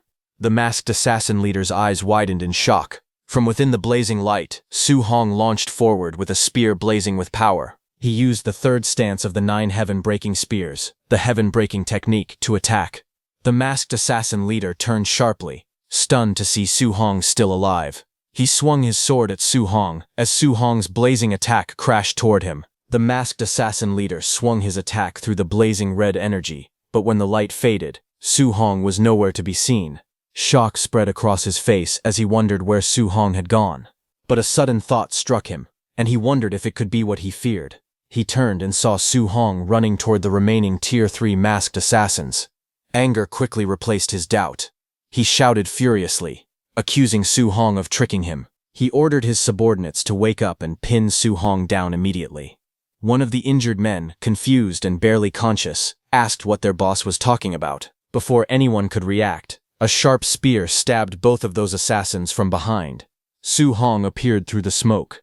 He stood with a spear in his hand, carrying the 2 killed masked assassins over his shoulder. Coldly, he declared that if he could not kill a Tier 4 martial artist, then killing the Tier 3 martial artists under him would be enough. Su Hong's expression turned serious as he reflected on the terrifying aftermath of the attack. He realized that the power of a failed 3-attribute fusion was far more frightening than he had expected. He knew that if he had not condensed the thick earth armor and upgraded his overlord body in time, he would have been crippled even if he had survived. Without hesitation, he flung the 2 dead Tier 3 martial artists into the air and coldly bid the Tier 4 masked assassin farewell. He immediately turned and ran away from there. In his heart, he calculated the situation clearly. The enemy's Tier 3 martial artists were almost completely wiped out. As long as he could successfully fuse the 3 attributes, he believed he still had a chance to kill the Tier 4 martial artist. Across from him, the masked assassin leader erupted in rage. His eyes glowed blood red with killing intent. Surrounded by blazing red energy, he roared that he would tear Su Hong's corpse into 10,000 pieces. The scene shifted to the Star City martial artist base. Inside the base, several martial artists gathered near the entrance, discussing recent events. Among them was the group of Wang Tiantuo, Lin Xinghe, and Zhao Yan, who were at the training camp with Su Hong. Lin Xinghe sighed and said that he had originally wanted to invite Su Hong to go to Stargazing Lake together. However, he had not expected Su Hong to leave 7 days earlier. Wang Tiantuo added that Su Hong had only rested for 1 day before heading to Stargazing Lake to train, while the rest of them had taken 7 full days to recover. Lin Xinghe told him not to compare themselves to a monster. Determined, Xiao Yan suggested that they set off quickly. Perhaps they could even run into Su Hong near Stargazing Lake. Elsewhere, a furious voice cursed those masked assassins as nothing but trash. It was Ye Qi. Sitting in a chair, he angrily smashed a teacup onto the ground. He couldn't believe that those masked assassins had not only impersonated the martial artists of his base, but had also locked down the area around Stargazing Lake. On top of that, they had dared to attack Su Hong directly at the supply stronghold. Yi Qi was very scared, because he knew that if Su Hong were to die, even a fool would suspect him. He also knew that the City Lord valued Su Hong greatly, and if anything happened to him, the City Lord would not hesitate to wipe out their entire clan. The scene then shifted to the dark purple bamboo forest. There, a terrifying purple gravity field spread across the forest. The bamboo bent under the overwhelming force. Only a single bamboo was still standing beneath that powerful aura descending from above. This was the mysterious gravity field. Several martial artists struggled within the field. One man clenched his teeth and cursed. He said the gravity was too terrifying. The treasure was right in front of his eyes, yet he simply could not reach it. Another martial artist revealed that he had only taken the 14th step, and the gravity was already more than 30 times stronger than normal. Outside the gravity field, someone calmly calculated that, assuming a body weight of 80 kilograms, 30 times the gravity would equal a little over 2 tons. He questioned how a Tier 3 martial artist could not even withstand this. Another person explained that this was not like carrying a heavy object. Instead, every single cell in the body had to endure 30 times the gravity. Even if the bones and muscles could withstand it, the internal organs and brain might not survive such pressure. While they were talking, the group that had helped those masked assassins hunt down Su Hong appeared behind them. Those martial artists were surprised to see them. The group's leader, a black-haired man holding a tablet, stepped forward. Looking at the gravity field, he said that the higher a martial artist's cultivation, the greater the gravity applied by the gravity field. He added that if a Tier 4 martial artist like himself entered, the gravity he would endure would probably be several times greater than what a Tier 3 martial artist experienced. Looking at the bamboo standing in the middle, the black-haired leader thought that although the 3-star patterned dark purple bamboo was certainly precious, it would be meaningless if it could not be obtained. The black-haired leader then turned around to leave, thinking that he should continue searching for the divine object instead. But as he walked, the compass-like tablet in his hand suddenly reacted. He froze and shouted for everyone to stop. Staring at the device, he realized with surprise that he had finally found it. He looked toward the direction indicated by the tablet, and saw that it was pointing at the 3-star patterned dark purple bamboo in the gravity field ahead. His expression darkened upon seeing that. He thought that of all places for the divine object to be hidden, it had to be inside the dark purple bamboo. Frustrated, he wondered how he was supposed to retrieve it. Just then, he sensed someone approaching. He turned sharply and saw Su Hong running toward him. He was confused about why Su Hong was there. He couldn't believe that a Tier 4 leading a group of Tier 3 martial artists had actually failed to kill a mere Tier 2 brat. With killing intent rising in his eyes, he gripped his weapon tightly and cursed his subordinates as useless trash. In the end, he would have to handle this himself. The black-haired leader immediately charged at Su Hong, thinking that there was no reason to refuse merits delivered right to his door. If he killed Su Hong, that lord would definitely reward him. At that moment, Su Hong sensed the attack and felt the overwhelming pressure approaching. He could not help but admit that it was a strong aura. The black-haired leader lunged forward with full force, his weapon slashing down fiercely toward Su Hong. But in the next instant, a blazing energy erupted. A powerful orange energy flared around Su Hong's body, forming a fiery defense that covered him completely. The attack collided with the burning aura, and a massive explosion of light and force burst outward, shaking the surroundings. The smoke slowly dispersed, and Su Hong stood at the center, gripping his staff.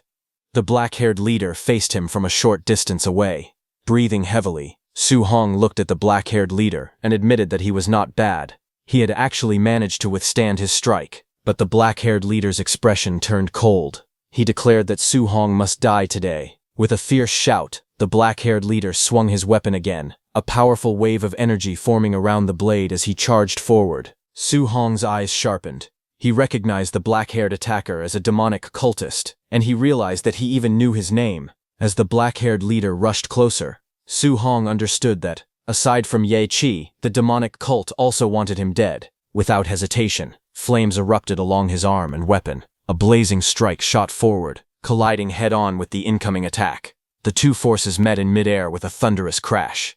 The two forces collided violently, and a blazing explosion burst outward, flames roaring as the impact shook the ground. The shockwave spread across the forest, tearing through the earth and sending dust flying in all directions. The black-haired demonic cultist was thrown backward at high speed, crashing through the bamboo grove as a long trail of force carved a path behind him. Struggling to steady himself, he stared ahead in disbelief. He could not understand it. Was this power really something a Tier 2 martial artist could unleash? Clenching his weapon tightly, fear crept into his heart. He realized that Su Hong was far too monstrous. Suddenly, his eyes widened. He saw Su Hong running toward the gravity field. Panic flashed across his face as he shouted for his allies to stop Su Hong. In the next moment, several figures rushed forward together, charging through the forest toward Su Hong. Seeing the demonic cultists blocking his path in front, and Tier 4 martial artists chasing from behind, Su Hong felt that this pursuit was endless. The cultists gritted their teeth as they ran. They had seen it clearly. Su Hong had taken all of their leader Bai Ao's attacks head-on. One of them suggested undergoing a mutated transformation to deal with him. Another immediately rejected the idea. He argued that Su Hong could only cast such a tremendously powerful martial art once at most. It would be impossible for him to use it a second time. Another man said that as long as they held Su Hong back, their leader Bai Ao would catch up and finish him. A bald man covered in blue energy shouted for everyone to attack with all their strength and stop Su Hong. But before the command could even be completed, a blazing slash cut across his neck. In a single instant, Su Hong tore through them like light. Their bodies were struck before they could react. It was an instant kill in one move. The remaining cultists froze in terror, sweat pouring down their faces. They stared in disbelief and shouted in panic, questioning how he could possibly use that move again after claiming he could not. But the cultists refused to retreat. No matter what, they had to stop him. One of them shouted for his brothers to charge, and they rushed forward through the bamboo forest. In the next instant, Su Hong leapt high into the air, lightning wrapping around his spear. He unleashed his move, treading sea. A blazing wave of lightning and flame crashed down like a tidal force. The ground split apart under the impact. The cultists were swallowed by the storm of energy. They screamed in shock, realizing that the kid was far too terrifying. Before the dust even settled, the cultist leader, Bai Ao, roared angrily and lunged forward with his weapon. He shouted that he wanted to see how Su Hong would block his move. His attack came down like a crashing waterfall of force. But just as the strike descended, Su Hong stepped onto a purple bamboo and, using his flying swan startling cloud step, jumped inside the gravity field. He moved with lightning speed inside the gravity field, thinking about why he would bother blocking the full-powered strike of a Tier 4 martial artist. The surrounding men stared in disbelief, seeing that Su Hong had stepped more than 10 paces in an instant. They wondered how powerful Su Hong's physical body must be. It was as if gravity had no effect on him at all. Seeing this, the cultist leader Bai Ao roared angrily, telling Su Hong not to think that just because he had escaped into the gravity field, there was nothing he could do. But as Bai Ao took his first step inside, the gravity intensified rapidly. With only one step, the pressure had already increased 30-fold. Bai Ao's face twisted in shock. He thought that if someone at his level continued deeper for over 10 steps, he would have to endure hundreds of times the gravity. Meanwhile, Su Hong continued forward without hesitation. Seeing that, Bai Ao cursed the crushing gravity as it pressed down on him. Even so, he gathered his strength and threw his spear at Su Hong with full power. The spear shot forward with unstoppable force. In an instant, the spear was overwhelmed by the surrounding gravity force and fell onto the ground. Seeing that from afar, the cultist leader Bai Ao shouted angrily, telling Su Hong that if he had the guts, he should not come out. Seeing that the cultist leader Bai Ao was not coming any closer, Su Hong lowered his spear and steadied his breathing. Having reached this position, he believed it should be temporarily safe. Right before his eyes stood the 3-star patterned dark purple bamboo. However, as he tried to get closer, his body trembled under the immense pressure. He could clearly feel that the gravity around him was growing stronger and stronger. Besides that, he also had injuries on his body, and he was already close to his limit. He decided that he needed to use a healing technique first. Knowing that the people from the demonic cult would not be able to cross into this area for the time being, he sat down and began circulating a healing martial art. A green aura wrapped around his body, slowly restoring his injuries. Watching from a distance, several people were shocked. They realized that he was actually using a healing martial art to treat himself. Someone pointed out that he had just used the thunder attribute earlier. How could he also know a wood attribute healing technique? Another person exclaimed that this was not the main issue. The real problem was that he was already only a little over 10 steps away from the dark purple bamboo. The cultists' leader Bai Ao immediately ordered his men to notify Lin Chen and the rest to come quickly, saying they needed to join forces to kill Su Hong. They absolutely could not let him leave alive. Seeing Su Hong inside the gravity field, his face twisted with anger and fear because he knew that the divine object was very likely hidden inside that dark purple bamboo. If Su Hong managed to obtain it, none of them would survive. Near Stargazing Lake, a wounded cultist with dark wings lay on the ground, unconscious and battered. Not far from him, 3 people stood at the edge of a cliff overlooking the lake. It was Wang Tintuo, Lin Xinghe, and Xiao Yan who had killed that cultist. They had just discovered that the entire area around Stargazing Lake had been locked down by demon cultists. Wang Tiantuo wondered whether the cult might be targeting Su Hong. Lin Xinghe replied that it was hard to say. The demon cult could also be searching for treasure. After a brief pause, they decided to hurry back to the martial artist base to report that demon cultists had appeared in the area. As they ran through the forest, Xiao Yan frowned and said that something felt wrong. If Stargazing Lake had truly been locked down, it was impossible for the martial artist base to have no reaction at all.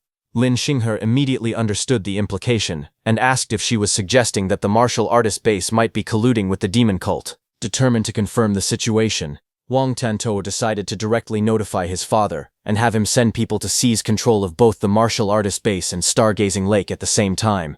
At the City Lord's mansion, City Lord Wang was shocked to hear that the Stargazing Lake area had been sealed off by demon cultists and that the martial artist base might be working together with them. Wang Tintuo also told him that Su Hong was likely near Stargazing Lake and could be the demon cult's true target. Hearing this, the City Lord was furious. Without hesitation, he declared that he would personally bring men over immediately. On the other hand, at the purple bamboo gravity field, Su Hong was still inside. Not far away, several demon cultists stood in the forest. Just then, the masked assassin whom cultist leader Bai Ao had called for arrived. However, cultist leader Bai Ao was shocked and demanded to know why he was alone and where the others were. The masked assassin leader, who was injured and breathing heavily, explained that Su Hong, whom they were after, had fought dirty and caused heavy casualties among their brothers. Cultist leader Bai Ao was stunned upon hearing that over a dozen Tier 3 martial artists had been completely wiped out. He said that even if they had faced a dozen Tier 3 wild boars, they would not have been eliminated so easily. Yet they had fallen to Su Hong, who was supposedly only a Tier 2 martial artist. The masked assassin leader gripped his sword in anger and revealed that Su Hong knew a powerful 3-attribute fusion martial art. He blamed their intelligence network for failing to mention such critical information, and warned that anyone else who had gone unprepared would have died as well. Cultist leader Bai Ao scoffed at the claim, saying that a 3-attribute fusion martial art should not even exist in this world, and that the excuse sounded ridiculous. However, as he recalled the battle, doubt crept into his mind. He remembered seeing that Su Hong truly possessed 3 attributes. He began to wonder if there really could be a martial art capable of fusing 3 attributes together. In the end, they looked toward Su Hong and agreed on one thing: no matter what the truth was, if they failed to eliminate Su Hong, the higher authority behind them would kill them instead. 2 hours later, Su Hong slowly opened his eyes while seated within the gravity field. He saw that thanks to an A-rank healing technique, both his physical body and spiritual energy had fully recovered to their peak states. However, he could still see that the group of demon cultists had not left. It was clear to him that they would not stop until they killed him.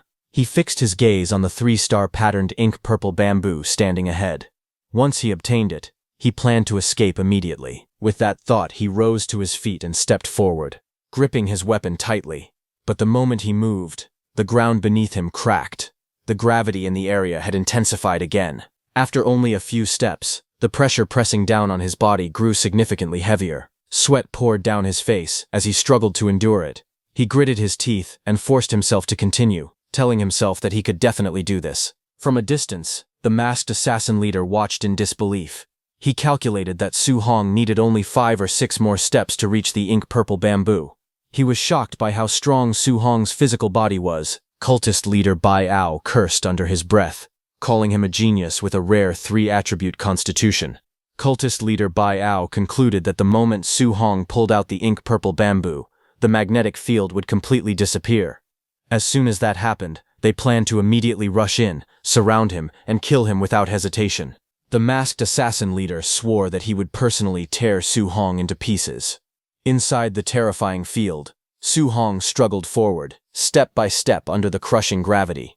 Sweat dripped down his face as he endured the overwhelming pressure. Finally, after immense effort, he reached the ink-purple bamboo. He let out a breath of relief and murmured that it was finally within reach. However, just as he stood there, something caught his attention. Under the horrifying gravity of the magnetic field, even solid rocks were being crushed into powder. Yet a small black fragment lying near the bamboo had not deformed in the slightest. This abnormal detail immediately raised suspicion. He wondered whether the fragment could be some kind of treasure. He bent down and picked it up, holding the strange black fragment in his hands. Su Hong examined it carefully. He admitted to himself that he could not tell what kind of material it was. There did not seem to be anything unusual about it at first glance. Still doubtful, he decided to test its toughness. Even when he used all his strength, he could not bend the fragment in the slightest. It was far too tough, far beyond ordinary materials. As he continued gripping it, the sharp edge suddenly sliced his palm, and a drop of blood flowed onto the fragment. Before he could fully process what was happening, he felt the fragment moving. To his shock, it began merging into his body through the wound on his palm. In that instant, a violent reaction occurred. All 7 types of spiritual energy around him began skyrocketing at once. Multicolored lightning-like streams of power wrapped around his body, surging wildly through his meridians. A system notification suddenly appeared before him, informing him that he had obtained a fragment of the 7 gods' cauldron. Startled but quick to react, he realized that this fragment must be a treasure capable of raising his cultivation. Gritting his teeth, he immediately sat down and seized the opportunity, absorbing the surging energy as his aura flared upward in blazing red waves. Outside the magnetic field, the masked assassin leader watched in confusion. He could not understand why Su Hong had suddenly sat down and started cultivating. Cultist leader Bai Ao cursed, and realized that Su Hong had bent down earlier. He must have picked something up. Inside the field, Su Hong felt the change clearly. The spiritual energy of all 7 attributes had skyrocketed by more than 10-fold. Previously, using the same attribute A-rank martial art several times in a row would completely drain his spiritual energy. Now, however, he felt that he could unleash it dozens of times consecutively without exhausting himself. Even more astonishing was the fact that the 3-attribute fusion he had struggled to achieve for so long had now been completed directly and effortlessly. Radiant energy swirled in his palms as a glowing sphere of fused power formed before him. A system panel appeared, displaying his updated status. His blood chi and mental power had increased significantly. His overlord body spirit rank had risen, and the 7 gods cauldron fragment was listed as 1 out of 100. Realizing this meant there were 99 more fragments scattered somewhere. Su Hong's heart stirred with ambition. Just a single fragment had caused his strength to soar. The 7 gods cauldron was clearly a treasure far beyond S rank. If he could gather all 99 remaining fragments, he could hardly imagine how powerful he would become. With 3 attributes fused and an immense amount of spiritual energy surging within him, Su Hong slowly rose to his feet. A confident smile appeared on his face. There was no longer any need for him to run. Su Hong's eyes turned sharp as he declared that it was time to end this. With a firm grip, he seized the ink-purple bamboo.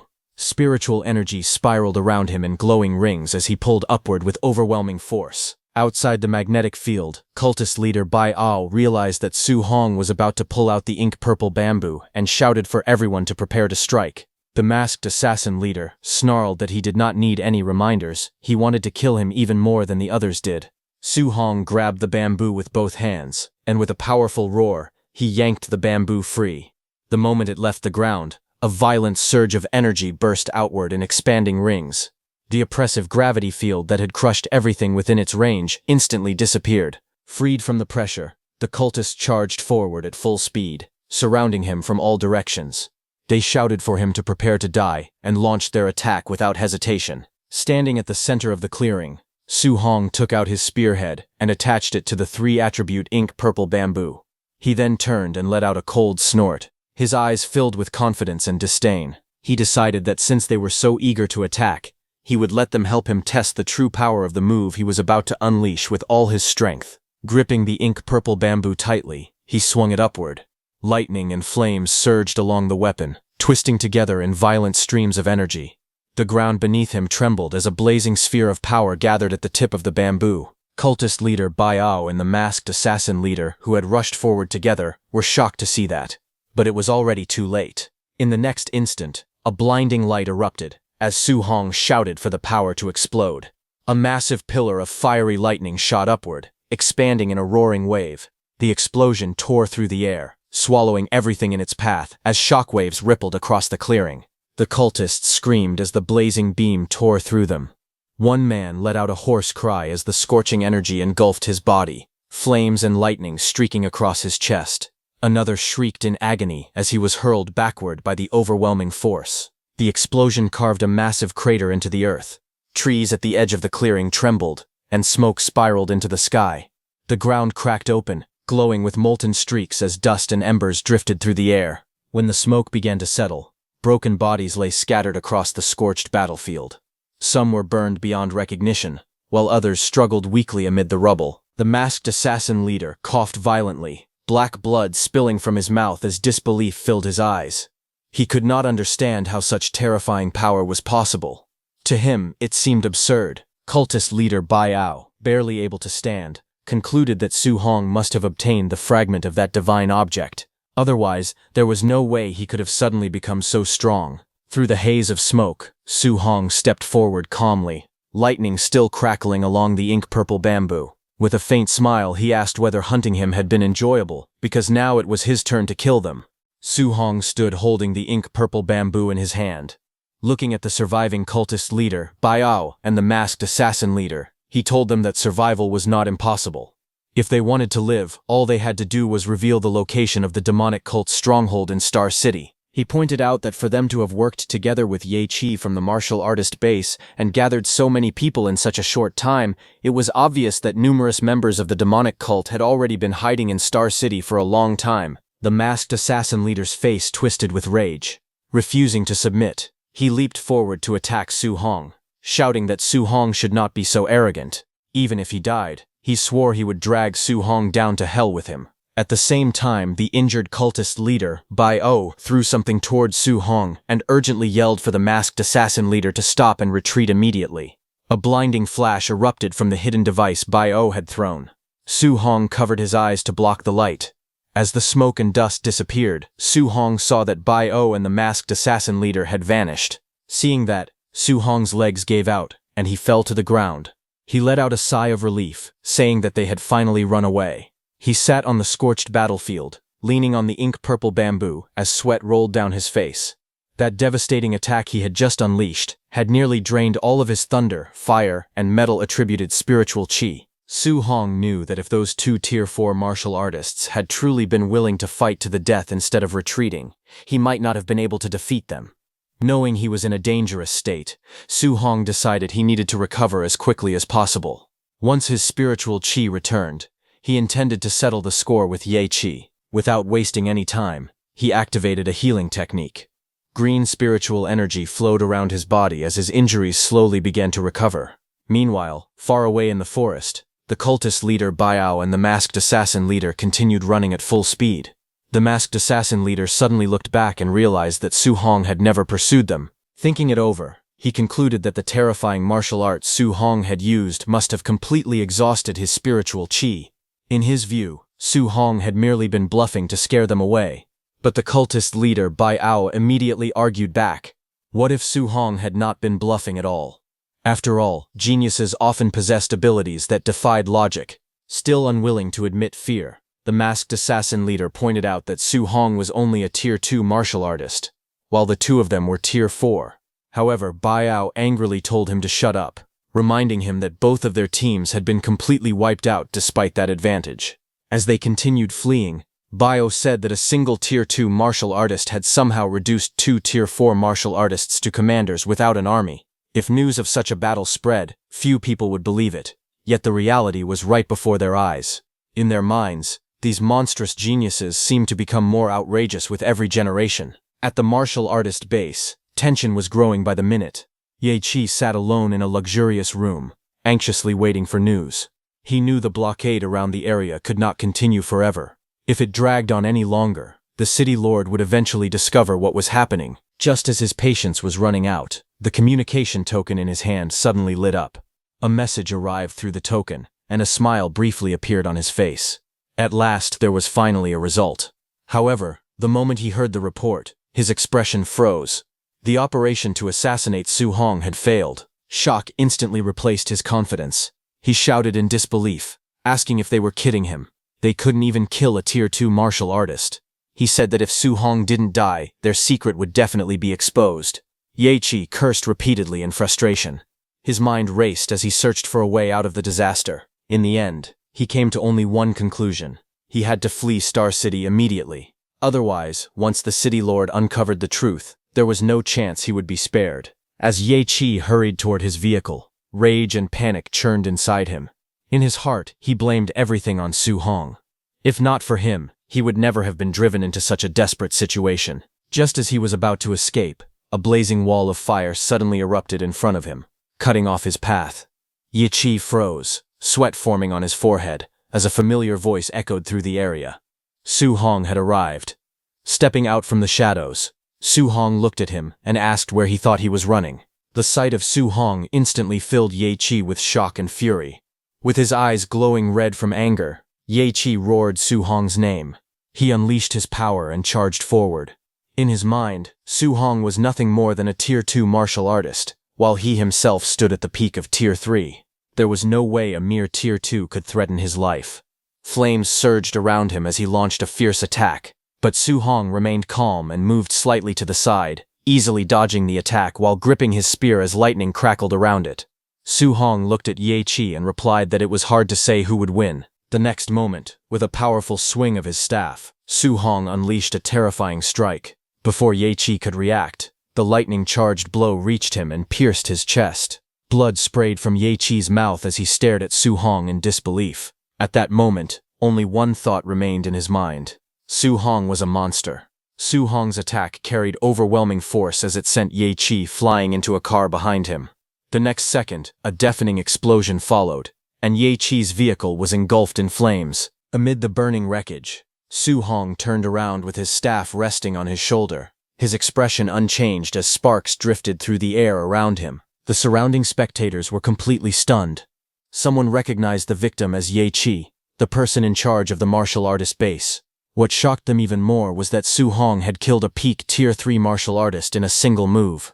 The crowd stared at the burning scene in disbelief. In broad daylight, right in the middle of Star City, someone had actually dared to kill a city official. The next second, sirens echoed through the area as several vehicles rapidly surrounded the scene. From one of them came City Lord Wang. The crowd recognized him and shouted that the City Lord had arrived. The atmosphere immediately grew tense. Many spectators believed Su Hong was in serious trouble. After all, he had killed Ye-Chi in public. In their eyes, there was no way the City Lord would simply let him go. However, some people quickly began discussing how they could help Su Hong. They suggested testifying that Ye-Chi had attempted to ambush him first and had merely been killed in self-defense. Others readily agreed, saying that Ye-Chi had deserved his fate and that they should support the young martial artist. But to everyone's surprise, the City Lord did not show the slightest anger. Instead, he hurried over to Su Hong and anxiously asked whether he had encountered any danger, repeatedly checking to see if he had been injured anywhere. The crowd instantly fell silent.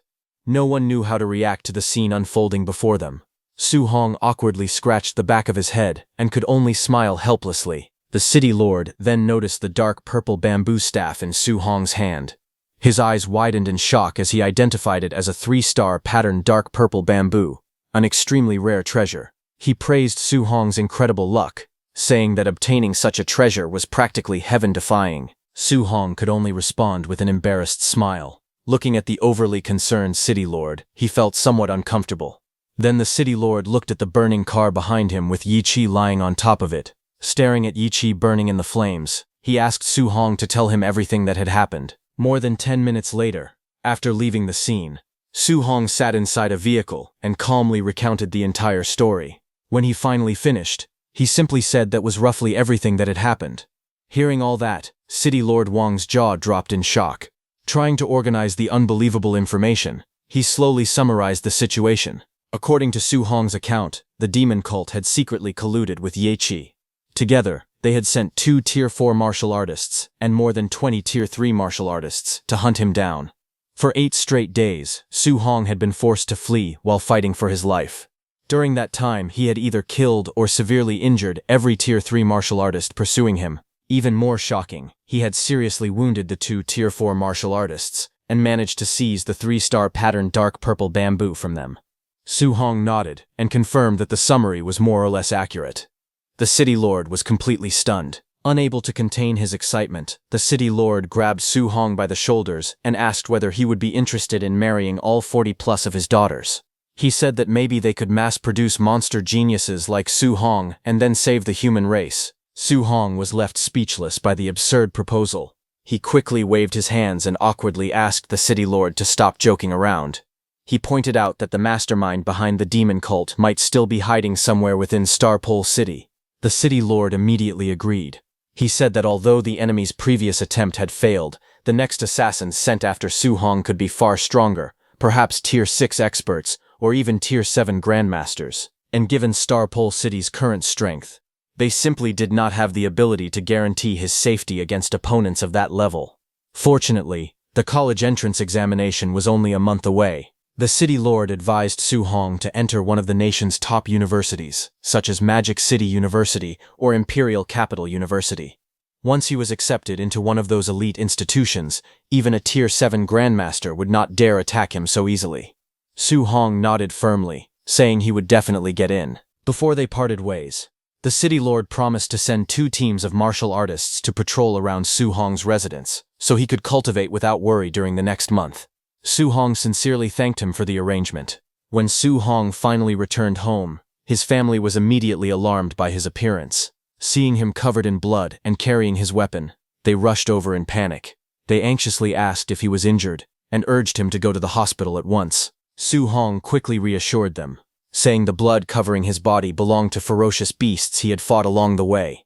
He himself was not seriously hurt, so there was no need to worry. After returning to his room, Su Hong sat on his bed and reviewed the results of his recent battle in the bamboo forest.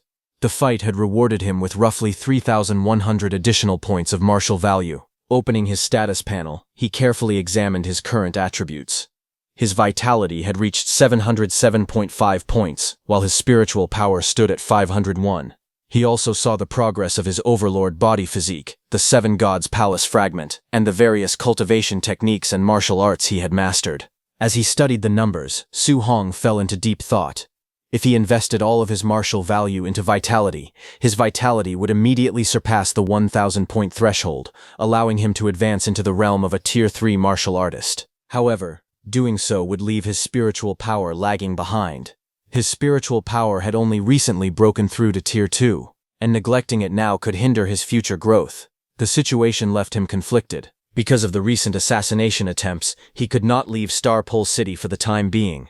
Without the opportunity to hunt powerful enemies or gather large amounts of martial value, improving his spiritual power might become extremely difficult for quite some time. Su Hong finally made a decision. He would simply strengthen both his vitality and spiritual power at the same time. With that thought in mind, he immediately began allocating his martial value. Both attributes started to rise. After distributing his martial value between vitality and spiritual power, Su Hong sat cross-legged on his bed and began cultivating. As his power surged, his spiritual energy affected the environment around him. Water rose from a nearby glass and floated through the air in shimmering streams, circling the room under the influence of his growing spiritual force. Then the next day, at Star City No. 1 High School, Chen Shan and Li Tu were telling the story of the battle at the training camp. They told the students that more than 100 enemies had surrounded Su Hong, yet he had merely swung his spear once and instantly wiped them all out. Many students praised him as an unparalleled genius. Some even joked that they could not compare to a single strand of his hair. Just then, a student from another class arrived looking for Chen Shan and Li Tu to give speeches about Su Hong's achievements at the training camp. He pointed out that it was supposed to be Class 7's turn to hear the stories, so why had they come to Class 8 instead? He said that their class had been waiting for them for a week. Chen Shan and Li Tu turned around and asked if they hadn't already spoken in Class 7 yesterday. But the student reminded them that they had spoken in Year 2 Class 7 the previous day, while they were Year 3 Class 7. At that moment, a student looked out the window and excitedly shouted that Su Hong had come to school. The announcement immediately attracted everyone's attention. Outside, as Su Hong walked through the school gates, he suddenly felt the ground tremble beneath him. The next second, countless students came rushing toward him from every direction like a tidal wave. They shouted his name excitedly, calling for him not to run away. Many of them cheered, saying they had finally waited for the day he returned to school. The sight left Su Hong completely stunned. Looking at the enormous crowd charging toward him, he broke out in a cold sweat. He could not understand why nearly every student in the school wanted to get to him. He started to wonder if he had somehow offended everyone without realizing it. Su Hong soon found himself surrounded by an overwhelming crowd of students, their excitement quickly turning into a storm of voices directed at him. Everyone urged him to hurry up and share the details of his recent deeds, eager to hear the story firsthand. The crowd buzzed with admiration. One student laughed loudly, calling him Old Su and praising him for being unbelievably amazing. He said that when Old Lee heard the news, his eyes had nearly popped out in shock. While he was saying this, Teacher Lee was standing right behind him. Su Hong coughed, trying to warn the student, but the student went on describing how the entire class had been left completely dumbfounded, laughing endlessly at the situation. Su Hong coughed awkwardly again. The student noticed and asked if he had caught a cold, wondering why he kept coughing. Just then, Teacher Lee stepped forward and grabbed the student's head. The student was stunned and stammered as he respectfully addressed Teacher Lee, asking why he was there. However, Teacher Lee responded with a faint smile, teasingly pointing out that he had just been calling him Old Lee moments ago. Teacher Lee dragged the student away, but before leaving, he turned to Su Hong and informed him that the principal was waiting for him. Su Hong calmly agreed, saying he would head over immediately. The student desperately cried out for help, shouting that he should be saved first. Meanwhile, Su Hong quietly made his way toward the principal's office and knocked on the door. He barely had time to announce himself before the door swung open.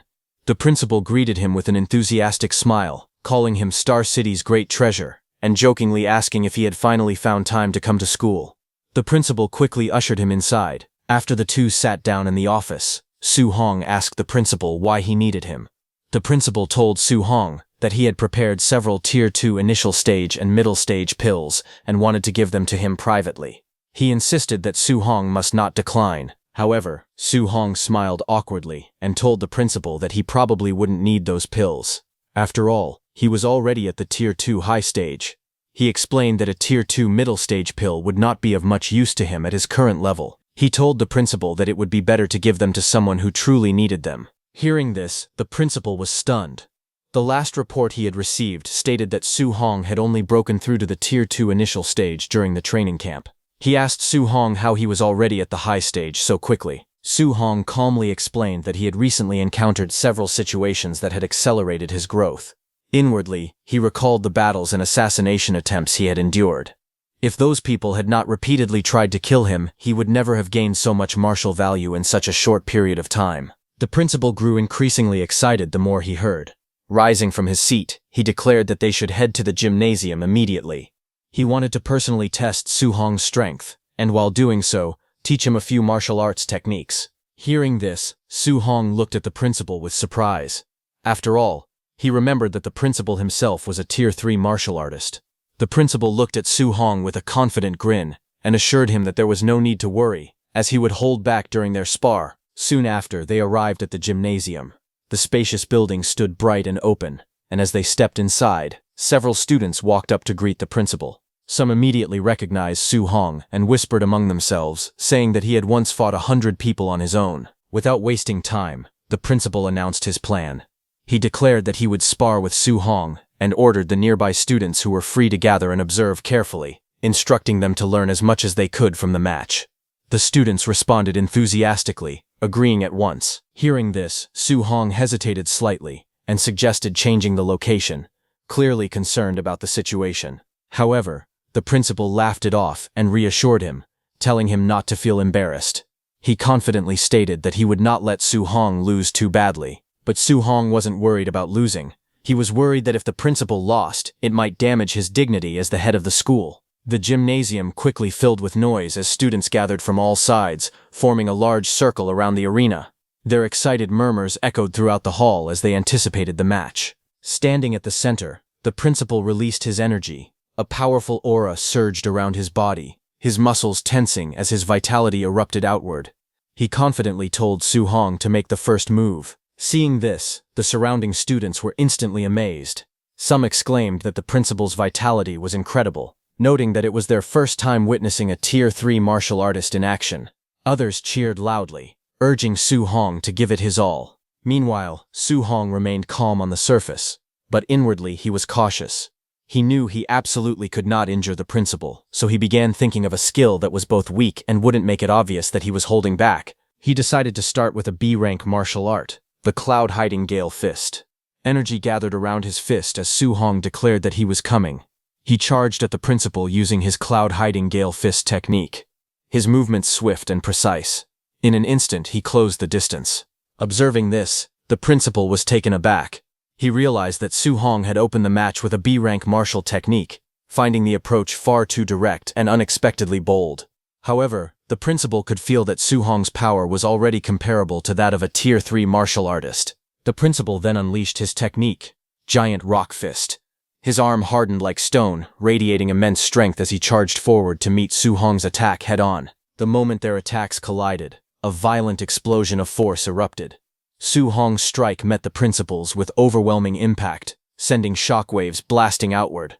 The spectators were caught in the aftermath. Many were forced to shield themselves, some unable to even open their eyes as the pressure and wind surged through the arena. They were stunned, exclaiming that the sheer power of the clash was far beyond what they had expected. Amid the chaos, Su Hong and the principal continued their exchange at incredible speed. Their movements blurred as they traded blows, fists colliding repeatedly with explosive force. Each strike carried enough power to shake the ground, leaving afterimages in its wake. Just then, one of Su Hong's punches landed, and the principal was pushed back. Seeing this, the principal was stunned and wondered whether such overwhelming combat power could truly belong to someone at the high stage of Tier 2. What shocked him even more was that Su Hong did not appear to be using his full strength yet. In his eyes, Su Hong's abilities were simply ridiculous. Amid the astonishment, some students exclaimed that Su Hong had actually gained the upper hand and had even forced the principal backward. Some students said that Su Hong's combat power was too exaggerated because the principal was a Tier 3 high-stage martial artist. Others argued that the principal must not have used his full strength because otherwise it would have been impossible for him to be pushed back. At that moment, the principal himself felt the pressure. Although he had not gone all out, he knew he had already used nearly 80% of his strength. He thought that if he really lost to Su Hong, he would be humiliated in front of so many students. He would be done for. But before the match could continue, Su Hong suddenly staggered and dropped to one knee, letting out a pained groan. He grabbed his stomach, faking pain, and quickly declared that the principal was truly amazing and admitted defeat. At the same time, he inwardly asked the principal to understand his intentions. The surrounding students immediately reacted, praising the principal and declaring that such an outcome was expected. Some even encouraged Su Hong, saying that there was honor even in defeat. Meanwhile, the principal stood there, momentarily confused. He could not understand the situation at all, questioning whether he had actually injured Su Hong. The principal then finally understood Su Hong's intentions, and a wave of emotion washed over him. Deeply moved, the principal thought that he would love Su Hong till death. Composing himself, the principal loudly praised Su Hong in front of everyone. He declared that Su Hong was undoubtedly the most outstanding genius student of their #1 high school, possessing combat power comparable to a Tier 3 high-stage martial artist despite only being at Tier 2.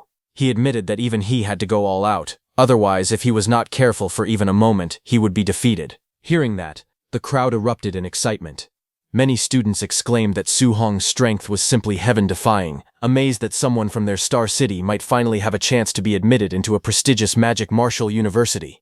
The principal helped Su Hong up while smiling and admitted that he had nearly embarrassed himself. As Su Hong stood up, he said that the college entrance exam was in 1 month, and that he wanted to find someone to spar with to help him break through to Tier 3. Su Hong wondered aloud whether the principal might be able to help him. Hearing that, principal looked at him with a complicated expression, realizing that he had fallen into Su Hong's trap. From that day on, Su Hong began sparring and training with the principal during the day, using the opportunity to refine his skills and push himself closer to a breakthrough.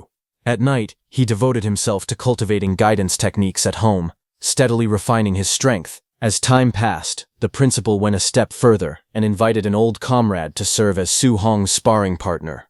Standing there while shaking in exhaustion, the principal asked Su Hong to let Coach Chen accompany him and let his old bones rest for a day. Coach Chen greeted him, calling him Genius Boy.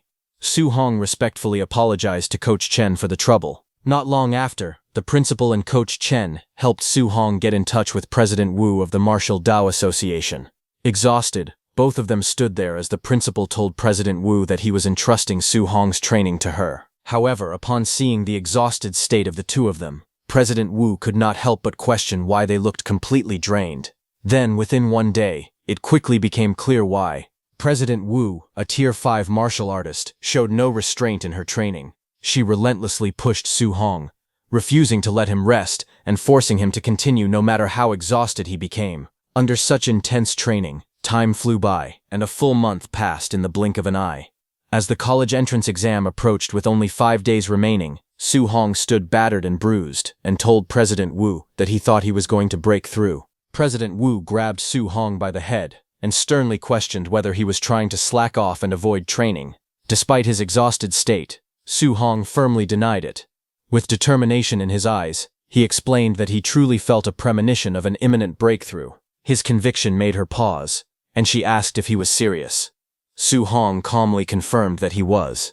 Hearing this, she was surprised and asked if his vitality had really increased from 900 to 1,000 in less than a month.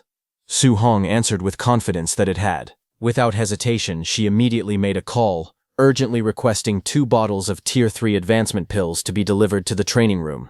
After ending the call, she told Su Hong to break through right there and to give it his all. Su Hong expressed his gratitude before sitting down to begin. As he entered a meditative state, a powerful aura surged around him, crimson energy flaring intensely as his body began to transform.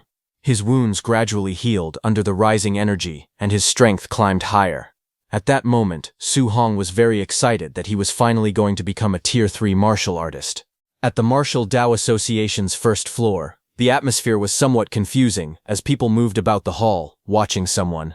It was President Wu, who walked forward gracefully, humming to herself with a bright and cheerful expression, completely unlike her usual cold demeanor. She reflected that Star City had never produced a Tier 3 early-stage examinee before. If Su Hong managed to break through to Tier 3, it would attract a huge influx of cultivation resources from the province into Star City.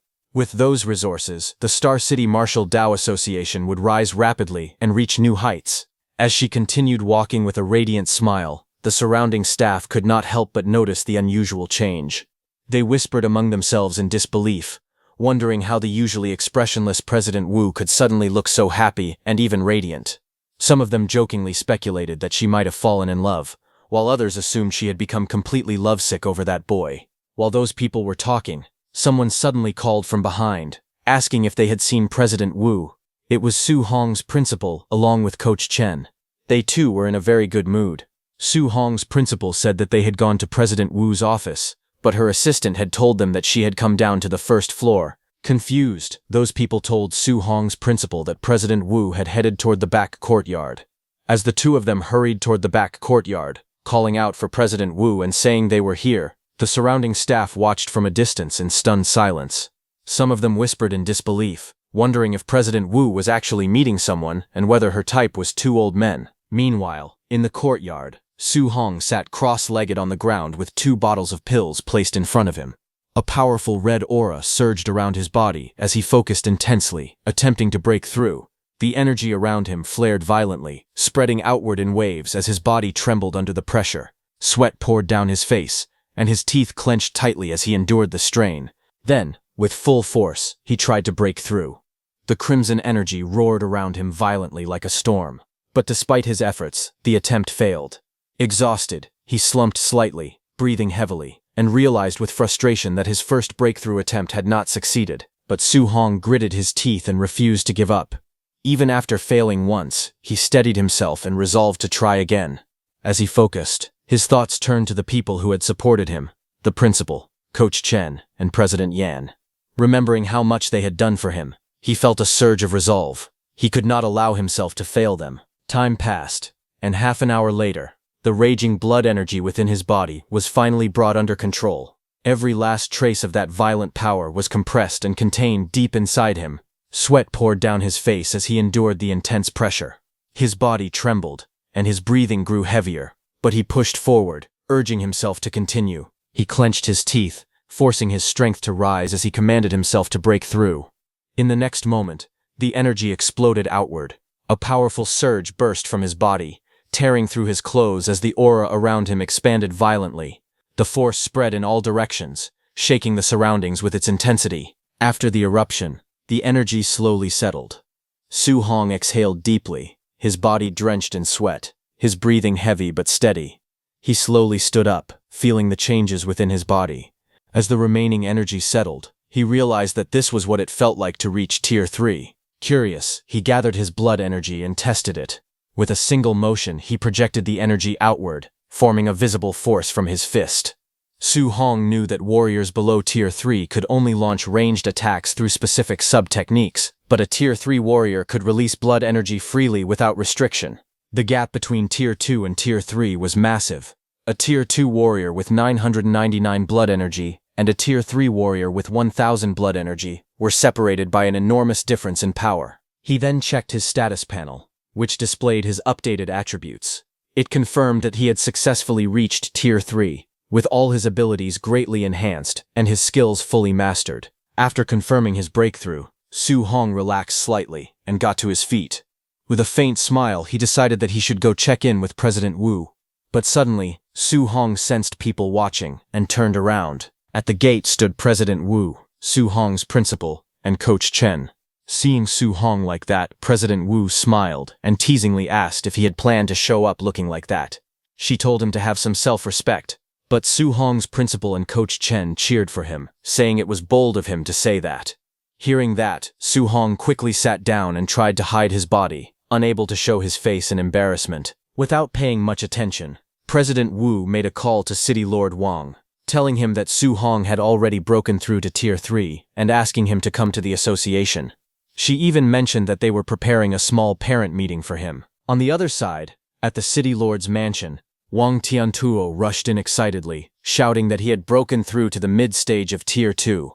Inside the room, City Lord Wang calmly adjusted his tie and told Wang Tiantuo to keep it up. His composed reaction surprised Wang Tiantuo. He exclaimed that he was only 18 and had already reached Tier 2 mid-stage.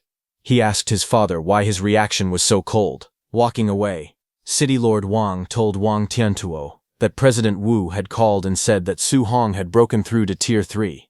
Excitedly, the City Lord said that he had to go see it for himself. Hearing this, Wang Tiantuo was stunned and questioned whether it was really true. Soon after, the City Lord arrived at the Martial Dao Association in his car. Inside, City Lord Wang, along with President Wu, Su Hong's principal, and Coach Chen, sat together facing Su Hong with serious expressions. Seated in front of them, Su Hong asked what they wanted to discuss with him. City Lord Wang then handed him a document and explained that he had compiled a list of high-level martial artists who had recently visited Star City.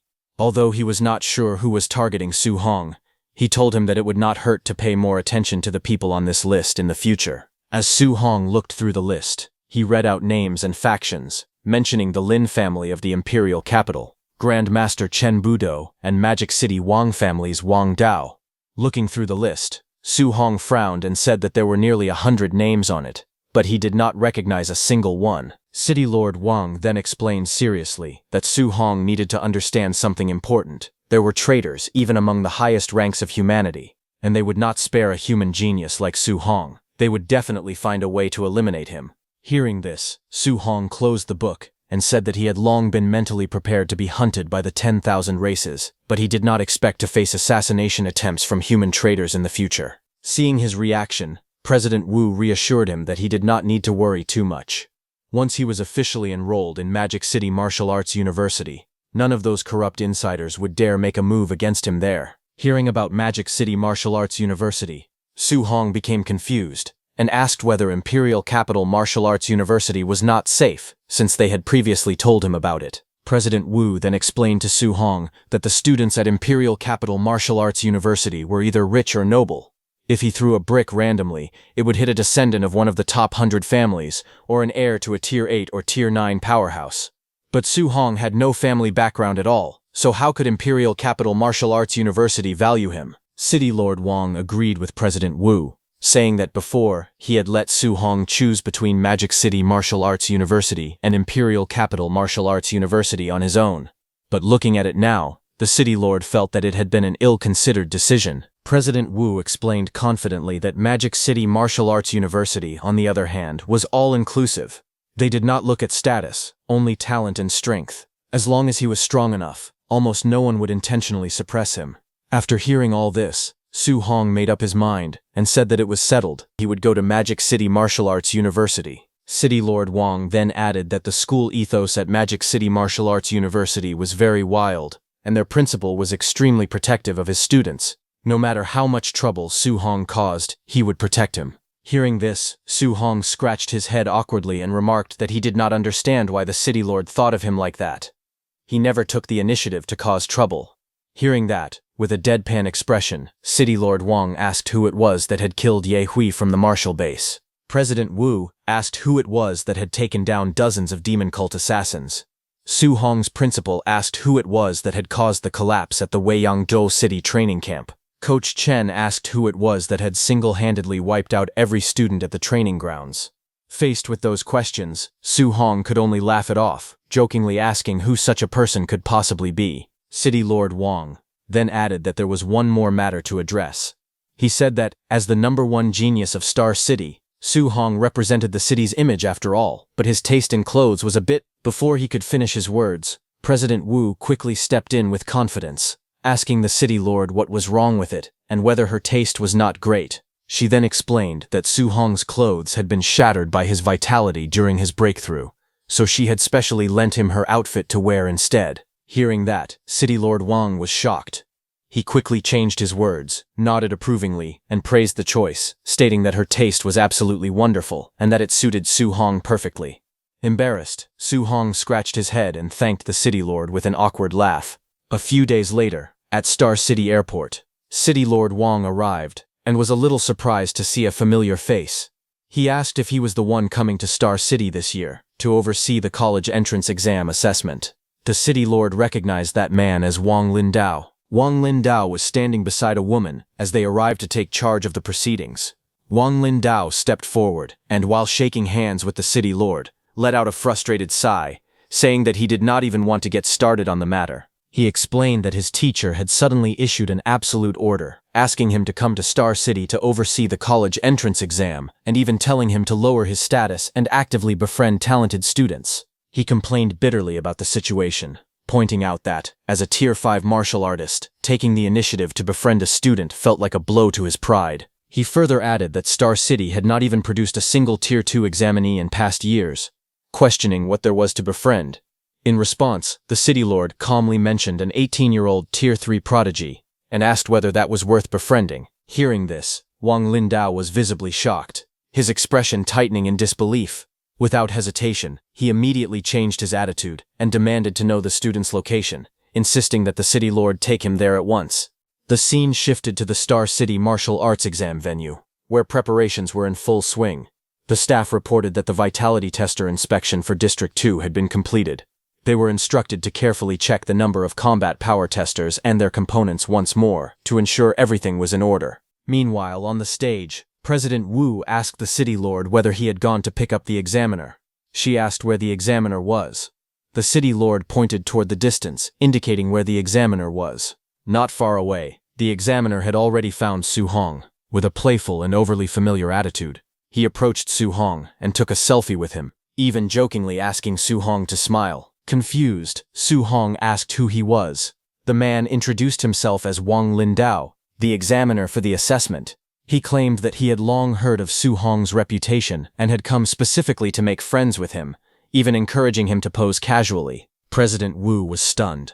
Watching this unfold in broad daylight, with so many students present, she could hardly believe that the examiner had personally come all this way just to cozy up to a student like that. The City Lord could only sigh, saying that Wang Lindao was truly shameless and thick-skinned. A few minutes later, Examiner Wang Lindao, along with President Wu and the City Lord, went onto the stage.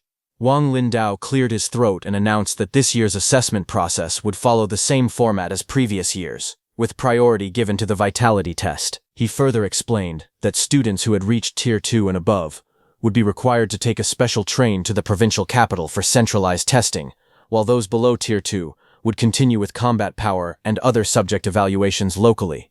With that, the official declaration was made that the martial Dao assessment had begun. Hearing this, Su Hong realized for the first time that Tier 2 students had to go to the provincial capital for further assessment. He found it surprising that no one had informed him earlier. He could imagine President Wu, the city lord, and his principal casually laughing it off, admitting that they had simply forgotten to mention it. Nearby, Wang Tiantuo, Lin Xinghe, and Xiao Wan arrived. Lin Xinghe congratulated Wang Tiantuo on advancing to the middle stage of Tier 2. Xiao Wan curiously wondered whether he had already surpassed Su Hong. However, Wang Tiantuo responded calmly, telling them they would find out soon. As the testing area grew crowded, a large number of people gathered around where Su Hong was being tested, creating a sea of people. Lin Xinghe was shocked to see so many people, and asked if they were all curious about Su Hong's tier. Among the crowd, discussions spread quickly. Some believed that Su Hong, being the strongest martial arts examinee of their batch, might have already reached the middle stage of Tier 2, while others speculated that, as a genius, he could even be at the high stage. At that moment, attention shifted towards Su Hong as he prepared to begin his test, drawing the focus of everyone present. As Su Hong sat inside the vitality testing chamber, a powerful blood aura erupted from his body. The crimson energy surged upward like flames, filling the entire testing area with overwhelming pressure. Lin Xinghe and Xiao Yan, who witnessed it, were left stunned, unable to believe what they were seeing. A moment later, the testing machine displayed a vitality value of 105. Seeing the result, Lin Xinghe and Xiao Yan immediately realized that Su Hong had already become a Tier 3 martial artist. Xiao Yan looked at Wang Tiantuo in shock and asked how Su Hong was already Tier 3. She asked if he had known this beforehand. Watching Su Hong's result, Wang Tiantuo said that, in this lifetime, surpassing Su Hong seemed impossible. The gap between them had become far too great. The crowd quickly erupted into an uproar. Many people exclaimed that a vitality value of over 1,000 meant Su Hong had officially reached Tier 3. They said they had never heard of a Tier 3 martial artist appearing in Star City's martial arts entrance examination before. Some even compared his strength to that of their school's principal, saying he was already on the same level as the city's top experts. Amid the excitement, one of Su Hong's friends proudly declared that Su Hong was his good brother, and even added that he was Su Hong's professional sparring partner. Hearing that, the people around him could only look at him with envy, wishing they also had a genius like Su Hong as a close friend. In the private viewing room, Lin Xinghe's and Xiao Yan's parents could not hide their excitement. Lin Xinghe's father sighed, asking why Su Hong was not his son, and why Lin Xinghe was not a girl. Meanwhile, Xiao Yan's father immediately decided that he would dress Xiao Wan beautifully and do everything possible to make Su Hong his future son-in-law. Meanwhile, on the stage, the city lord congratulated President Wu on cultivating such an outstanding genius, saying that the Star City Martial Dao Association would surely achieve brilliance once again. President Wu then congratulated City Lord Wang on cultivating such an outstanding genius, saying that Star City's development would surely advance by leaps and bounds. Examiner Wang Lindao was completely stunned. Looking at Su Hong, he said that he had traveled across many cities over the years to oversee martial arts examinations, giving him a broad understanding of young talents. He explained that in a mid to lower ranked city like Star City, even producing a Tier 2 examinee was already a rare achievement. The problem was not that Star City students lacked talent, but that small cities had far fewer cultivation resources than major cities like Magic City and the imperial capital. He further explained that for someone to reach Tier 3 in a resource-poor city like Star City was truly extraordinary. In his opinion, if Su Hong had grown up with the educational opportunities and cultivation resources available in Magic City or the imperial capital, he might have already reached Tier 4. Without hesitation, Wang Lindao declared that Su Hong possessed the greatest talent he had ever seen. After the test, Su Hong became the center of everyone's attention. Fans surrounded him, shouting his name and cheering wildly. Some even confessed their admiration, while others jokingly claimed they wanted to have his children. Faced with the overwhelming enthusiasm, Su Hong could only smile awkwardly. Being watched and admired by so many people at once made him feel extremely uncomfortable. After the assessment, only 4 students in the entire Star City had qualified for the next stage. Among them, Wang Tiantuo, Lin Xinghe, and Xiao Yan had successfully advanced to Tier 2, while Su Hong had already reached Tier 3. Soon, the four of them boarded a special train that would take them to the provincial capital for the next phase of the martial arts examination. As they entered the train, Su Hong calmly walked ahead while the other three followed behind him. Inside the train, the atmosphere was quiet but tense. Many talented examinees from different cities had already taken their seats. The moment Su Hong's group entered, several students released their powerful auras. The powerful pressure spread through the train as nearly every examinee released their aura. The entire carriage was instantly filled with overwhelming martial energy as everyone tried to intimidate Su Hong's group. Seeing that, Lin Xinghe said it was childish of them to show their strength right off the bat. Wang Tiantuo and Xiao Yan stepped forward and got ready to release their auras. Xiao Yan declared that she would use her spiritual telekinesis to push back. Wang Tiantuo agreed, saying Star City could not afford to lose face. But at that moment, Su Hong finally made his move. Without saying a word, he unleashed his aura. A brilliant blue energy burst from his body, instantly sweeping through the entire train. The terrifying power took the shape of a gigantic azure dragon that roared above him. Su Hong's terrifying blue dragon aura swept through the train like a storm. The overwhelming pressure instantly crushed every other aura in the carriage. One after another, the examinees could no longer withstand the force and collapsed back into their seats, their faces filled with shock. They all stared at Su Hong in disbelief. They finally realized that he was a genuine Tier 3 martial artist. None of them could believe that a small and ordinary place like Star City had produced such a terrifying genius. A few seconds later, after showing them their place, Su Hong finally stopped and dispelled his energy. Seeing that, Wang Tiantuo was stunned. He could feel that the pressure coming from Su Hong was no weaker than that of a middle-stage Tier 3 martial artist. But only he noticed that. Lin Xinghe and Xiao Yan looked at Su Hong with admiration and quietly admitted that Su Hong was truly incredible. Meanwhile, all the examinees were shaking in fear. While walking through the middle of them, Su Hong warned them that coming to provoke him without even a greeting would lead to this result. The overwhelming pressure that Su Hong released left a deep impression on everyone in the train. Many of the examinees silently made up their minds that if they ever encountered him during the assessment, they would run away immediately without the slightest hesitation. As the special train continued speeding toward the provincial capital, the atmosphere gradually returned to normal. After some time, Lin Xinghe asked Su Hong whether he planned to apply to Magic City Martial University or Imperial Capital Martial University. Su Hong smiled and asked about their own plans instead. The three of them answered without hesitation that their goal was Magic City Martial University. Su Hong then told them that he was also preparing to go to Magic City Martial University. He added that in the future, when they entered the All Heavens battlefield, they would be comrades in arms. Lin Xinghe laughed and said that with Su Hong as a teammate, he could feel completely at ease.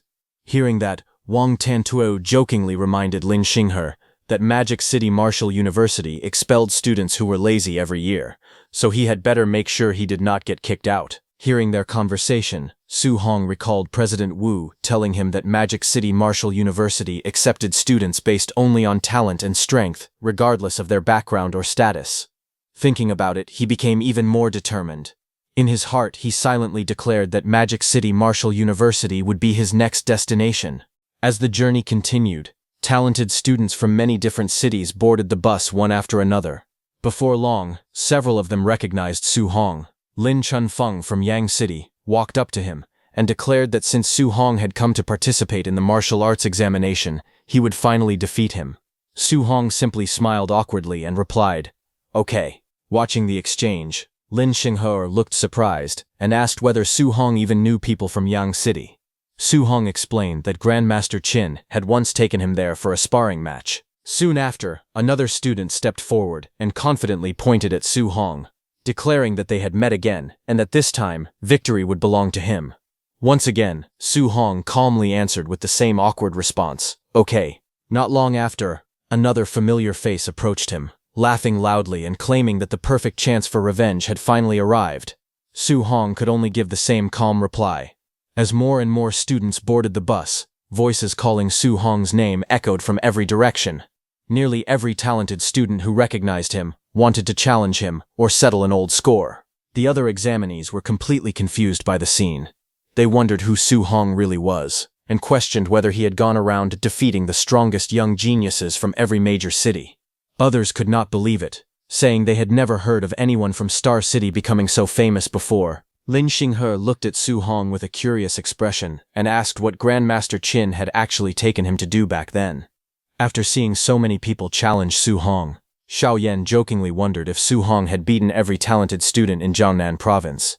Embarrassed, Su Hong smiled awkwardly and quickly denied it, saying it had not gone that far. On the other hand, at Tianxing Square in Hangzhou, the capital of Jiangnan province, the enormous square was already packed with countless students and spectators who had gathered for the martial arts examination. Many participants looked toward the giant Tianxing secret realm and discussed this year's exam. They had heard that the secret realm contained many rare treasures and hoped to enter it. To them, this examination was more than just a competition. It was a once-in-a-lifetime opportunity to obtain valuable rewards and change their future. Nearby, a group of local Hangzhou students complained that they had to wait for participants from other cities before the exam could begin. However, the other 3 students whom Su Hong had previously rescued from the demon cult told them to stop complaining. They suggested they should simply treat it as welcoming Su Hong. At that moment, another group arrived under heavy security. People recognized that the person leading them was Chen Tianyan, the #1 genius of Wen City. Rumors claimed that his talent far surpassed everyone else. He had even boldly declared that he would crush every student from Hangzhou during the martial arts examination. As Chen Tianyan and his group walked into Tianxing Square, they drew everyone's attention. Looking around confidently, Chen Tianyan released his aura and loudly asked where Hangzhou's 3 strongest young martial artists, Su Hong, Kong Lei, and Lu Dao were. He boldly called for them to come out and introduce themselves. The moment his aura erupted, the crowd was shocked. Students immediately recognized that Chen Tianyan had already reached Tier 3. They quickly stepped back, amazed by his strength. Among the crowd, one of the boys saved by Su Hong also released his aura and mocked Chen Tianyan for acting as if he were the only Tier 3 martial artist there. Curious, one of his teammates asked if he knew Chen Tianyan. A girl from their team replied that Chen Tianyan was nobody important to him and not someone worth knowing. Hearing this, Chen Tianyan smiled confidently. After noticing that the other 3 had also reached Tier 3, he declared that everything was perfect. Once they entered the Tianxing secret realm, he planned to defeat all 3 of them at the same time. Hearing that, all 3 of them became furious and asked if he thought he was Su Hong, believing he could fight all of them alone. That girl advised Chen Tianyan to keep a low profile and avoid provoking Su Hong.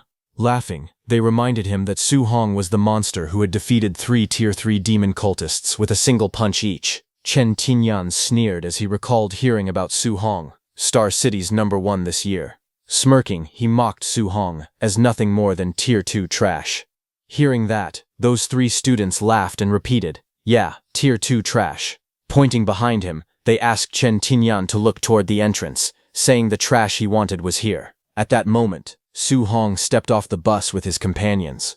Carrying his staff on his shoulder, he calmly walked forward. Without showing any emotion, Wang Tiantuo noticed that Chen Tianyan had been staring at him and told Su Hong. Su Hong simply turned his head and looked in Chen Tianyan's direction with a puzzled expression. As Su Hong looked ahead, he saw 2 lines of people standing on both sides of the path. At the end of the formation stood Chen Tian and his followers. Chen Tian let out a cold snort as he said that he would kill Su Hong.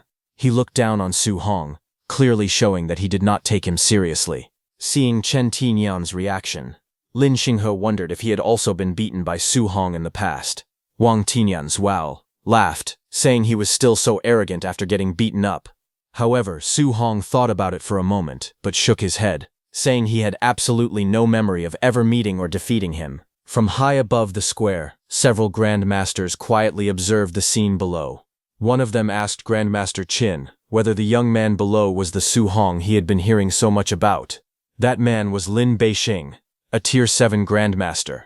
He glanced at Su Hong and commented that he looked quite ordinary. Hearing that, Grandmaster Qin mocked Lin Beixing, saying that as the chief coordinator of the Jiangnan province martial arts examination, his judgment of talent seemed poor.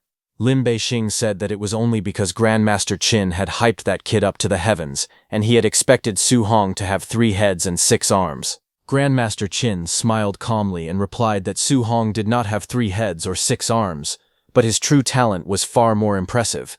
He explained that Su Hong possessed a 100% affinity with all 7 attributes and had even mastered attribute fusion, something that was incredibly rare. But Lin Beixing remained skeptical, saying that seeing was believing. He decided to judge Su Hong only after watching his performance in the upcoming martial arts examination. As everyone waited for the martial arts examination to begin, many students started complaining. Some wondered why the exam had not started yet, while others criticized Chen Tian for being far too arrogant. A few were more concerned about their empty stomachs than the competition, but suddenly, Lin Beixing's voice echoed across the square, ordering everyone to remain silent. At the same time, an overwhelming pressure spread through the entire area. The immense aura forced nearly every participant to bend over, making it difficult to breathe. Even Su Hong felt the terrifying pressure and silently admitted that no matter how many times he experienced a grandmaster's aura, it was always shocking. Standing before the crowd, Lin Beixing introduced himself as the chief examiner for the martial arts examination and began explaining the rules. First, he announced that the assessment would take place inside the Tianxing secret realm and would last for 7 days. Participants would earn points by hunting and killing fierce beasts. Second, he explained that map fragments were hidden inside those beasts. Once collected, the fragments would reveal the locations of certain special fierce beasts that rewarded a large number of points when defeated. Finally, he revealed that a Tier 4 early-stage savage dragon lived at the center of the secret realm. Anyone who managed to kill it would receive a reward of 10,000 points. Hearing this, Su Hong immediately became interested. Hearing that it was a Tier 4 early-stage savage dragon, Wang Tingtuo, standing beside him, told Su Hong that the savage dragon carried a true dragon bloodline, making it far stronger than an ordinary Tier 4 mid-stage fierce beast. Lin Beixing then revealed the 4th rule of the examination. He explained that participants could defeat other candidates and seize half of their accumulated points. Hearing this, Su Hong immediately realized that the competition would become extremely brutal. He understood that many participants would end up fighting one another instead of only hunting fierce beasts. As the overwhelming pressure gradually disappeared, every participant received a special points bracelet. Lin Beixing explained that the bracelet would allow them to check their own points, the rankings, and the scores of every other candidate throughout the examination. After finishing the explanation, Lin Beixing officially declared the Jiangnan Province martial arts examination open.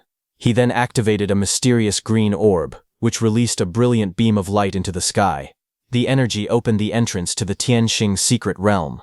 Lin Beixing announced that the secret realm was now open and ordered all candidates to enter the examination area. Without wasting a second, Chen Tianyan confidently declared that he would be the first to enter. With a burst of speed, he shot toward the entrance ahead of everyone else. All the students rushed toward it in a frenzy, complaining that Chen Tianyan had already taken the lead and urging everyone to hurry. Others shouted for people to stop blocking the way as they charged toward the portal. Seeing the crowd rushing in, Lin Xinghe suggested that they enter as well. However, Su Hong calmly told them to go ahead without him, because he planned to wait for a while before entering. Xiao Yan, while taking both Lin Xinghe and Wang Tintuo with her, realized that Su Hong wanted to enter later so he could defeat other candidates and take half of their points instead of competing for fierce beasts. Hearing that, Lin Xinghe complained that Su Hong was very ruthless. Su Hong watched them enter the secret realm and said goodbye. Su Hong smiled to himself, knowing that earning points by defeating other candidates would be much faster than hunting fierce beasts one by one. Just then, Grandmaster Qin called Su Hong over and invited him to have a cup of tea before the examination truly began. Su Hong politely thanked him and joined him. The two calmly enjoyed their tea together, while everyone else hurried into the Tianxing secret realm. Grandmaster Lin looked at the two of them and remarked that both of them were equally mischievous. Su Hong smiled and replied that he was only following the examination rules that Grandmaster Lin himself had announced. Since he had not broken any of them, he believed there was nothing wrong with his plan. Grandmaster Lin then reminded Su Hong that he was not the only Tier 3 candidate in the examination. Several other Tier 3 geniuses were also participating, and he questioned whether Su Hong was truly that confident. Su Hong simply smiled and answered that he only had a little confidence. Before Grandmaster Lin could say anything else, Grandmaster Qin laughed and declared that Su Hong was being far too modest. He proudly explained that not long ago, Su Hong had encountered an assassination by the demon cult in Star City. During 7 days of fighting, he had killed more than 20 Tier 3 demon cultists, and had even seriously injured 2 Tier 4 experts. Hearing that unbelievable story, Grandmaster Lin was completely stunned and shouted in disbelief. However, Su Hong awkwardly smiled and insisted that Grandmaster Qin had exaggerated the story. Grandmaster Lin shook his head and replied that he already knew Grandmaster Qin liked to boast, but even then the story sounded impossible. He pointed out that Tier 3 demon cultists were not as common as vegetables in a market, but Su Hong calmly explained that he had actually spent 8 days being hunted by those demon cultists, and had risked his life just to eliminate them. Hearing that, Grandmaster Lin looked at Su Hong in shock and said that Su Hong was really ridiculous. Several hours later, inside the Heavenly Star secret realm, Su Hong quietly observed the surroundings from a high cliff. Below him, a huge black bear and a white tiger were locked in a fierce battle. The two ferocious beasts roared at each other and fought with all their strength. Seeing the scene, Su Hong smiled and thought that he had just entered the secret realm and had already found 2 Tier 3 ferocious beasts. He considered himself quite lucky. The black bear suddenly let out a furious roar and charged at the white tiger with incredible speed. Swinging its massive paw, it slammed the tiger with tremendous force, sending it flying across the battlefield and into the cliff where Su Hong was sitting. The impact shook the ground, but Su Hong remained calmly seated on the cliff. The white tiger let out a weak cry as it struggled to get back on its feet after being heavily injured. Seeing that its opponent could no longer fight back, the black bear roared triumphantly and charged forward, determined to finish the battle with one final attack. At that very moment, Su Hong finally made his move. A faint smile appeared on his face as golden lightning flashed around his body. In an instant, he disappeared from the cliff and rushed toward the battlefield at incredible speed. Before the black bear could react, Su Hong appeared behind it with his spear in hand. Moving like a bolt of lightning, he unleashed a single devastating strike. The spear pierced straight through the black bear's body, creating a massive wound. The huge beast froze in place as blood burst from the injury. Its enormous body trembled for a moment before collapsing to the ground with a loud crash. With just one attack, Su Hong had killed the Tier 3 black bear that had been dominating the fight moments earlier. After killing the black bear with a single strike, Su Hong stood on top of its massive body and looked toward the white tiger, calmly pointing his spear at it. He said that he had already taken care of one beast, and now it was the tiger's turn. Seeing that, the white tiger became too scared. Realizing how dangerous Su Hong was, it immediately gave up on fighting and turned around to climb the cliff, fleeing as fast as it could. Su Hong smiled as he watched the beast run away. He asked if it was really trying to escape before casually floating into the air and following it up the cliff. The white tiger froze in fear when it found Su Hong standing directly behind it. Without giving the beast another chance, Su Hong raised his spear and unleashed the third stance of the 9 heaven-breaking spears, gathering powerful lightning around the weapon as he prepared to deliver the finishing blow. But as Su Hong gathered his power for the final attack, the white tiger suddenly dropped to the ground. It pressed its front paws together, wagged its tail, and began letting out soft meows like a frightened kitten, clearly begging for mercy instead of fighting. Su Hong froze in surprise. He had never expected a fierce Tier 3 beast to suddenly act so harmless. For a moment he could only stare at it in confusion. Even though the tiger looked pitiful, the energy from Su Hong's attack had already been released.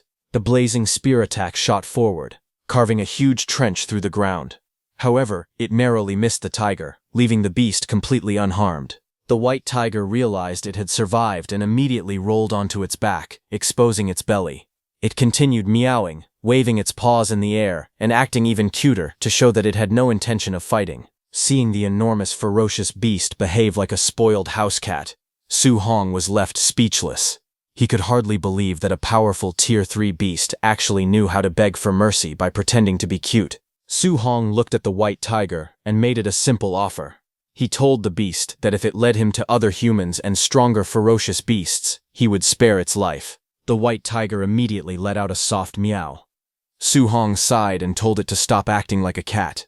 Hearing that, the tiger quickly barked like a dog instead, leaving Su Hong completely speechless. Without wasting any time, the white tiger sprang to its feet and began running at full speed.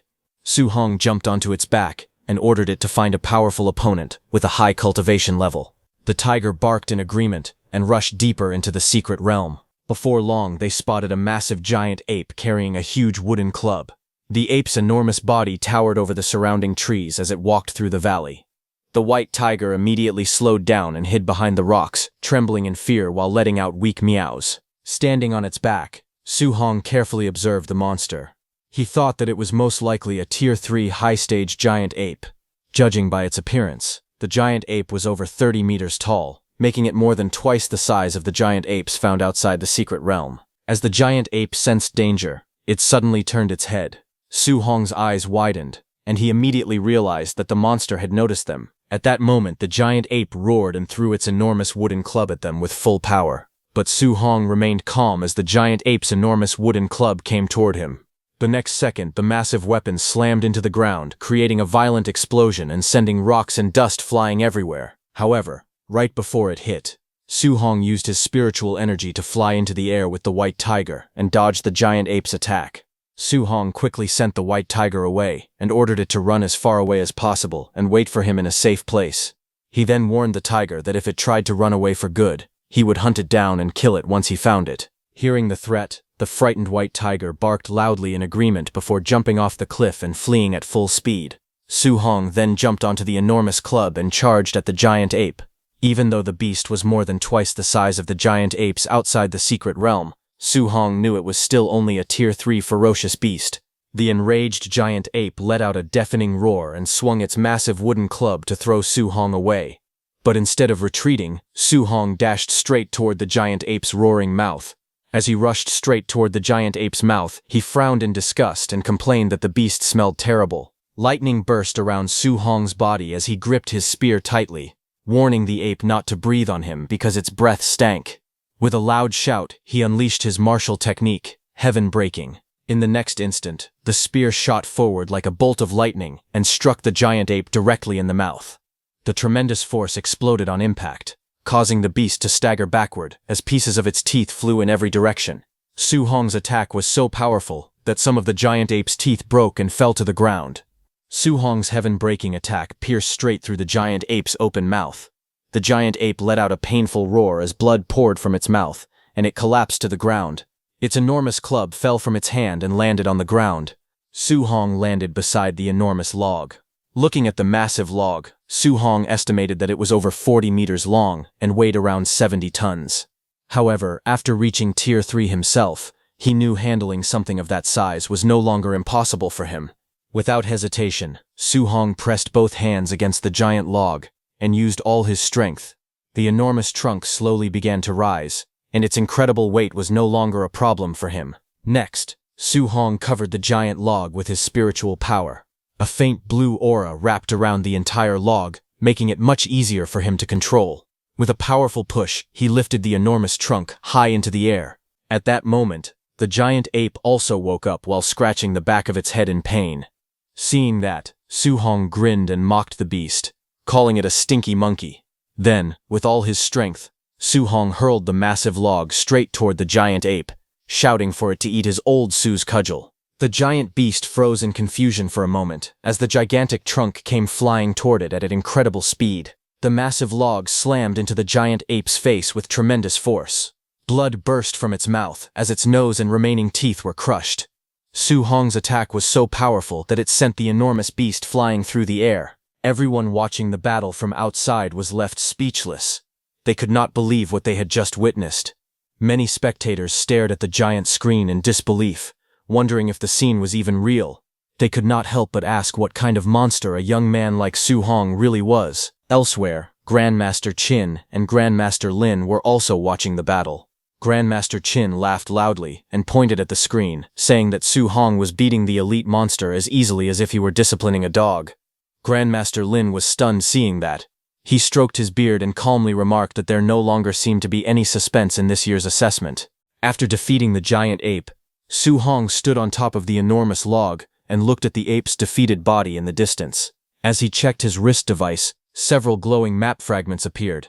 He wondered if these were the map fragments the Grandmaster had mentioned, and was surprised that defeating a single giant ape had rewarded him with so many of them. Su Hong then opened the leaderboard, and was shocked to see that he already had 2,100 points, placing him firmly in first place.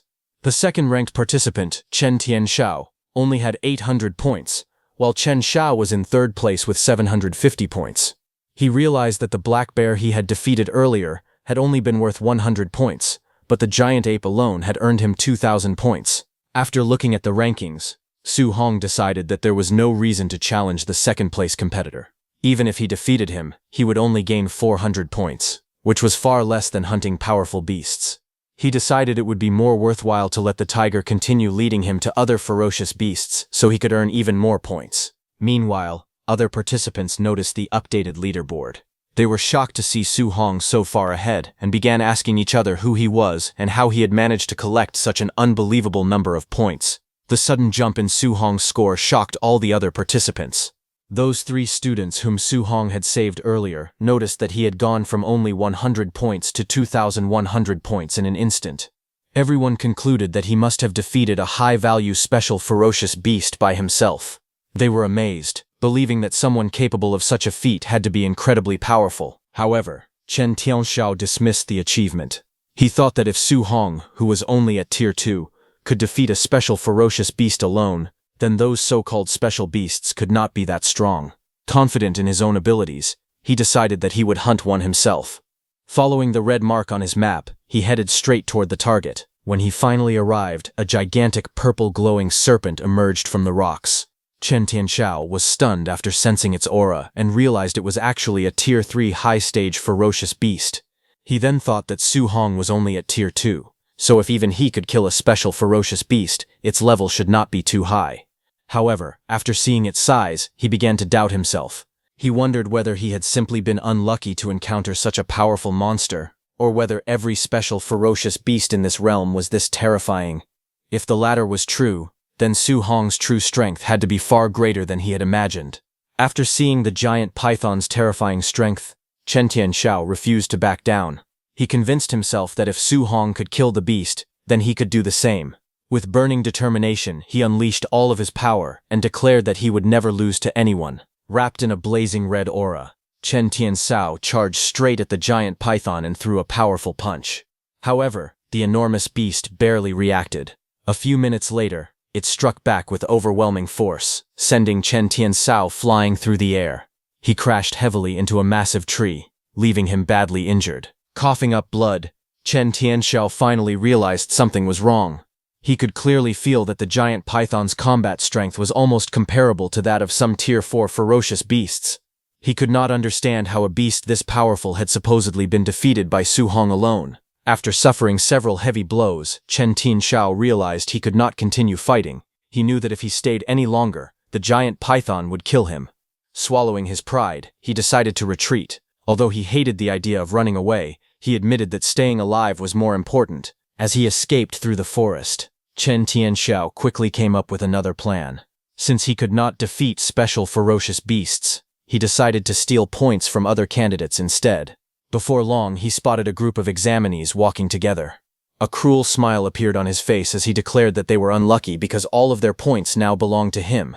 Just as Chen Tianxiao was about to attack the unsuspecting candidates, someone suddenly rushed in from behind at incredible speed. It was Su Hong. He rushed in from behind with a large wooden log raised over his shoulder. With a cunning smile, Su Hong asked if he was the one called Chen Tianxiao. Hearing the voice behind him, Chen Tianyan was startled and quickly turned around to see who had attacked him. Before he could react, Su Hong swung the huge wooden log with tremendous force. The heavy strike crashed into Chen Tianyan, knocking him backward. Su Hong did not give him a chance to recover and launched another powerful attack on Chen Tianyan's face, sending him flying with a powerful impact toward the students ahead. A student noticed Chen Tianyan and shouted for everyone to dodge quickly. They all dodged as Chen Tianyan came flying from the powerful blow and crashed into the ground, leaving a deep trench behind him. The nearby candidates stared at him in shock. They could not believe that someone had knocked out a Tier 3 expert like Chen Tian with a single surprise attack. Everyone wondered who could possess such terrifying strength. Meanwhile, Su Hong looked at his wrist device and smiled. He had originally been searching for a special ferocious beast, but instead, he had unexpectedly earned 400 points by defeating Chen Tianyan. He considered it a very profitable outcome. Su Hong then turned his attention to the 5 nearby candidates. Standing calmly with the giant tiger behind him, he asked them how many points they had. The 5 students immediately panicked. They begged Su Hong to spare them and explained that the 5 of them together had not even earned 100 points. They insisted that such a small amount was not worth attacking them over, and pleaded for mercy. After hearing their answer, Su Hong looked at them in disbelief, and commented that earning fewer than 100 points between all 5 of them was truly pathetic. Su Hong smiled and suggested that the 5 candidates beat up the unconscious Chen Tinyan as well. He jokingly said that they might even receive half of Chen Tinyan's points if they did. The 5 students looked at one another in confusion. Curious, they decided to give it a try. 2 minutes later, Chen Tianyan's face was covered in bruises after being beaten repeatedly, and the wooden log Su Hong gave them was completely broken. However, no matter how many times they hit him, they did not receive a single point. They finally realized that only the person who defeated him first could claim the reward. Seeing that nothing else could be gained, Su Hong smiled and told them to keep trying before saying goodbye. He then climbed onto his giant white tiger and rode away. The 5 students watched him leave in admiration. They were amazed that he had tamed a Tier 3 ferocious beast as his mount. They began to wonder if that incredible young man was the current #1 ranked participant, Su Hong. Meanwhile, outside, Grandmaster Lin watched the scene and complained that beating an already unconscious person again was hardly something a decent person would do. But Grandmaster Qin laughed and replied that Su Hong wanted to enroll in Magic Martial University and said that the university loved mischievous students like him. Su Hong then arrived where the giant python was. It hissed at Su Hong as a dark red aura surrounded its body. Instead of backing away, Su Hong grinned and jumped at the giant python, challenging it to fight him. The giant python let out a furious roar and lunged straight toward him with its mouth wide open. Su Hong faced the attack without showing any fear. He gathered his strength and unleashed his powerful martial skill, 9 heaven-breaking spears. His spear blazed with energy as he thrust it forward at incredible speed. The powerful strike pierced through the giant python's attack and slammed directly into its head, killing it instantly. Then, 1 hour later, when Chen Tianyan woke up and went to hunt the giant python, he saw its massive body collapsed on the ground. After seeing the giant python lying there, Chen Tianyan could not believe what he was looking at. He quickly checked the rankings and was shocked to discover that Su Hong had earned 4,500 points. The leaderboard showed Su Hong firmly in first place, far ahead of Chen Sha, who had only 1,450 points, while Lu Xuan remained in third place with 1,300 points. Chen Tianyan immediately realized that the Tier 3 high-stage giant python had also been killed by Su Hong. The discovery left Chen Tianyan completely stunned. He could not understand how Su Hong, who was supposed to be only a Tier 2 martial artist, could possess such terrifying strength. He began to suspect that Su Hong had been hiding his true cultivation all along, and was actually a Tier 4 martial artist. Otherwise, he could not explain how Su Hong had defeated a giant python that even Chen Tianyan himself had no confidence in defeating. On the other hand, the 3 students who had been saved by Su Hong had also defeated a special ferocious beast. They looked at the enormous corpse of the special ferocious beast in disbelief. They admitted that the 3 of them had almost been wiped out by that monster. Yet Su Hong had managed to kill it all by himself. In their eyes, Su Hong was the real monster, and they could not imagine how a single person had accomplished such an impossible feat. Then, one of them checked the updated leaderboard. She was shocked to learn that Su Hong had killed yet another elite monster. His score had already reached 4,500 points, leaving everyone speechless. They admitted that Su Hong was no longer someone they could compare themselves to. In their eyes, he was a monster among monsters. Instead of trying to catch up with him, they decided it would be enough if they could simply surpass Chen Tian. Meanwhile, the 2 grandmasters continued watching the examination. Grandmaster Qin praised Su Hong's extraordinary talent, saying that he could control both the powers of thunder and fire with incredible ease. Hearing that, Grandmaster Lin said that since he also possessed dual attributes, he wanted to meet Su Hong personally and asked Grandmaster Qin to introduce him. Hearing that, Grandmaster Qin laughed and teased him, saying that it was embarrassing for someone of his status to seek advice from a young junior. However, Grandmaster Lin did not mind at all. He replied that if he could master such a powerful technique, there was no reason to worry about losing face. Grandmaster Lin then pointed out that Zhang Hu, a Tier 3 initial stage martial artist, had been unable to block even a single punch from Su Hong. In his opinion, the martial arts examination had completely turned into Su Hong's personal show, as none of the other participants could compete with him. Grandmaster Lin stood up to leave, saying there was no need to keep watching the examination. However, Grandmaster Qin suddenly noticed something and immediately stopped Grandmaster Lin, saying that Su Hong was heading alone toward the barbarian dragon. Grandmaster Lin was shocked and wondered if Su Hong had gone mad. He explained that he had personally captured the barbarian dragon and knew exactly how powerful it was. The beast was already close to breaking through to the middle stage of Tier 4. With its dragon bloodline, its combat strength was almost equal to that of a high-stage Tier 4 ferocious beast. He confidently declared that even if Su Hong could control the powers of thunder and fire, there was no way he could seriously injure the barbarian dragon. He believed Su Hong would soon be beaten badly and finally understand how vast the gap in strength really was. Grandmaster Qin, however, hoped for a different outcome. He wished that Su Hong would realize the danger and retreat before it was too late. On the other hand, the white tiger was very frightened. Su Hong sat on the frightened white tiger's back and called it a coward. He told the beast that it only needed to lead the way because he had no intention of making it fight the barbarian dragon. The white tiger let out a series of frightened whimpers but still obeyed his orders. Following the white tiger's guidance, Su Hong soon arrived at the entrance of a deep canyon. The tiger nervously indicated that the barbarian dragon was hiding inside. Su Hong jumped off the tiger's back and calmly told it to wait outside until he returned. The white tiger immediately agreed with a relieved bark as it watched him head into the canyon alone. Without hesitation, Su Hong leaped into the canyon at high speed. As he descended, he gripped his spear tightly and used it to stab into the cliff wall. The spear carved a long groove through the rock, slowing his fall while sending pieces of stone flying in every direction. After sliding down the cliff, Su Hong landed steadily at the bottom of the canyon. He immediately became alert and carefully observed his surroundings. A moment later, he discovered the barbarian dragon. To his surprise, the enormous Tier 4 beast was asleep and tightly bound by several massive chains. Su Hong was confused after seeing that and wondered why such a powerful Tier 4 barbarian dragon had been chained up. Even while sleeping, the dragon released an overwhelming aura. Su Hong could tell that its strength had already surpassed the Tier 4 initial stage and was extremely close to the Tier 4 middle stage. After judging the dragon's power, Su Hong admitted that he was not confident he could defeat it in a direct fight with his current strength. However, seeing that the dragon was asleep and restrained, he smiled and decided to take advantage of the situation. He quietly thought that if he launched a sneak attack, the dragon could not blame him for fighting unfairly.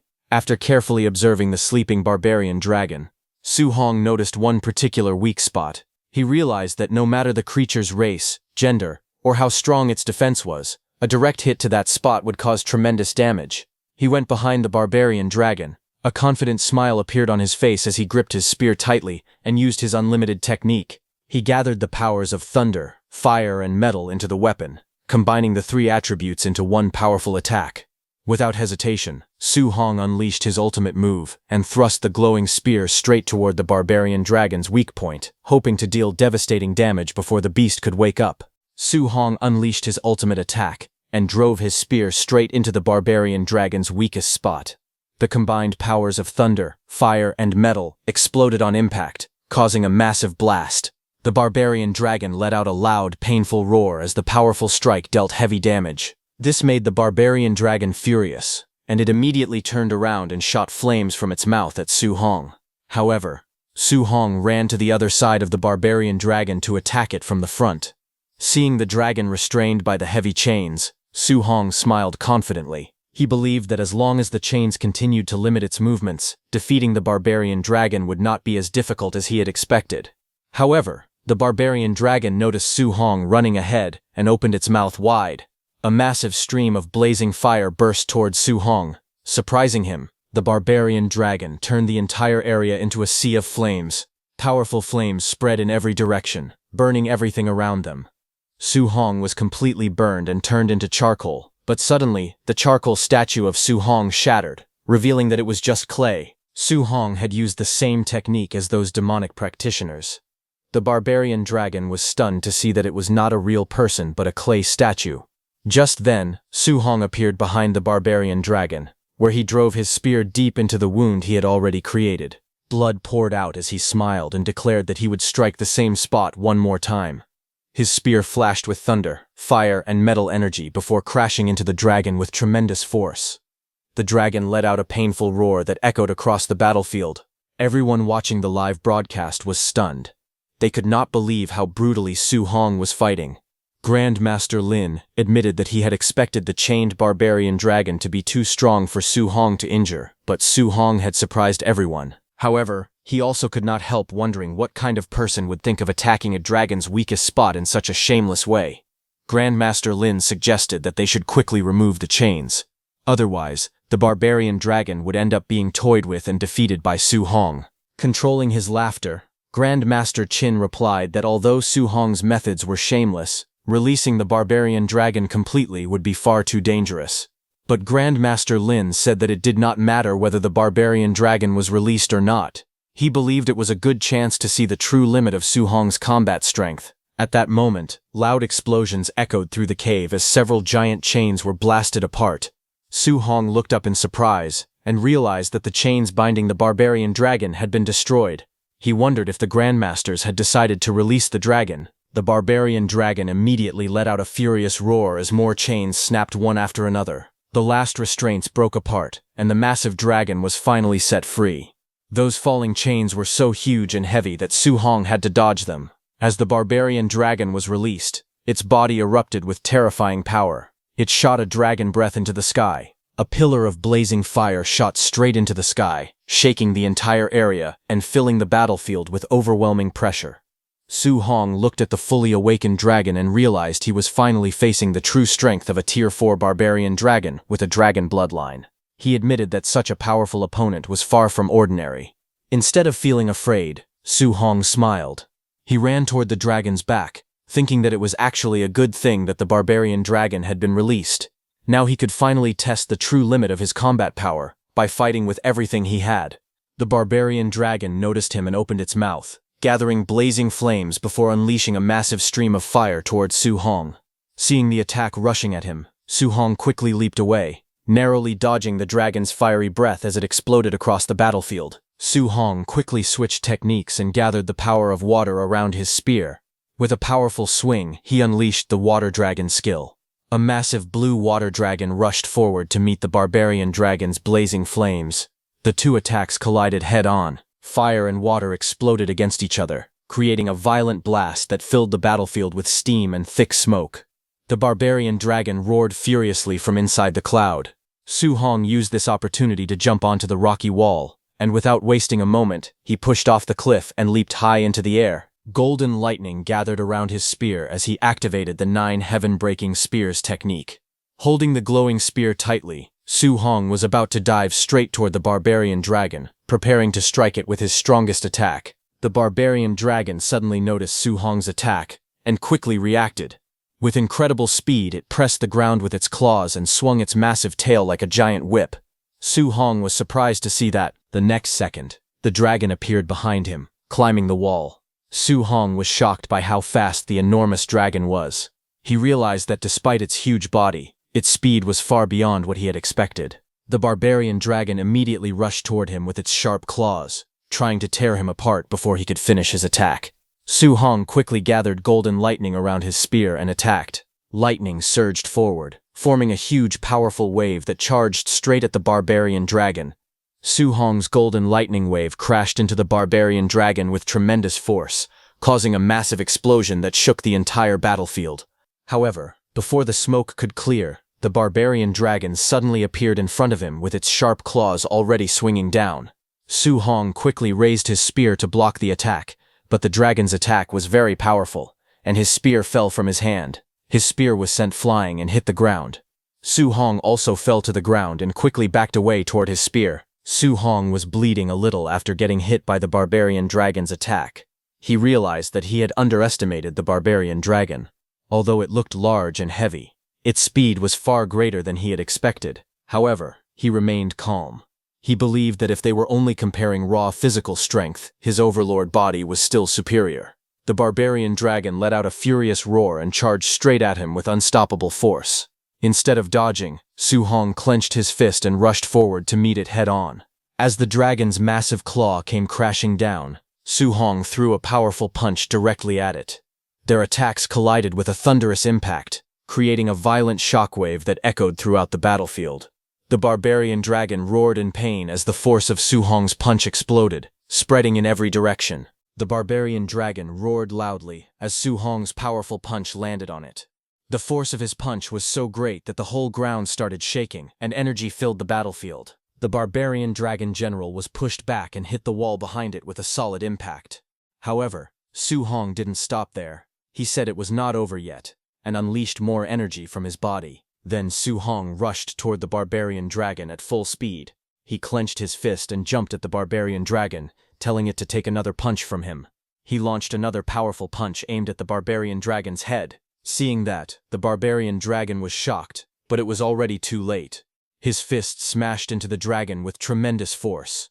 His punch was so powerful that the barbarian dragon's 2 teeth broke and fell to the ground. But Su Hong did not stop there.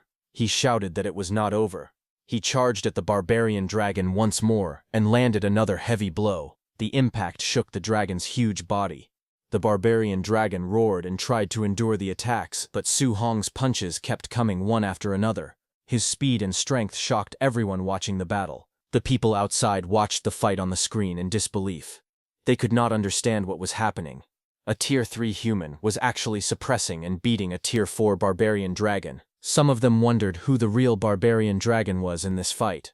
Others thought it was too ridiculous, and suspected that Su Hong might also have the bloodline of a dragon race. Grandmaster Lin was shocked after seeing Su Hong's strength. He said that the power from fusing 3 attributes was truly extraordinary, but Su Hong's physical strength was also far too great. He asked Grandmaster Qin if he hadn't said earlier that Su Hong had some kind of overlord body, but he didn't say it was this strong. Grandmaster Qin himself was stunned. He admitted that he already knew the overlord body was very strong, but he had only thought it could reach the top 30 in the physique rankings. Now it seemed that Su Hong's overlord body was comparable to the war god body, which ranked first in strength. Grandmaster Lin became even more shocked as he thought about Su Hong's abilities. Su Hong had the overlord body, was also a spirit master, could fuse 3 attributes, and had perfect compatibility with 7 attributes. To him, Su Hong was simply too much of a monster. He believed that in this year's martial arts exam, Su Hong's results would surely break historical records. Meanwhile, Su Hong continued attacking the barbarian dragon with terrifying speed and power, making it throw up blood. Then, finally, he attacked with full power and smashed the barbarian dragon's head, sending it flying and crashing onto the ground with a solid impact. Its fall filled the whole battlefield with smoke and dust. That huge barbarian dragon finally died, and the system announced that Su Hong had killed the barbarian dragon and gained 10,000 martial value. Su Hong sat on the ground, exhausted. He admitted that the barbarian dragon could really take a beating, and his spiritual chi was almost depleted. He knew that without relying on his overlord body and 3 attribute fusion, normal moves might not have even hurt it. He thought that if other students had been the ones fighting the barbarian dragon, defeating it would have been impossible. Su Hong also felt that the Grandmaster was too wicked for arranging such a terrifying beast for their trial. However, Su Hong smiled when he looked at the ranking list. His points had finally reached 14,500, placing him in first place. Chen Su was in second place with 1,1450 points, and Lu Dao was in third place with 1,300 points. Chen Tianyan, who saw the ranking, was shocked. He could not believe Su Hong had gained 14,500 points and wondered if Su Hong had really killed the barbarian dragon. He remembered that the barbarian dragon was said to be a Tier 4 ferocious beast with a dragon bloodline, so he could not understand how Su Hong had defeated such a monster. The people in the canyon were shocked when they saw Su Hong's score. One person could not believe that Su Hong was even human. Another person shouted that Su Hong had 14,500 points while he only had a little over 300 points. They were stunned that Su Hong had killed the barbarian dragon all by himself. Meanwhile, the second place and third place students collapsed on the ground in despair. One of them cried and apologized to his parents. He admitted that he had been too arrogant before. He no longer believed he was a genius, and called himself useless. Their confidence had been completely crushed after seeing Su Hong's strength. Watching this scene through the screen, Grandmaster Qin said that the minds of those little geniuses seemed to have broken a little. Grandmaster Lin admitted that if he had met a monster like Su Hong back then, his own mentality would have collapsed too. At that moment, the people watching the screen suddenly became excited again. They saw Su Hong cutting and roasting the barbarian dragon, and were amazed by his boldness. They called him too powerful and too wild. When Su Hong started roasting the barbarian dragon, The white tiger immediately appeared there and stared at the food while drooling. Seeing that, Su Hong complained that the tiger was never around during fights, but it always appeared when there was good food to eat. The tiger only made a pitiful sound in response. Su Hong then pointed at the remaining body of the barbarian dragon and told the white tiger that the rest belonged to it. The white tiger became excited and raised its paws happily before rushing toward the dragon's body to eat. Half an hour later, Su Hong and the white tiger lay on the ground after eating the barbarian dragon meat. Su Hong felt satisfied and said that the barbarian dragon tasted delicious. He wanted to take some back for his uncle and aunt to taste too. The white tiger also looked full and made a happy sound, but suddenly, something strange happened to the white tiger. Red energy burst out from its body, and it started roaring in pain. Su Hong looked at it in surprise and asked what was wrong. He wondered if the tiger had eaten too much and become too full. At the same time, Su Hong felt a sudden change inside his own body. His vitality began to rise quickly. He was shocked when he realized that his life force had suddenly surged. Red energy surrounded his body, and the system kept showing increases. His vitality rose again and again, and his overlord body also improved little by little. After the energy calmed down, Su Hong let out a breath. He checked his status and saw that his vitality had increased by more than 20 points. His overlord body had also risen from 6.5% to 9%.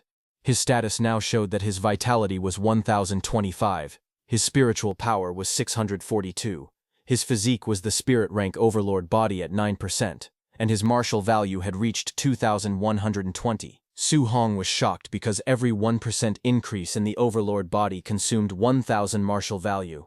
But after eating only a few pieces of barbarian dragon meat, he gained power equal to thousands of martial value.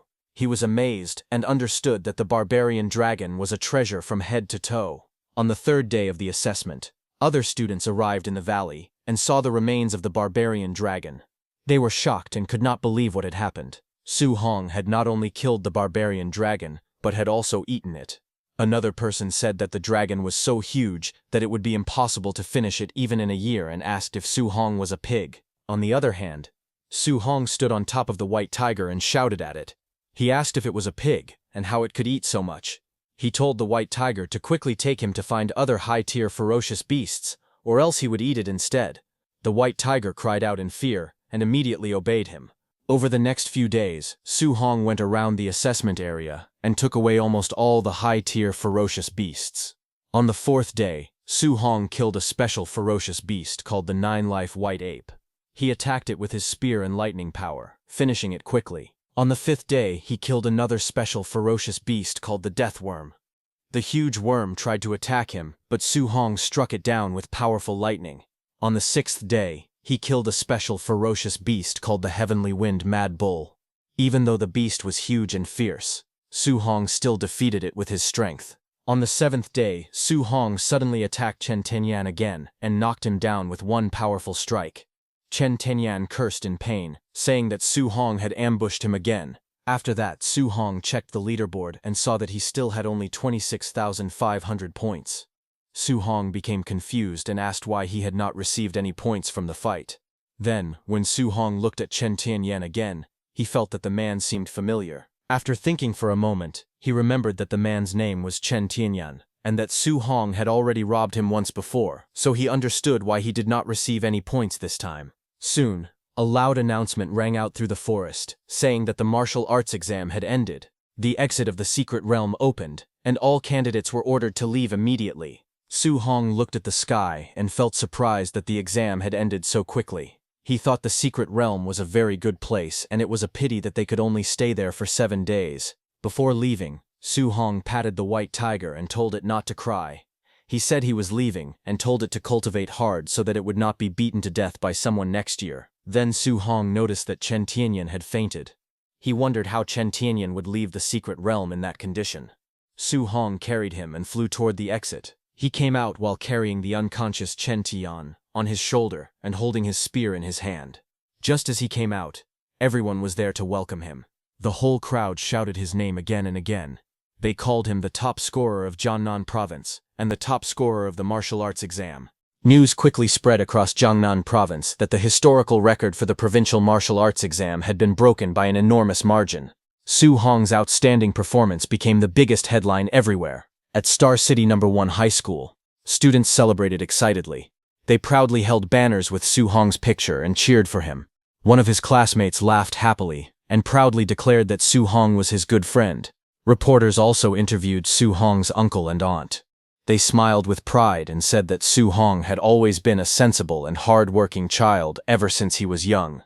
Another reporter interviewed Chen Tianyan after he woke up. She mentioned that he had fallen into a coma before the exam ended, and that Su Hong had carried him out of the secret realm. She then asked if he had anything to say to Su Hong. As soon as Chen Tian heard Su Hong's name, he was so shocked that he almost jumped at the camera. Meanwhile, Su Hong's phone kept ringing without stopping. News headlines and notifications flooded in one after another. Some stories praised him as a martial arts genius. Some talked about his difficult childhood after losing his parents, while others even spread rumors about his private life and claimed that a famous actress had publicly confessed her feelings for him. Overnight, Su Hong became the center of attention across the entire country. 2 days after the martial arts exam ended, Su Hong visited the president's office of the Star City Martial Dao Association. While looking at his phone, he asked Grandmaster Lin and Grandmaster Qin if they could control the news media because all the attention had become very annoying. Grandmaster Lin agreed immediately. He promised that they would tell the media to restrain themselves and stop disturbing Su Hong's family. After that, Grandmaster Lin signaled to Grandmaster Qin, saying it was time to discuss more important matters. Grandmaster Qin then hesitantly asked Su Hong for advice about the attribute fusion technique. He wanted Su Hong to share some of his experience and give him a few pointers. Su Hong was completely stunned by the request. He could not believe that a respected grandmaster was asking him for guidance. In his mind, he wondered if the whole world had been turned upside down. Su Hong then remembered that Grandmaster Qin had always treated him very well. Since it was the first time Grandmaster Qin had asked him for a favor, Su Hong felt there was no reason to refuse. He respectfully greeted the two grandmasters and humbly said that he would not dare call it giving guidance. He only wanted to share his limited experience with them. He also asked them to correct him if he made any mistakes. Half an hour later, Su Hong carefully explained his cultivation method in detail. He even demonstrated the techniques and elemental energy while the two grandmasters listened and took notes. After hearing everything, Grandmaster Lin was deeply moved. He realized that Su Hong had hidden nothing and had openly shared every detail of his cultivation. He believed this was a discovery important enough to change human history and thought Su Hong was truly selfless. From outside the room, President Wu watched in disbelief. She found it unbelievable that two Tier 7 grandmasters were asking a Tier 3 martial artist for advice on martial arts. As she watched, she also discovered that she possessed a small amount of wind attribute adaptability. She gathered a faint wind energy in her hand and began thinking about how Su Hong's teachings might help her. Then, at 3 a.m., one room in the president's office of the Star City Martial Dao Association building suddenly lit up. Grandmaster Qin was still cultivating. After following Su Hong's guidance, he successfully combined two attributes into a powerful flame. Filled with excitement, he shouted that he had finally succeeded. He believed that with this new power, he could even defeat a Tier 8 martial artist. Grandmaster Lin praised Grandmaster Qin's talent and said he had done an excellent job. Su Hong was surprised and asked if Grandmaster Qin also possessed dual attributes. Grandmaster Qin explained that he had obtained a special fragment some time ago, which gave him an additional attribute. Hearing that, Su Hong immediately wondered if it was a Seven Gods Cauldron fragment. The moment those words left Su Hong's mouth, both grandmasters were shocked.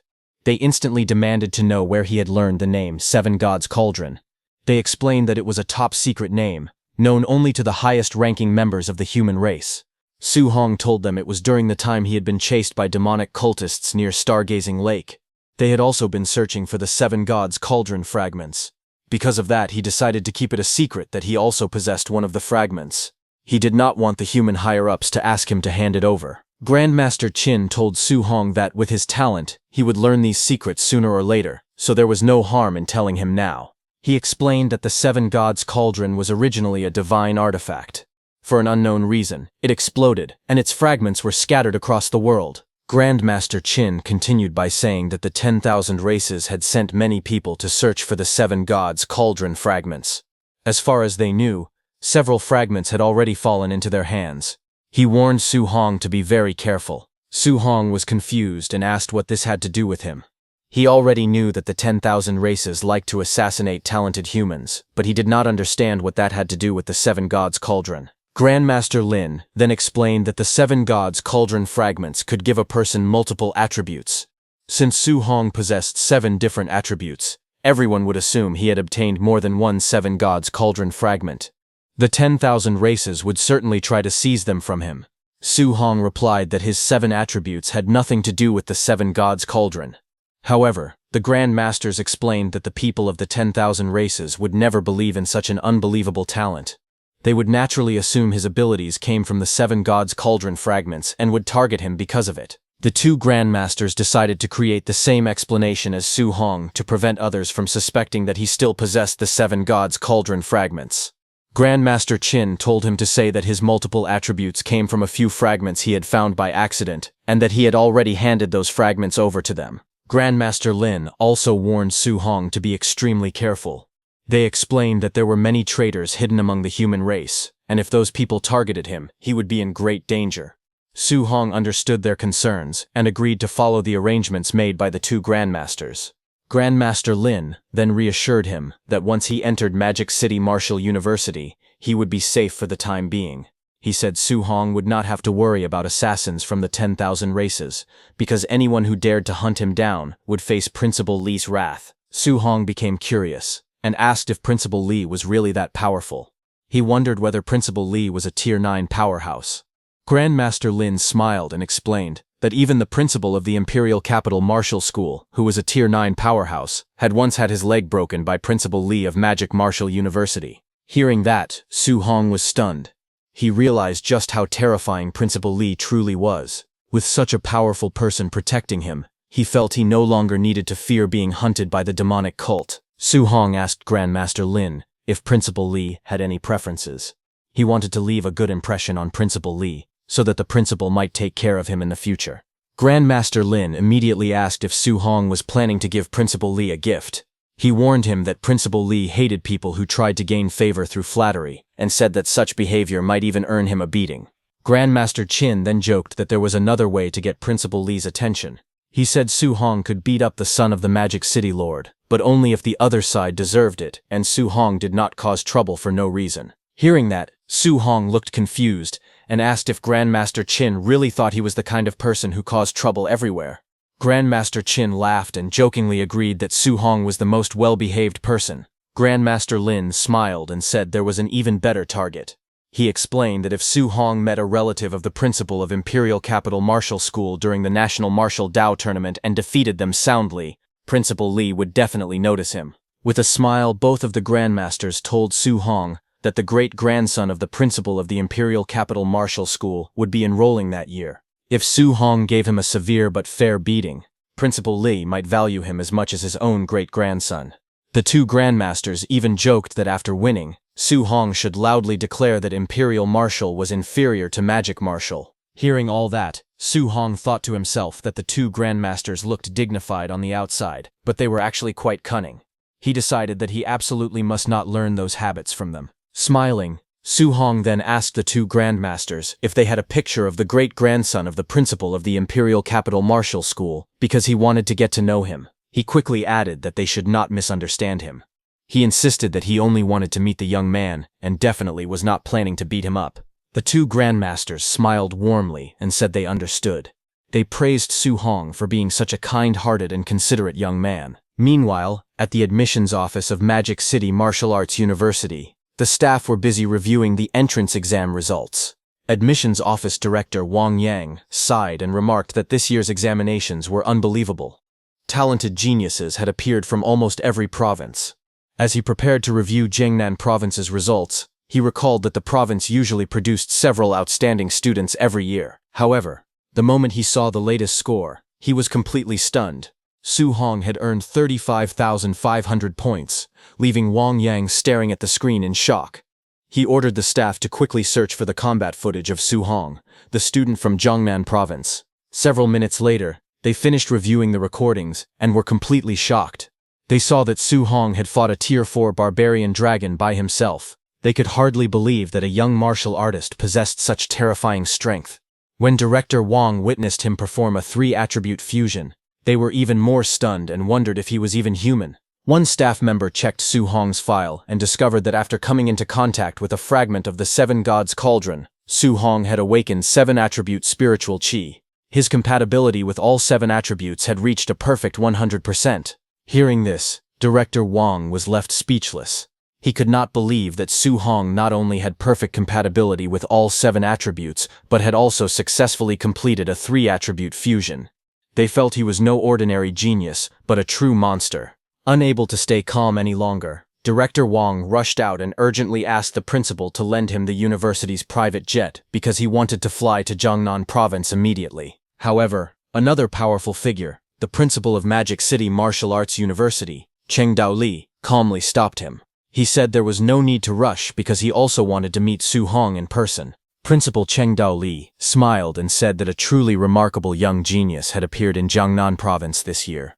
Surprised, Director Wang asked if he already knew about Su Hong. Principal Li laughed and replied that it was impossible not to know. He handed over a stack of recommendation letters and told Director Wang to look for himself. As Director Wang read through the documents, he was stunned. He saw the names of famous grandmasters such as Lin Beixing, Wang Qingshan, Qin Tianli, Zhang Lin, and many others. To his shock, more than a dozen grandmasters had all recommended Su Hong to their school at the same time. Principal Li then suddenly said that before going to Star City, he wanted Director Wang to accompany him to kill some people. Hearing that, Director Wang was frightened. He quickly begged the principal not to act personally. He said that if someone had offended him, they could handle it for him and asked him not to cause trouble everywhere. Principal Li assured him that the people he planned to kill were members of the demonic cult. According to their intelligence, a demonic cult stronghold near Magic City was preparing to hunt down human geniuses, and Su Hong had been listed as their highest priority target. Therefore, he intended to eliminate the cult members before they could make a move. Hearing that, Director Wang immediately became excited. Since Principal Li was going after the demonic cult, he had no objections at all. He eagerly agreed to join the principal. Before he could react, Principal Li grabbed him by the shoulder and shot into the sky at incredible speed. Director Wang was so startled that he shouted, complaining that the principal could have at least warned him before taking off because he had almost been scared to death. Soon they arrived at Tianfeng Forest, 50 kilometers east of Magic City. Hidden deep inside the forest was a secret cave that served as a concealed base. Inside the cave, several members of the demonic cult gathered around a large stone table for a meeting. One of them reported that news from Jiangnan province suggested Su Hong was very likely to enroll at Magic City Martial Art University. Because of that, they planned to intercept him on the way and kill him before he could safely reach the university. The leader of the demonic cult announced that the heavenly god race had made a promise. He declared that anyone who killed Su Hong would receive divine blood and be transformed into a true member of the heavenly god race. The other cult members immediately became excited after hearing the reward. The leader reminded everyone that if several Tier 7 experts like them could not even kill a young martial artist like Su Hong, they would have no right to return to the heavenly god race. They might as well just slit their throats and return to heaven. Everyone nodded firmly and shouted that they had to kill Su Hong no matter what. Meanwhile, Principal Li and Director Wang arrived above Tianfeng Forest. Director Wang looked across the countless mountain peaks and asked if Principal Li knew where the demonic cult members were hiding. Principal Li looked around and admitted that he had no idea where their secret base was located. Director Wang quickly volunteered to go down into the forest and search for the demonic cult's hiding place himself. However, Principal Li stopped him and said there was no need to go through so much trouble. Instead, he simply told Director Wang to record everything on his phone because the battle would make the perfect promotional video for Magic City Martial Art University this year. Director Wang immediately understood the plan and agreed. He took out his phone and started recording. At that moment, Principal Li slowly raised one hand toward the sky. A terrifying red aura erupted from his body as his energy surged wildly. In an instant, a gigantic red energy hand formed high above the forest. The enormous hand descended with overwhelming force, covering the entire mountain range. He intended to crush everything beneath it in a single strike. As the gigantic energy hand descended, the hidden demonic cult members were thrown into panic. The entire cave shook violently as rocks and debris rained down from the ceiling. Everyone looked around in confusion, wondering what was happening. Just then, a massive boulder crashed into the cave, followed by countless more. In only a few moments, the hidden base was completely buried under tons of rock. From high above, The enormous palm-shaped crater left on the mountain showed just how terrifying the principal's attack had been. Director Wang stared at the scene in complete shock while still holding his phone. He thought that every time he watched the principal fight, he felt as powerless as an ordinary martial artist standing before a god. The principal's strength was simply overwhelming. Meanwhile, back at Su Hong's house, expensive gifts had piled up everywhere. The living room was filled with boxes, leaving almost no empty space. Su Hong's uncle smiled and joked that it was already the third group of visitors to bring gifts. He laughed and said the house had almost run out of room because so many people had come to congratulate Su Hong. Su Hong's aunt even brought out photos of several young women from powerful families and asked if there was anyone he liked. She happily offered to arrange a blind date for him. Su Hong quickly waved his hands and politely refused. He explained that he was still young and wanted to focus entirely on his cultivation. For the time being, he had no interest in finding a partner. His uncle immediately supported him, saying there was no need for Su Hong to rush into marriage. Smiling mischievously, he joked that once Su Hong reached Magic City, he could simply marry a talented young woman from one of the great families there. He laughed and said that would be much better than choosing someone from Star City. Embarrassed by the teasing, Su Hong smiled awkwardly and said he was going back to his room to cultivate. He asked them to call him when dinner was ready, before quickly leaving. As Su Hong walked away, his uncle laughed and joked that Su Hong was getting shy. His aunt scolded her husband for embarrassing Su Hong. Back in his room, Su Hong sat cross-legged on his bed and opened his system panel. After checking his current status, he realized that the martial arts points he had accumulated were enough to raise his spiritual power to Tier 3. Su Hong selected the option to increase his spiritual power. As soon as he tapped the plus button, his spiritual power began rising 1 point at a time. The system repeatedly displayed notifications showing spiritual power +1 as a powerful aura surrounded his body. As his spiritual power continued to grow, Su Hong's eyes suddenly shone with a bright white light. He could clearly feel the tremendous increase in his mental strength. After reaching the required level, Su Hong calmly activated a technique called Weapon Condensation Art. A large glowing shield appeared in front of him, radiating powerful energy. Without hesitation, Su Hong threw a powerful punch at the glowing shield. The impact shook the room, as the shield trembled under the force of his attack. Su Hong's powerful punch broke through the glowing weapon shield. Cracks spread across its surface before it completely shattered into countless glowing fragments that scattered through the air. Looking at the result, Su Hong smiled with satisfaction. He realized that the shield had been strong enough to block nearly 30% of his punch's power. He estimated that the same punch could now easily kill a mid-stage Tier 3 ferocious beast. Su Hong then imagined fighting several Tier 3 martial artists at the same time. With his newly condensed weapon and increased strength, he felt confident that he could handle such opponents without much difficulty. Satisfied with his progress, Su Hong looked at his remaining martial value. He decided to spend all of it on improving his overlord body instead of saving it. As soon as he selected the upgrade, the system repeatedly displayed Overlord Body plus 0.1 notifications. A blazing red aura burst out from his body as immense power flowed through him. Su Hong roared while enduring the strengthening process, feeling every part of his body become tougher and far more powerful than before. After the upgrade was complete, Su Hong's Overlord Body reached 36%. The violent energy inside him gradually settled down, and his body quickly returned to normal. Feeling the changes, Su Hong smiled in satisfaction. He realized that the Overlord Body was far more powerful than he had expected. Based on physical strength alone, he believed that a full-powered punch from him could now easily kill a Tier 4 martial artist. Just then, his aunt called him to dinner from outside. Su Hong happily replied that he was coming and joined his family for the meal. The next morning, Su Hong was still sleeping when his phone suddenly started ringing. Half asleep, he wondered who would call him so early in the morning. He answered the phone with a sleepy greeting. The moment the call connected, his principal's panicked voice shouted his name. He desperately begged Su Hong to come to the school immediately and save him. He sounded terrified, as if he were in great danger. As soon as Su Hong arrived at his principal's office, he saw that the whole office was completely destroyed.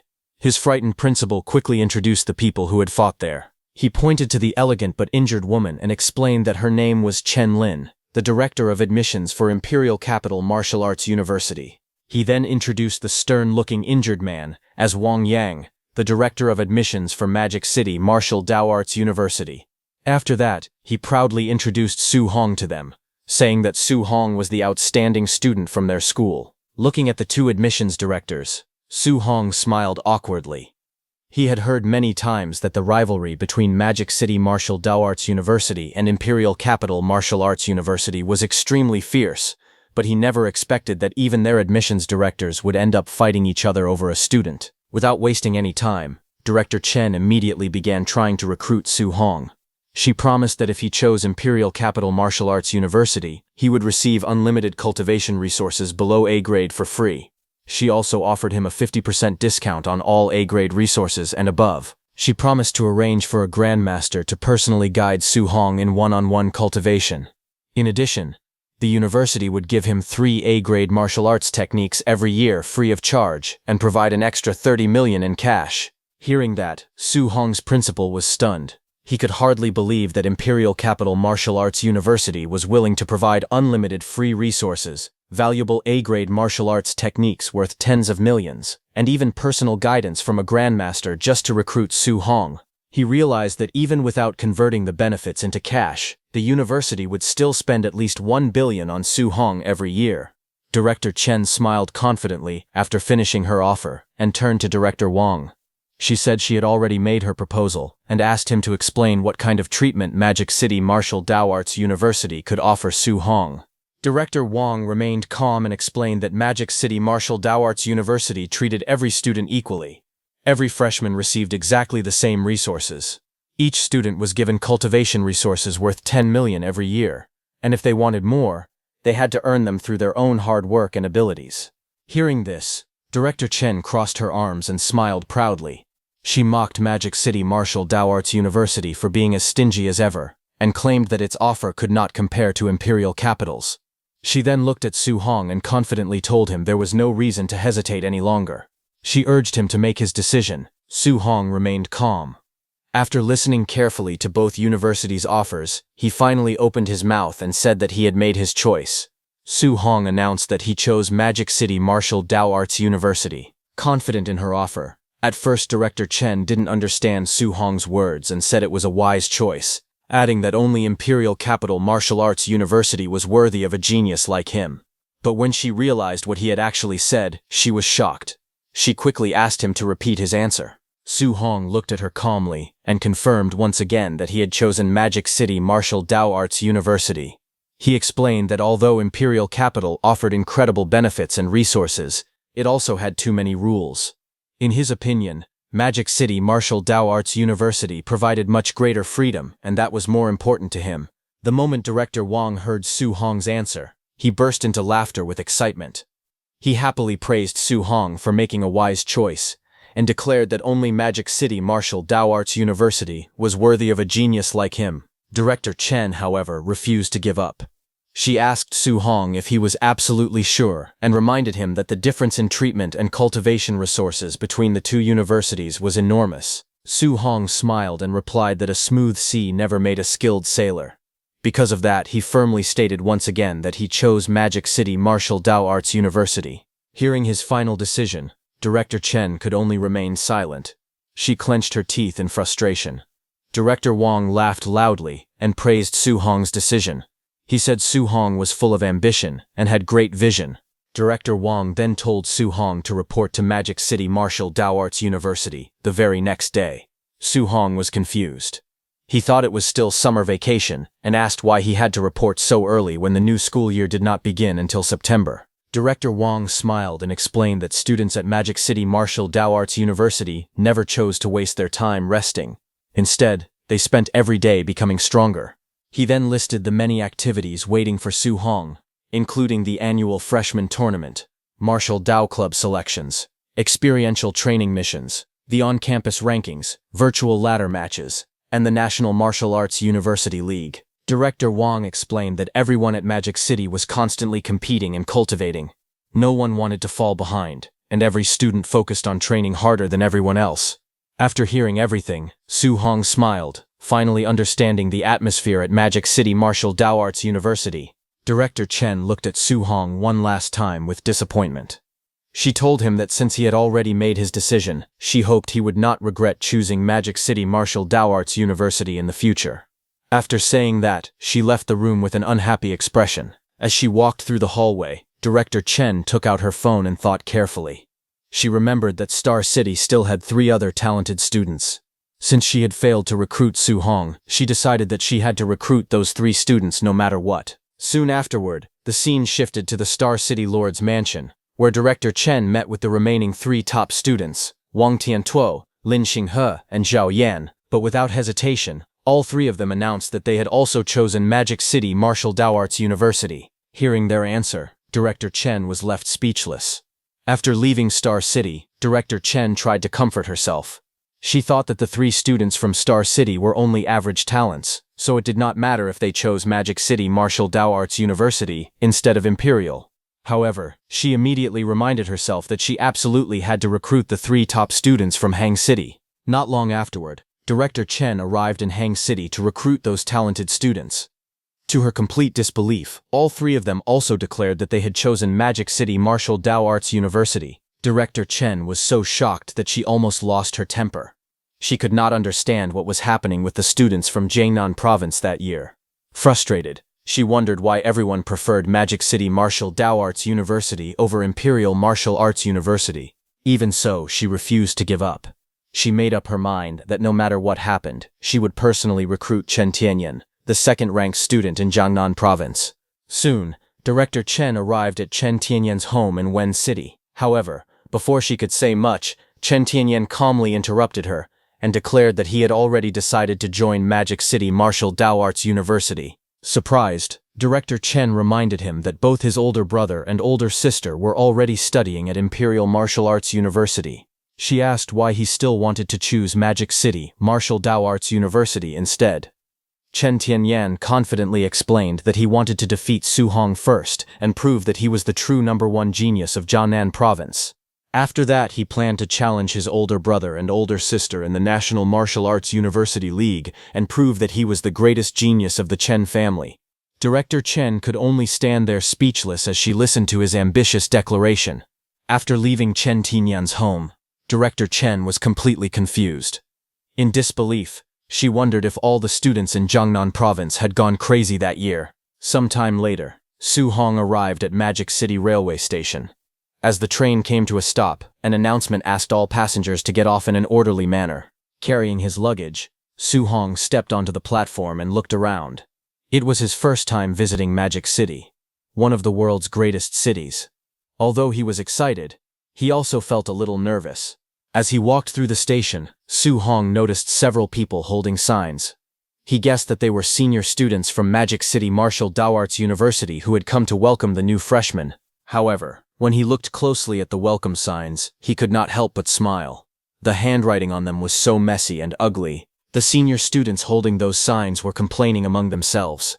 They grumbled that if Senior Bai ever led another freshman welcome event, they would refuse to join.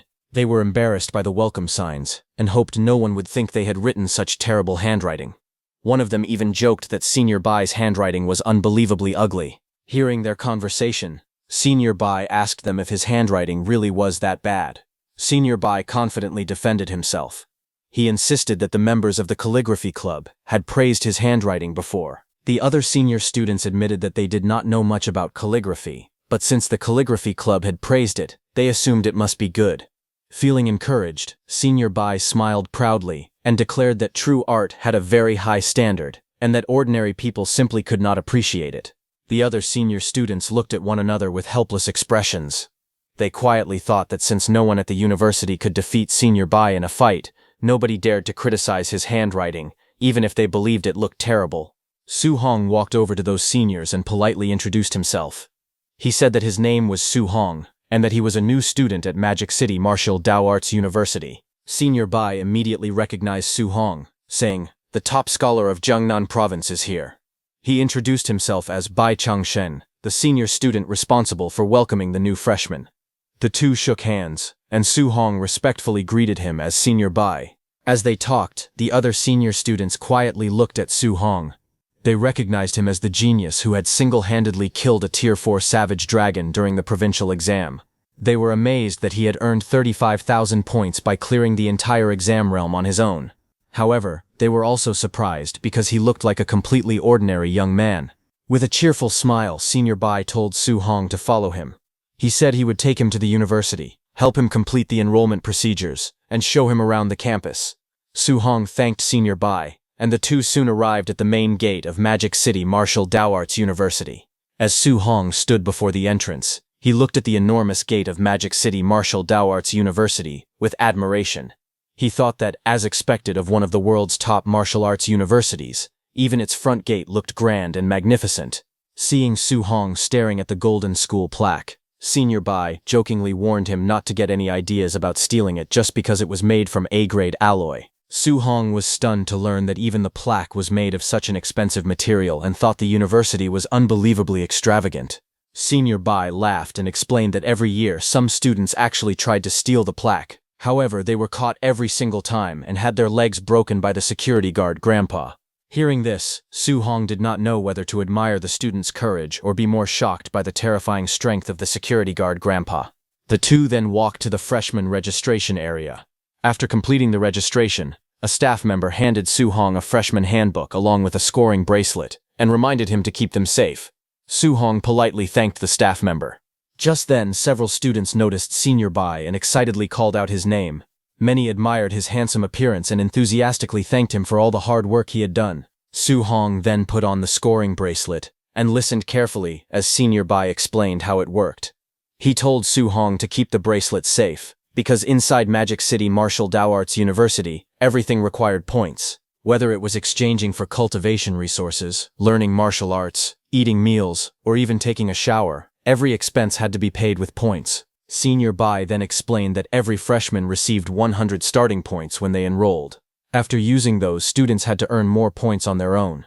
He also said that the bracelet could connect to the university's virtual network, where students could participate in ladder matches. Winning those matches rewarded them with additional points. Su Hong checked the bracelet and saw that it displayed his name, his current 100 points, and several functions, including ladder matches, course search, school announcements, trial missions, and point exchange. Senior Bai added that the ladder matches took place in a virtual world, so he did not have to worry about getting injured. The battles only consumed spirit power, allowing him to fight as much as he wanted. Hearing this, Su Hong wondered if defeating opponents in the virtual ladder matches would also allow him to earn martial Dao value. Because if that were possible, he would no longer need to search for places to increase his martial Dao value. As they continued walking, Senior Bai explained that dormitories were assigned randomly to freshmen after enrollment. But he told Su Hong that he had great luck because he had been assigned the best detached villa in Dormitory Area 1. However, Senior Bai quickly added that dorm assignments could be challenged.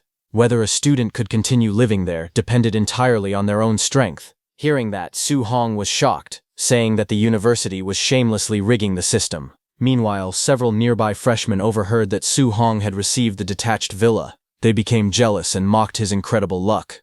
Soon they began discussing the idea of teaming up to defeat him and take the villa for themselves.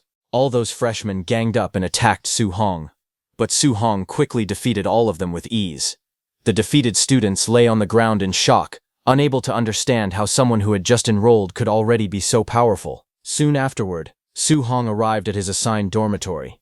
As soon as he stepped inside the detached villa, he was amazed by its luxurious interior.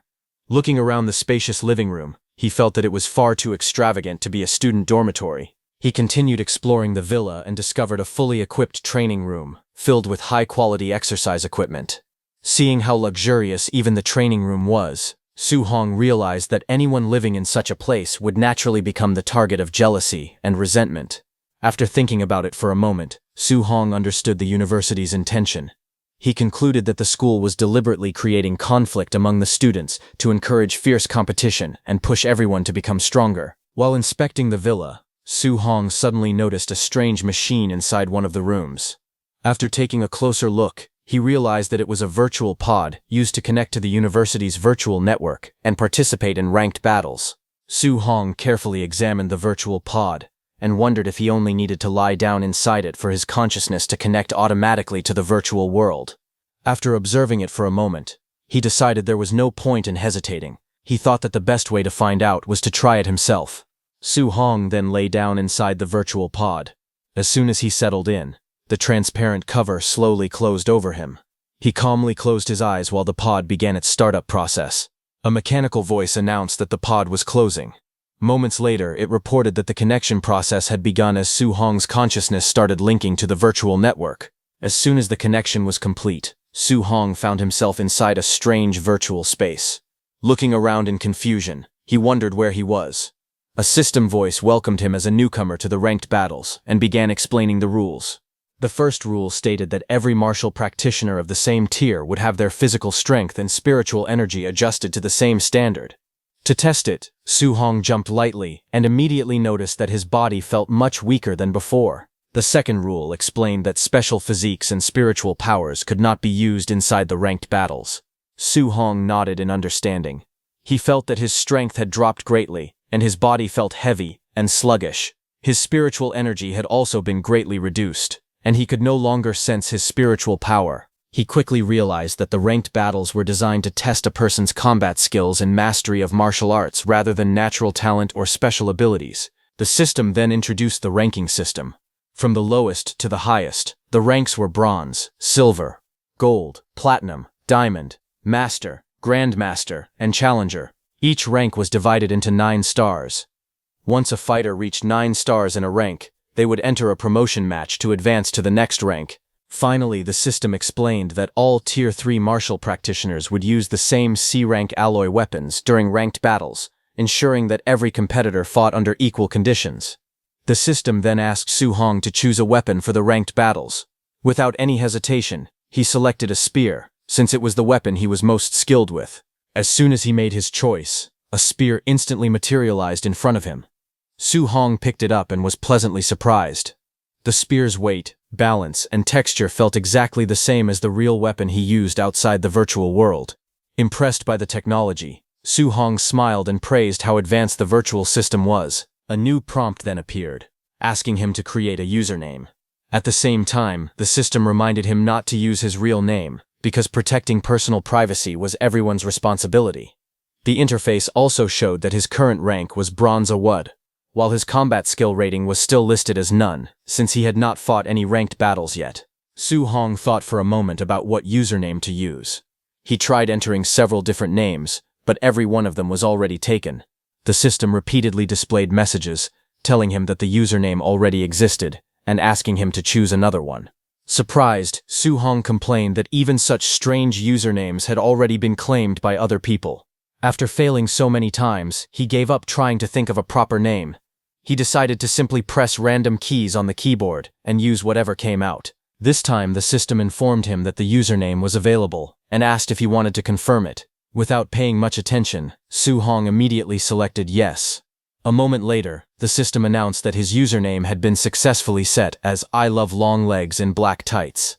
When Su Hong finally saw the name he had accidentally chosen, he froze in shock. Staring at the ridiculous username, Su Hong could not believe what he had done.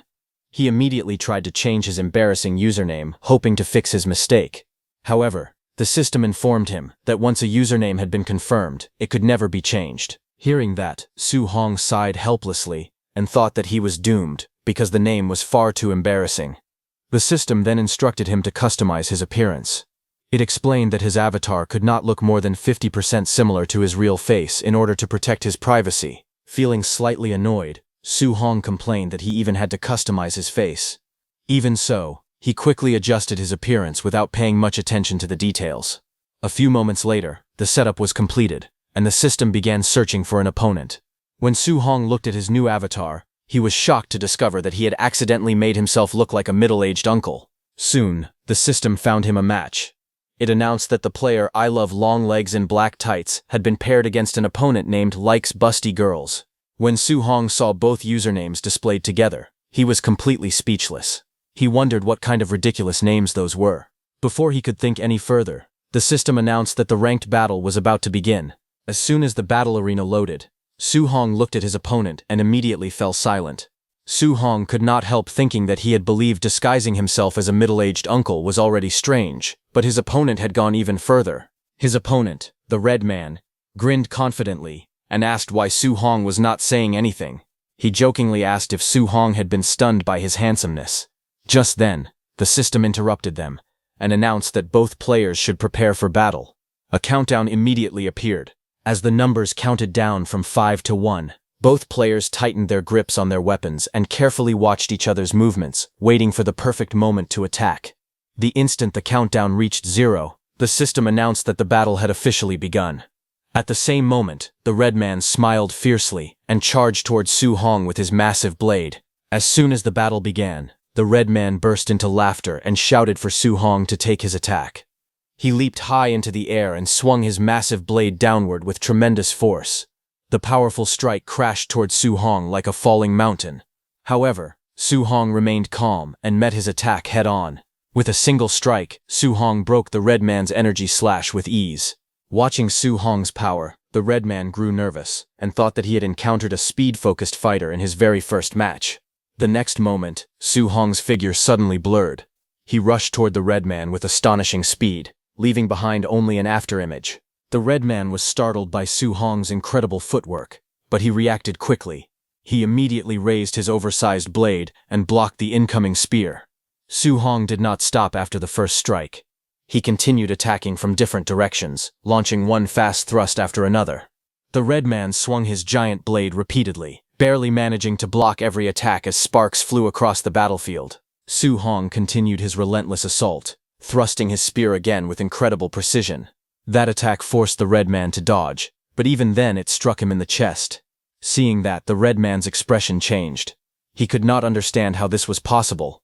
Even though the arena had equalized their physical abilities, Su Hong was completely overwhelming him. Sweat rolled down the red man's face as he stared at Su Hong. Suddenly, Su Hong's figure flashed forward once again.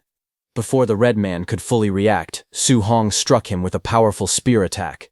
The red man cursed under his breath as the blow landed, creating a hole in his chest. As the red man started disappearing from the arena, a system notification appeared, announcing that Su Hong had defeated a bronze 1-star opponent and earned 1 point for his victory. It also encouraged him to keep up the good work. After winning the first match, Su Hong smiled to himself. He thought that even though he had lost all of his usual advantages inside the virtual arena, his spearmanship alone was still strong enough to let him win without much difficulty. He then checked his battle progress. After only one match, his rank progress had increased by 15%. He realized that winning 6 more matches would allow him to advance to bronze 2-star. Looking at his status, Su Hong noticed that his spearmanship had reached Tier 2 4-star with 23% progress, while his footwork had reached Tier 2 1-star with 9% progress. He reflected that he had relied too much on his overlord body and attribute fusion in the past. Now that everyone fought with equal physical abilities, this was the perfect opportunity to strengthen his basic combat skills. Confidently, he believed that once his fundamentals improved, he would be invincible against opponents of the same realm, even without those special advantages. Meanwhile, at Villa number 002, someone opened the door and called out, "Sister!" A cheerful young woman excitedly ran over and said that she had heard someone had moved into Villa 001 next door. She eagerly suggested that they go and take the villa for themselves. However, her older sister, a young woman with glasses, calmly told her not to waste time on meaningless things. Instead, she instructed her to hurry back and continue cultivating. The younger girl pouted and complained. She pointed out that her sister was the top scorer in Jiangdong province, yet she was staying in Villa 002. Meanwhile, she, the runner-up of Jiangdong province, was also stuck in the small Villa 007. She thought it was completely unfair. The older sister calmly replied that if she wanted Villa 001, she should take it herself because she still needed to participate in the ranked battles. The younger girl sighed helplessly and complained that her sister was already the top scorer in the province. She wondered why her sister enjoyed defeating weaker opponents so much. While she was talking, her older sister entered the virtual pod.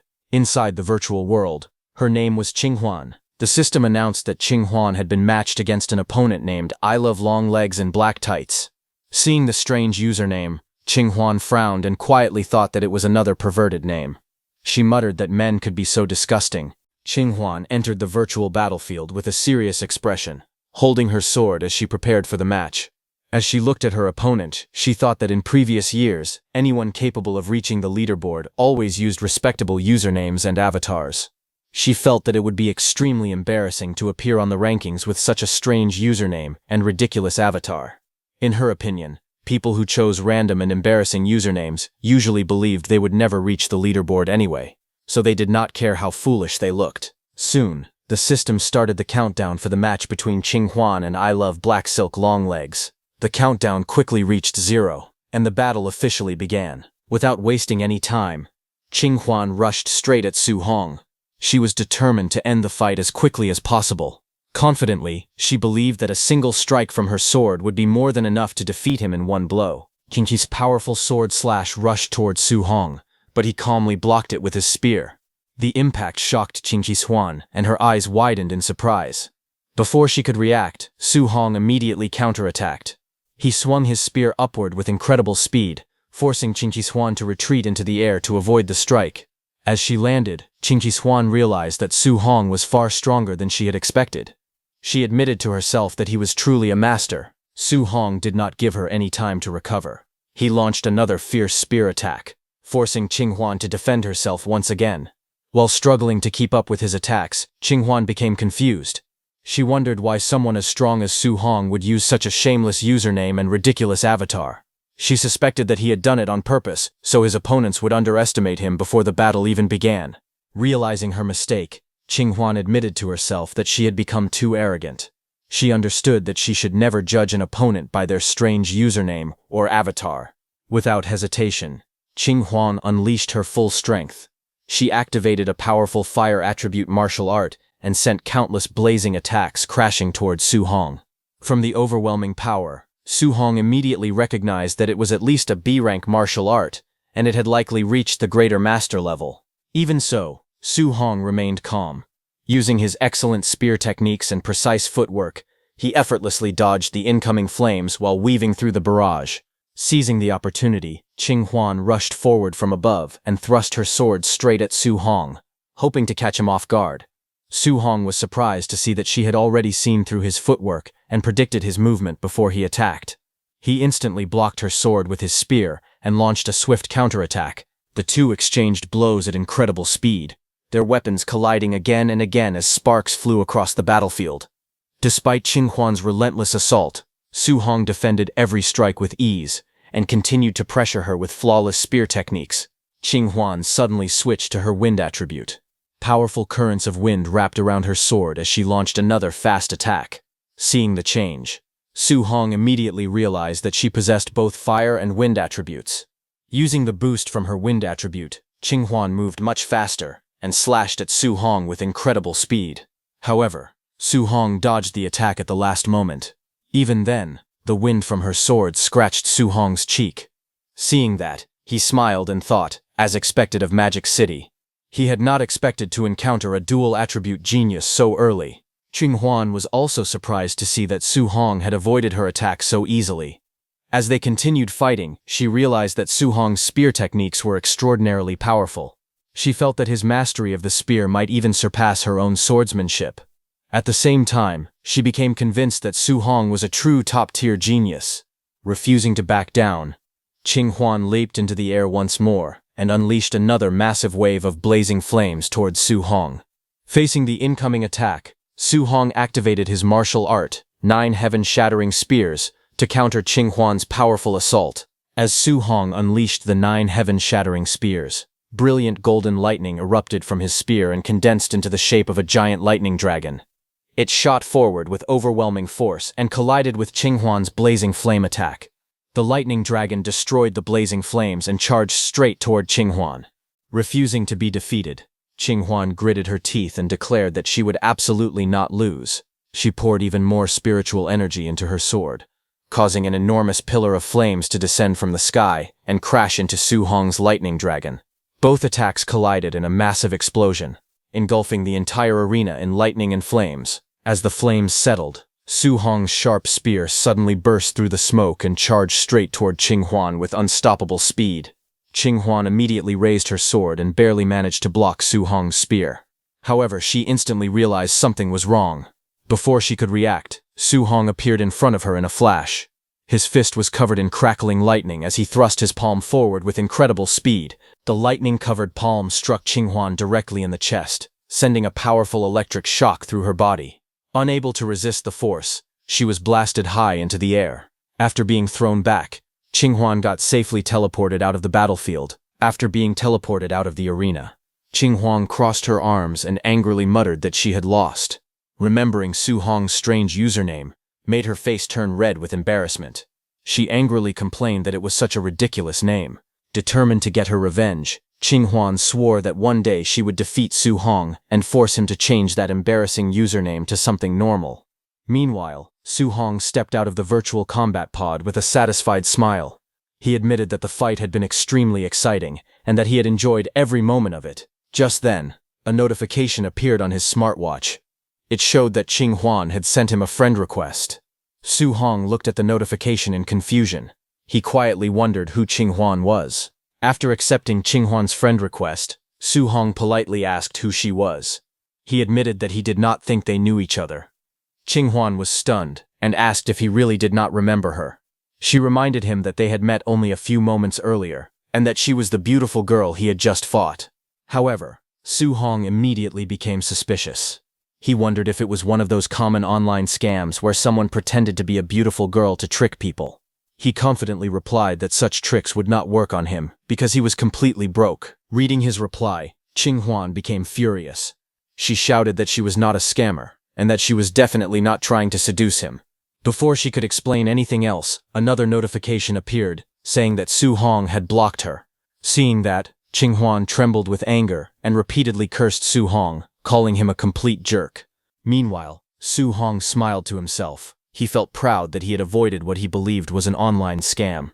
He thought that even scammers had appeared on Magic City University's virtual network. But fortunately, he was smart enough not to be fooled by a pretty face. Feeling hungry after the battle, Su Hong decided to head to the university cafeteria. He wondered if the food in a major city like Magic City would be any good. But as soon as he walked outside Villa 001, a large group of students was already waiting for him. One of them shouted that the resident of Villa 001 had finally come out. Another challenged Su Hong, saying that someone like him did not deserve such a luxurious villa and demanded a fight. Others eagerly volunteered to defeat him first. Su Hong let out a helpless sigh as his stomach growled with hunger. Since he was in a hurry to eat, he looked at the crowd and told them to stop wasting time. He confidently challenged all of them to attack him at once. When Su Hong confidently told the crowd that they could all attack him at the same time because he was in a hurry, his bold words made everyone hesitate.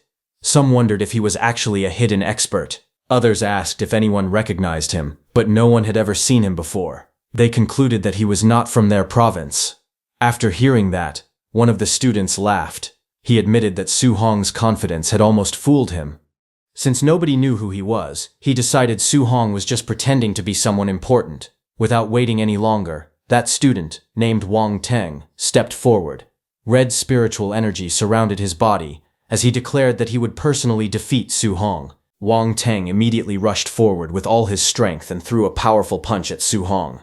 However, Su Hong remained completely calm. Just before the punch could reach him, he casually raised his hand and caught Wang Teng's fist with ease, stopping the attack instantly. Su Hong then calmly raised his fist, and before Wang Teng could react, he casually threw a punch straight at his face. The punch landed with tremendous force, instantly sending Wang Teng flying backward. He crashed headfirst into a large tree and collapsed to the ground, completely knocked out. Everyone watching was stunned. They could not believe that Wang Teng, a Tier 3 martial artist, had been defeated with a single punch. Ignoring their shocked expressions, Su Hong looked at the remaining challengers and asked who wanted to fight next. After seeing Wang Teng defeated with a single punch, the remaining challengers fell silent. Fear quickly spread through the group, and someone suddenly shouted for everyone to run. Without hesitation, they all turned around and tried to escape. Su Hong looked at them with his blue glowing eyes and asked if they really thought they could get away. The next moment, he activated weapon condensation art. Bright spiritual energy gathered around him and formed glowing chains that shot toward the fleeing challengers. In an instant, the chains wrapped around their bodies, completely restraining them. The trapped students were horrified. They immediately recognized the technique and realized that Su Hong was actually a spirit master capable of using spiritual telekinesis. Before one of them could beg for mercy, Su Hong appeared in front of him in a flash. The trapped student desperately shouted that he surrendered, hoping Su Hong would stop. However, Su Hong did not show any mercy and sent him flying. He then moved like a blur, striking one opponent after another with overwhelming speed. Every punch sent another challenger flying through the air. Screams echoed across the battlefield, as no one could withstand his attacks. The spectators were completely stunned. They realized that the people Su Hong had just defeated were all Tier 3 geniuses from different provinces. Someone suddenly remembered who he was and exclaimed that he was the top scorer from Jiangnan province, the same person who had single-handedly killed the Tier 4 barbarian dragon. Meanwhile, Su Hong's system continuously rewarded him with martial value for defeating his opponents. But looking at the small amount of points he received, he sighed to himself. Ever since becoming a Tier 3 martial artist, defeating other Tier 3 martial artists gave him fewer than 100 martial value points each. He quietly thought that martial value was becoming harder and harder to obtain. After defeating all the Tier 3 martial artists, Su Hong looked around and noticed that there were still many people standing nearby. The remaining crowd consisted of Tier 2 martial artists. The moment the Tier 2 martial artists saw Su Hong looking in their direction, they became extremely nervous. Afraid that he might attack them next, they hurriedly raised their hands and explained that they were only there to watch and had no intention of challenging him. Seeing their frightened expressions, Su Hong smiled to himself. He thought that although defeating Tier 2 martial artists would give him fewer martial value points, it was still better than getting nothing. The Tier 2 martial artists immediately realized what Su Hong was planning. Terrified, they shouted that a Tier 3 martial artist was bullying Tier 2 fighters and desperately called for the senior students to come and save them. But just 1 minute later, the ground was covered with defeated Tier 2 martial artists. The unconscious students complained that Su Hong had been far too brutal and accused him of bullying the weak. Some even said they were going to report him to the teachers. After dealing with everyone, Su Hong calmly headed to the cafeteria as if nothing had happened. There, Su Hong picked up his meal and realized that each meal in the cafeteria cost 5 points. He thought the price was surprisingly expensive. Since the school only gave every new student 100 points at the start, those points were only enough to buy 20 meals. As he looked around the cafeteria, Su Hong suddenly noticed Wang Tintuo, Xiao Yan, and Lin Xinghe sitting together. Surprised, he walked over and greeted them, asking if they had also arrived at the academy. Lin Xinghe smiled and explained that they had heard Su Hong had left for school, so they hurried over as well. Seeing how cheerful he looked, Wang Tintuo jokingly guessed that Su Hong must have been assigned a private dorm room. Confused, Su Hong asked why they were talking about dorms the moment they met. He wondered if their dorm conditions were really that bad. Wang Tintuo sighed in frustration and complained that he had been assigned to an 8-person dormitory. He felt that the school looked down on him because of it. Su Hong was surprised and asked if Lin Xinghe and Xiao Yan had also been placed in 8-person rooms. Both of them shook their heads and explained that they had been assigned to 4-person dormitories. Hearing that, Su Hong forced a smile and said that a 4-person room was actually quite good. Since they all came from wealthy families, it was understandable that they thought those conditions were poor. Hearing that, Lin Xinghe got annoyed and shouted that he had been assigned to a 4-person female dormitory. Xiao Yan also angrily revealed that she had been assigned to a male dormitory instead. Lin Xinghe protested that he had only grown his hair long and was simply too handsome. He could not understand why anyone would mistake him for a woman. Xiao Yan also argued that she only had a slightly bold personality and an excellent figure. She also could not understand why anyone would mistake her for a man. After listening to both of them, Su Hong could only offer his condolences. As he sat down to eat with them, Wang Tintuo turned to Su Hong and asked what kind of dormitory he had been assigned. Feeling awkward, Su Hong quickly changed the subject. He suggested that they stop talking about dormitories and eat first because he was starving. However, his friends refused to let it go. Lin Xinghe jokingly guessed that he must have been assigned a fully furnished single apartment. Wang Tintuo assured him that, since they were all from Jiangnan province, they would not be jealous even if his dorm was much better than theirs. Xiao Yan urged him to stop eating and tell them the truth. While nervously swallowing his food, Su Hong finally admitted that he was living in a single-family villa. Hearing that, the three of them froze in complete shock. Before they could recover, Su Hong quietly said that he had something to do and excused himself, leaving the cafeteria. Meanwhile, the others remained rooted to the spot, their minds echoing with only one phrase, single-family villa. After returning to his villa, Su Hong entered the virtual training chamber and continued fighting simulated battles. He trained without stopping until his spiritual power was completely exhausted. Although he was covered in sweat, the results were worth it. His combat rank had risen to Bronze 4-star, and both his spear technique and movement technique had improved as well. After logging out, he went to bed. While lying on the bed, Su Hong thought that, as a Tier 3 Spirit Master, he possessed more than 1,000 points of spiritual power. Even so, he could only fight 8 simulated battles in a row before running out of energy. He realized that ordinary martial artists, who had less than 100 points of spiritual power, would probably need to rest after every single simulated battle. Thinking about it, Su Hong smiled. Thanks to his huge spiritual power reserve, he could train much longer than everyone else. That meant his cultivation speed would definitely be much faster than that of the other students. Satisfied with his progress, Su Hong fell into a deep sleep. A few hours later, the sun rose, and morning arrived. Su Hong was sleeping on his bed when a loud announcement echoed throughout the campus, calling all freshmen to gather at playground number 13 within 10 minutes. The announcement warned that 10 points would be deducted for every minute anyone arrived late. Hearing this, Su Hong immediately rushed out of his villa with his spear in hand. As he ran, he complained that the school's point deduction system was far too ruthless.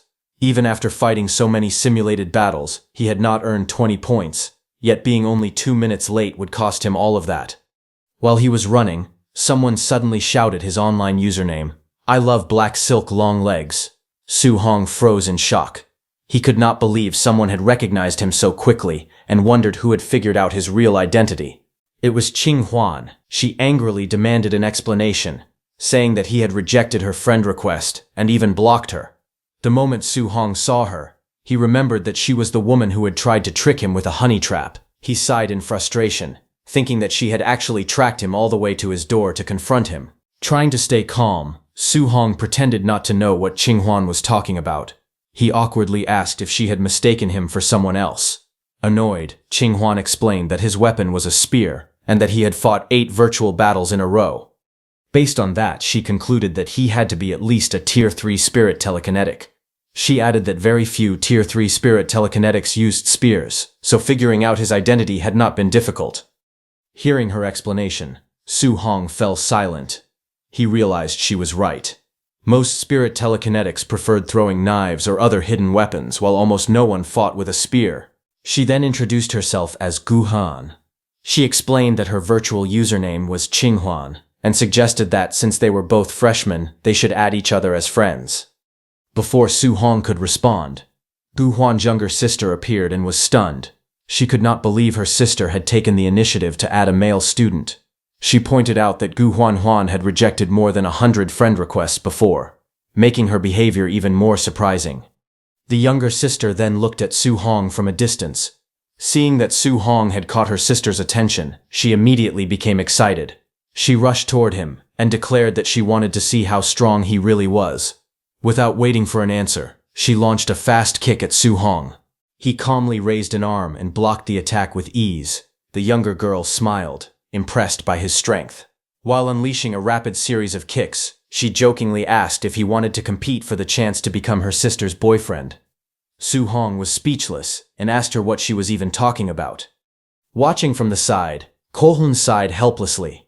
She told Su Hong not to hold back because her younger sister would never listen unless someone taught her a lesson. Hearing that, Su Hong decided to stop being polite. He warned the younger girl that she had brought this on herself. Hearing this, the young girl was surprised, and before she could react, Su Hong's eyes sharpened as he instantly threw a powerful punch at her. The young girl immediately raised both of her hands to block his attack, but Su Hong's punch was so powerful that it created a shockwave, forcing her to quickly retreat. She stared at him in disbelief, and admitted to her sister that his strength was terrifying. Gu Huan calmly nodded in agreement. Curious, the younger girl asked Su Hong how much strength he had used in that punch. Su Hong replied that he had only used about 30% of his power. The answer left her completely stunned. She looked at the bruises on her arm and shouted that he had beaten her up with only 30% of his strength.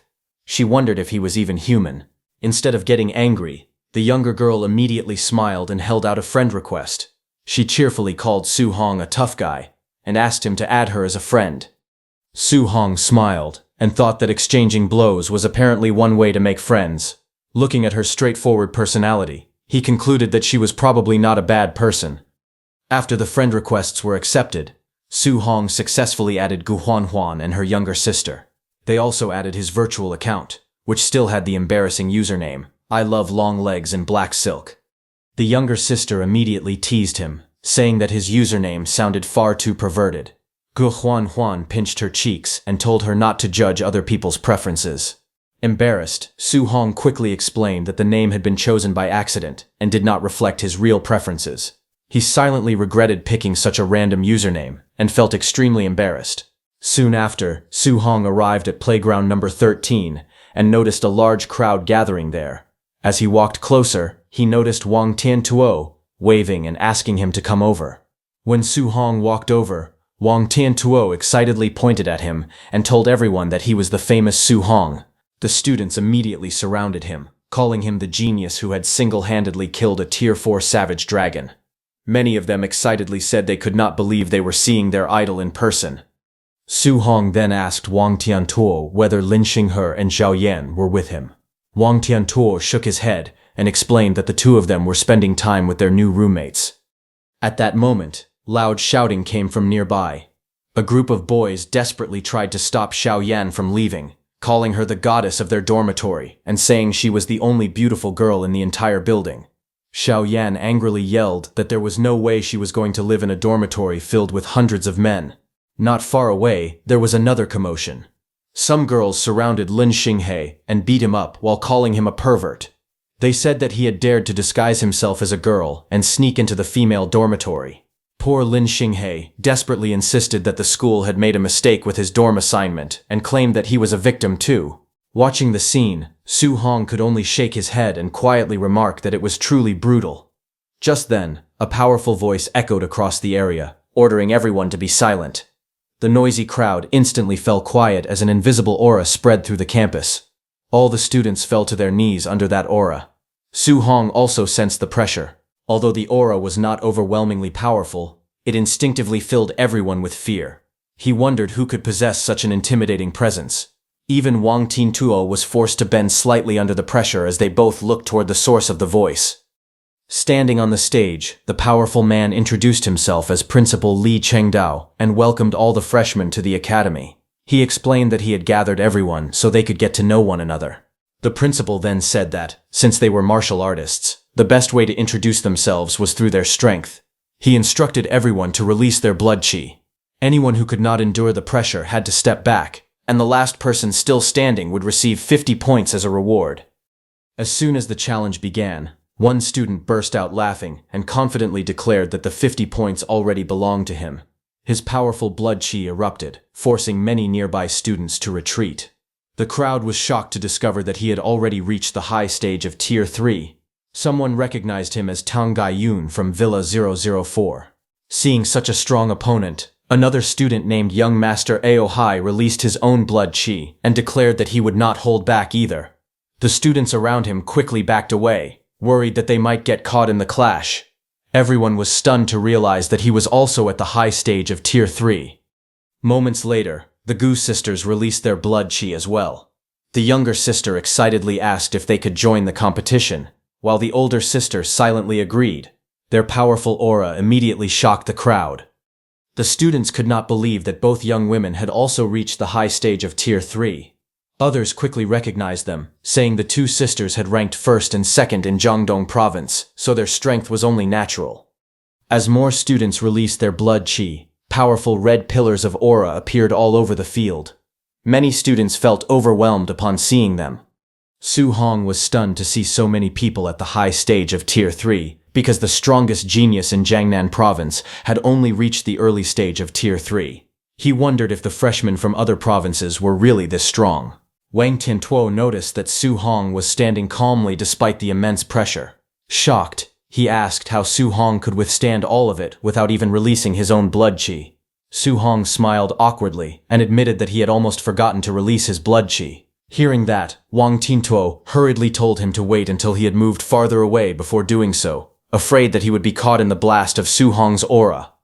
At that moment, a blue-shirted student noticed them and confidently told Su Hong to step back for his own good because he was about to get serious. He then roared and unleashed his blood chi with all his strength, causing his powerful aura to erupt across the field. At that moment, Su Hong finally released his blood chi. His eyes flashed with a red glow, and in an instant, a terrifying wave of pressure burst out from his body. The overwhelming aura slammed into the blue-shirted student, forcing him to cough up blood as he was thrown backward. The student stared at Su Hong in disbelief, and shouted that such terrifying pressure could not possibly belong to a freshman. The surrounding students were just as shocked. They felt that Su Hong's aura was even stronger than that of the other high-stage Tier 3 geniuses. Unable to endure the pressure, many of them turned around and ran, saying they did not even care who he was anymore because they could barely breathe. Tang Gaiyun looked toward Su Hong with a serious expression. He remembered reading about Su Hong in his family's records, which described him as someone worth paying close attention to. However, the records stated that Su Hong was only at the early stage of Tier 3. Tang Gaiyun could not understand how someone at that level could possess such a terrifying aura. Not far away, Aohai also recognized Su Hong. He recalled hearing that Su Hong had killed a Tier 4 savage dragon and decided to see for himself whether the rumors were true. Soon, several talented freshmen fixed their eyes on Su Hong. They questioned why an early-stage Tier 3 cultivator deserved to live in Villa 001 and believed he was unworthy of it. At that moment, everyone saw the powerful blood chi of several top geniuses begin flowing together. Seeing that, the whole crowd was stunned and shouted, "What the hell are these Tier 3s trying to do?" To the amazement of the crowd, their blood chi merged into a massive dragon-shaped aura that towered over the field and charged straight towards Su Hong, who had created a huge hand using his blood chi aura. The enormous blood chi dragon rushed towards Su Hong with terrifying force, but Su Hong remained calm as he surrounded himself with his powerful blood chi and created two giant arms. As the dragon charged straight at him, Su Hong used those hands to grab the blood chi dragon. Su Hong was pushed back a little, but he wasn't impressed and wondered if the combined blood chi of more than a dozen high-stage Tier 3 martial artists was only this powerful. He firmly planted his foot on the ground, causing the earth beneath him to crack. Then he raised both hands toward the giant dragon and pulled with full force to split it apart. The huge blood chi dragon began to open and separate down the middle under his overwhelming power. The enormous blood chi dragon was split in half. Its overwhelming power quickly dispersed into the air until nothing remained. Looking at those Tier 3 students, Su Hong asked if it was over just like that. The surrounding students stared at him in complete disbelief. Tang Gaiyun couldn't believe what he had just witnessed, and wondered if Su Hong was really that powerful. Ahei said that more than a dozen high-stage Tier 3 martial artists had attacked Su Hong together, yet he had endured the combined attack and even destroyed it. He finally understood why Su Hong had been assigned to Dormitory 001. In his eyes, Su Hong was nothing less than a monster. Not far away, the Gu sisters watched the scene in shock. Gu Lele exclaimed that Su Hong was actually this strong. Even Gu Huan beside her was surprised. She couldn't understand how someone who was only at the initial stage of Tier 3 could possess such incredible strength. Ignoring everyone's stunned reactions, Su Hong calmly walked forward with his hands in his pockets. The red blood chi around his body slowly faded, but his calm expression made him look even more intimidating than before. Su Hong took a deep breath, and then, in a cold voice, he warned them that he would never forget what they had done to target him today. He told them they had better hope they never crossed paths with him again. Otherwise, every time he saw them, he would beat them without showing any mercy. Hearing those words, everyone turned pale. They could clearly feel that Su Hong was not joking. Just then, Gulele quickly waved at him and shouted that they had not attacked him at all. Su Hong glanced at them, smiled faintly, and said that the two of them did not count. Watching Su Hong's power, Aohai clenched his fist in frustration. He had originally planned to use this opportunity to become famous, but instead, Su Hong had stolen all the attention. However, he quickly regained his confidence. He reminded himself that he possessed the Power King body, a physique ranked 10th in strength. Since close combat was his greatest advantage, he believed he could still defeat Su Hong if they fought at close range. Tang Gaiyun looked at the spiritual power gathering around his hand and frowned. He admitted that after this battle, Su Hong's name had completely spread throughout the entire academy. However, he remained confident. He reminded himself that he also possessed initial stage Tier 3 spiritual power, and believed that his true combat ability was definitely stronger than Su Hong's. Watching everything from a distance, Wang Tiantuo shook his head and said that Su Hong was becoming less and less like an ordinary human. Xiao Yan nodded and admitted that he had already become used to Su Hong's unbelievable abilities. Meanwhile, Lin Xinghe excitedly pointed towards Su Hong and told the others that he was the top scorer from Jiangnan province and the person who had killed a Tier 4 savage dragon. Many students were shocked because they had thought that story was only a rumor. They sighed and said that this year's examinees from Jiangnan province were simply too powerful. Not far away, Principal Li Chengdao smiled with satisfaction. He praised Su Hong, saying that the young man really knew how to make things happen. He laughed and said that a little arrogance was natural for someone young, and he liked that attitude. The principal then announced that the freshman meet and greet had officially come to an end, and that every student who had remained until the end would receive 50 contribution points. He also comforted the students who had not received a reward. He explained that they did not need to feel disappointed because they could still earn contribution points by challenging the virtual Skyladder ranking and by completing off-campus training missions. The principal continued explaining the academy's system. He announced that the freshman grand tournament would be held 1 month later. Every 3 months, the academy would also hold a martial arts test, and once every year, students would compete in the National Martial Arts University League. He added that anyone who achieved good results in these competitions would receive abundant cultivation resources from the academy. He then revealed that the academy had only 10 villas, 100 townhouse apartments, and 1,000 single dormitories. Every one of those dormitories was equipped with a virtual pod that students could use completely free of charge. Hearing that, the students immediately became excited. Wang Tintuo knew that using the public virtual pods cost 5 contribution points per hour. So if they managed to get a single dormitory with its own virtual pod, they could save hundreds of contribution points every month. Smiling, the principal told everyone that if they were not satisfied with their current accommodation, they could simply go and take a better one. As long as they defeated the student currently living there, that dormitory would become theirs. He then announced another rule. No matter how many students teamed up together, as long as they could defeat any one of the dozen or so students standing on the field, they would receive a single dormitory as their reward. The announcement instantly stirred the crowd. Many students admitted that they could not defeat those top students in a one-on-one fight, but they believed they had a chance if they joined forces. Fired up by the reward of a single dormitory with a free virtual pod, they rushed forward together, ready to challenge the strongest freshmen. The principal loudly announced that the dormitory battle had officially begun. Laughing excitedly, he urged everyone to stop holding back and fight with everything they had. The moment the announcement ended, the students charged forward from every direction. Shouting battle cries, they rushed toward the selected freshmen and launched a massive group attack. Watching the chaotic scene unfold, Tang Gaiyun couldn't help complaining that the principal's rules were practically trying to get them killed. Seeing the situation, Aohai suggested that everyone should join forces. He pointed out that there were only 10 villas, which was far too few for all of them, so working together was the best choice for now. The others quickly agreed with his idea. Guolele immediately volunteered to join, and Gu Huanhuan also joined. After forming their temporary alliance, Gu Huanhuan turned toward Su Hong and asked if he wanted to team up with them too. Su Hong calmly refused the others' invitation. He told them that he had no intention of joining any team. As soon as he finished speaking, he burst forward at incredible speed. While charging across the battlefield, he smiled to himself and thought that this was the perfect chance to earn a huge amount of martial Da points. He had no intention of letting such a valuable opportunity slip away. With red blood chi covering his fist, Su Hong excitedly challenged everyone around him to fight. Lin Xinghe, leading the other students, shouted for everyone to stay away, warning that Su Hong was a monster and that fighting him would only end badly. All the students dodged Su Hong and moved ahead.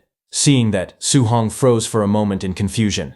He couldn't understand why everyone was running away from him instead of attacking. Not wanting to give up, he loudly called out to another group of fleeing students, asking them to stop running and come fight him.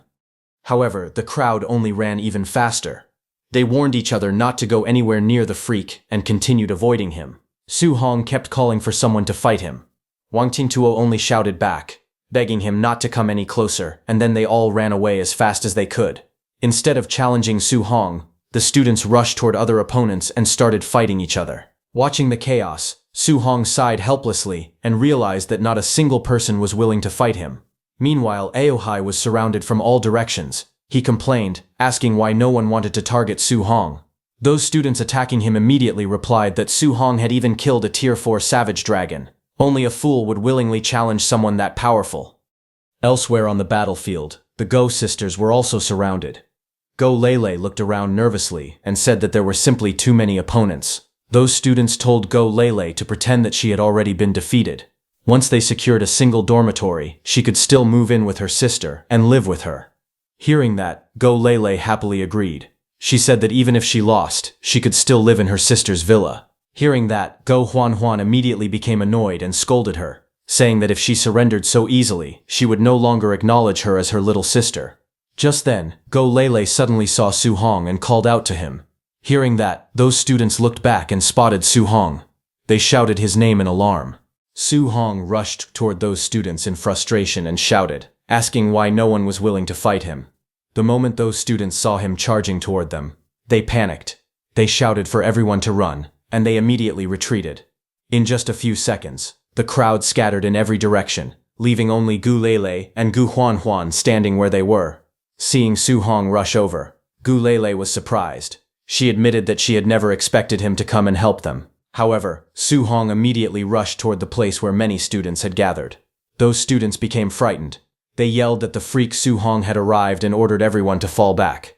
Seeing that, Gu Lele wondered what Su Hong was planning to do next. Watching the terrified crowd run away without even trying to fight, that high-stage Tier 3 student let out a sigh of relief. As Su Hong charged forward, that student quickly introduced himself as Chen Miao from Villa No. 5 and thanked Su Hong for helping them. But Su Hong immediately told him not to misunderstand the situation. He reminded Chen Miao that he had already said he planned to defeat everyone. Since no one else was willing to fight him, he decided to target the Tier 3 group instead. Seeing Su Hong's fist rushing toward him, Chen Miao quickly activated Water Shield to block the attack. That powerful defensive martial skill managed to stop Su Hong's punch. Su Hong admitted that a high-stage Tier 3 defensive martial skill was impressive because he could not break it with a single punch. But smiling confidently, Su Hong said that if one punch was not enough, he would simply add a little more power. Golden lightning suddenly gathered around his fist. Chen Miao was stunned to see that Su Hong possessed the lightning attribute. Just then, a massive explosion erupted as Su Hong's lightning-charged punch slammed into the shield. After the smoke cleared, Chen Miao frowned. He realized that the lightning attribute naturally countered his water attribute, putting him at a serious disadvantage. Without giving Chen Miao any time to recover, Su Hong gathered even more lightning around his hand, unleashed Palm Thunder, and rushed in for the next strike. Chen Miao was stunned to see Su Hong attacking from behind using Palm Thunder, but he quickly used the defensive skill, Water Wall, to block Su Hong's strike. Water Wall blocked Su Hong's Palm Thunder. Su Hong was shocked by how quickly Chen Miao could activate his martial arts. He wondered if Chen Miao possessed some kind of special physique that allowed him to release his skills at such incredible speed. The clash between lightning and water created a powerful explosion that shook the battlefield. Taking advantage of the smoke, Chen Miao quickly retreated while thinking that Su Hong was only an early-stage Tier 3 martial artist. He believed that no matter how talented Su Hong was, there had to be a limit to his strength. Just as Chen Miao was trying to create some distance, several green vines suddenly burst out of the ground and wrapped around his legs. His eyes widened in shock as he realized it was a wood attribute control type martial art. Chen Miao couldn't believe what he was seeing. First, Su Hong had revealed the lightning attribute, and now he was using the wood attribute as well. Chen Miao realized that Su Hong was a dual attribute martial artist. Chen Miao roared and forced all his strength into his body, finally breaking free from the vines that had trapped him. However, before he could catch his breath, Su Hong had already appeared behind him. Chen Miao was shocked and wondered how Su Hong had moved behind him so quickly. Without wasting a second, Chen Miao gathered water chi in his hands and unleashed water cannon, sending a massive stream of water rushing towards Su Hong. Su Hong remained completely calm. Golden lightning wrapped around his body as he charged straight at the incoming attack. His lightning-powered strike tore through the water attack and exploded with tremendous power. The shockwave blasted Chen Miao backward, leaving him struggling to regain his footing as Su Hong continued pressing the attack. Chen Miao could not believe what had just happened. As someone with a water spirit body and 100% water attribute affinity, his water martial arts were far stronger than those of other martial artists at the same level. Yet Su Hong, who was only an early-stage Tier 3 martial artist, had destroyed his attack with a single punch. Realizing he had no chance of winning, Chen Miao admitted that Su Hong was a complete monster. He declared that he was done fighting and turned around to run away. As he tried to escape, Su Hong quickly used the water wall skill, and raised a massive water wall to block Chen Miao. Seeing that, Chen Miao was stunned. Before he could understand anything, Su Hong appeared behind him and recreated the exact same water cannon technique that Chen Miao had used. Chen Miao was sent flying by the water cannon. Completely shocked, Chen Miao shouted in disbelief, asking why Su Hong also knew those two water martial arts. Su Hong smiled and replied that Chen Miao himself had taught him those techniques. Chen Miao was left completely speechless. He shouted that he had never taught Su Hong anything. As Su Hong's thunder punch came toward him, Chen Miao finally realized that Su Hong had learned the techniques in such a short time. Su Hong thanked Chen Miao for the free martial arts before surrounding his fist with golden lightning and smashing him into the ground with a powerful punch. The impact created a massive crater that shook the entire battlefield. The spectators were left speechless. Principal Li could not believe that Su Hong had learned 2 A-rank martial arts in less than a minute simply by watching Chen Miao use them. He realized that Su Hong's talent was even greater than what had been recorded in his academy file. He recorded and sent Su Hong's video to someone, thinking that the special cultivation technique that man had created might only be suitable for someone as gifted as Su Hong. He wanted that man to observe Su Hong to see how far his talent could take him. The other man replied to Principal Li that Su Hong's talent was impressive, but it still depended on his ability to understand and master the techniques. Principal Li then asked the man if he was planning to return before the freshman tournament. The man replied that he was too busy to come back for now. Seeing that, Principal Li became annoyed and jokingly warned that if he did not return before the tournament, he would accept Su Hong as his own disciple. But the man immediately refused, saying it would be a waste for someone with Su Hong's extraordinary talent to study Principal Li's techniques. Reading that message, Principal Li became annoyed. He felt that the man had become far too arrogant by looking down on him. Angrily, he muttered that once the man returned, he would teach him a lesson. Meanwhile, Chen Miao lay defeated in the crater. Coughing up blood, he stared at Su Hong in disbelief and admitted that Su Hong was a complete monster. Su Hong ignored the complaint and checked his reward. Seeing that he had gained 149 martial Dao points from defeating a high-stage Tier 3 martial artist, he smiled in satisfaction. He realized that high-stage Tier 3 opponents provided a large amount of martial Dao value, and there were still plenty of them nearby. Ao Hai, surrounded by Tier 2 students, was completely stunned. He could not believe that Chen Miao, a high-stage Tier 3 martial artist, had been defeated so easily and had not even managed to escape from Su Hong. Just then, Su Hong noticed Ao Hai. Su Hong invited him to spar. The moment Ao Hai realized Su Hong was walking toward him, he panicked. Those Tier 2 students also ran away, complaining that Su Hong was already living in Villa number 001, yet he still refused to stop challenging people. Seeing everyone running away, Ao Hai panicked and quickly shouted for Tung Giun to join forces with him. He hoped that together they could stop Su Hong. Tung Giun looked at Su Hong and frowned. He pointed out that it was embarrassing for 2 high-stage Tier 3 martial artists to gang up on a single early-stage Tier 3 opponent. But just then, Su Hong called Tang Giun shorty and told him not to run away like everyone else. Hearing that, Tang Giun got furious. He grinned like a devil and agreed to team up with Ao Hai.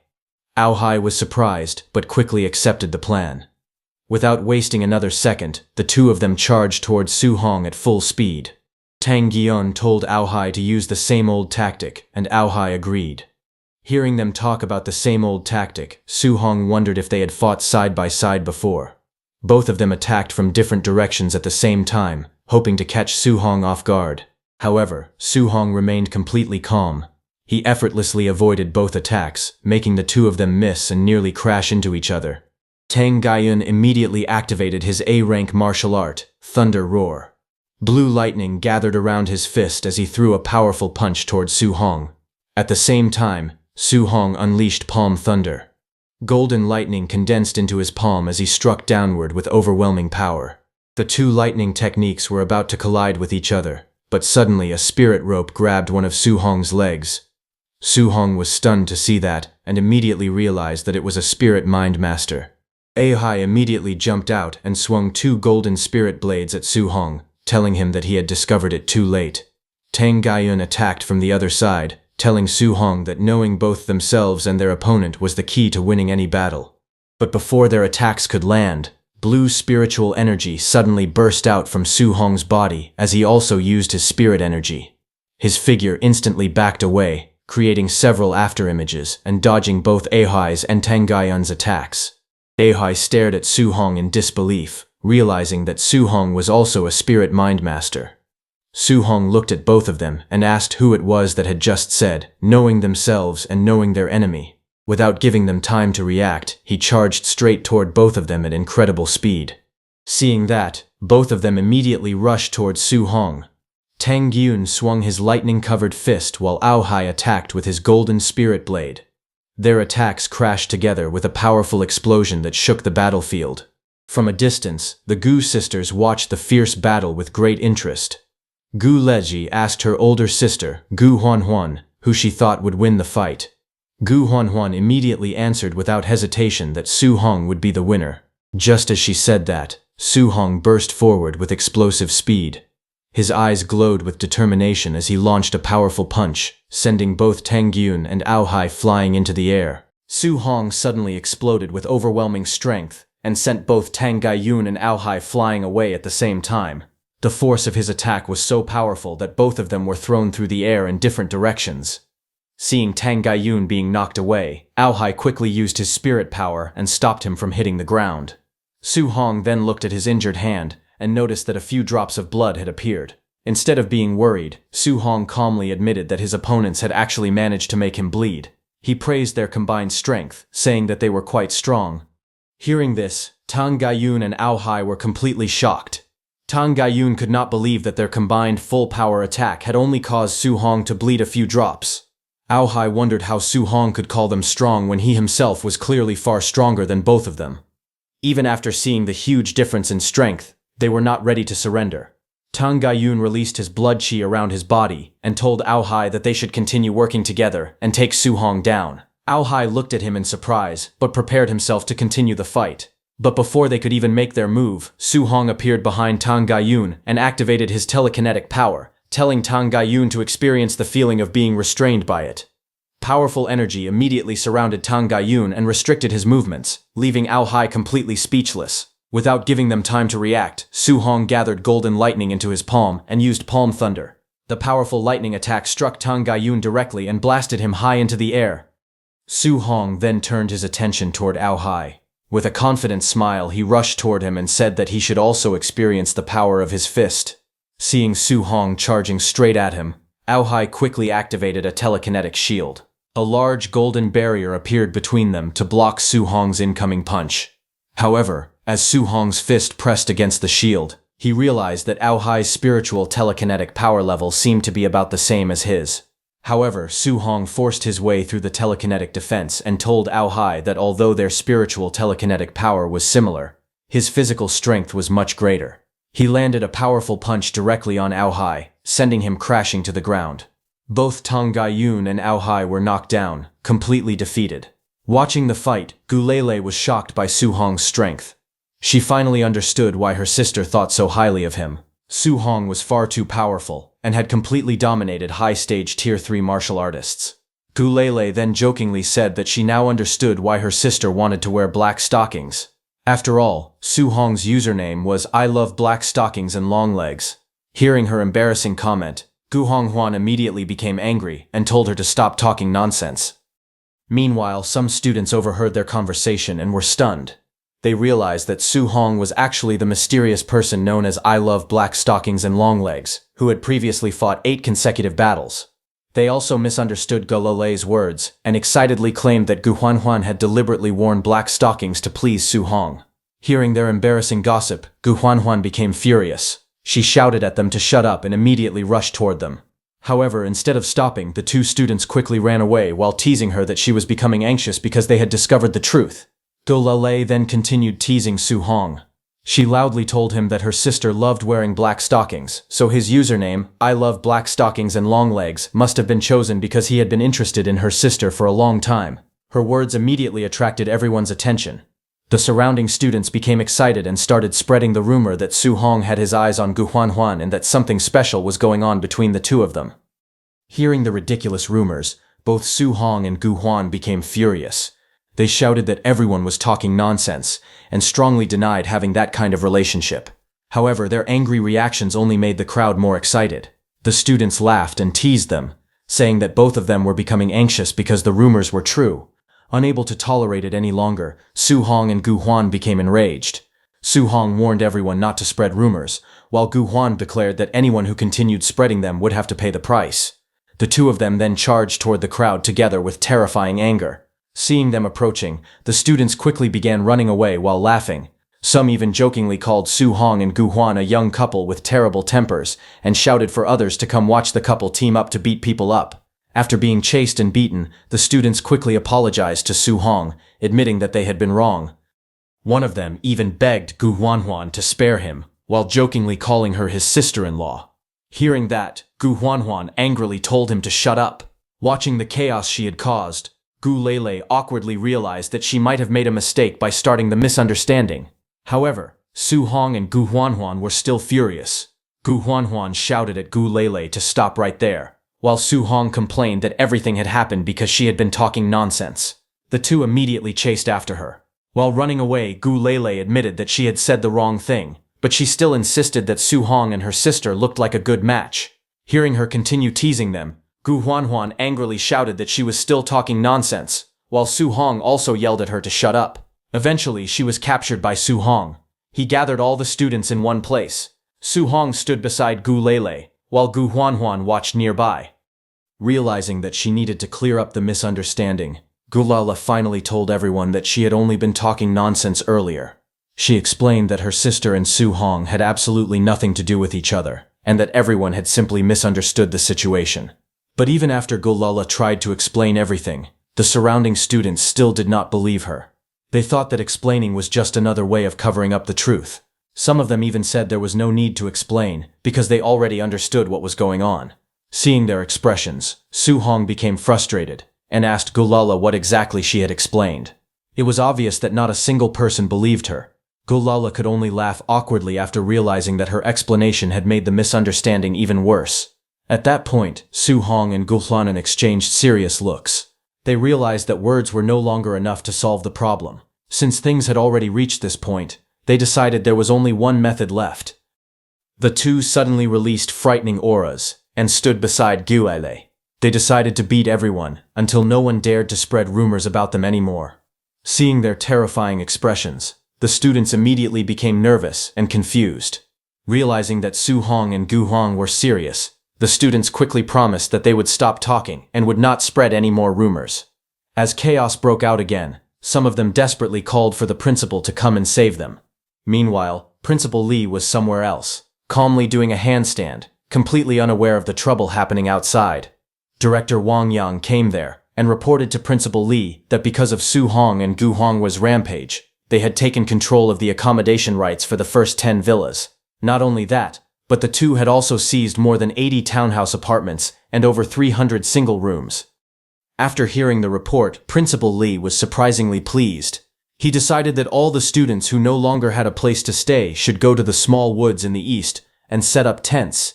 He felt that these pampered students needed to suffer a little. However, Director Wang awkwardly informed him that there was another problem. Su Hong had already rented out all the dormitories he had seized at very high prices. Hearing this, Principal Lee was stunned and asked him to repeat what he had just said. Director Wang explained that Su Hong had apparently earned more than 10 million that night. Instead of becoming angry, Principal Lee smiled and thought that Su Hong actually had a talent for doing business. He found himself liking the young man more and more. Director Wang could only wonder if that was really the important point. Principal Lee then asked about the two girls from the guide family. Director Wang explained that Gao Lies had been tied up and hung at the entrance of the villa by Gao Huanhuan as punishment. Meanwhile, Gao Huanhuan was currently standing outside the villa and challenging Su Hong to a fight. Hearing that, Principal Lee admitted that the Gao family's eldest daughter was actually very strong. The real problem was that Su Hong was simply too much of a monster. Curious about the difference between them, he asked Director Wang how many moves Gao Huanhuan could withstand if both of them fought with their full strength. Director Wang explained that Su Hong and Gao Huanhuan had fought once before. During that battle, they had been evenly matched for the first 10 moves, but after more than 10 moves, Su Hong eventually defeated her. However, Principal Li immediately questioned whether Su Hong had really used his full strength during that fight. Director Wang was stunned by the question. He could hardly believe that Su Hong might have been holding back all this time. The principal then revealed that he had secretly asked the Gu family's eldest daughter to challenge Su Hong to a real-world fight. His true purpose was to see exactly how powerful Su Hong was when he fought with his full strength. Meanwhile, outside the villa, Su Hong and Gu Huan stood facing each other, while a huge crowd gathered around them. The students pushed forward excitedly, trying to get a better view. Some of them told everyone to stop pushing, reminding them that this was a duel between the students ranked first and second. As the crowd watched excitedly, Gu Lela, who was still tied up and hanging nearby, loudly cheered for her sister and encouraged her to defeat Su Hong. Huang stood in front of Su Hong with her weapon ready. She admitted that she already knew Su Hong was stronger than her, but she wanted to know exactly how large the gap between them was. She declared that she would fight with her full strength, and demanded that Su Hong do the same. Huang's expression immediately became serious as powerful energy gathered around her. Without holding back, she raised her weapon and released her strength, causing a huge burst of blue energy to explode around her. Seeing that Huang was serious about the fight, Su Hong calmly raised his spear. He agreed to satisfy her request and show her his strength. Powerful golden energy then erupted around Su Hong as he prepared to attack, telling Huang that there were plenty of people willing to rent her villa number 2 at a high price.